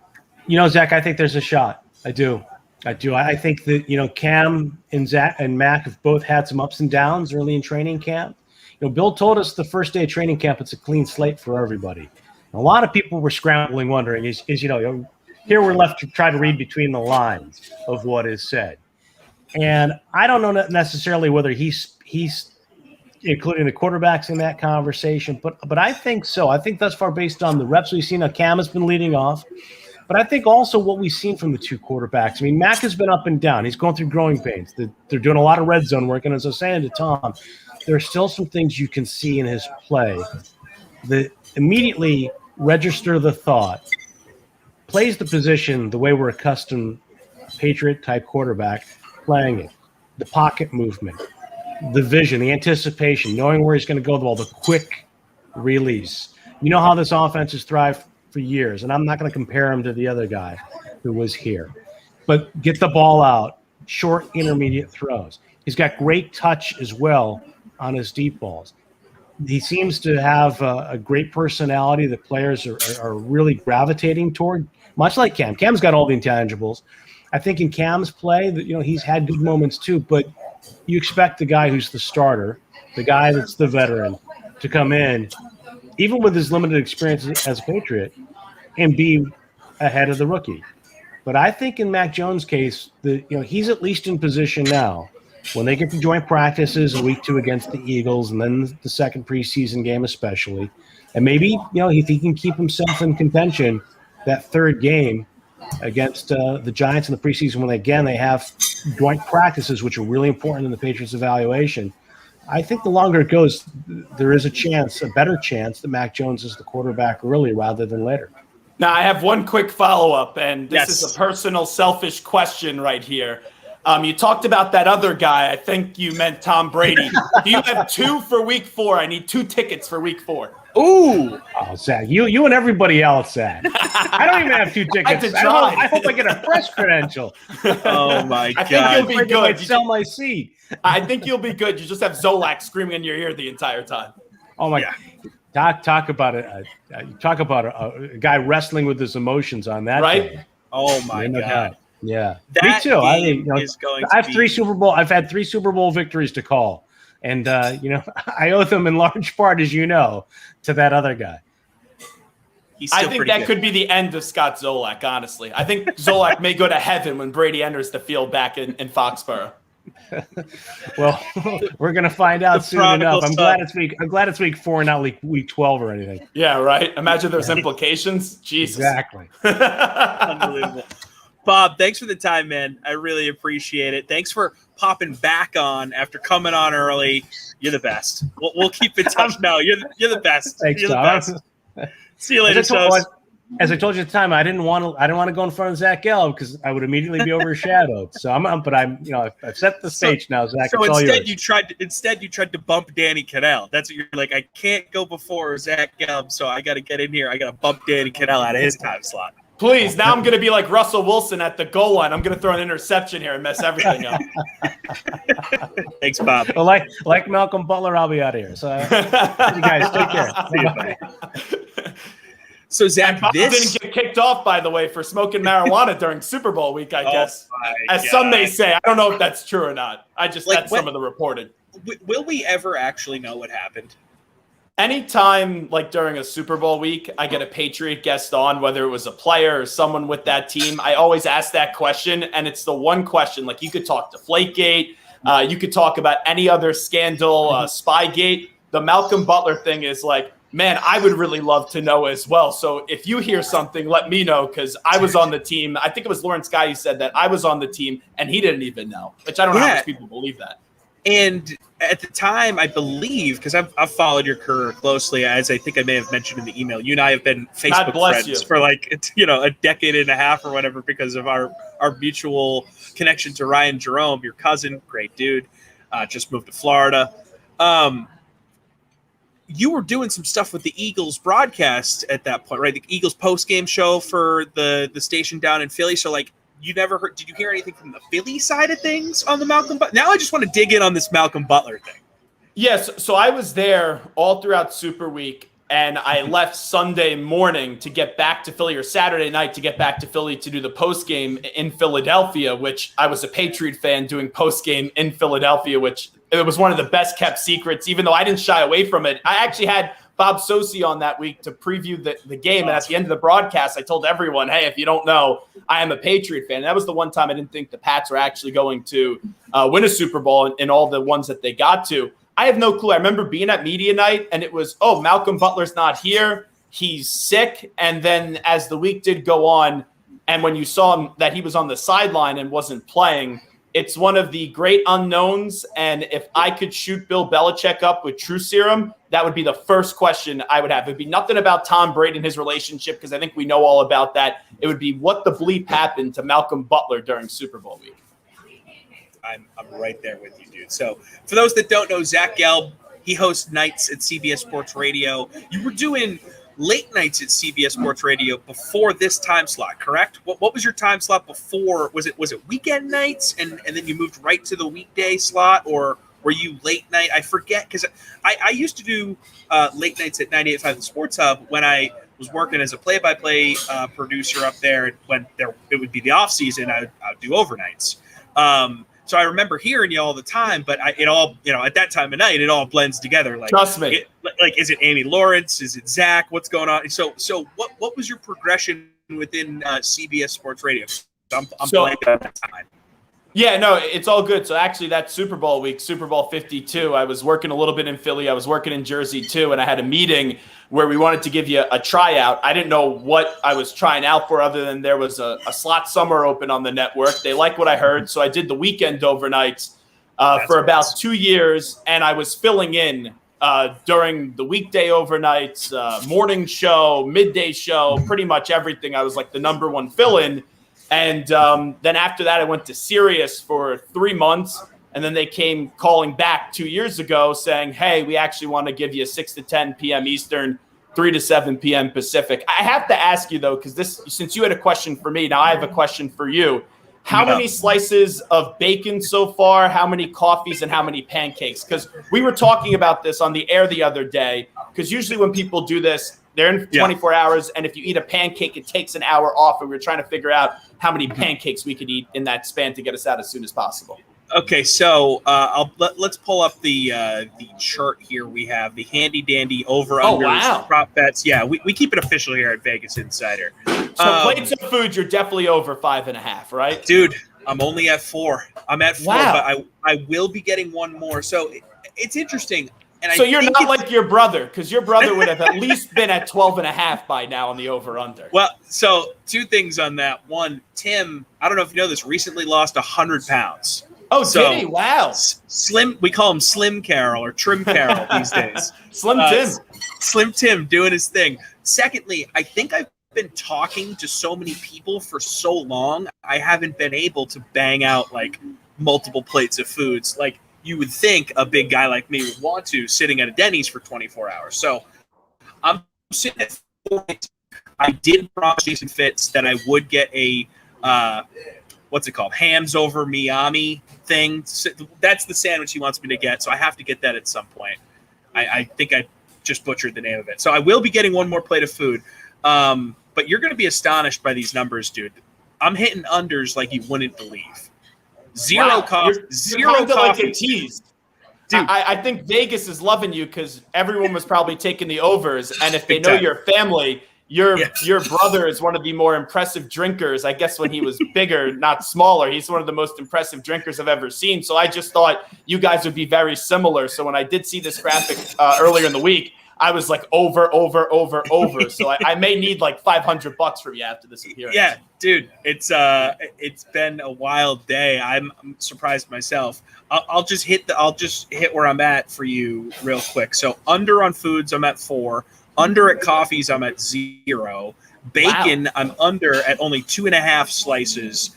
Bread, I'm only at 4 pieces overall, so I'm under. Drinks, I'm under at 9 overall. Napkins, I'm under at 7 overall. Only 4 bathroom trips, so that's an under.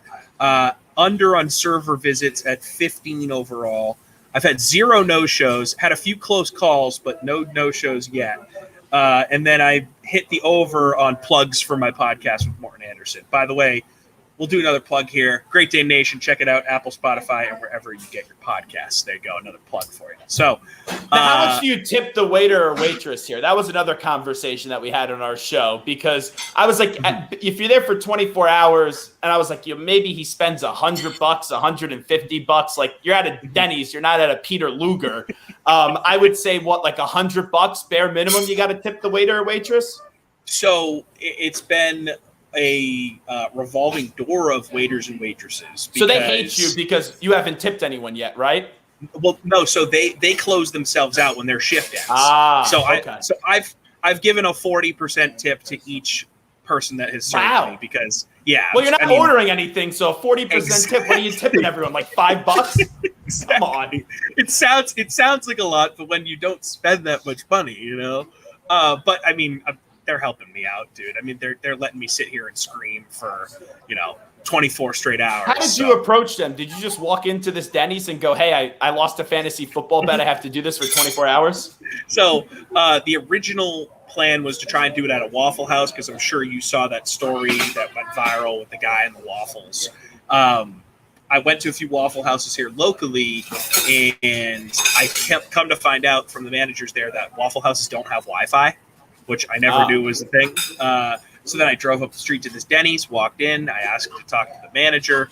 She came out. I was like, hey, this is kind of weird, but this is who I am. This is what happened. This is what I'm trying to do. And she was so down. She's like, that's so cool. I think that's hilarious. I'm going to be there Thursday night. This is what you need to do. Here's our employee Wi-Fi. Gave me the whole lowdown. And then I show up here on yesterday, and she wasn't working. She wasn't here. So I had to re-explain everything and just get set up, because I was ready to go. I can't not do it. I have everything booked. Yeah, I can't get a no at this point. I was just going to force my way to do it regardless. So we're here, man. We are coming up on the end. I mean, I have been going now for, this will be almost 21 straight hours. And you haven't slept at all? No sleep. And no coffee? No coffee. Wow. I don't know how. This is insane. You literally look like you woke up and you're an hour number 3 of hosting a radio show. I would have never thought you've been on the air for 18, 19. I'm not good at math, however many hours you've been on for. Yeah, coming up on 21, and I'm shocked. I thought that the last 12 I was going to need a coffee. I will say about maybe 2 hours ago is when I really started to hit my wall. But honestly, that conversation with Sosie just talking, it's almost reinvigorated me. I almost got my third week. I'm reading over and I forget who I was talking with about this. Maybe it was Kevin Rogers, one of my Vegas insider colleagues. He was saying at this point it would be dumb for you to drink coffee. You made it this far, just skip out on coffee and just pass out as soon as you get home. And that's the approach I have to take at this point. Yeah, I would say at this point, if you got through it this long without coffee, I think you bail on the coffee at this point and not even do it. It's 3 more hours. You probably want to go to bed anyway after this is all over. Yes, I plan on going to bed as soon as possible. I get out of here at 6 Central. I will be asleep by hopefully 7 o'clock Central, and I don't have to be up until probably about 10 a.m. on Saturday, because I have a DraftKings broadcast at 11. So, and that's a nice chunk of time. That's gonna feel really good to sleep after 24 hours of not sleeping. But look, you're a dude that's done weird hours your whole career. What's your secret to kind of being up and at 'em at this time of night? Are you just a ton of coffee? Do you adjust your sleep pattern? How do you make it work? Well, when I was doing the weekend overnights, I remember I started the weekend overnights. Oh, I don't drink coffee whatsoever. Now I have a cup of iced coffee every day, a large iced coffee from Starbucks each and every day. I don't need it to do the show. I'm on now from 6 to 10 p.m. Eastern. Yeah, your hours now are pretty good. Yeah, it's not incredibly late. The thing is, though, it's after the show. The toughest part is when do you eat? I don't like I'll eat if they order in food to the studio, but I don't like to bring my own food in and then do a show. So I am usually someone that will eat after the show, and I'll try to go to bed by 2. If I'm binge watching a certain TV show or something like that, then I never know how late I'll stay up. But for the most part, I try to be sleeping by 2:30, and then I would think I could sleep till 11 or 12, but that's never the case. I'm usually up by 8 o'clock, 8:30, the latest. Isn't it the worst? Dude, I go to bed I'm the exact same way. I go to bed at 2 and I have to be up by 9 because I feel like I'm rushing to get everything I need to get done, or I'm behind in the sports cycle and I need to be ahead of everything. So I think both of us need to sleep more, dude. It's just a fact. Well, here's the crazy part. I don't know how this happens, but whenever I could sense that big news is coming, I could barely not sleep. So when Brady left the Patriots and put post out, I woke up that day, and it was early because the post was early, and I roll over, and right before I go to my phone, I see 30-something messages, and I go, something happened with Tom Brady. And when I went to go check him, I go, this means he's not coming back. And I thought he was going to come back. And then I'm scrolling through, and I just let out a big expletive, and that was pretty much it. But there's always, for some reason, whenever there's a big news story and people go, oh, Zach's probably not up yet, I just find the way to wake up. It's some sense that I have that I can't It's even your spidey senses. Yeah.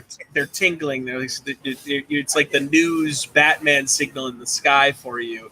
I was actually on the air here in St. Louis when Tom Brady posted that. And, of course, my hosts made me read it and give immediate reaction mid-segment because I'm the Boston guy. Shock. That's pretty brutal. Shock. It was brutal, pretty man. brutal. It was a brutal situation. I mean, you're about the same age as me. And we might even be the exact same age. Tom Brady is Patriot football for me. I have little to no conscious memory of Patriot football without Tom Brady. I know that as a child, a Drew Bledsoe jersey was put on me. I have vague memories of that first Super Bowl run with the Kraft regime in '96. But my first real memories as a football fan is in the 4th grade with Tom Brady taking over as quarterback for Drew Bledsoe when he got injured. And up until last year, that was my quarterback. And that was football for me. So in that moment, to have to react and not be a baby on the air, it was difficult, to say the least. Yeah, I don't think anyone's going to have sympathy for us. I'll go out on a limb by saying that. But I will tell you, I can now relate to other football fans. And people hate when I say that. Oh, yeah, you can't relate to me. You have 6 rings in the span of 20 years. But this offseason, I'm literally watching training camp footage and trying to break down. And I hate people that do this. I hate hosts that do this. So I'm hating myself when I do this. But I'll break down, oh, Cam Newton threw an interception today. That means good news if I want Mac to start week 1. And I will now kind of in jest overreact to that stuff. And I feel as another fan base that doesn't have a quarterback now. So I'm hoping Mac's going to be the guy. I like the draft pick. All I wanted on draft night was for them to get a quarterback. And they ended up getting a quarterback. And as much as Cam's been a good teammate, Cam the last 3 years, and I would love to see Cam have success, but let's be real. The last 3 years, he's either been hurt or he's been a bad quarterback. So I'm ready for the start of the Mac Jones era. And I was actually interviewing him before the start of this season, last season for college football. And he came on the air and he goes, I don't even know if I'm starting yet at Alabama. And I go, you're starting. This is just the Nick Saban mind games. Let's be real. And since we're doing a lot of things with food, it was actually on my show where Mac Jones revealed that he eats about 10 chocolate chip cookies each and every night that his girlfriend makes him. Wow. So that could explain a little bit of the gut that he has and how he doesn't look as if he's Tom Brady compared to looking like the Pillsbury Doughboy or something. So, and you're going to agree with me on this, and this is stupid, but as a Patriot fan, we follow lots of our friends that are also Patriot fans. And the thing that I hated most when we drafted Mac Jones, and yes, I say we because I am a Patriot fan. It's my squad. I'm not a member of the we police. When we drafted Mac Jones, and people were immediately tweeting out the side-by-side pictures of Brady at the combine with chubby Mac Jones with a cigar. let's stop that. Stop that right now. Do not be unfair to Mac Jones. I'm not super high on him. I really wanted Justin Fields as he continued to drop. I was like, yes, please. And then when the Bears traded up, I was like, it's over. It's completely over. But don't put Mac Jones in that position right now. Like, let's let him not have any Tom Brady comparisons if possible, please. Well, that's just the reality of the situation. For example, if the Packers move on from Aaron Rodgers next year, Jordan Love could go and have a great career, but if he doesn't become a Hall of Famer and if he doesn't win a Super Bowl, Packers fans are going to say, well, we had Favre, we had Rodgers, and even though they'll complain that they only won 1 Super Bowl each, the Brady standard is so tough because he's won 6 rings in New England, 7 overall. Even if Mac Jones wins 1 Super Bowl, you'll have some idiots in the fan base saying, oh, well, that's not good enough. If Mac Jones wins a Super Bowl, it was a big-time success of a draft pick. I don't care what else he does in his career. The next guy is not going to live, and I know some fans are in like this fictitious world. The next guy is not going to win 3, 4, 5, 6 Super Bowls. Like, that just doesn't happen. I'm reminded by my uncle who, when we would get to the Super Bowl and lose, he would lecture us, oh, back in my day, I would love to be, in a Super Bowl and lose. Like when they lost to the Bears, it was unbelievable. And we used to go to the stadium with 4 tickets and get 12 people in because no one wanted to see this garbage football team. And he would call us spoiled brats. Yeah, we are spoiled, but I also think I'm realistic too, where for Mac Jones, let's see him start right away. I'm good for that. And eventually he's going to have to go win a Super Bowl in New England for this to be a success. Yeah, and I was having this conversation with Rob Parker. He loves me, by the way, Rob Parker. Loves me. Blocked me on Twitter once because I used to call him out for his Tom Brady takes. And I brought him on after 28-3. I was at the game. And the next morning I woke up and I was like, good morning, Bart Hubbick, Rob Parker, and Max Kellerman. I went for the trifecta. Yes. And right away, Parker blocked me. I was working for a Fox affiliate at the time. God. We put Rob Parker on, and I played him all of his wrong predictions with then Brady winning Super Bowls, the one against Seattle, the one against Atlanta, with the no way, no how. And it was actually a fun conversation. Yeah. And last year, 2 years ago at the Super Bowl, the last Radio Row I was at, I'm doing my show at CBS. This is the same time with his show at Fox. Right.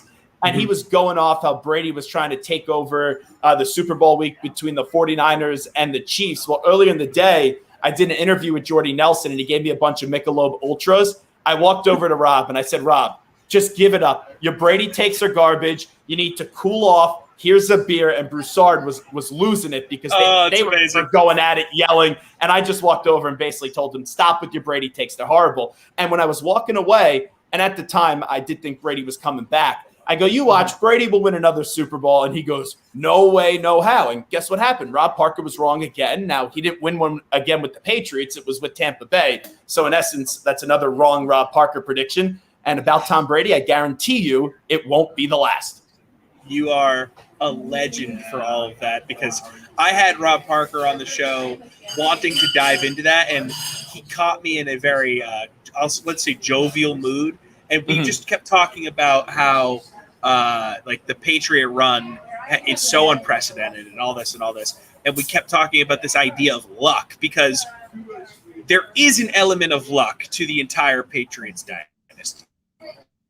If any of us do not admit that is disingenuous. I wouldn't say the majority of it is luck, but the fact that every single thing broke this way for these two guys, Belichick and Brady, for this long, and you had other all-time great coaches and quarterback combinations try and make it work for prolonged periods of time in the NFL, and it never even got close to this.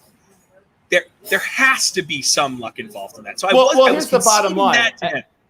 Every team that wins a championship wins a game leading up to the championship that they're not supposed to win.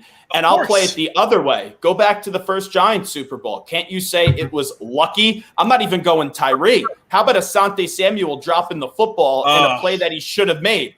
You could do this all day. And here's the thing. I told this to Rob Parker. He didn't like this. I said, I don't even think you believe what you say about Tom Brady. It's got to this point where you've just been so wrong. But to Rob's credit, every time I do talk to Rob, I say to him, I want to hate your guts. I'm so annoyed that you haven't unblocked me on Twitter for just wishing you good morning and not admitting that that was just a weak move by you. But every time I talk to him, I go, there's something about this guy that in some weird way I actually like, because I admire how loyal he is to the fact that he's just been so wrong and consistently wrong about Tom Brady.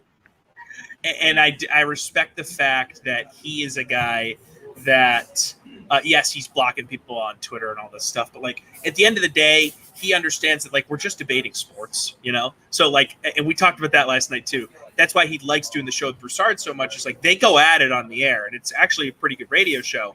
But at the end of the day, they're fine with each other afterwards because they're just talking sports, you know, none of it bleeds over. And that's what makes for a good radio show. So, yeah, I will say, though, I personally think it's a horrible radio show. You should listen to the other guy that goes up against them on CBS Sports Radio. That's all I'm going to say. I'm sure they're nice people. I like Broussard.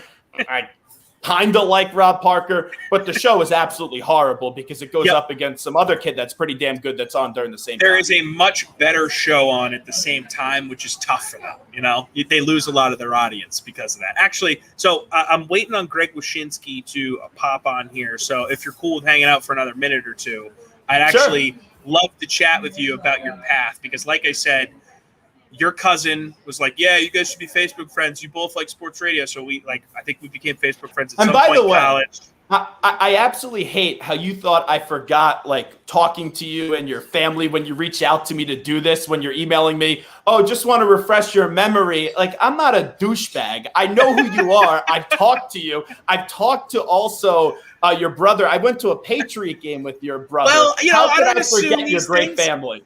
I don't assume these things, man. I'm not a fraud like my cousin. I'm not a fraud like my cousin Ryan. Like, I'm actually a genuine good person. I'm just playing. Ryan's a great dude.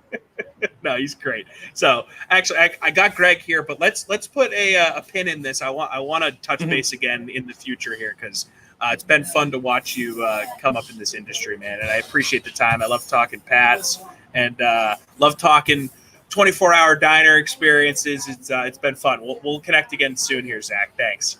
You got it, and congratulations to your brother. I have to see him in person now, and I don't know if I'll like 100 Skinny pounds, Tim. dude. I usually like Fat Tim. I don't know if I like Skinny Tim. I don't know if I like Catch you Skinny later. Tim yet either. See you, Zach. Be well. See ya. The Puck Daddy is here. Greg Wyshynski, what's going on, dude? So you're like in grind mode right now, right? You're usually chilling around this time of year. Got NHL trades and all sorts of stuff happening. What's going on? I think we've passed like prime grind time. Like I think like the last 24 hours might have been the first time I've actually like laid down on my couch during the day at any point. Good. So we're getting there. Like there's a few more dominoes that have to fall in the off season, but like for the most part, I mean it's the same thing that happens in July usually, which is that or July 1st, I should say, which is that all the business gets done on July 1st. There's some stuff that happens July 2nd, and then all of the Canadian insiders go to their cottages, and they're like, "See you in September." And I'm always like, "That's a great gig. Why do I get that?" Why do I sign up for that one? Yeah, but I mean, there's still some stuff to cover here and there, but it's definitely getting to that point where, like, like today was spent making phone calls about car registrations and veterinarian appointments that had been put on hold for the last 3 or 4 months. So it's getting back to normal. This is now the stretch of time where you have to do like human being things. Yeah, like kind of get your life back in order for 2 seconds. But but yeah, there's still stuff left to happen. Eichel, we assume, is going to get traded. Tarasenko, some free agents still have to find homes. But the prevailing thought from some of these GMs that I talked to has been sort of we're going to wait until August and see what's still left on the. It's like when you go to the last weekend of apple picking. And that if you reach high enough, you're going to maybe find some good ones that haven't been gotten yet. But also maybe you look on the ground and there might be a few that no one's taken. So, it's still plausible that we're going to see a lot of action in August as some of these guys have gotten squeezed by the flat cap pandemic economy find new homes. I love this analogy of just the bad rotted apples on the ground. Just scoop them up into the wheelbarrow. Yeah, sure, we'll take that. We'll take that. Well, what you hope is that people get lazy and they don't walk far enough in the orchard. There's always the chance that if you go down to the end of the row, that no one's gotten those last couple of Honeycrisps, and so you're hoping that you can do that. But it's a big walk, and you got to step over a lot of stuff that's been slowly melting back into the soil as it rots and is covered by bees.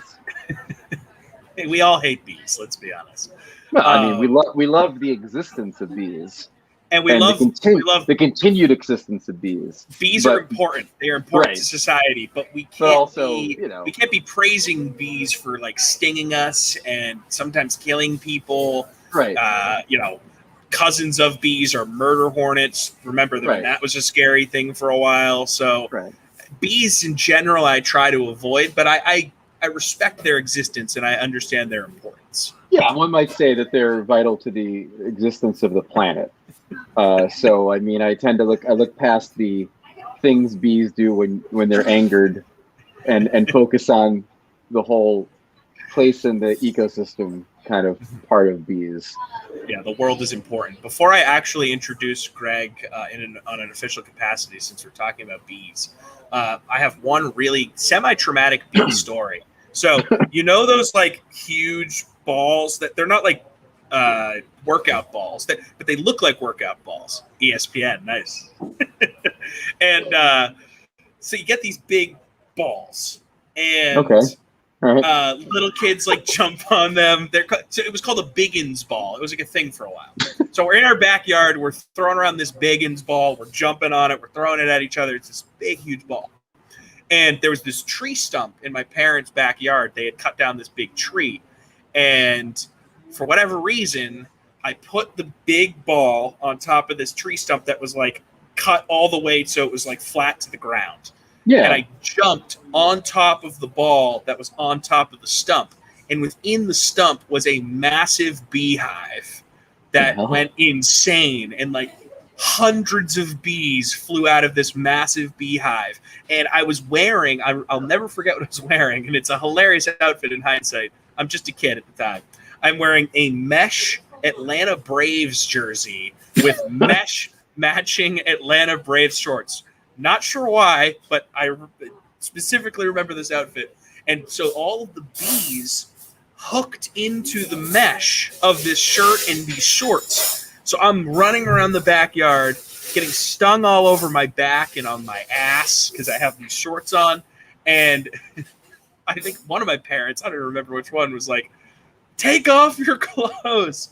So I throw the mesh shirt off that has all these bees on it. I take off the pants and I run into the house in my underwear. So ever since that day, and I don't even know what happened with the shorts and the shirt after that. Ever since that day, me and bees, not cool.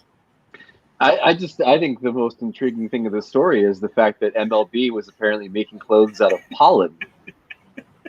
That's I the don't only know what it explanation was. for this. I don't know what it was. They loved these little mesh holes. Why was I wearing a mesh shirt? Whatever. It's over. It happened. I survived.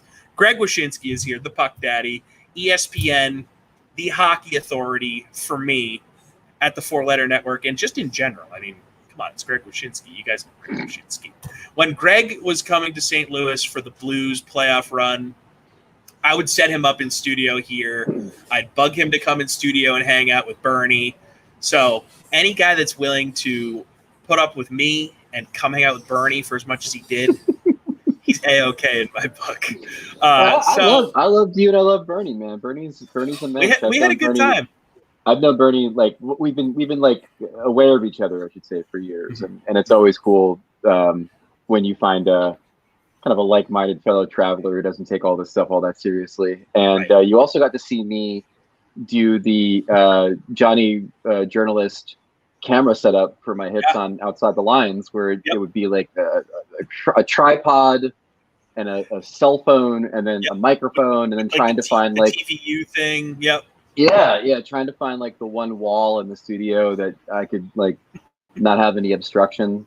and then like make sure the lights are still okay. Now they gave me a better setup. Like, you got to see it behind over here. Yeah, I see some lighting fixtures. Yeah, That's when I legit. when I do Daily Wager, they gave me like a legit like light that's really solid. It almost makes me look like I'm in heaven when I'm against this white wall in my my office. But it's it was a fun time, and I enjoyed being in St. Louis as often as I was during that playoff run, and then even into the next season. Fun. That run was really, really fun, and like I'm a Bruins fan, so even them winning, I still enjoy it because I appreciated what this city went through and how long it took them. And like, yes, I'd love to see my Bruins win, and I was pulling for them, and I was upset like the night that it happened, and it took me a few days. But at the parade, I got over it. I saw what it meant to this city. It was just that parade was insane. I had the same vibe in 2010 when I covered the Vancouver Olympics. Like, as an American, I was like super sad that we lost in the men's final, and lost in the women's final too. But in the men's final, like I was crushed. Like, we had a chance to finally get one over those bastards, and like then when I was walking home from the rink and just saw how incredibly happy everybody was in Canada, like, you know, to win gold on their own home ice. And what a moment that was too. Yeah, like, it sucked, but also it was really cool. Yeah, I mean, as a sports fan, I as much as it meant something to me as an American to win, I could tell that it meant multitudes more to the Canadians. So I understand that vibe. It's like you want something really bad for yourself, but then when it doesn't work out, you can at least take some not pleasure. When Canada winning anything never gives me pleasure. Solace. Maybe solace means like peace, and I wasn't at peace. I was angry. Maybe like appreciation for how much it meant to them.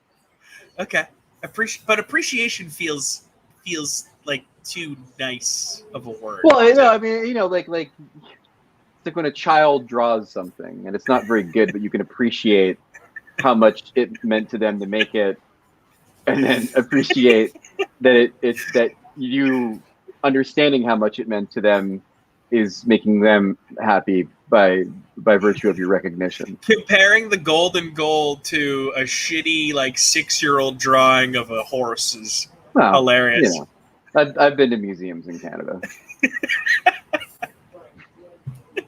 I love it. Oh, this is why the Puck Daddy is the best. Hey, you got to be pumped that ESPN has the NHL coming on board. Like, I know that sometimes reporters get a little weary of like the conflict of interest stuff that can happen, but in general, I mean, you're working for an organization where hockey is going to start to become more of a priority than it's been. That's got to be awesome for the talented hockey people that are in house there. Oh yeah, it's already happened. I mean, you know, our coverage of the draft that we did, kind of a day one wrap up, led ESPN.com like overnight for like 12 hours or whatever, and awesome. You know, that wasn't necessarily happening and all the time in the first few years I was at the company. So we're already seeing an uptick in exposure for hockey and coverage of hockey, and obviously, like, you know, beyond the opportunities that we have to do cool things, now that there's going to be resources for them and opportunities to do them. Like, I mean, it's not. I mean, we're working for a company that has all the games. Like, it's going to be over 1,000 games on ESPN Plus next year. So if you were somebody who liked NHL.TV, like NHL.TV is now ESPN Plus, and I say this as somebody who obviously works for ESPN, but also I would have said this regardless. Like, the idea that you can spend a certain amount of money, get all the NHL games and Disney Plus, like, and the Hulu stuff, but mostly Disney Plus, like, is insane. Like, it's what a cool thing to. Like, imagine all the money that we've spent on NHL.TV over the years as fans, and like you didn't get like Loki, right? And now you get all of that, and Pixar, right? So it's a really, I mean, and anyone who knows me, and the Simpsons, and the MCU, and Star Wars, like again, anyone who knows me knows that I'm being as genuine as I could ever be in this moment when I tell you that, like, how exciting it is that I can go to somebody and be like, hey, nerd like me, we're both going to get all the hockey games and then all of the Star Wars things. Yeah, and it's a pretty easy sell, I think. That's awesome. So you're a foodie. We talked about it when you come in studio with Bernie. What is the best food city in the NHL? And then I want you to tell me what your favorite restaurant in that city is. Well, I'm going to give you two different answers because I thought you were going to go with like my favorite restaurant on the road, which I'll give you. The best food city is the city I live in. It's New York City. I mean, it's not even close. I lived on the West Coast for a couple I wish years. you didn't say that because it's such an easy answer. I thought you were going to tell me. I thought you were going to tell me like San Jose or It's not. I lived in San Jose for 2 years. I can tell you it's not. San Francisco is a really nice food city though, and if you're ever in San Jose, go to San Francisco. There are really good food cities in the league. I mean, Chicago's great. Montreal is great. Obviously Nashville is great for a certain genre of food. And I've eaten in good places in a lot of different places, but it's New York is the answer. And for all the reasons. I mean, it covers so many different bases as far as cuisine. You grew up in Jersey, right? So I did, yeah. So yeah, you're already biased here. I'm from the Boston area, Greg. I hate New York.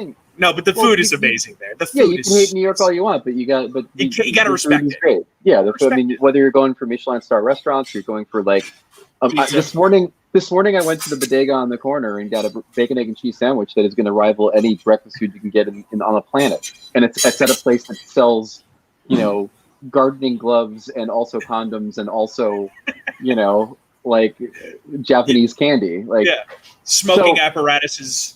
Yeah, you can go get a Jewel and the greatest breakfast sandwich you've ever had. But no, to answer, so I'll give you a couple as far as restaurants go. One is the Pecan Lodge in Dallas is a insanely great barbecue place. And it's in a part of town called Deep Ellum, which for me is sort of like if you took Austin and then put it in Dallas. It's kind of like got that vibe. Tremendously good place. You have to wait in line in, as you do in a lot of good barbecue places around the country, but it's really good. But the place that I wanted to put over is from your fair former city. It's Neptune's in Boston. It's the best seafood restaurant in the country. A ridiculously well curated collection of oysters. Fantastic mussels. I think my favorite mussels you can get, and they do a bunch of other stuff there too. But again, go if you're gonna go. One, you can go by yourself. I went there by myself at least my last 2 visits, and it's never a problem. They have a bar, they have outdoor seating. But if you go, don't do what I did when I took my friend Sean Leahy there. He used to work with me at Yahoo, and I am extolling the virtues of these oysters and these mussels, and this is like a religious experience. And this dumbass orders a cheeseburger. What? And I'm like, why didn't you get? He's like, I don't like fish. I'm like, could maybe clued me in on this before I invite you to go to the best seafood restaurant in the country. Have before we go to Neptune's. That's information you need to share. So that's by far my favorite restaurant on the road. I hit that place every time I'm in Boston. I hit it in the series with the Islanders. Sat outside under the scorching sun, but it didn't matter. It's so good.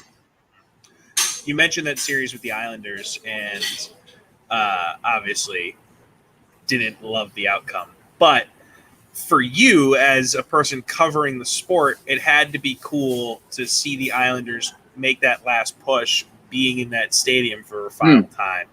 Yeah. And as a sports fan, once they did get past us, and you can tell me if I'm crazy here. I've gotten in this argument on a couple of DraftKings broadcasts I've done recently.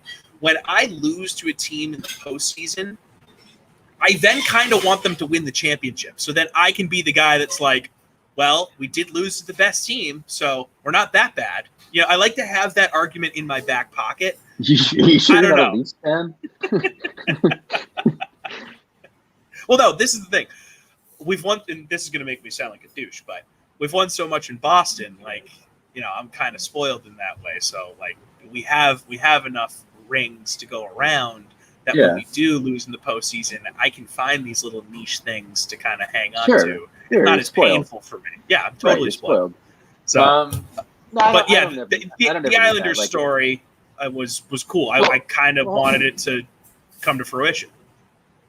I'll talk about them in a second, but like by no means do I agree with your premise. Like in 1994, when the Rangers beat the Devils, you like I was probably not wanted like, them to lose. hey, it'd be real great if the Rangers won the Stanley Cup for the first time since 1940. Like I would love to see that. It would make me feel better. Like not at all. It helps me sleep at night, Greg. It doesn't help me sleep. It maybe kept me up at night that we lost them. And now Mark Messier is my coworker. The Islanders story was great. Like I really enjoyed covering those games at Nassau, and I wrote a big story. You could find it on ESPN in the archives about the move to Belmont Park and what Nassau meant to Islanders fans and Islanders players. I talked to Brian Trottier for the story and a few others. As a Devils fan, we have a certain kinship with Islanders fans in the sense that we're both second-class citizens in our region to the Rangers. And so a lot of the things that they talked about with that arena felt very much of a piece to my feelings about the Meadowlands when Devils played there. And just like, hey, it's a rat hole, but it's our rat hole, and like talking about how we had cup parades in our parking lot and the Islanders had cup parades down Hempstead Turnpike and Uniondale. And like, there's a lot of shared DNA between those franchises and those experiences. And the most interesting thing I discovered in writing that story was how well I knew how much they hated playing in Barclays Center in Brooklyn. In Brooklyn for those 2 years. Where, for those that don't know, like the scoreboard wasn't centered over the ice. The rink wasn't built for hockey, so they had to put an SUV in the corner between the stands and the boards to fill in empty space. Like it's a whole thing. It was not made for you. Couldn't. There were seats where you couldn't see a third of the ice as well. It was crazy. So dumb. But they knew, the Islanders fans knew that was the price they had to pay to keep the team there. Like if they didn't move to Brooklyn, when they moved to Brooklyn, they'd probably be in Quebec. Like they wouldn't be there. And so it was interesting to understand the dynamic of Islanders fans being like, we hated that place. Like I never went. It sucked. But if it wasn't for Barclays Center, we would not be here to talk about a new arena because they would have moved. And I thought that was a really interesting kind of like sidebar to the story. So what do you make of the Taylor Hall signing in Boston? Do you feel like he's finally going to have a real chance to win a cup here? A guy that's been so talented, who's been just in so many bad situations throughout his career. Now it finally feels like to me that he found his perfect fit. I mean, he's on the best team he's played for. Yes, but I don't know if that necessarily connotes them winning a cup, because like they've got a lot of holes in the lineup. They had another one today where David Krejci is going to move back to the Czech Republic and play there. So now you might be looking at anybody from Nick Foligno to Charlie Coyle taking over that second line center spot. And Krejci was a very integral ingredient to their success. No doubt in that core, especially in the playoffs. And I look back at it. If you go back to 2006, for players that have 120 playoff games or more, he's like, I think he's fifth in scoring, which is insane. Like the names in front of him are like Crosby, Ovechkin, Malkin, maybe Patrick Kane are ahead of him. And then David freaking Krejci. And then David Krejci, yeah. He's clutch, man. Like, and I know people like to diss on clutch gene, but like he steps up and he's frustrating in that regard. Like sometimes during regular seasons, he's the type of guy that like gets ripped on sports radio in Boston. But then when the Bruins make their runs, he's always that guy. Yeah. Always. I mean, like as a Devils fan, Claude Lemieux was that guy. You never lit it up in the regular season at all times. When you get to the playoffs, like you wouldn't want anybody else on your team. I think to go back to your Hall question, my feeling is that overwhelmingly happy for him, and not just happy for him because he's going to be playing on a contender, but happy for him because I know just from hearing from people around him that he's always wanted to play in Boston, and to have gone through what he went through, where he's the big name free agent, the pandemic kind of hits, and he doesn't really find what he's looking for. And then, takes the 1 year deal in Buffalo and kind of can manipulate a trade a little bit with his trade protection to go to Boston. I was just happy for him. I was happy that he got the opportunity to audition for the Bruins and that it went well enough where he was able to sign in the place he's always wanted to play. Like, because he's a good dude. I like Taylor Hall a lot, and I'm happy that things worked out. Is Tampa going to go on a run here and win a bunch of cups? Like, is that going to happen? What do you mean go on a run? Like, are they like, we got 2 in a row? They probably should have 3 in a row, really, if you think about it. I mean, are we at the start of something, or is this at the end of something? They shouldn't have won 3 in a row. The essential ingredient to them winning 2 in a row was getting embarrassed. Okay, that makes sense. That makes sense. But God, that team was so freaking. It was so good, but again, like, you know, they got smart with their team construction. They didn't just rely on skill, and most importantly, it was the breakthrough moment for John Cooper, and he's talked about this, you know, a lot. Of now you understand the way you need to play, because you played a certain way. You blew a lead in game 1. The thing snowballed. You made even more mistakes, like Kucherov getting suspended, and they lost to Columbus. And when that happened, that's what propelled them to become the team that they've been for the last 2 seasons. They could easily win 3 in a row. I think the biggest challenge for that, because the thing that they were able to do is, although they had to kind of change the makeup of the team in this offseason, they kept the core of it together. So Vasilevsky, Hedman, Stamkos, Point, Kucherov are all there. And if that's your starting point, much like in Chicago when it was Keith, Seabrook, Taves, Kane, and I guess Crawford would be the other guy. Like, if you can keep that core together, you can do a lot of stuff around that core. I guess Hossa too. I don't want to be that Hossa. But their challenge is going to be replicating, for what was my money, the 5th most important on-ice thing on that team, which was their checking line. And they won 2 cups with Gord, Coleman, and Boudreau. It was a brilliant line. It bailed them out in games where their top end players weren't scoring, and then did a hell of a job taking out the other team's top offensive players. And the construction of that line was the reason that they were able to do what they did in the playoffs. And I don't know if they can replicate that internally with some of the guys they have coming through, like Ross Colton and players like that, or if they have to go out and figure out how to do it externally. But that's, to me, the biggest question mark is, well, beyond do you have the stamina to win 3 cups in a row when you played this much hockey, it's can you find that third line again, and or even like 75% of that third line again. And I don't think they can. But I mean, they've done remarkably well, kind of filling in some of the holes that have been left. Yeah, their front office work that they've done in recent years has been crazy. My friend Matt LaMarca checking in, asking FreezePops, how you hanging in there, buddy? I'm doing good, man. I'm let's see, coming up on the 24-hour mark. I got 2 hours to go here on this 24-hour live stream. Have you ever sat at a diner for 24 straight hours, Greg? Not for 24. I would say my highest probably total was around 6. Okay. I mean, growing up in Jersey, 24-hour 6 diners. is noble. Yeah, 24-hour diners are coin of the realm in Jersey, and there was only where I grew up. There was 3 24-hour diners within probably 5 minutes of each other. Wow. And diner culture was a very real thing. You get done 1 o'clock in the morning, you go to the diner, you just hang out. The other place that we used to go a lot, or I should say other people would go a lot, I would occasionally go there, was we had a 24-hour Dunkin' Donuts. And the most amazing thing in the D&D there was that, yeah, I know, nice, because we're Boston guy. The most amazing thing, as you probably know, is that you used to be able to smoke in them. And so, like, I'd go out there and hang out with my friends. I've never been a cigarette smoker. Yeah. But I go hang out there with my friends, and they'd light up and they're smoking, and you'd be at a Dunkin' Donuts and they'd be sitting around the counter, and like the donuts are just there. Like the donuts are just there. There's no glass. There's no curtain or partition. The donuts are just there. These guys are just puffing away and like Marlboro Red. Out in the open.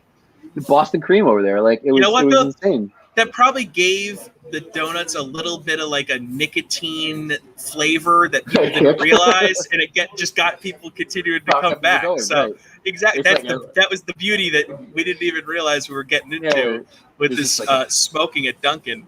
Puck Daddy, I can't stop eating these donuts. I don't know yeah, why. I love it. I need to go 5 times a day. We got Freddie Coleman on deck here. Hey, what's up, man? What's up, Greg? What's up, Tom? How you guys doing? What's going on, Freddie? I'm good. Anytime you guys have a donut conversation, where do I sign up? Exactly. So we're speaking Freddie's language here, but Puck Daddy, thank you so much for joining me. Greg, you are the man. Be well. I love talking to Freddie during the playoffs, man. He's one of my guys. Yeah, and Greg's one of my guys too, man. A blessing to be having you guys, all three of us together. And when I was working at ESPN, and I know Freddie is still this way, one of the few dudes there that gave hockey its due before it was cool to give hockey its due. Amen. I remember those days, man, when you'd hit the ESPN hockey music and get hyped to the studio. We'd all be fist pumping in the control room. I remember those days. All right, no doubt. Be well. Bye, Greg. Thanks, Greg. Bye. See ya. How you holding up? I am. I'm getting my third wind underneath me, but at the same time, the wave of exhaustion is starting. I mean, when you're up for 24 straight hours, it's kind of hard to explode. Yeah. Wow, I give you a lot of credit for even putting yourself in the middle of that, my friend. Dude, it's been a big task. If I go back and do it again, I would, first of all, not tell my employer that I had to do this to stay in my fantasy league, and not volunteer to do a 24-hour live stream associated with it. Because my original plan was, okay, I'll just go up on their YouTube page and just chill and hang out for 24 straight hours since I need to be here anyways. And then they were like, well, if you're going to do that, then you got to make it awesome. Like, you can't just stream yourself drinking coffee for 24 hours. And I'm like, okay, yeah, that makes sense. But this has now led to me being on air for 24 straight hours. I have had no breaks. It's guest, boom, boom, boom. Like we're like 48 straight guest slots here in a row, just banging them out. It's insane. I knew you were a strong dude. I didn't realize you were that strong, Tommy. Though. Like I feel like this thing is gonna like take a few years off my life, but it's okay. We're going out in style here. So Freddie Coleman, ESPN Radio, he has been manning that night slot for years. He is a legend. He is a mentor of mine. He's a friend. I look up to him. He is a professional. He is the type of guy that when you're coming up in the business, it is an honor to work with that guy because he shows you, and I was saying this earlier today, you show people the time of day when dudes that are at your level sometimes don't do that. And they're not willing to let everyone have a voice in the room. And I always felt like when I was working on your shows, even when I was, 22 years old, fresh at ESPN, you were willing to hear what I had to say and just, get everyone involved. And I thought that was awesome. So I thoroughly enjoyed working with you there, buddy. And I still cherish those nights. I tell you what, Tom, those nights have always will mean the most to me because I've always been a big believer that personal relationships not only drive our business, but drive our lives. And anytime you have a chance to come across people like you, young men like you, looking to make their way, but unafraid, unfiltered, always willing to say, okay, what can I do to be better? What can I do to make things better? Those kind of relationships you treasure and you also cherish. And it's funny you mentioned that because I was talking to a coworker of mine today. He goes, I never understood why you get to a certain level in our business that people find stuff to complain about. He said, look, we get a chance to do what we do for a living and we have a chance to make a great living at it. And to complain about it or to whine and moan about it, he has never, ever understood that. And he's been in the business over 30 years. He's been at ESPN over 30 years. And he just never understood why you would not take the time out to manifest those personal relationships, Tom, but also complaining about your job and what we do. He has never, ever understood that from people.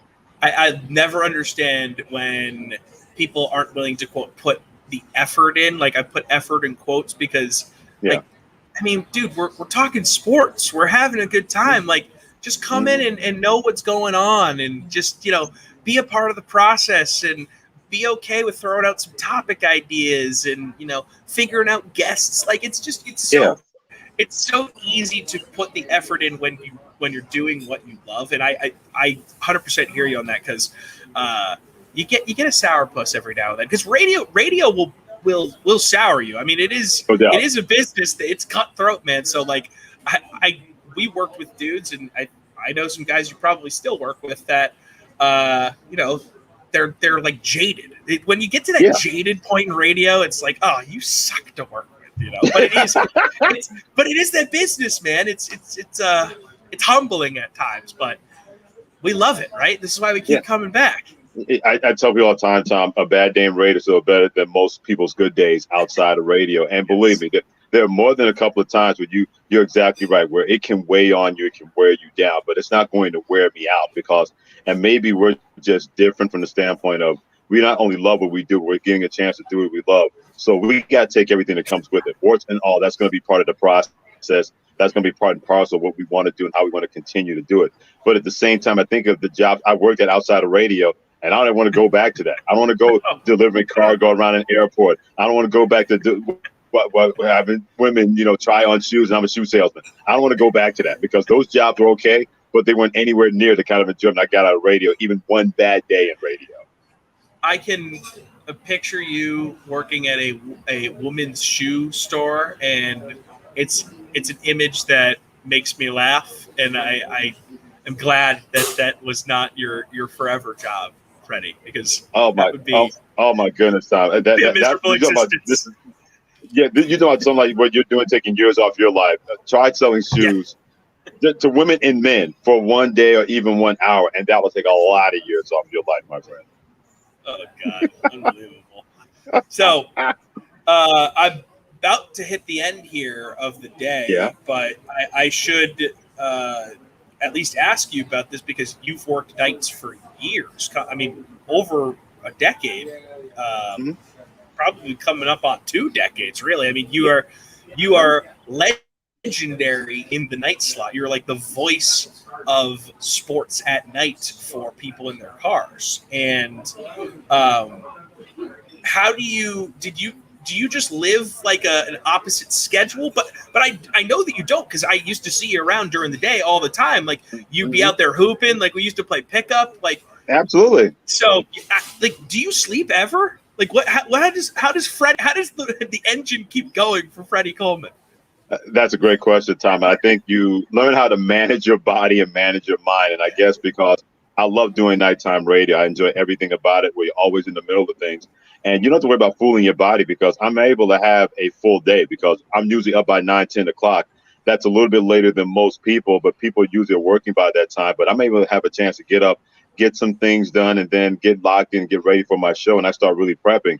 But I'm usually prepping throughout the day anyway, and even at night when I get home, Tom, because my mind never just shuts down. Even I must run in my sleep or something like that. I'm firmly convinced of that, because my mind is always working. And I guess that's been one of the main reasons why I've been able to maintain, to your point, that opposite existence and living that way. But rest and recovery is always, always paramount, because if you don't rest your mind, then you're just running on fumes all the time. It feels like you're never able to catch up, that you're always pushing that boulder uphill. And that was the one thing I was able to learn more than anything else. It doesn't matter when you wake up or how long you sleep. It's what kind of rest you've been able to get. And sometimes that's just sitting down and just being, where you just put your feet up and just let your mind rest. And I do a lot of that during the day, where I can just zone out a little bit and take some time for me. So I've been a big believer that there are different ways, and many different ways, to have rest and recovery to make sure you can be the best person you can be, no matter what time slot you're able to work. I got a vacation coming up here in a little over a week, and it's the first vacation I'll have gone on in forever. I don't even know. Right. And wow. I literally couldn't tell you. I don't know when the last time I went on vacation. And I'm so excited to just not do anything for a couple days. And the thing is, it's going to be busy. We're going to be doing a lot, but at the same time, I'm not doing anything, if that makes sense. Yeah. You know, Just taking my mind off of everything completely for a few days is going to be so nice.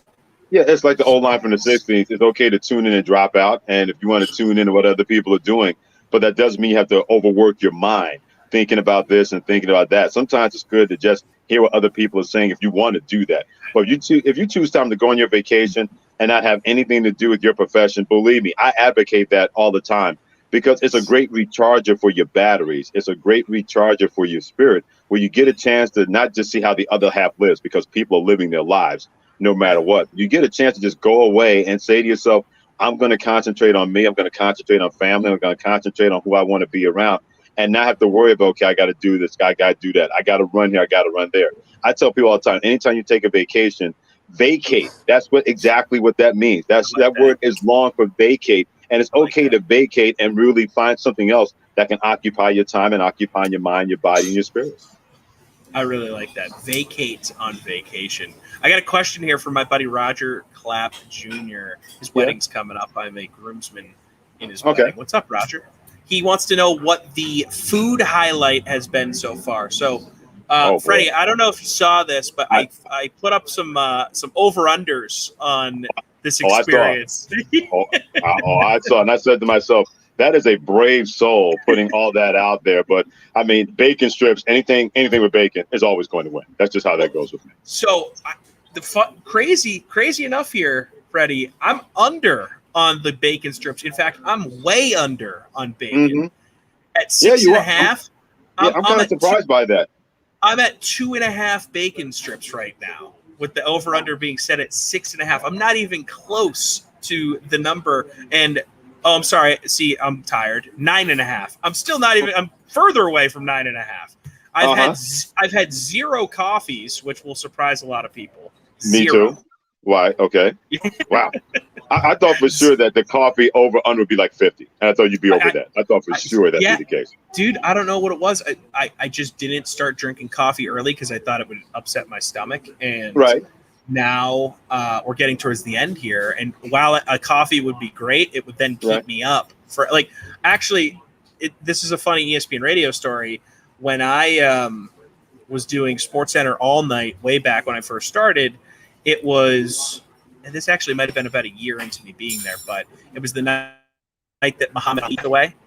I think you were working that night. Yes, I think it was a Friday night, so you were there, and I was producing Scan that night, and we had to basically put together 2 shows because we couldn't report that he was going to be, passing away that night yet, because he didn't yet, and we just couldn't report that, but we knew things were happening, and a lot of people were reporting it.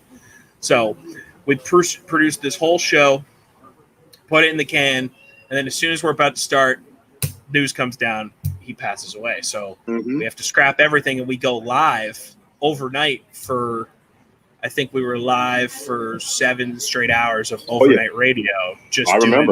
Doing packages and calling up insanely high-profile people, just trying to get them on the air right after he passed away. I mean, it was kind of a surreal night, but to make that night work, because the way Scan would work is on that night of the week, you could come in and kind of be out of there by like 1 a.m. because you get everything kind of in the can. So I wasn't sleep-wise prepared to do the live show until like 8 a.m, whatever we did. So I was crushing coffee, like absolutely just destroying iced coffees from like that Starbucks or wherever in the caf. And I'm not really a big coffee drinker. So I remember getting home after working that crazy shift, and I'm laying in bed trying to sleep, and I felt like my heart was going to come through my skull. Like I was like, I can't even sleep right now. So I laid in bed with my eyes open for like 3 hours. This is a horrible feeling. So I think subconsciously I was remembering that night going like, don't do that to yourself again. So that's why I'm way under on the coffee situation. But to answer Roger's question, nothing really is like a highlight per se for me food wise. I just didn't really go all out from a food perspective. And I think it's because I've just been talking to people nonstop for 24 straight hours. So it's hard. But Jason Fitz has implored me to get a Moons Over Me Hammy. Moons Over My Hammy from Denny's. Moons Over My Hammy. From Denny's. Yes, because that is where I am at the Denny's. So if you never had it before, never had it. Oh, you got to have that. Moons over Miami. Believe me, Jason Fitz is spot on with that. You will thank him so profusely later for that suggestion, my friend. So he was like, dude, you just got to get it. Like, you're an idiot if you haven't gotten it. And then on top of that, like, multiple people throughout today are like, oh, Moons over Miami, Moons over Miami, whatever, Moons over Miami. They say it all the different ways. And I'm like, okay, so I was gonna probably not get another plate of food, but I have been just beat to the ground with getting to get now. Freddie, you're on board too, so like I am gonna order a Moons over Miami at some point here in the next 2 hours. It's gonna happen. You should make it the last meal before you go off the air. Make sure it's not your last meal ever. Let's put it that way. It might be. Who the heck knows at this point? Oh my god. So how you been, like, with this the craziness of the past year, man? Like, were you doing shows from home, or were they still having you go in, or how did that all operate? I was because I know, it's such an immense operation. Like, I can't even imagine trying to have to run that operation while all of this was going on.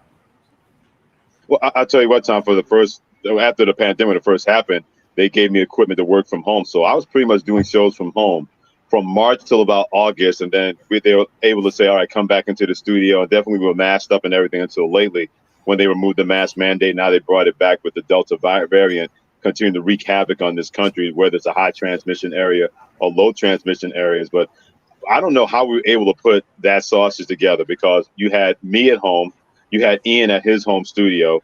Vince Cates Paul's our producer at the time. He was in studio, but he was also taking cues from other people who were working from home from an AP kind of level. So it was really weird how we were able to make that work. But the one thing we learned about ourselves from that standpoint, Tom, was that if this didn't break us and shake us, then nothing else was going to. We were able to find different ways to find different stories, because with no live sports out there, you really had to go find different things. And definitely what helped was when the Last Dance documentary came about with Michael Jordan. That became a serious talking point on Mondays and Tuesdays after it was airing on Sundays. We were able to find different ways to have branches off that story. And we said to ourselves, whenever live sports come back, let's remember that we can go out there and find those kind of stories. And I hate to say that it's a silver lining throughout that whole thing. I would never want to say finding a silver lining when people lost their lives due to COVID-19.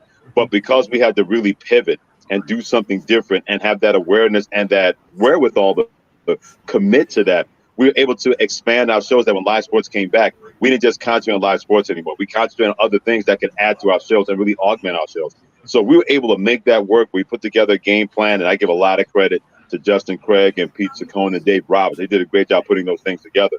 But then you have to go out there and execute those kind of plans, because you just never know, for the first time doing something like this, how everybody's going to work together and how it's going to come about. And your show specifically is a show that not relies, but I mean, the theme of your show most nights is reacting to what's happening as it's going on. I mean, that's the nature of the time slot. So it affected your show probably even more so than the react the next day shows, which can take maybe like a bigger picture approach and do some preview stuff, which we did when I was with you on your show at all the time as well. But I mean, the in the moment reaction stuff was what was like the lifeblood of that show, and what it is now that the sports are back.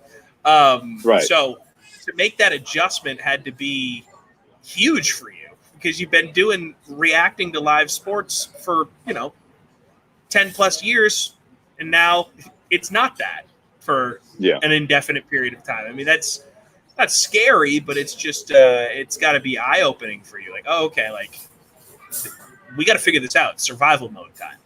Yeah, and that's a great point, because we have to embrace that challenge. And we likened it at times to when you all-star break in Major League Baseball and nothing is going on for a 2-day period. This was this to the 250th power, because that's exactly how we had to have that approach. Because how many times you have to search out stories and dig out things and not be afraid to try different things and try different people to have on your show. And I think the one thing we said to ourselves was, we didn't try to put a time limit or a time lapse on it. We didn't say, okay, by June, everything's going to be back to normal by July. We just said however long this is going to last, then we have to deal with it. But we're also going to make sure that people know that if you want to come to a place where you can find some relief, we were going to be there for people. We were going to be that show that was going to be there for them. We weren't going to try to eliminate COVID-19. No one was going to do that. But we wanted to make sure that if you wanted to get a break, you were going to come to us. We were going to be there for you. And we still were going to talk about things that people wanted to hear, but also let people know that we have not forgot what's going on out there. And we're here for you no matter what.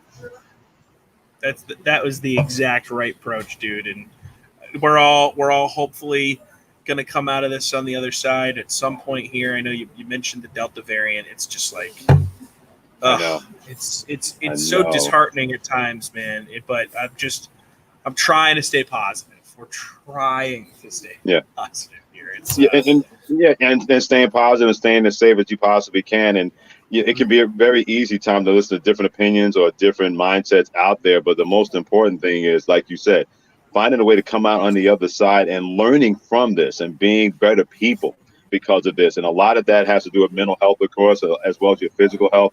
But it also has to do a lot with your spirit health, because I would hate to think that people's spirits are continuing to sag because it seems like there is no end to this. And I keep reminding people, we found an end to the Spanish flu in the last century. When you had the H1N1 virus, we were able to find a way through that. We got mad cow disease. Something always happens, and this is something that no one was prepared for.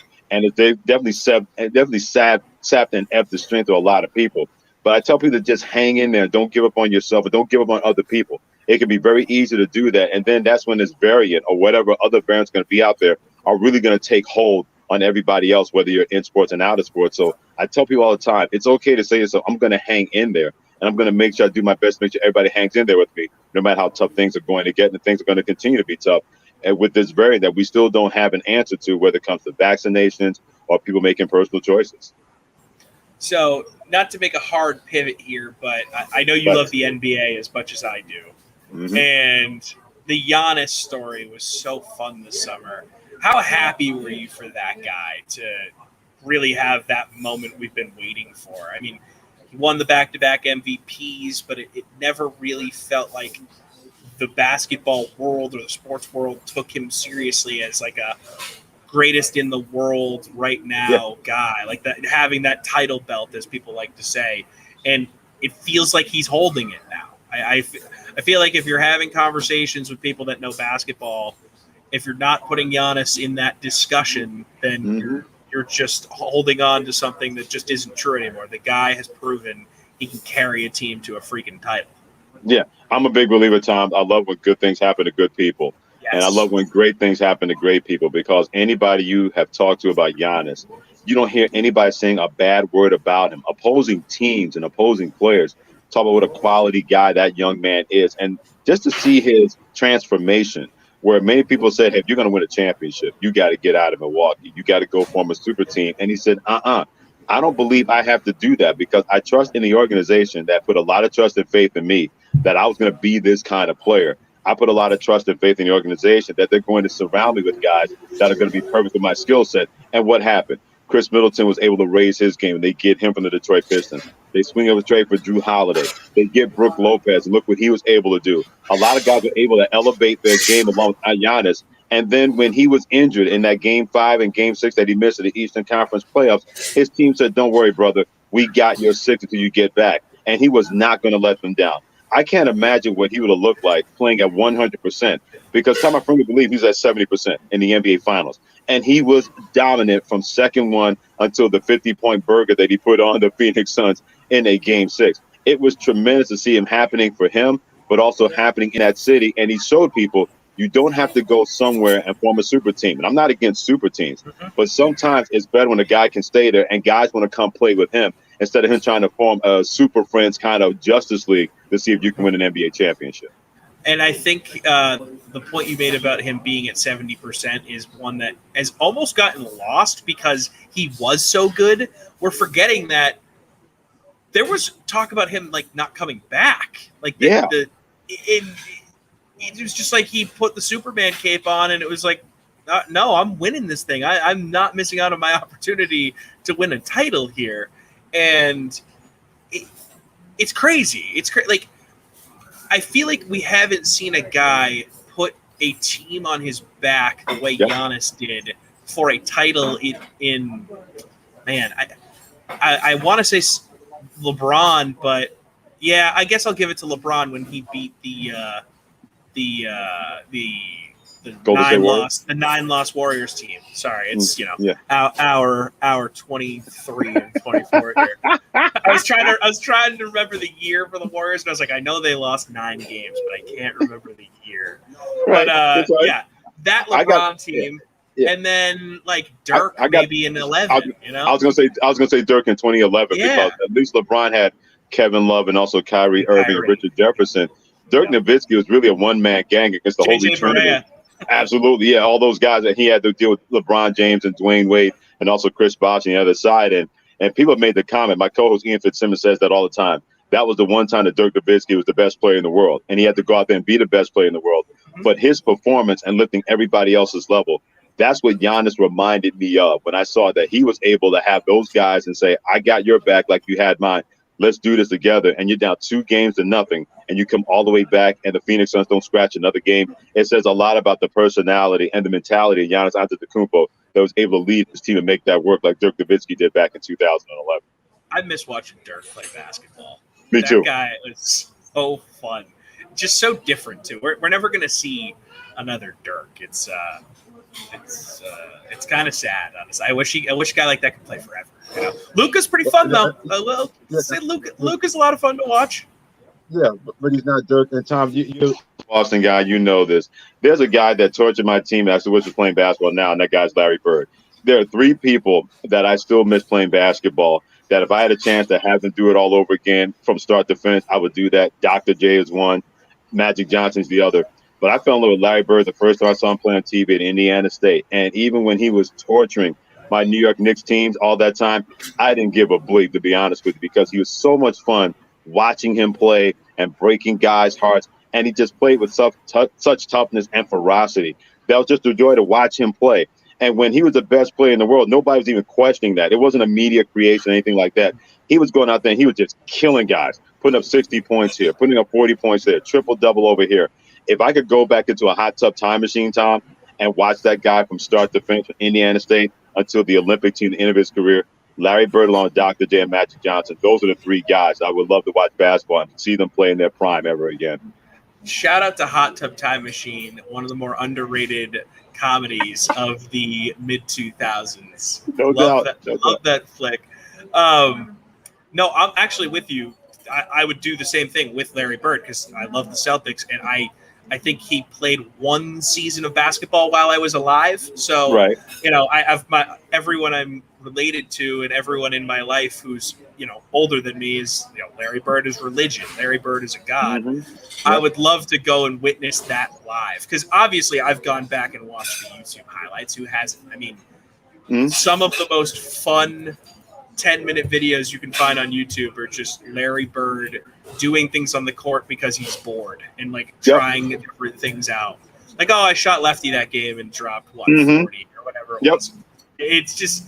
It's absurd. It's absurd. Like Larry Bird, imagine Larry Bird playing today. Oh man. And face to face NBA? Oh. Good luck to you trying to guard that guy now. Because he didn't he's a really good 3-point shooter. He didn't shoot a lot outside. Imagine it being an emphasis today. It's crazy to think about. And I know he wasn't maybe the most athletic guy, but doesn't matter. Even still, it doesn't matter. Everything else he does with the basketball outweighs that athleticism aspect. He'd be like the perfect piece to complement those awesome athletes on the floor. Like I would love to see that. And see, anytime I see Nikola Jokic, he reminds me so much of Larry Bird. Where perfect a big comp. Man, well, not perfect comp, but it's a really nice comp. Thank you. And because he's so good where he can handle the basketball, he has a great basketball mind, just like Larry Bird was and always will be, in my opinion. But his ability to see the game at 2 steps away, 3 steps away. And it was really cool to see him, even though he was a one-man gang against Phoenix. It wasn't his fault. I mean, Jamal Murray gets injured, but Nikola Jokic, he was giving them that work, even though he got swept in that series. And when he first really started coming along, I said, oh, my God, I didn't think we'd see another guy along the level of potential Larry Bird at that size with that ability and passing ability. But here we are, seeing kind of a Larry Bird 2.0. when it comes to Nikola Jokic, and he's a joy to watch. Just like Larry Bird is a self-made player, Larry Bird is able to be a self-made player a lot early in his life than Nikola Jokic. But just seeing how they've been able to impact the game in so many different ways and not being the most athletically gifted guy in the basketball court, no matter who they're playing. It's funny. Remember when Jokic, they had Jokic and Nurkic at the same time? Oh, yeah. And it was like, oh, which one are they going to keep? You know, they got two redundant players. Like, I'm pretty sure they made the right call there. I mean, God, that guy has turned into an absolute monster. His passing ability, like you brought up, it doesn't even make sense that a guy that big can be that great passing the ball. And that's why I was like, it's not a perfect comp, because if he was the same height as Larry Bird, yes, but the fact that he's that big doing what he's doing is crazy. Just crazy. think just think if the Denver Nuggets chose Nurkic over Jokic. What if Jokic goes to the Portland Trailblazers? We're not having a conversation about Dame. We're probably having a conversation about the Portland Trailblazers maybe being an NBA finalist or maybe even an NBA champion, because Damian Lillard, CJ McCollum, and Nikola Jokic, that's a three-headed monster that would be very tough to deal with in the Western Conference. I think what the Denver Nuggets might not be, with Nurkic being kept. Maybe Jamal Murray doesn't re-sign that basketball team. Maybe other guys don't want to go play with the Denver Nuggets. It's amazing how one move, one decision can alter the course of history, and not just one franchise and not just one player. You gotta love the what ifs. I do all the time. One of my favorite things, like fake sports radio segments I'll play with my friends, is you just like you do the what if game to death with all these things. It's a ton of fun, especially in basketball too, because one player can have such an impact that you can really like play it out. So you mentioned your Knicks. How you feeling? I mean, coming out of this season, you got to feel better about that team than you've felt in 25 years. Oh, easily. I haven't felt this way about the New York Knicks since they made the NBA Finals during that strike-shortened season. So that's close to 2021 years when they got to the NBA Finals and lost to the Spurs in 5 games. And one of the things I'll say about an organization, I want to know what your identity is. And they were able to imprint that immediately. They brought in Tom Thibodeau to be a tough-minded defensive team, make baskets down the stretch, and always play hard. And that was something that the Knicks were never, ever guilty of when they were just trudging through those choppy waters that they created. That was something of their own doing. Now, more than ever before, Tom, and you know this, if you don't have shooters that can space the floor, you make it very hard to have any kind of continuity and any kind of rhythm on offense. So I like the fact that Julius Randle was able to step up, but you got to go after a guy like Bradley Beal. You got to kick the tires with the Washington Wizards to say, I know he said one thing, but what is it going to take? Because you add a Bradley Beal to a Julius Randle and also an RJ Barrett, and then you get a quality point guard somewhere down the line. You can do some things. And that's the one thing they should have learned from the Atlanta Hawks series. It's one thing to have a quality point guard, but you need shooters. And the Hawks are just destroying the New York Knicks in the three-point line. If you don't have those kind of guys that can reduce the pressure on a Julius Randle going inside and outside the basketball, then you're going to really be playing uphill and playing with a bad hand at cards when it comes to the Knicks. So that's something I want to see them do. Kick the tires on Bradley Beal, or find those shooters that you're going to need more than ever before, especially in the Eastern Conference, because the Bucks, they have them. The Brooklyn Nets, they have them. The Hawks, they have them. The Heat, they have them. If you're going to be any team to challenge and be a challenge in the Eastern Conference, you got to find shooters to complement what Julius Randle can bring to the basketball team each and every night.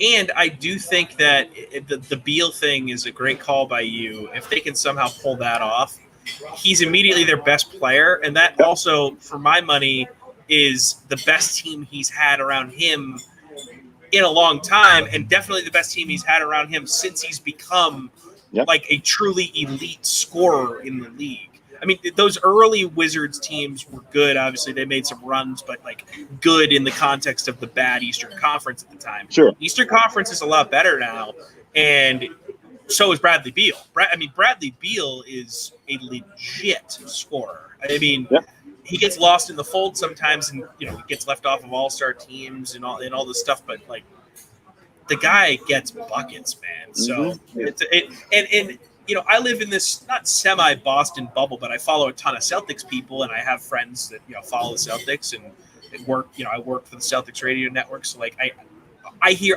constantly is Beal Tatum, Beal Tatum, Beal Tatum, St. Louis, St. Louis, St. Louis, and obviously being in St. Louis, I hear that a lot.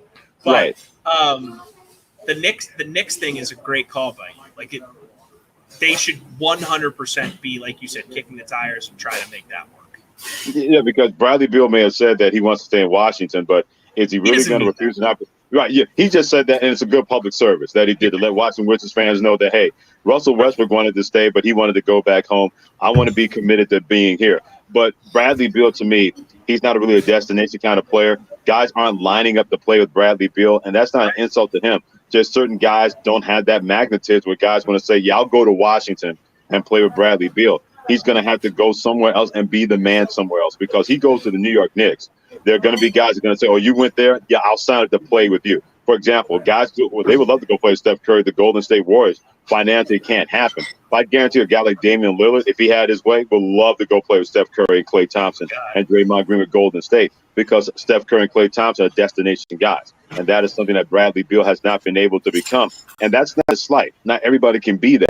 But you become more of a destination guy if you go to a team like the New York Knicks that's more on the come up and not starting over like the Wizards are going to start over with a brand new head coach, a brand new system, and a brand new philosophy all over again. And plus, it's New York freaking city. And yes, I know that hasn't been a draw in the past, but if now I think it's a draw when you actually have a basketball team to go along with it, right? Absolutely. So you got Madison Square Garden, you got that nice little core. You're in the Eastern Conference, which is getting better, but still very winnable, I think, compared to the West. Although the West is sort of in flux right now. So the NBA is kind of in a fun little transitional period, I think, with young guys sort of. I mean, the fact that Giannis gets his first championship and we saw what Phoenix was able to do. I think Phoenix might be a one and done, though, personally. I think that a lot of things broke their way. I think Devin Booker is going to be a great player for a long time, but the fact that they went from how bad they were the season before, and yes, I know they went undefeated in the bubble. Congratulations on your bubble banner. But I just don't see that healthy Lakers team losing to that Suns team in a 7-game series. Like LeBron and AD, you're not beating them 4 times healthy. You're just not. Yeah. And especially if the Lakers take Chris Paul, which Magic Johnson, like the body was still warm after that title loss by the Suns, and Magic Johnson's like, come on over, CP3. Magic, relax. Exactly. And I get Magic because he knows that when the Lakers and the Celtics are good, the NBA is going to be better. I clearly understand from that standpoint. But I will say this about the Phoenix Suns. They learned so much about themselves that'll help them because, remember, a guy like Cameron Payne is ready to be that point guard to take the mantle from Chris Paul. So now you get a chance to learn under him for maybe another year or two before that becomes your basketball team at point guard. You got DeAndre Ayton, the perfect pace and space big man you're going to need in the NBA. Mikal Bridges to go along with Devin Booker. All of a sudden, Phoenix is looked at a place where free agents look at and say, man, I get a chance to play Devin Booker. I'm not going to pass that up. Dudes like to play in Phoenix, too. Like that's a play. Dudes, our old friend Amin El Hassan used to say guys would get the Phoenix flu because they go out in Phoenix. And, and it was called 18 holes of golf. That was the Phoenix flu. There was no question about that. And it's amazing how Devin Booker and Trae Young have become those kind of guys where people are looking at them saying those could be the next guys in the NBA that are the face of the NBA because they got the game, they got the personality, and they're unafraid. So when all of that was able to come about, whether you can say Phoenix would have beat the Lakers or not, to me, it was immaterial because Devin Booker was able to make his name and Trae Young was able to make his name. Those kind of things are going to matter in an NBA that's always going to be a star-driven league. And we have those two young cats underneath the age of 24 ready to be stars in the NBA. It says a lot about in the position that it may be kind of a different position than the NBA is used to, but it's not a bad position to be in when you got those two guys that are ready to be ready to be two of the faces of the league. It's crazy how young the league is right now. That's true, yeah. Like I'd say, and this isn't a hard number here. I don't have a list of names in front of me, but like off the top of my head, like how many of these stars that we're talking about are under the age of 28 years old? It's my God. Yeah, I mean, Ja Morant in Memphis. You also got our boy Zion Williamson down the New Orleans Pelicans. Also Brandon Ingram and Lonzo Ball. You got LaMelo Ball with the Charlotte Hornets and Miles Bridges. Now you got Cade Cunningham coming into the league. I think it's going to be the next great, terrific big point guard that can just take over a game. So many of these young dudes are so used to playing against top-flight competition early in their life. You look at Luka Doncic playing against grown men when he was 15, 16 years of age, and he is so good watching with the basketball. And I know he rattled Rick Carlisle out of the Dallas Mavericks organization, but that doesn't mean he's not a face of the league in the NBA. You got Jason Tatum and Jaylen Brown with the Boston Celtics. There's so many young dudes that have been ready for prime time, that have gotten ready for that prime time and done that a lot sooner than anybody could have imagined. So now you have stars on different teams in different locales around the league. that's only going to bode well for the NBA. It's still LeBron's league. There's no doubt about that. He's the guy that still moves the needle. But all of a sudden now you get LeBron versus Zion in a regular season game. Oh, people are going to watch that. People are going to pay attention because you have the old guard that's still an elite player and the new guard that wants to take that mantle and be the next great player, the next great face in the NBA. 100%, dude. The league is in such a good spot right now. So everyone was making this big thing about, it's weird finals. It's Milwaukee versus Phoenix, and I even was guilty of it. I think I put a tweet out there when I saw. I think Rachel Nichols made it, tweeted out the schedule, and I was like, these two teams playing in a finals, like that sentence feels so weird to me. And then I know it was only 6 games, but tell me not. That was an incredibly fun series between two really fun teams with fun young players. It's just fun, man. It's just fun to watch the NBA. It's the sport that I enjoy watching the most when my team isn't involved. Like the Celtics, obviously, I want them to go as far as possible at all times. But I had a blast watching that finals. Absolute blast. So did I. Yes, and whether you're a hardcore fan or even a non-hardcore fan, it gave you something different every night. What Phoenix won the first 2 games, what they were able to do, then Giannis with the block for the ages that turned that series around in Game 3 versus DeAndre Ayton. They had Chris Middleton, what he was able to do being a closer. Then Giannis with a 50-point game and a triple-double almost in Game 6 to close out that series.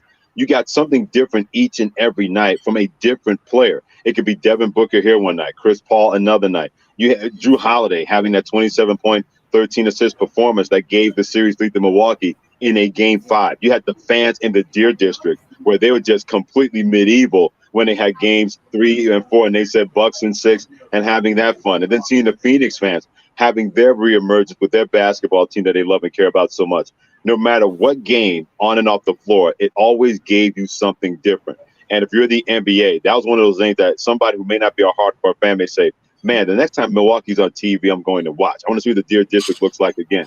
The next time Phoenix is on TV, I'm going to watch because I love watching Devin Booker and Chris Paul. It gave you something different each and every night, and you could not have asked for anything better if you're trying to raise yourself up as a league, individually, collectively, when it comes to the NBA. So I'm going to ask you about your 2 football teams here because I love the fact that you are a diehard Jets and Cowboys fan. 2 franchises that have got to just give you heartburn at all times for various reasons. Well, Tom, look at it this way. The teams I support have given me too much heartburn lately. I'm a Mets fan. I'm a Jets fan, Cowboys fan, Knicks fan, and Rangers fan. At a certain point, you think I would make a deal with the devil and just go root for somebody else, but that has not been the case. But I'll say this about first with the New York Jets. For the first time in a long time, they look like and sound like an organization that knows what they're doing. And that's been very, very completely out of the realm for this football team. I think Joe Douglas, by being released from Adam Gase, because he was working for him and not the other way around, and bring somebody like Robert Saleh, who has a pretty good idea how to run a football team and how to take the steps to be a better football team, a better organization. For the first time, hope is not just a 4-letter word you're just throwing out there as a Jets fan. It feels like you have 2 guys and an organization that finally knows what they're doing and an owner that's not going to get in the way of that when it comes to the New York Jets. So I think that's something that anybody as a Jets fan can look forward to. I hope that Zach Wilson is the quarterback that they keep telling me that he's going to be, because I keep looking for those things to say, you know what, I don't see it, but if you guys see it, okay. But at the same time, he has not run away from the challenge. He's not hidden from the challenge. He says, hey, you may not like me now, but my game is going to prove you are going to like me, and that I should have been a quarterback drafted by the New York Jets with a top 3 pick. So for the first time in a while, you look at the Jets team, you don't have that despair look on your face. You say, yeah, things are going to be tough now, but better days are going to be ahead, because it seems like they have a pretty good idea what they're doing. And the Zach Wilson thing is funny because I feel like, and look, I'm not a Jets fan, but I hate the Jets. Obviously, I'm a Patriots fan. But you can tell me how you were feeling when you first started hearing the reports that consensus number 2 is Zach Wilson, because you and I both watch a ton of college football, and you're probably sitting here thinking, okay, well, I did just watch Justin Fields completely dominate in college football over the last 2 years. And you're telling me that because of some game tape of a guy at BYU who played not so great competition compared to the guy dominating the Big Ten, we're going to go this way, a little bit of a smaller frame. Everyone's comparing him to Mahomes. Look, you want to try and find the next Mahomes, go ahead. Good luck. But exactly. It's like I agree with you that I think the Jets are headed in the right direction, but I have to imagine that there's part of you and all Jets fans that are still a little bit hesitant on the Zach Wilson thing, right? Like, yeah, it's completely and you're like, understandable. oh man, like what if Fields comes out and is awesome in Chicago? Like, oh god, don't even talk like that, I'm because sorry. I feel that I'll take it back. no, that's fine. Tom, believe me, I have a feeling that he's going to do that. But I will say this about the Jets making that pick. I hope the same thing happens to the Jets, the same way that Josh Allen was getting disrespected by the Buffalo Bills, because that franchise and that fan base was thinking, oh my God, why are you drafting this guy from Wyoming? We've never heard of this guy. Completed less than 60% of his passes. What do you see in him? And look where Josh Allen is now. He is one step short of being an elite quarterback in the National Football League. And that's not to say that they're different kind of quarterbacks, of course. But at the same time, there was a lot of rancor towards the New York Jets about making this pick at number 2. Why not Trey Lance, another small school kid, but at least a guy that looks the part when it comes to playing quarterback?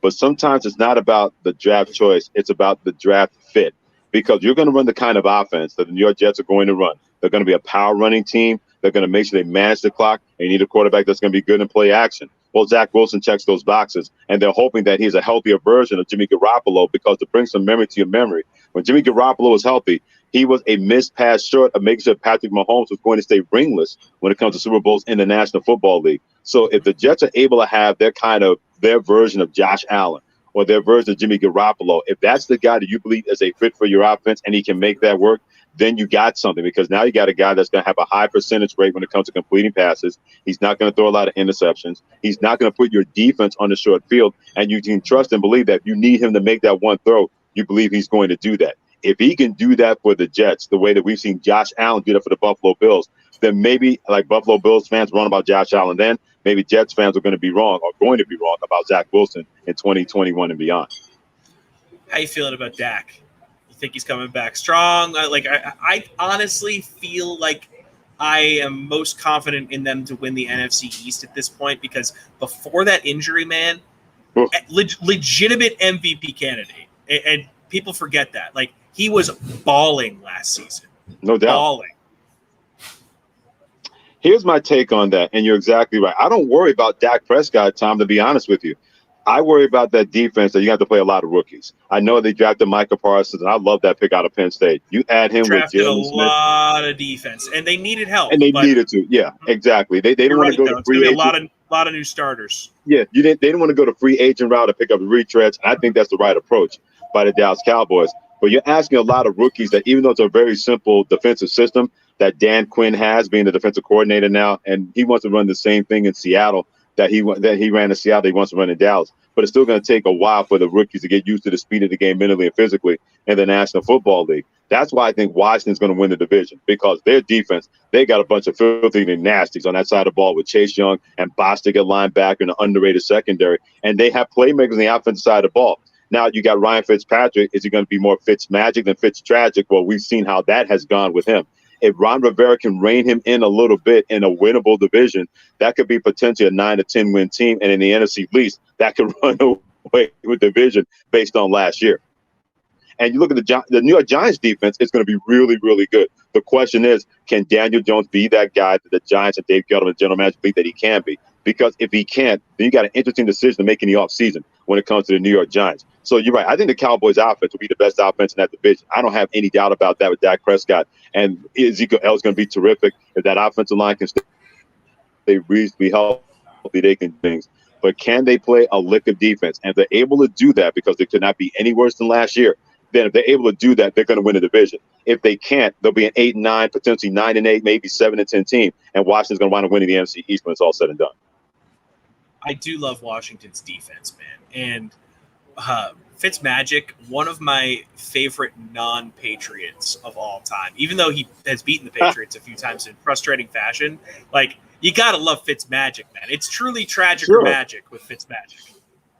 Yeah, and I love self-made guys, but think about it. Coming out of Harvard, people say, man, why are you even wasting your time with this guy? And look what he's been able to do. Now, granted, Tommy's played for every team in the National Football League and in the CFL and the EFL in his NFL career and his football career.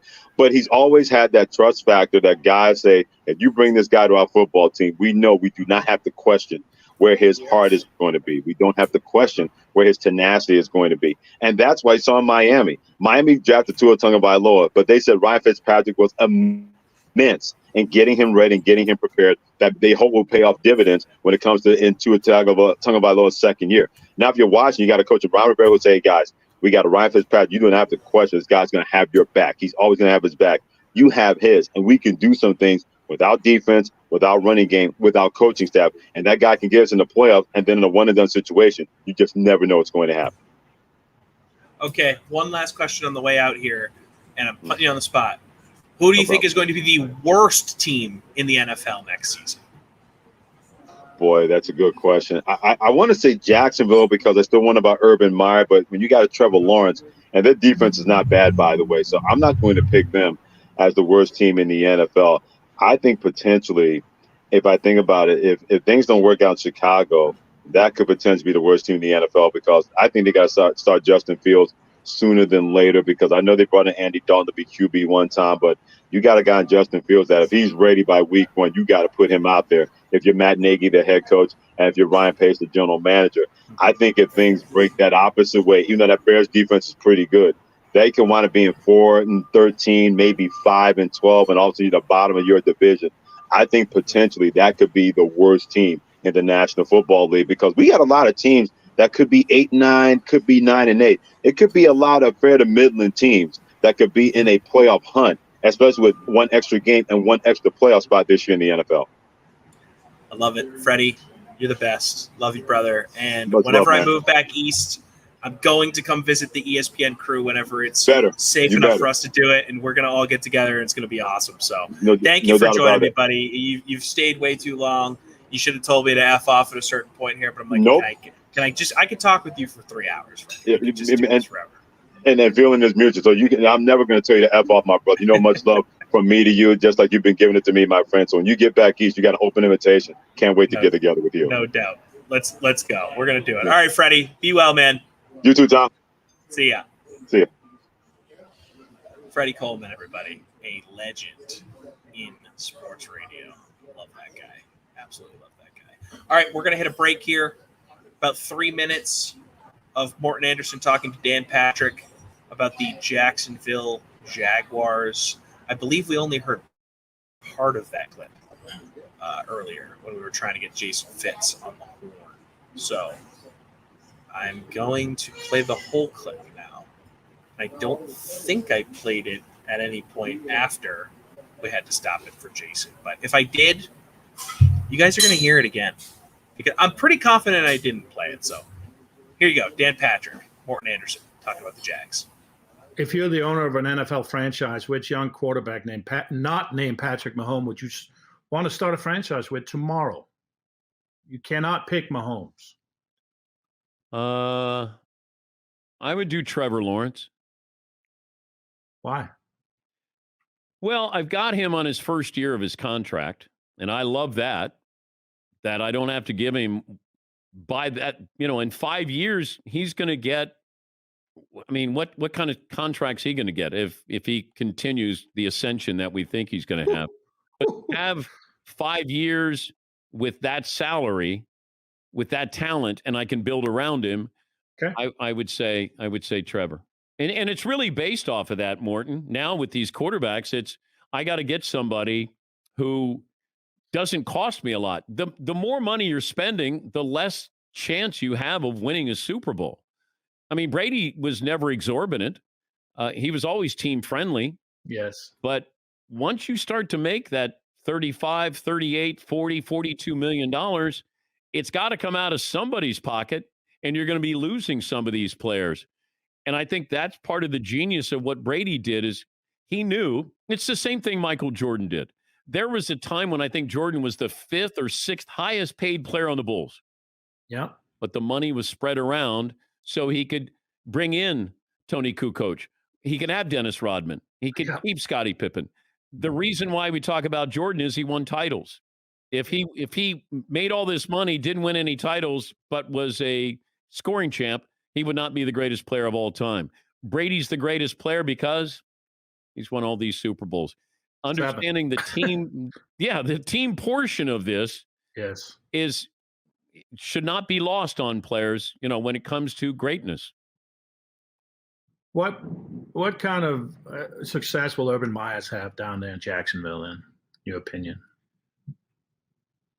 I just don't know health-wise how he's able to do this. That if he had health issues, when 95% of the time when he took the field at Ohio State and Florida, he had the better team. Now you're in Jacksonville, and it's probably going to be 15% of the time you take the field when you have the best team for the first couple of years. Losing will eat you up. And for somebody who's won all this and is used to winning, and now all of a sudden you're going to see guys who aren't the best players on the field. And I just wonder if he'll be there in 5 years.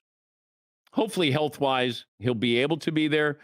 But I don't know about that losing those first couple of years. And they're probably going to be losing, double-digit games, or at least, 8, 9, 10. Yeah, something like that.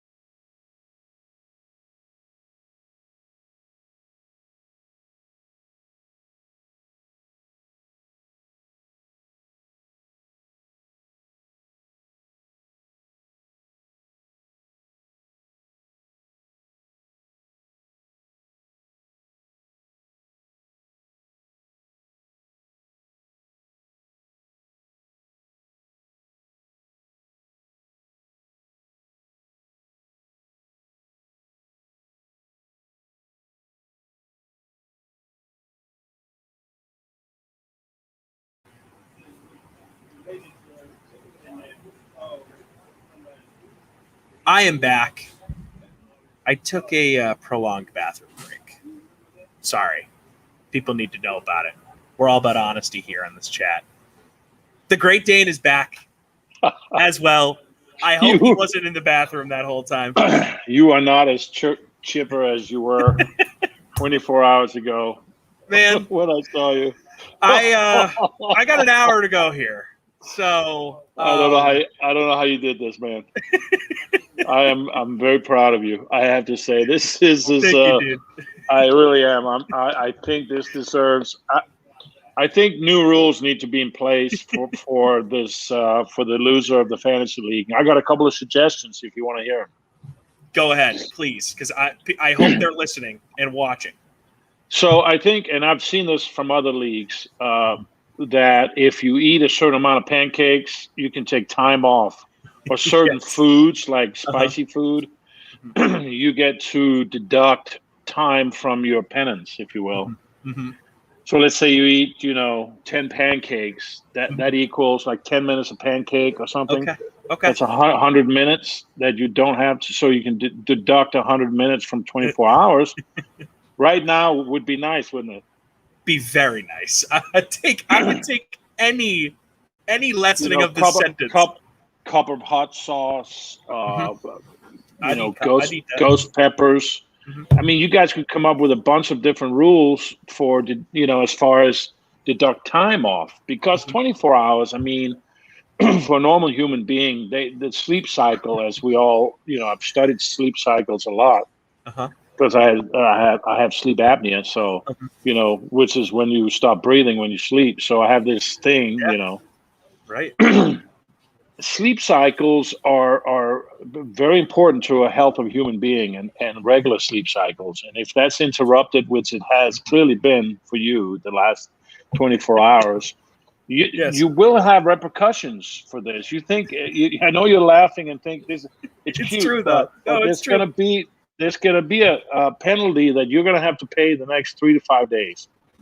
I just hope to see you Thursday when I come into Canton, Ohio, and you'll be back to normal.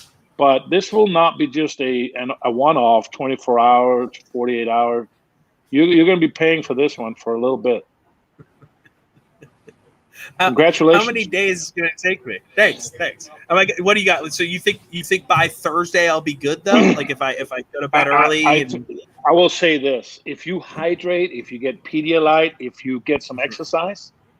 Get out and get the bloat. You bloated up, dude. Look at your face. Have you looked at your face? Yeah. Oh, I can see it. You have not been moving blood around in your body. Have you been sitting in your ass for 24 hours? Or have you actually gotten up? I've been trying to go.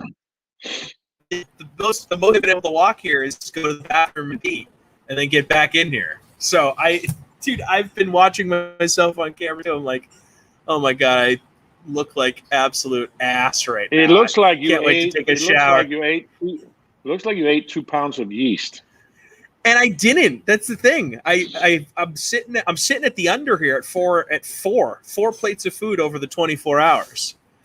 What was the last meal you had? Because you told me. Food. Well, you told me it was your last the meal Grand was Slam 3 that we a.m. talked about ordering. Okay. You did mozzarella but sticks. I didn't get You did deep fried mozzarella sticks at 3 a.m. That was a bad move. Yep.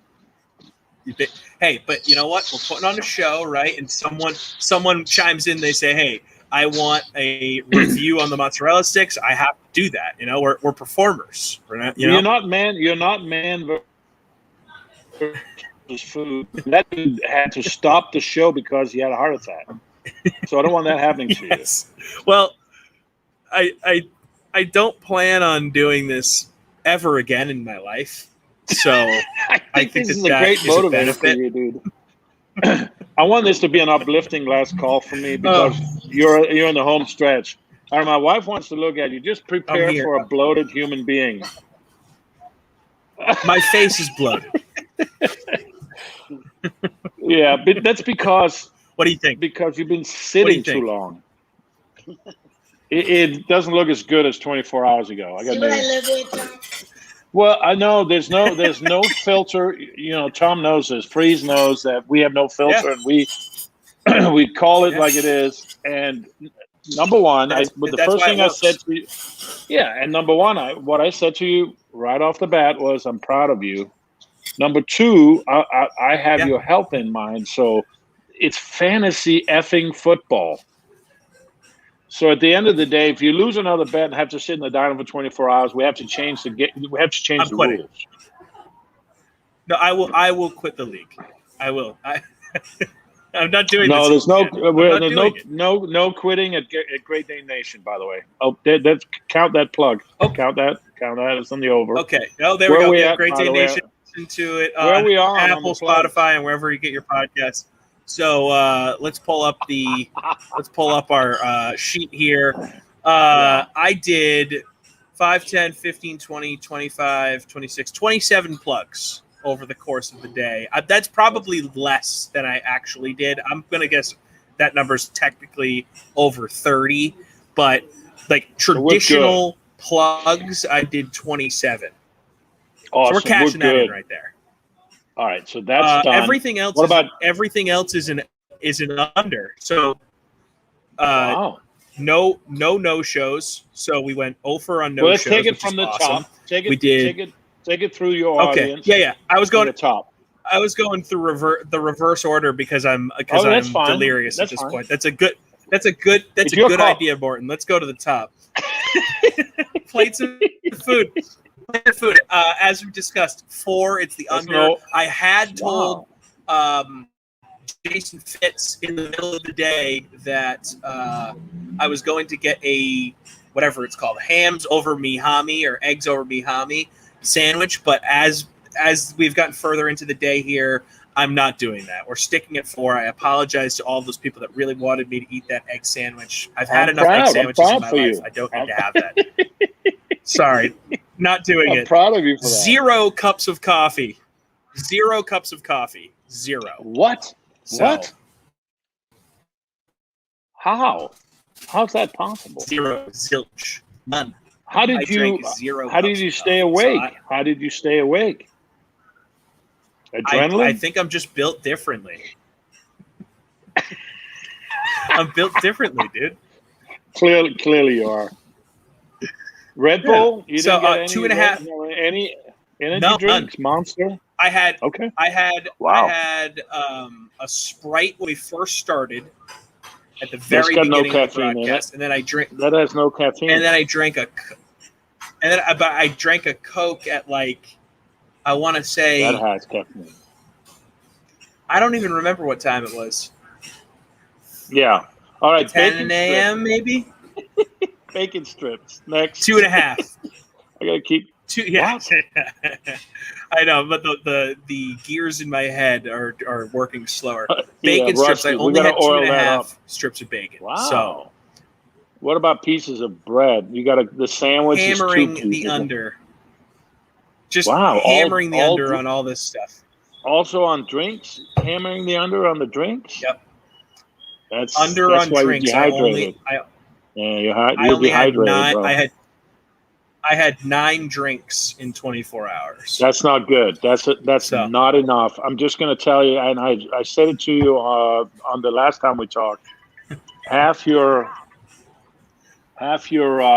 body weight in ounces, please. Every 24 hours. I should have. The problem with that was you got to go to the bathroom, and then you could.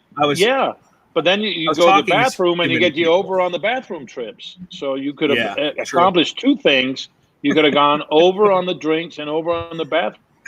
And instead I went under on both. By the way, under on bread, under on napkins, under on bathrooms, under on server visits, under on no-shows. What about over? The only over that hit was GDN plugs. GDN plugs, baby. So how? That's right. What was the guest no-shows and who did not? Who flaked on you? Nobody. Everyone showed up. Not a single person no-showed. Wow, that speaks volumes. The only 2 scenarios that were quote no-shows, but no, they weren't no-shows. When you accidentally showed up an hour late, But that ended up being maybe my favorite segment of the day. How ridiculous was that? And like I got more texts about that 15-minute segment than we did the entire day. So that was it awesome. wrong? Did I miscalculate the gold jacket? Should I not have flexed with the gold jacket? Was that wrong? No, that was that was amazing. I'm telling you, that was like the funniest part of today. You just coming back with the gold jacket was amazing. Like, kudos to you, dude. That was awesome. And all right. Well, I just wanted to lighten up the, Yeah. No, it was perfect, dude. It was perfect. It was a great flex. The second best, no, not second best. The second weird guest thing that happened was the voice of the Pats, Bob Sosi, thought he was on an hour sooner than he was supposed to come on. So him and Danny Cannell popped up at the exact same time. And I basically had to tell Bob, like, you're an hour early. Can you come back later? And he was like, yeah, it's fine. So he came back. So that was pretty funny. How was Cannell? So I have a story for you. So Cannell, one of the first, because I've known Danny for years, but I haven't talked to him since you and I started working together. So I said to him, hey, I work with your former teammate, Morton Anderson now. And he had 2 Morton Anderson stories for me. Oh, one of which, shit. so when you and Cannell worked, when you guys were playing together, you played together for one season in Atlanta. From what I saw, it might have been more than one, but at least one. And the year that he was there, it was your 40th birthday party in Atlanta, and I guess you invited like a bunch of people from the team. And Cannell at the time was 26, and he says he just remembers being like, wow, like how is a 40-year-old man playing in the NFL, right? Like, he couldn't wrap his head around the fact that someone that was 40 years old was in the NFL. And he says, obviously looking back on it now, he blows the 40 number away. So, he's like, looking back on it, I was being such a dumb kid about it, but he's like, how is there a 40-year-old on my football team? So he thought that was funny. And then this is the better story. He said that when he got to Atlanta, he had always prided himself on being among the best holders in the NFL, but he could only hold for righty kickers. Yeah, and he when he showed up to Atlanta, he tried to hold as a lefty kicker, and he couldn't do it, and it was awful. And he said that he didn't say specifically that you fired him, but he said I got fired really quick, and I tried to like subtly be like, oh, like what did like give me more, but he was just like, no, it didn't last very long. I could not hold for lefty kickers, and it was so funny because Cannell is like the classic like former quarterback that still thinks he's awesome at everything, even if he isn't. And he's like, I had the best hands I had some of the best hands in the league. I used to play hands team on onside kick, and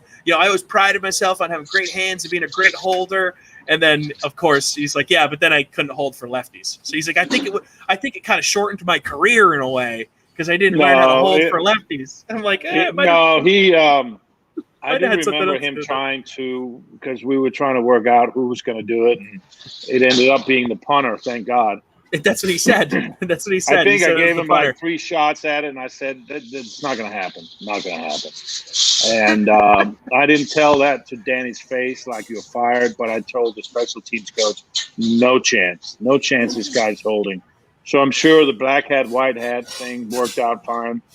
I'm glad Danny doesn't know I fired him, but I absolutely fired him. I've fired a ton of holders in my career. Ton of them. Never even made it. One guy I had, and no, actually, when I was with the Giants, and you probably remember this when we had Jason Garrett on the show, because Jason held for me. Well, Jason held for me basically out of default because we had the punter who blocked my extra point against Denver on Monday night. The night before 9/11, when we were in Denver, and I remember going home on the sideline, and remember Jason telling this story. You came right up. I'm paraphrasing Jason. Jason said you came right up to me and go, dude, you're holding next week. I just fired Rodney, the punter, whatever his name was.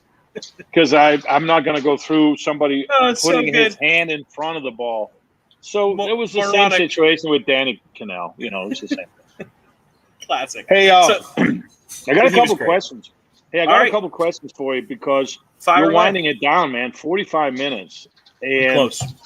So I want to know, and I did give you some homework the last time we talked, and I asked you to think about like anything you would change going into this thing now, knowing what you just went through. How would you prepare differently, or how would you manage it? I think I would have given myself more crutches in the way of like questions prepared for some of the people that may have been a little bit more difficult in interview, if that makes sense. Like you and Who was difficult? I put people on blast, but there were some portions in the night where I felt like I was dying, where I was redundant with guests. It was the same type of person over and over again. So I'm like, okay, we're asking these questions again, and I wish I had given myself a little bit more, because I did a little bit of research on everyone and was prepared to have some stuff. But I wish I had just done a little bit more of that in hindsight. But I also wish I had pushed to have like one person be awake with me for 24 straight hours from VI to like do some like social around me sitting in here, to push out like behind the scenes type stuff and doing some stuff on social media throughout it. Cause like I had no time to do any of that while I was doing this. So I would have definitely pushed to be like, hey, can like one person stay awake or whatever. But I get it. It's hard to ask someone to stay awake for 24 straight hours, but those would be the two things. Unless you can scale it. You can scale it, then it's worth it. Meaning, if you get enough, if you get enough hits on social, then it's worth doing, right? I don't know. What were your numbers? Do you have dry numbers for me? Average 15 per hour? I hope it's at that level. I mean, I know for a fact there's people on here that stayed for the entire 24.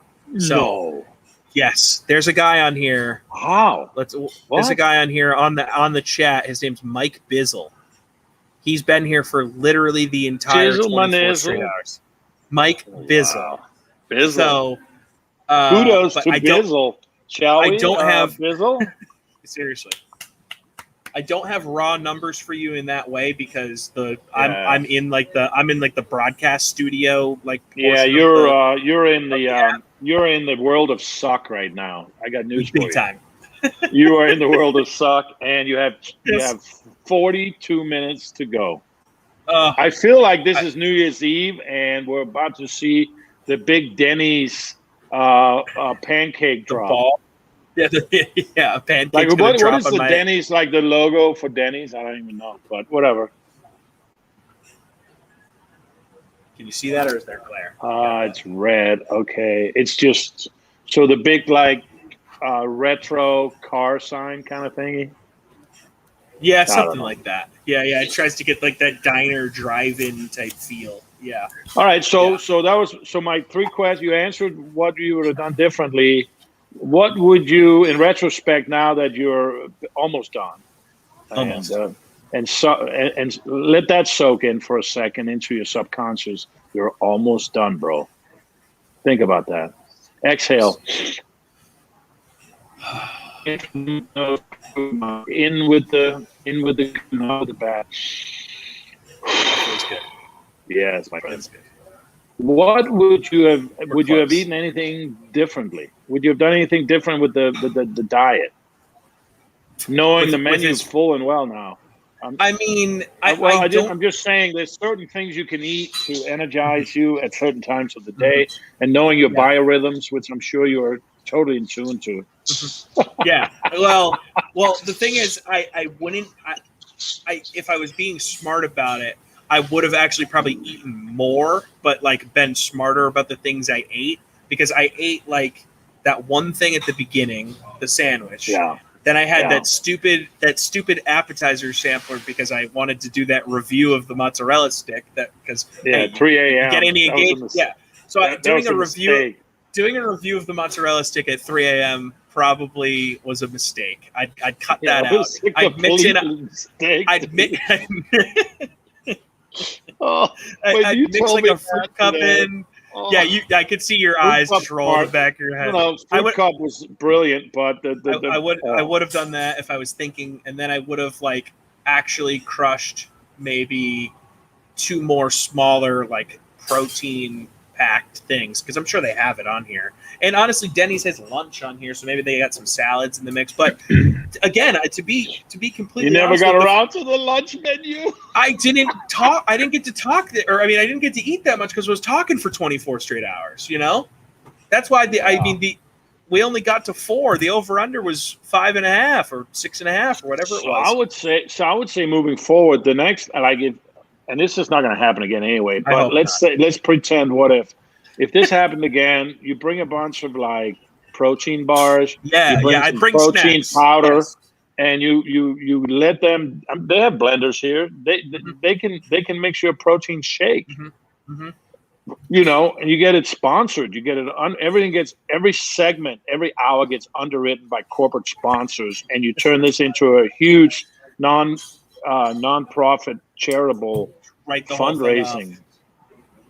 No, Yep. you just raise money. You know, you just raise a ton of money for food banks. That's what we should have done. You should have done. Well, Yeah. listen, I'm not here to preach. I'm like, again, I'll revert back. My wife just gave me the evil eye. No, you're right. You are right. It just, you know, it's tough This to was plan these things. went bad. Yeah, it was a fantasy football thing with the boys that went bad for you. You were the loser. You were the only loser, and now Number you're a one winner loser. because you're coming out on the other side, and you can see the light. And you will not be the shadow. You will be the light. And I can Thank you. say, thank you, everyone, round of applause. I can say with great confidence. I gotta leave you on a high note, bro. I can say with great confidence that I did the best I could. I stayed awake. I didn't drink any coffee, so That's I feel like amazing. I don't feel know like how I you didn't. did that. I feel like I didn't cheat in any way by going coffeeless, and No, I you don't didn't know. cheat at all. You had that appetizer at 3 a.m. that might have been a cheat. Yeah, maybe Fried mozzarella and fried everything else. No, Maybe you the didn't mozzarella- cheat. No, Freeze, you didn't cheat. Well, that's a my different type of God. cheat. That's a different type of cheat. Oh my God. How about have you been watching the Olympics? So there's been some TVs on, but I haven't really been paying attention. So I know, honestly. I've been talking. I've been talking to people. So in golf, I don't know. I'm a big golf guy, you know, Mhm. and Yeah. Xander Schauffele, who has kind of some connections to Japan, he's winning. They've been in 2 weather delays, and they're getting ready here at 8:30, I think 8:45 to go the 3rd round. And you know about Simone Biles, right? You know about she withdrew, and it was so that. And then we have Djokovic in tennis lost to a German guy in the semifinal. Oh, I saw that. He was up 1 set and lost the next 2. I mean, got spanked. Yeah. And was devastated afterwards, like complete. And then he lost the mixed doubles right after the singles. So my question to you is, you know, we all watch the Olympics, and I have my favorites. I would be very curious to hear. Give me your top 3 events at the Olympics that we're not at a diner right now with PBS on or whatever.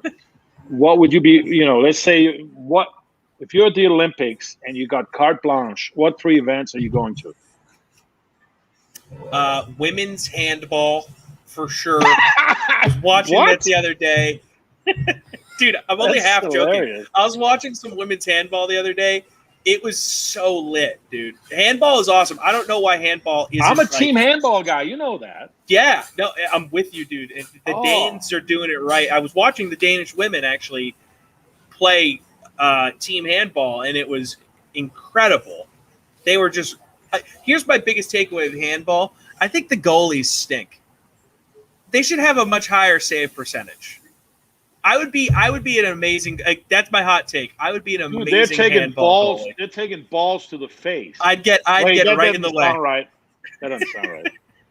They're taking handballs to the out face. of context, saying balls to the face, not the greatest. But they're sizable balls, boy. They are just trying to make themselves as big as possible, as wide as possible, and you get hit. You get hit. There's no protective gear. You're not wearing a helmet. I think I would dominate as a goalie in handball. So number one is handball. You got the height. Yeah, I get the width too.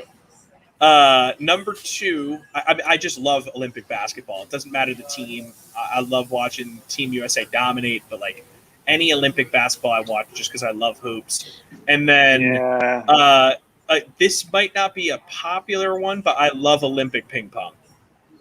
Give me Olympic ping pong all day. It's actually called table tennis. We call it ping pong in the States, Morton. Yeah, but the Olympic correct vernacular is table tennis. I get down with table tennis. Absolutely. They're like 10 feet away from the table. Those are good.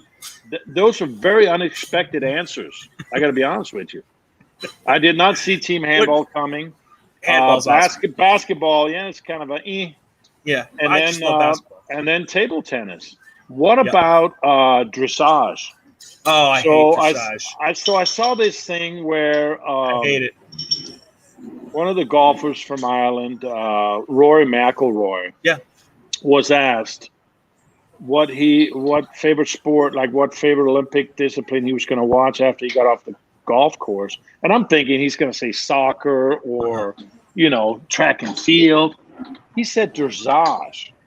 What? Is he a psycho? He said horse dancing. I hate dressage. It's the creepiest thing I've ever seen. Horse dancing. I hate it. The outfit that the rider wears is more expensive than the horse. It's a weird, creepy sport for really rich people. It's an elitist sport. Yes. I feel too. Yep. Bad answer. I feel if you don't have a German accent on a horse, then right. Yep. I'm out on Rory because of that. Horrible answer. I know. What are your three? I like badminton. It's a really explosive game. And I'm not talking about the shuttlecock on the beach. I'm talking about because my buddy Thomas, who I'm in business with in some golf events, is the bronze medalist in Barcelona in badminton. Oh, wow. And he was the #1 player for a couple of years in the world. That's badass. Thomas Sture Lauritsen. Look him up. Bad mofo. Last name is Lauridsen. We should have him on Great Dane Nation. Make sure you write that one down. Well, we're already over the over, so we don't need that. I'm gonna write it down anyways. Thomas would be a great. He carried the Danish flag at the Atlanta Olympics, and he won bronze medal in Barcelona. So he was in a couple of Olympics, and a very interesting story. Very, very interesting. I do think we should have more international guests. I love the idea. I do. I wish that we had kind of done it in the lead up to the Olympics or like had it during the Olympics, but I know we're kind of in a weird little holding pattern period. But this is just fodder for 4 years from now when it goes to Paris. Exactly. We can actually have some athletes. Yeah. When you and I are live streaming the pod from Paris. And exactly, and we have millions of listeners. Exactly. Right? I mean, I can't wait for us to be traveling to all these international events moving forward. Get some inside access with the Danish women's handball team. You know. So one of your three was badminton, and then what were the other two? Yeah. So badminton, team handball, I agree with, because Denmark's always a force, always there. So I love that. But I also love track and field. And in particular, the sprints, the 100s, the 200s, and the relays. I love the fact that there's a risk of dropping the baton, and you see it all the time, right? Somebody's in the lead, and then they F it up. They F up like the handoff, and it's like devastating, you know, or they execute it. And so I love that. So I love like I think the steeplechase is really interesting. You have the hurdles, and then you have like a moat with water in it. What is that? What is that? The moat? Like they jump over a hurdle into water once a lap. It's goofy. But I love the steeplechase, and I love Like the it's, high jump. And yeah, it's some kind of weird. Yeah. But the track and field is so great, you know.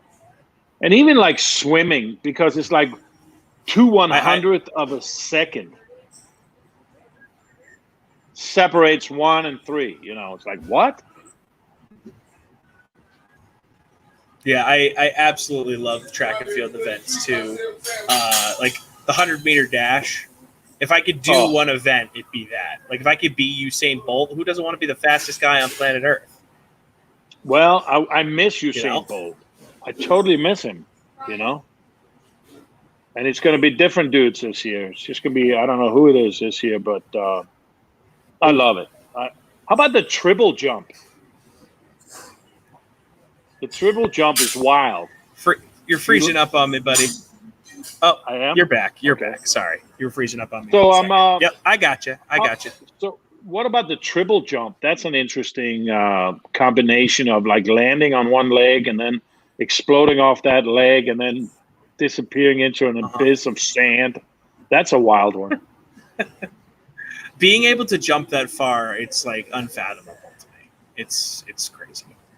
It's insane. How about another one's like the discus throw? What if you get disoriented and throw it into the crowd and just like decapitate a spectator?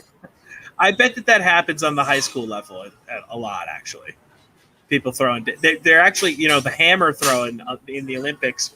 There's only like 6 states in the country that allow hammer throwing in high school because it's so dangerous. The big ball and the chain. And could you imagine? I have a feeling like you would make a really good hammer throw guy.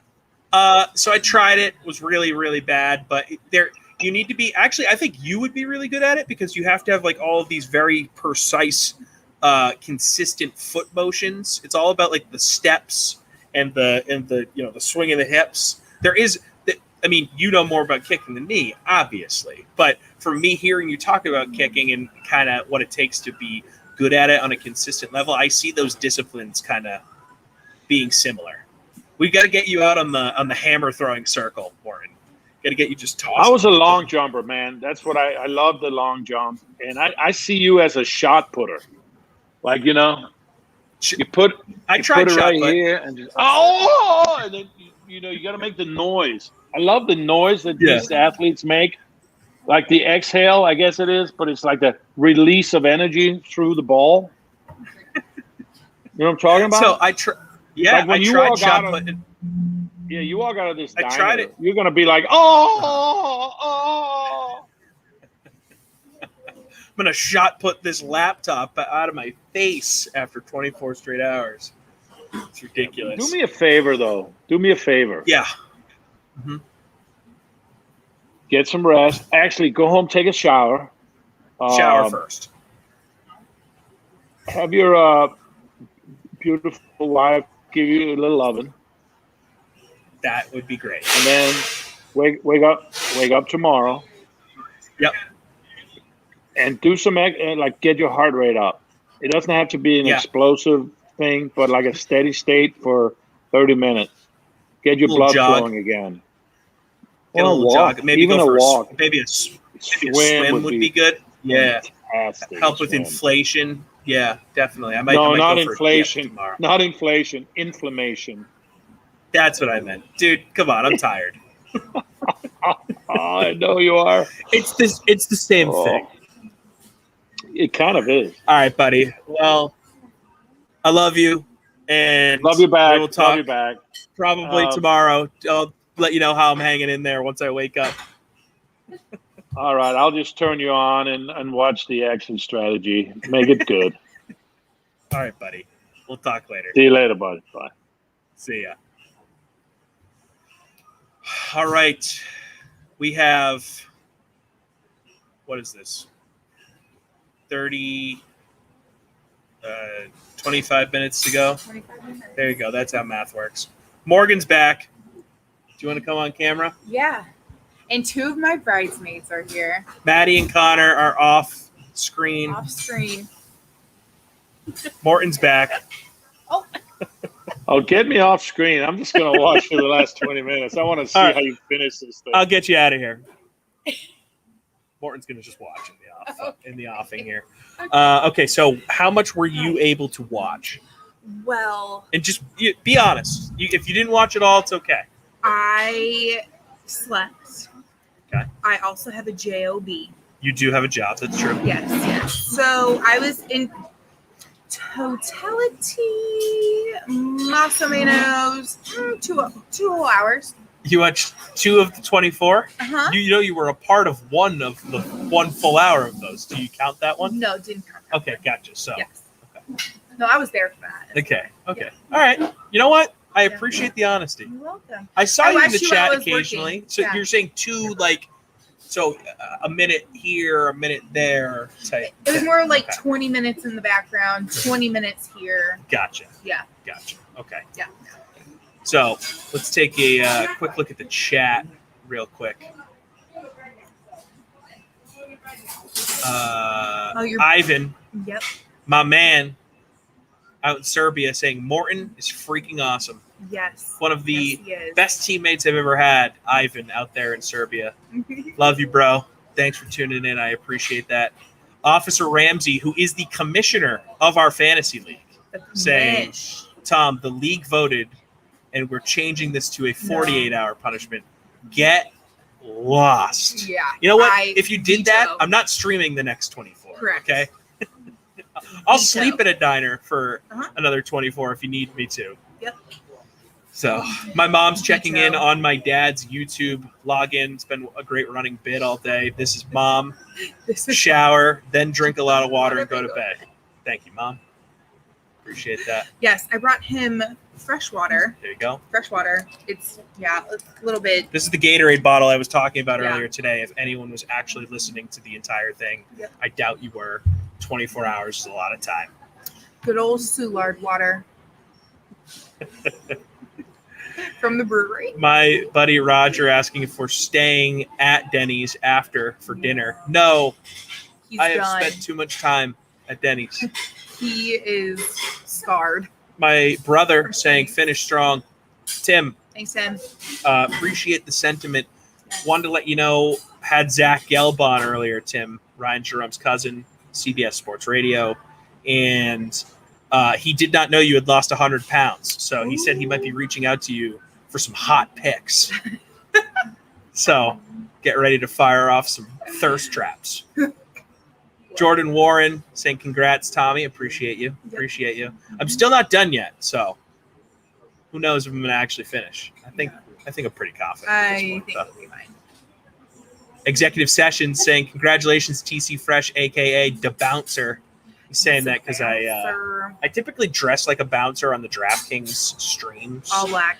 And I don't know. I just think it's kind of a good look for me. With the salt and pepper hair, it looks good. There you go. Yep. My man Morton chiming in. Canton, Ohio's next, and there are 130 Pro Football Hall of Famers waiting. I bet none of them sat at a diner for 24 straight hours. Aha! You might have a gold jacket. I have a golden Denny's menu. It's late, guys. I'm up. He's fried. Yeah, I know. It was a bad joke. It's cool. Major Tackle Right saying, let's go. Viper saying, congrats, Freeze Pop. See you in Simland when you return from your hibernation, buddy. That's a fact. I will be hibernating after this. So thanks for everybody for tuning in. I had a ton of fun. Do you have a favorite moment? Again, I know that you weren't able to kind of like take it all in its totality, but okay. But my favorite is /are your parents chiming in. Yes. It's the best. They're the best support group. My dad's saying that I should take the menu. It's actually not a bad idea. Honestly. And it's kind I'll of a good disinfect it trophy. when we do. Good call. Yeah. Who else can say? Nobody saw this. They were at America's Diner. Nobody tell anybody. Morton, maybe I will bring this to Canton and have you sign it. Oh my God! Please autograph the front cover, please. So, what was your favorite part? Who was Man. your favorite guest? So, I don't want to Is that play too favorites, but spicy? I was just telling Morton earlier, and I truly mean this. And this is not a shot at Morton. This is just what happened. Yes. So Morton was busy this morning, and he missed his 9 o'clock hit with us. Morton tour. But no, listen, it actually ended up being awesome because I was in the midst of my 10 a.m. hit with Jason Rossi from DraftKings, who I love. He's a great dude, and he loves kickers.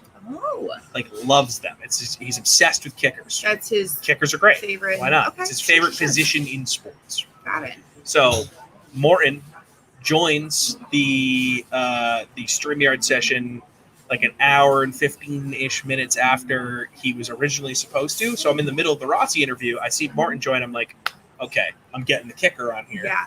to talk with my man Rossi because Yeah. Rossi loves kickers. I got maybe the Is greatest Rossi kicker of all fangirling? time. Let's see. So it wasn't even like he fangirled. It was like he just went into interview mode. He just was like, okay, I'm Tell me interviewing everything. Morton now. Sorry. And I loved it. It was great. He was just in his element. He was fired up. And he just kept going, and they were going back and forth. It was an interesting conversation. But what I didn't account for as it was going on was Austin Huff's interview. My friend up in Chicago. He does country Scruffy radio. He's the best. Hilarious dude. He pops on for his 10:30 interview. So now I got Austin here. I was there for that. I was in the I chat. got Rossi here, yep, Yes, and I got Morton here. So I got 4 people. So I'm like, okay, well, I'm just going to bring Austin on. And Austin and Rossi don't know each other. None of these people know each other. Yep. But they're all great people. Yes. And they have great comedic timing, all of them. Especially Austin is great at this. Oh, So I add Austin into the chat, and he has a backwards hat on. Yes. And Morton immediately hat. gives him crap for it, which is great. And then he He's like, "Turn it forward." disappears for like 5 minutes, and we're all just like having fun. The 3 of us, and his little box is Yep. empty, and he's going to look for something. He said he was going to you look saw for a the flat brim beautiful hat. Background. Yeah, you saw the of nice his facade of his house. Yes, It was very nice. gorgeous. It was a good background. And then he comes back with the gold jacket on. And from there, just mayhem ensued. And it was incredible. a hilarious segment with the 4 of us. Morton with a Incredible. great call saying to bring the menu to Canton and have everyone sign it. Oh. That would be awesome if we just had that at our station.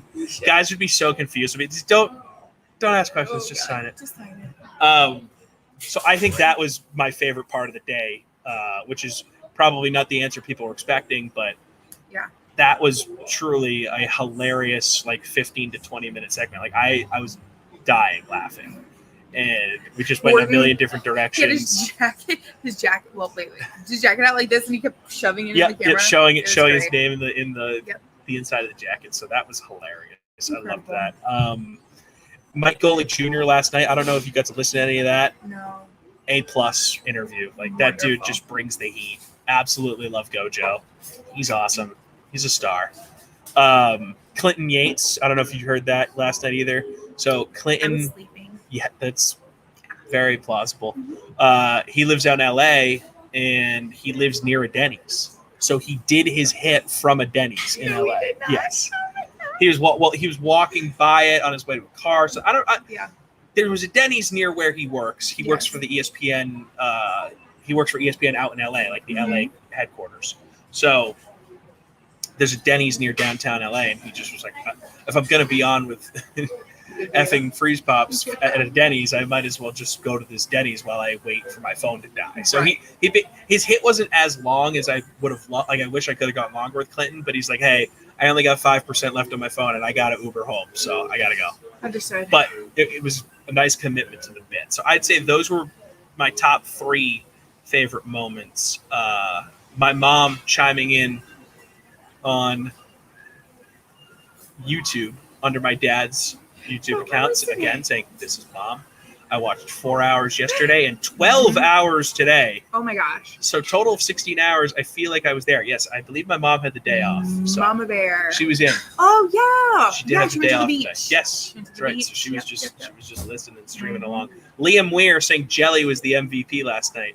Jelly did have an underrated performance as the second waitress of the evening. With her tiara. It was her birthday. She was wearing a tiara the whole time. She came and like sat down and decided some stuff on camera with us at certain points.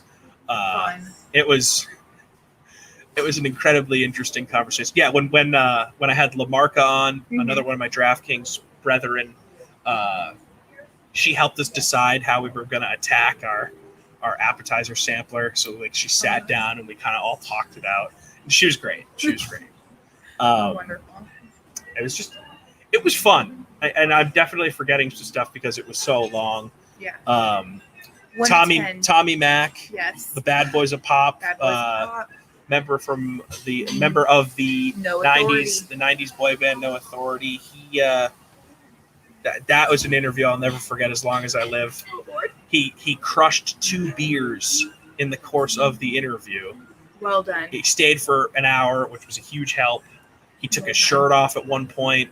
Oh, Still yes, don't forgot really that. remember why, but hey, sometimes you just gotta lose the cloth and let the nipples fly. So he did that.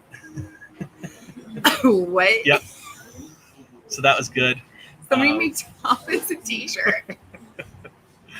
This says "Rip me." He was great. He was hilarious. So, and it was very introspective too. We learned a lot. He did some singing. He was smoking a cigar. Oh, like wow. a lot of stuff was going on. Big deal, big day. It was. He's on vacation. He's in Palm Springs on vacation. So, nice. My friend Mikey C, aka Outsider Mike of ESPN Radio fame. If people are Howard Stern fans, he's kind of like in the vein of like a Howard Stern type character for all of ESPN Radio. So Mikey C ripped a heater in his apartment while on camera with me during his hit. So you gotta love. I texted him. I was like, if you're not smoking a cigarette while you're doing this interview with me, it's a failure. So he did so. Oh, well done. Promoting lung cancer, Thomas. I'm so proud of you. Hey, look, you can't. At a certain point, you can't change. What's this phrase? You can't teach an old dog new tricks. Mikey C, he likes to rip heaters. That's what he does. So I let my man rip some heaters. Oh Lord. What else happened? It's What's long your day. biggest takeaway? What's your scale of 1 to 10? How exhausted are you? Good question. 10 being like I'm not a 10. It'd be disingenuous if I told you I was a 10, but I'm sitting at about an 8 for sure. Yeah. Sitting Connor at and Maddie, my 2 classmates, are ordering food here at Denny, so I'm just laughing. Wow. What are you guys getting? Yes, please advise. Pancakes? Pancakes. Wow. Ooh, okay. That's Sign legit. me up. Just kidding. That's legit. No, We gotta get you we're home. getting out of here. Yes. Tom needs to shower. Oh God, yeah, I smell horrible. That's another thing. I wish I had reapplied deodorant at some point, but I didn't really have a lot of time. Like I didn't realize how I was just gonna have no time. Like I thought I was gonna have some downtime because I'm here for 24 hours, but I stacked so many freaking interviews on top of each other. It helped pass the time. Yes. But I had no time to eat, pee, or drink water. Yeah, that's why all of those over-unders that we put together are so low. I mean, we'll pull it up again for the millionth time, but it's just fun to track this stuff. If this program would let me. We're trying. It's not. Yep. Oh, here we go. things are working a little slower on hour 24 of the laptop being open. That is true. Under plates of food, under coffees, under bacon strips, under pieces of bread, under drinks, under napkins used, under bathroom trips, under server visits, under guest no-shows, and over on Great Dane Nation plugs, because of course. Also, I don't need to wear headphones anymore, so I'm taking these out. That feels good. Magical. That feels really good. The ears, oh. The pressure just from the headphones alone.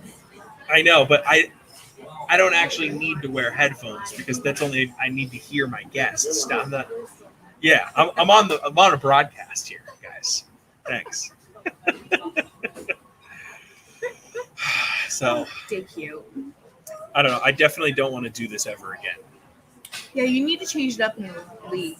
Like maybe you should get like you guys should look up some crazy ones. Well, so what we besides do is we put all of the punishments at the beginning of the year in a hat, and at the draft we draw what the punishment for the league is going to be that year. I want to know who officially threw this one in because This has been I think I told you this, but a few years ago, Ryan Pariseau had to do this. the Rye guy, yes. A good friend of mine, Ryan Pariseau, in our fantasy crew, did this, and it was not fun for him. But he was able to get time off of his stay because people came in and bought him a meal, and so he stayed for 20 of 24, which is still incredibly hard. Absolutely. So he is the founding father of this challenge in my eyes. Absolutely. Morton bringing up a sound question here in our private chat, asking, how did the diet of the Denny's stay affect my bowel movement? I only went once. Oh my God. And I had to just make quick work. It was still, yeah, okay, I can stop. Yep. Hey, the question was asked. I'm just saying, the question was asked. Morton asked the question. Oh. So. Mortified. My mom also sharing that my grandma watched until 4 a.m. Grammy, oh my God, she's a better trooper than me. I was definitely asleep. Hey, you were here yesterday? Here we go. We're just finishing up. Yeah, I'm just getting started. There you go. There you go. Oh, it is, isn't it? See? Hey. 7, right? 7 to 7. Well, 7 to 7 Eastern. I'm done in 8 minutes. 7. Sure. Right. Yeah, exactly. There you go. Lucky number 7s. So I think I'm actually getting a glare here in the last 8 minutes or so. Let's do this. I just made a weird face on camera. I was giving them sign. You're now off camera. Do you want to move over here for the last 8 minutes? No, that's okay. I'll just talk off screen. Okay. Yeah, because it's a little bit of a weird glare right now. Yeah, the sun is starting to set. We kind of were dealing with this problem when we started yesterday about the same time. So would you look at that?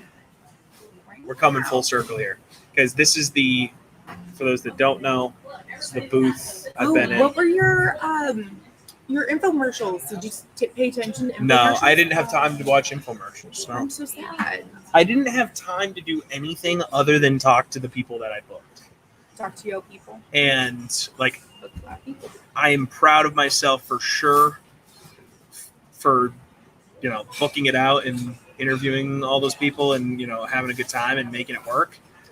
Alex for Pesh chiming in on YouTube saying that he loved the Rob Parker appearance. Rob was great.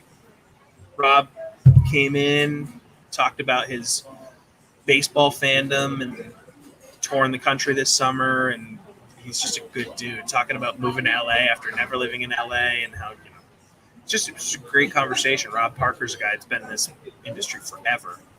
So. Oh, what'd you and your mom talk about? I missed that one. So I was on a conference call. That's actually a great point. That was a highlight because she wants to join the fantasy league.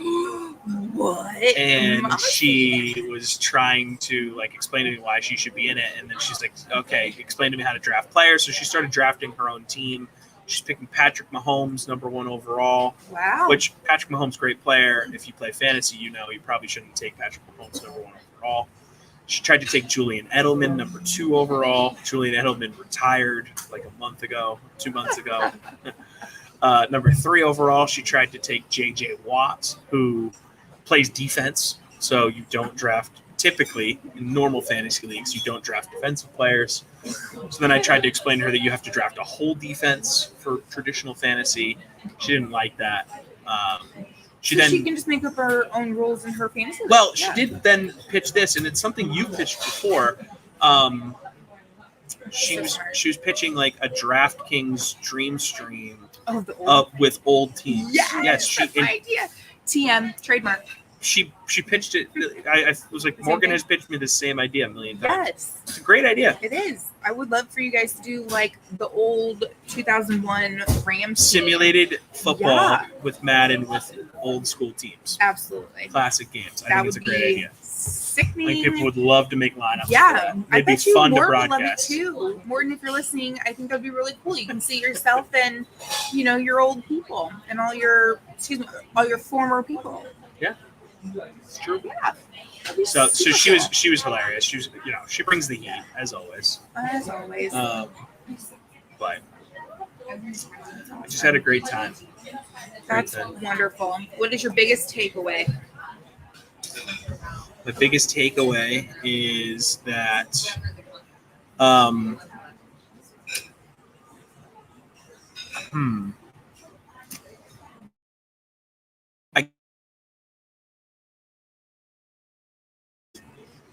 because when you work in this industry long enough, like when you get someone confirmed as a guest, there's always a pretty high chance that they're going to accidentally not show up because, people are doing things for free and it's a favor and people get busy. And I get it, especially like who's making time for this? Like, this is crazy. Literally So zero no-shows. Zero. I can't believe it. Crazy. What if I shocked. didn't show up to bring you home? That would have been the best part. Yes, we are down to 1 car in our household. Thank you. #pandemic. Yes, we're going green here, people. We are a 1 we both car. work from home. We don't need to. We are a 1 car household. So yes, I think that's my biggest takeaway is that people are better than I give them credit for. Yeah, people in general are better than I give them I credit am very surprised, with all due respect, Same. to all of your guests and people and friends, just because this was half like a gag and half like real. So yeah, this was and it kind of got put together at the last second. You had some big name people. You're like, this is so and so at the, and then you were dropping ESPN in there. I'm like, wow, that's a big person, I'm sure. CJ71, a proud member of the DK Sim fam, bringing up a great point. His biggest takeaway is don't lose your fantasy football league. That applause. Thank you, because this is not happening again. Yeah. Oh, I'm never doing this again. Yes. Unless I've said this earlier today, and I mean this. The only way I'm ever doing this again is if I'm paid an exorbitant amount of money. That is correct. And then I'll stay up for 24 straight hours. Because now I know I can do it, But I don't. Wait, I'm never. You never did it in college. You never. 24 straight hours. Yeah. No. You never pulled an all-nighter. No, I've pulled all-nighters, but you don't go to 24 straight hours. Oh, definitely doable. Impossible. What? Oh yeah. No way. Yeah. Maddie, I've Connor, never and done I it. have. Yep. You go to Steak and Shake. You go to dorm. No. Absolutely not. Yeah, you play. I don't believe you play you guys. cards. It's really fun. No. Just do it once after formal. 24 straight hours. Okay. Yeah. Well, you're stronger than I. Oh, disagree. I was. In defense of me, though, I was interviewing people for 24 straight hours at a Denny's. That's true. You got to just like hang out and play cards with your friends. Yeah. A little different. Yeah. Fact. That is true. But I don't plan on doing this. It's a different this again. type of 24 hours. Yes. That is for sure. I mean, Morton brings up a good point. This is going to impact me for a couple days here. 1,000%. 1, your body clock. 2, Yes. your digestive system. 3, Yes. your metabolism. 4, your mental game. Everything is going to be affected for a while. It's going to be insane. Mm-hmm. Roger quoting me from earlier today saying built differently. You are. And by the way, I want to plug this. So Jason Rossi, when he joined me earlier, said he was going to donate money based on how many likes the stream got across different platforms and stuff. So he's going to donate $310 to the Boston Food Bank because of the audience participation in that specific ask by Rossi. So oh my god, good on you, Rossi, and good on you guys for getting in there and helping donate to a good cause, because that's awesome. Rossi, that's awesome. And seriously, like, I should have done a better job of coming up with like a charitable arm for this. So I'm glad I have guys like Rossi in my corner to help make that happen, because we got to be better as people. So there you go. All right, that's gonna do it. The stream is over. I'm going to bed. Nobody ever talk to me again. The phone will be on silent for 2 days. I love you all. Good night. Goodbye.